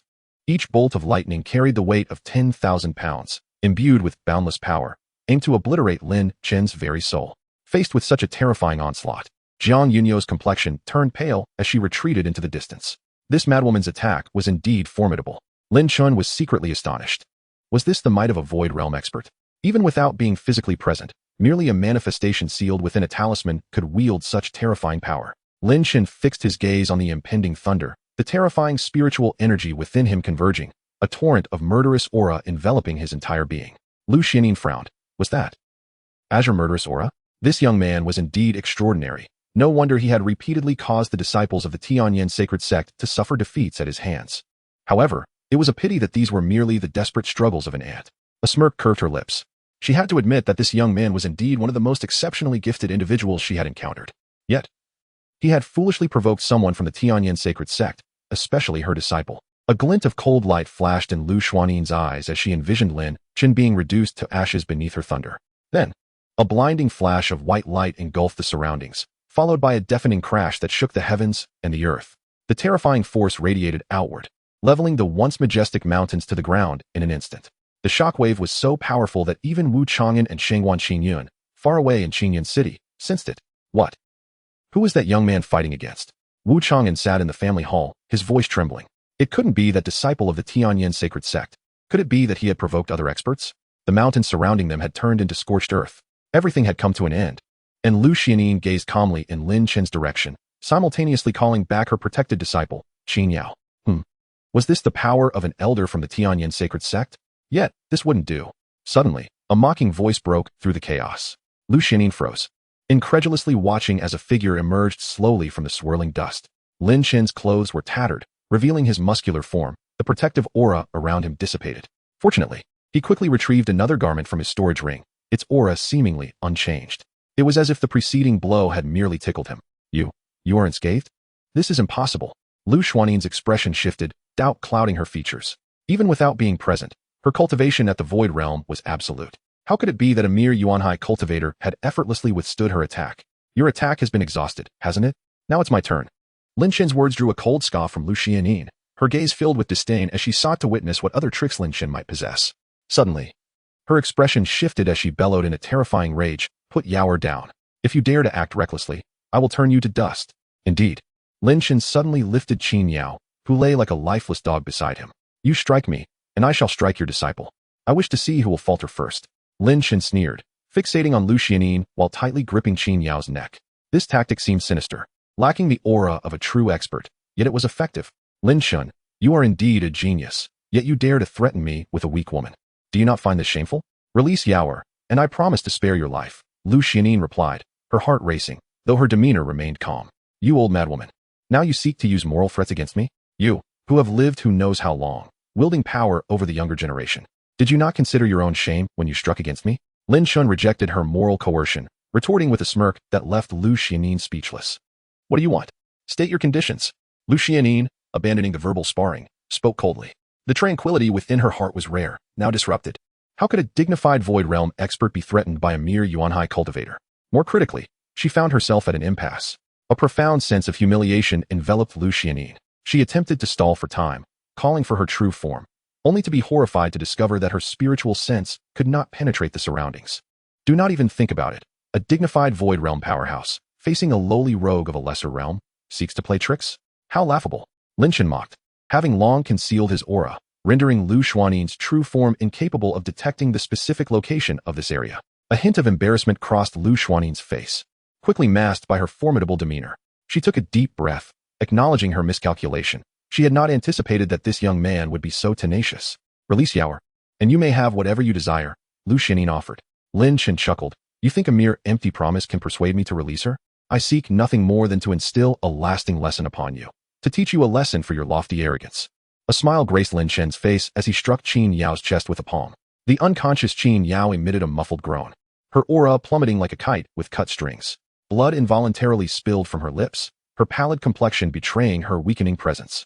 You dare to sever her foundation. Lu Xianyin could not help but glare fiercely, her silver teeth clenched tightly, on the verge of taking action. Do refrain from making any rash movements. I tend to be rather careless, and should I accidentally harm your disciple, do not hold it against me. Lin Chen said with a grin, firmly grasping the handle, his heart unperturbed. What exactly do you intend to do? Lu Xuanyin's voice was icy, her phoenix-like eyes piercing, making one feel as though they had plunged into an abyss of frost. She had never before harbored such a desire to kill someone. I am pleased that you wish to enlist my assistance, but alas, I find your demeanor quite displeasing. Suddenly, Lin Chen seized Qin Yao by her remaining arm, and, under Lu Xuanyin's panicked gaze, he forcefully tore. Crack! A crisp sound echoed through the air.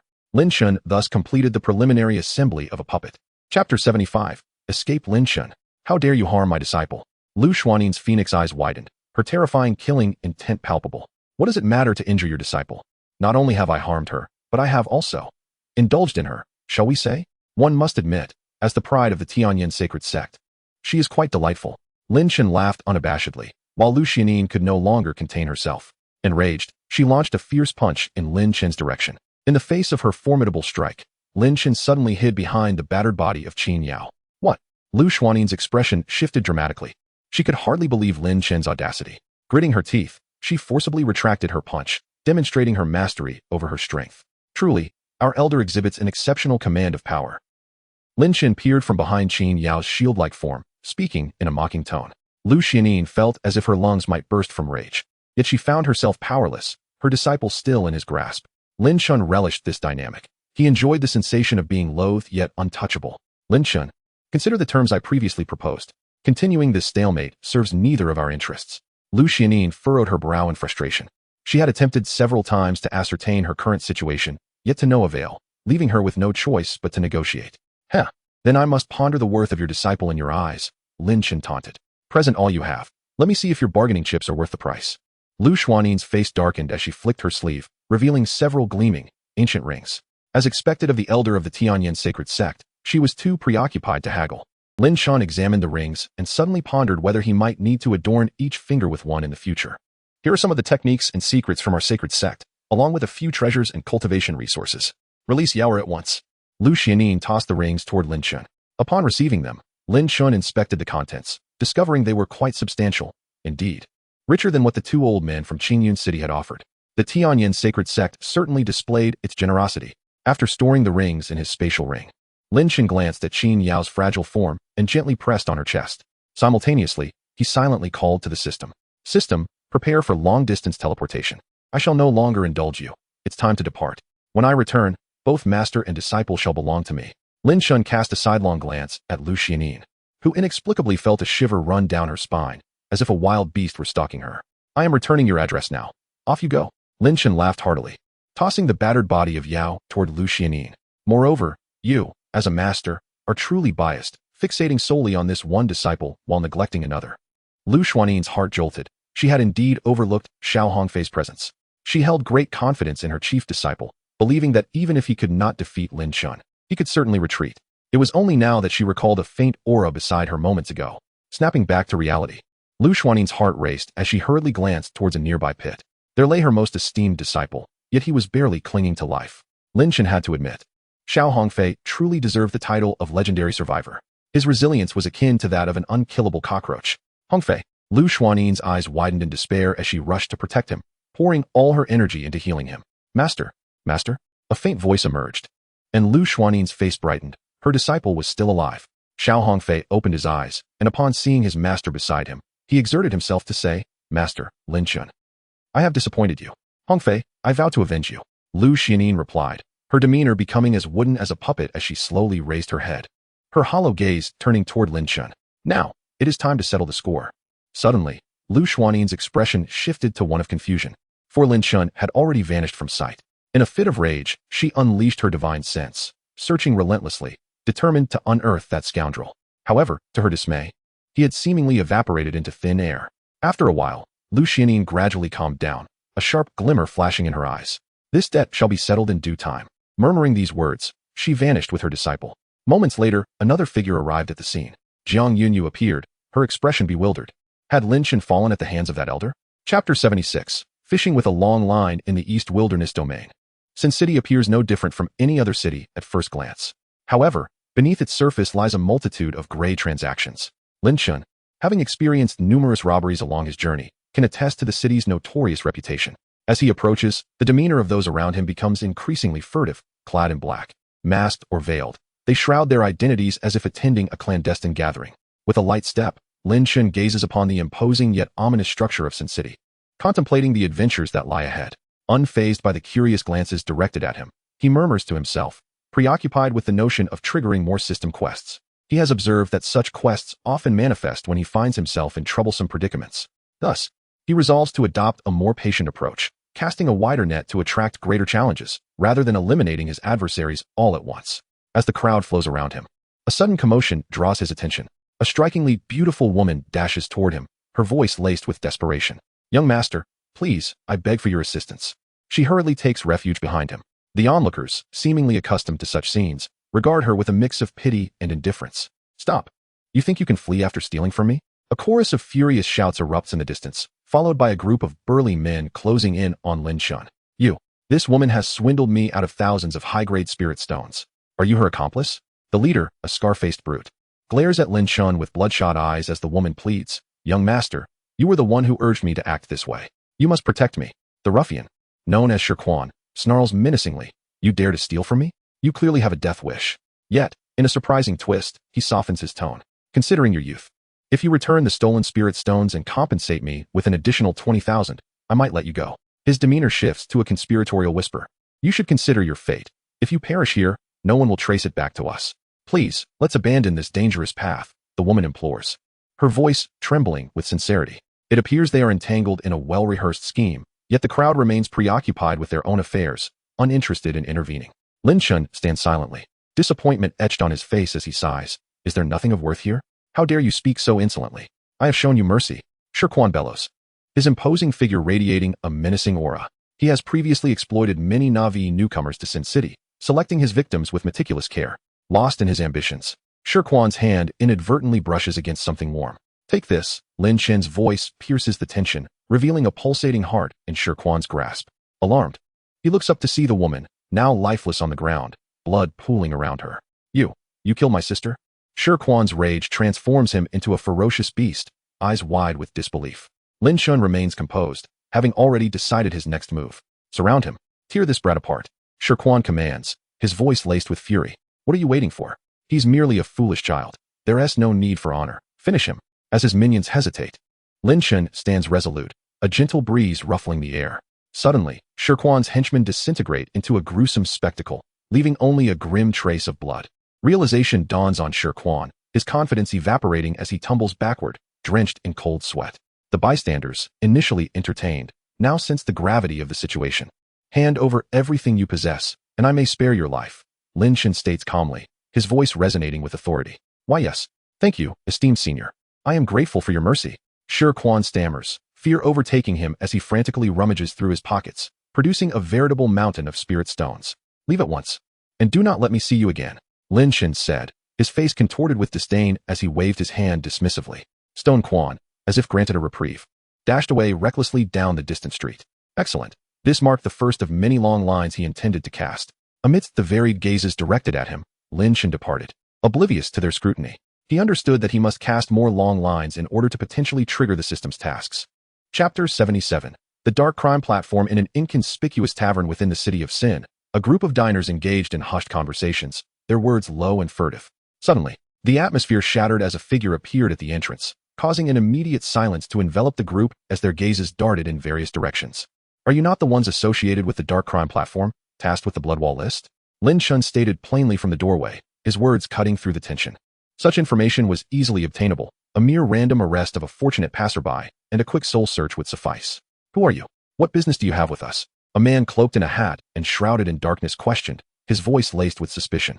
He had been engrossed in discussions with his companions about their recent endeavors, only to be interrupted by this audacious youth who had so abruptly revealed their identities. You need not concern yourself with who I am. What matters is that you share all that you know about the Dark Crime Platform, Lin Chun replied, his words igniting wariness among the group. As professional assassins, they adhered to a fundamental code. They could not simply divulge information about their organization. If you wish to learn about the Dark Crime Platform, you must first demonstrate your worth. Another figure hidden in the shadows scoffed, rising abruptly in indignation. Yet, to the astonishment of his companions, he was inexplicably flung backward, as if drawn by an unseen force, crashing into an unseen barrier and transforming into a stream of particles. What is happening? The remaining individuals took a moment to comprehend the situation, their pale lips trembling slightly. Consider your desires for life or death carefully. Regardless, you lack the capacity to refuse. Lin Chen's icy voice resonated in their ears. They exchanged glances, recognizing that as wandering cultivators, their existence was paramount above all else. What trivial platform rules could possibly be worth risking their lives over a meager amount of spirit stones? Very well, esteemed one. Please follow us, the man in the hat said, a hint of reverence in his tone. Calmly, Lin Chen acquiesced, trailing behind them. His pursuit of information regarding the city of Sin was driven not only by personal gain, but also by a desire to execute his plans with greater efficacy. Perhaps it was sheer boredom that prompted his decision. He could easily assume the role of a wandering mercenary. However, he harbored other intentions as well. As he navigated through countless dark alleys, Lin Chen suddenly arrived at an expansive estate. The entrance bustled with individuals clad in black, some hastily exiting with parchment in hand, while others bore bulging satchels at their waists. Esteemed one, this is the Dark Crime Platform, a hub of the Bloodwall list, one of many strongholds scattered throughout the eastern wilderness. If you wish to become a contractor, you may accept or post tasks here, the man in the hat elaborated respectfully. Lin Chen nodded thoughtfully in response and waved his hand dismissively. That will suffice. You may leave now. The group bowed slightly before gradually dissolving into the surrounding shadows. Lin Chun nonchalantly donned a skull mask, feeling a surge of irritation from the prying gazes around him. Stepping into the estate, he summoned a haughty attendant from the counter. Sir, do you wish to join our ranks? Before Lin Chun could speak, the attendant preemptively inquired with an unexpectedly respectful demeanor. Lin Chun slowly nodded, appreciating the efficiency that spared him the need to assert his authority. Here is the badge of the Dark Crime Platform. Should you wish to accept or post tasks, please feel free to contact us. We await your esteemed presence, the attendant said, tossing Lin Chun a badge adorned with crimson petals, bowing slightly in respect. Lin Chun raised an eyebrow at the attendant's overly eager demeanor, suspecting a desire for advancement. Without hesitation, he accepted the badge and turned to exit. Who is this person? He seems rather inexperienced. You appear to hold him in high regard, perhaps excessively, so another attendant emerged from the shadows, his expression puzzled. You do not understand, the attendant who had received Lin Chun murmured, his gaze following Lin Chun's departing figure. I could sense from his aura that he is an extraordinary individual. Perhaps he will handle future assignments between the major sects. Shaking his head, the attendant ceased further commentary, resuming his indifferent service to the incoming patrons. Lin Chun surveyed the encircling figures around him, a glimmer of dark light flickering in his eyes. Detection of host being surrounded. System task has been issued. Chapter 78. Lin Chun's plans. Young man, we meet again. A familiar and arrogant voice pierced through the crowd. Shi Quan emerged with a sinister grin, striding confidently forward. His eyes were alight with hatred and the exhilaration of impending vengeance. You should never have let me go that day. Now, how does it feel, you arrogant fool? Shi Quan's face radiated excitement, his movements animated, but suddenly he stiffened as another figure stepped forth from behind him. Shi Quan, is this the person you urged us to eliminate? Ahem. Indeed, this is the nemesis of a humble man. The master of the Wong Pavilion shall deliver me from this wretch. Shi Quan spoke with feigned humility to the mysterious figure cloaked in black who approached. Humph. Merely a wet behind-the-ears lad, and you require the full force of our Darkblade Pavilion? Shi Bangzhu, you truly are aging. The cloaked man dismissed him with a wave of his arm. Yes, you are correct. Shi Quan nodded vigorously while cursing silently. If my brothers had not perished, I would not need your ragtag band of misfits to intervene. Shi Quan harbored his own agenda. The previous young man was shrouded in mystery, making him an ideal candidate for the Darkblade Pavilion to test their mettle. Should they succeed, he would have his revenge. Should they fail, the loss would fall upon those he despised. In essence, he planned to watch the chaos unfold. You've compelled Shi Quan to seek our assistance. You possess some skill. Why not join our Darkblade Pavilion? From this day forth, you shall enjoy a life of luxury. The cloaked figure chuckled, directing his gaze to Lin Chun, who appeared lost in thought. His brow furrowed, and a glint of malice flickered in his eyes. Having extended a hand of alliance, the figure felt slighted by Lin Chun's indifference. You have sealed your fate, he muttered, waving his hand to command his followers to swarm. In an instant, the atmosphere turned deadly. Expressions hardened as they drew their blades towards Lin Chun. Shi Quan reveled in the moment, believing the young man was doomed. He thought he had avenged his sister and fallen comrades. However, a brief pause in his perception left him stunned. When he regained his senses, he was met with a ghastly sight. Scattered, lifeless bodies littered the ground, and beside him stood the former leader of the Darkblade Pavilion, frozen like a statue of ice. Why do you call him former? Because the Darkblade Pavilion had dwindled from dozens to a single, solitary figure. Shi Quan cursed inwardly. What kind of monster have you unleashed, Shi Quan? The cloaked figure trembled, hastily seizing Shi Quan and pulling him close, whispering in a tone of desperation, "My lord, I was deceived by this despicable creature. I dared to oppose you, and I am truly remorseful. The sinner has been apprehended. Please, let me rectify my error." The mysterious man, serious in demeanor, nudged Shi Quan forward as if reporting a score to his master. The shift in roles was strikingly swift, showcasing a remarkable adaptability. "Shenren, you fool." Shi Quan seethed internally. "You were supposed to subdue this young man on my behalf. You've lost your brethren, and yet you remain." Lin Shen raised a hand, and Shi Quan felt an inexplicable pull towards him, his expression darkening as he envisioned his doom. Yet Lin Shen merely pointed at the Darkblade Pavilion leader, who erupted into a cloud of crimson mist, swirling like confetti in the air. "Congratulations, host, for completing the system task. Annihilate the Darkblade Pavilion. Task reward. Your cultivation shall ascend to the 9th layer of the Yuan Sea.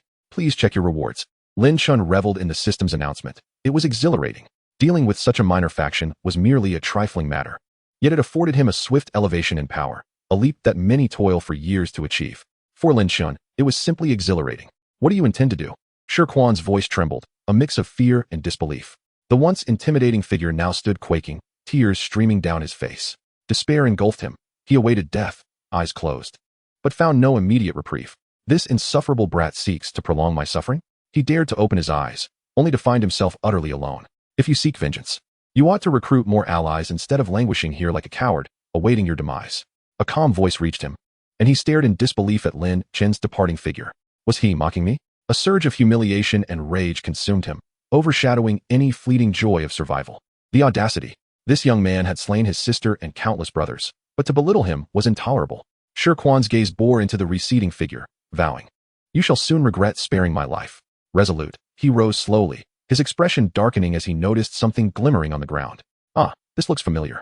These are the spirit stones I entrusted to Chen Rin to eliminate that young man."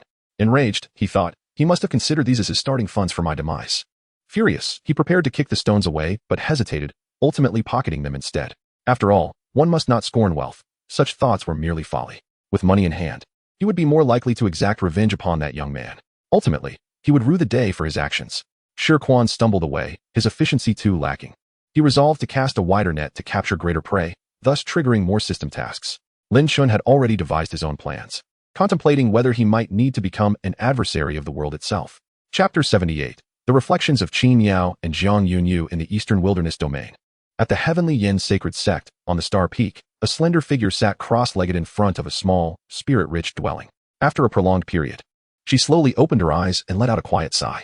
Even though her master had immediately procured a spirit awakening pill for her after saving her, her shattered meridians still could not circulate spiritual energy as before, and her cultivation had regressed further still.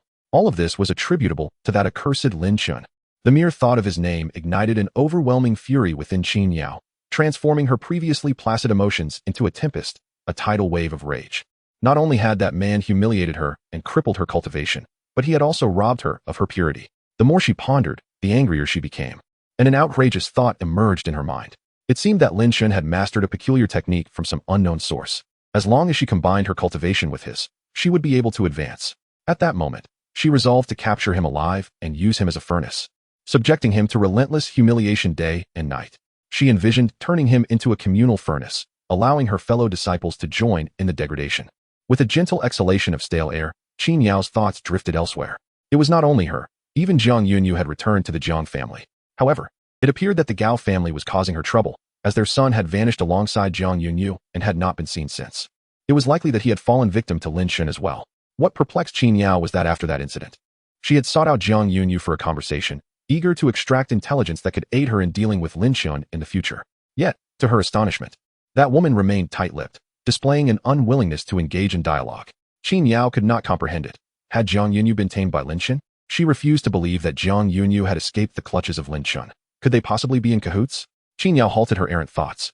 Recently, it seemed that a new junior brother had joined the sect, rumored to be Lin Shen's biological brother. Lin Shen.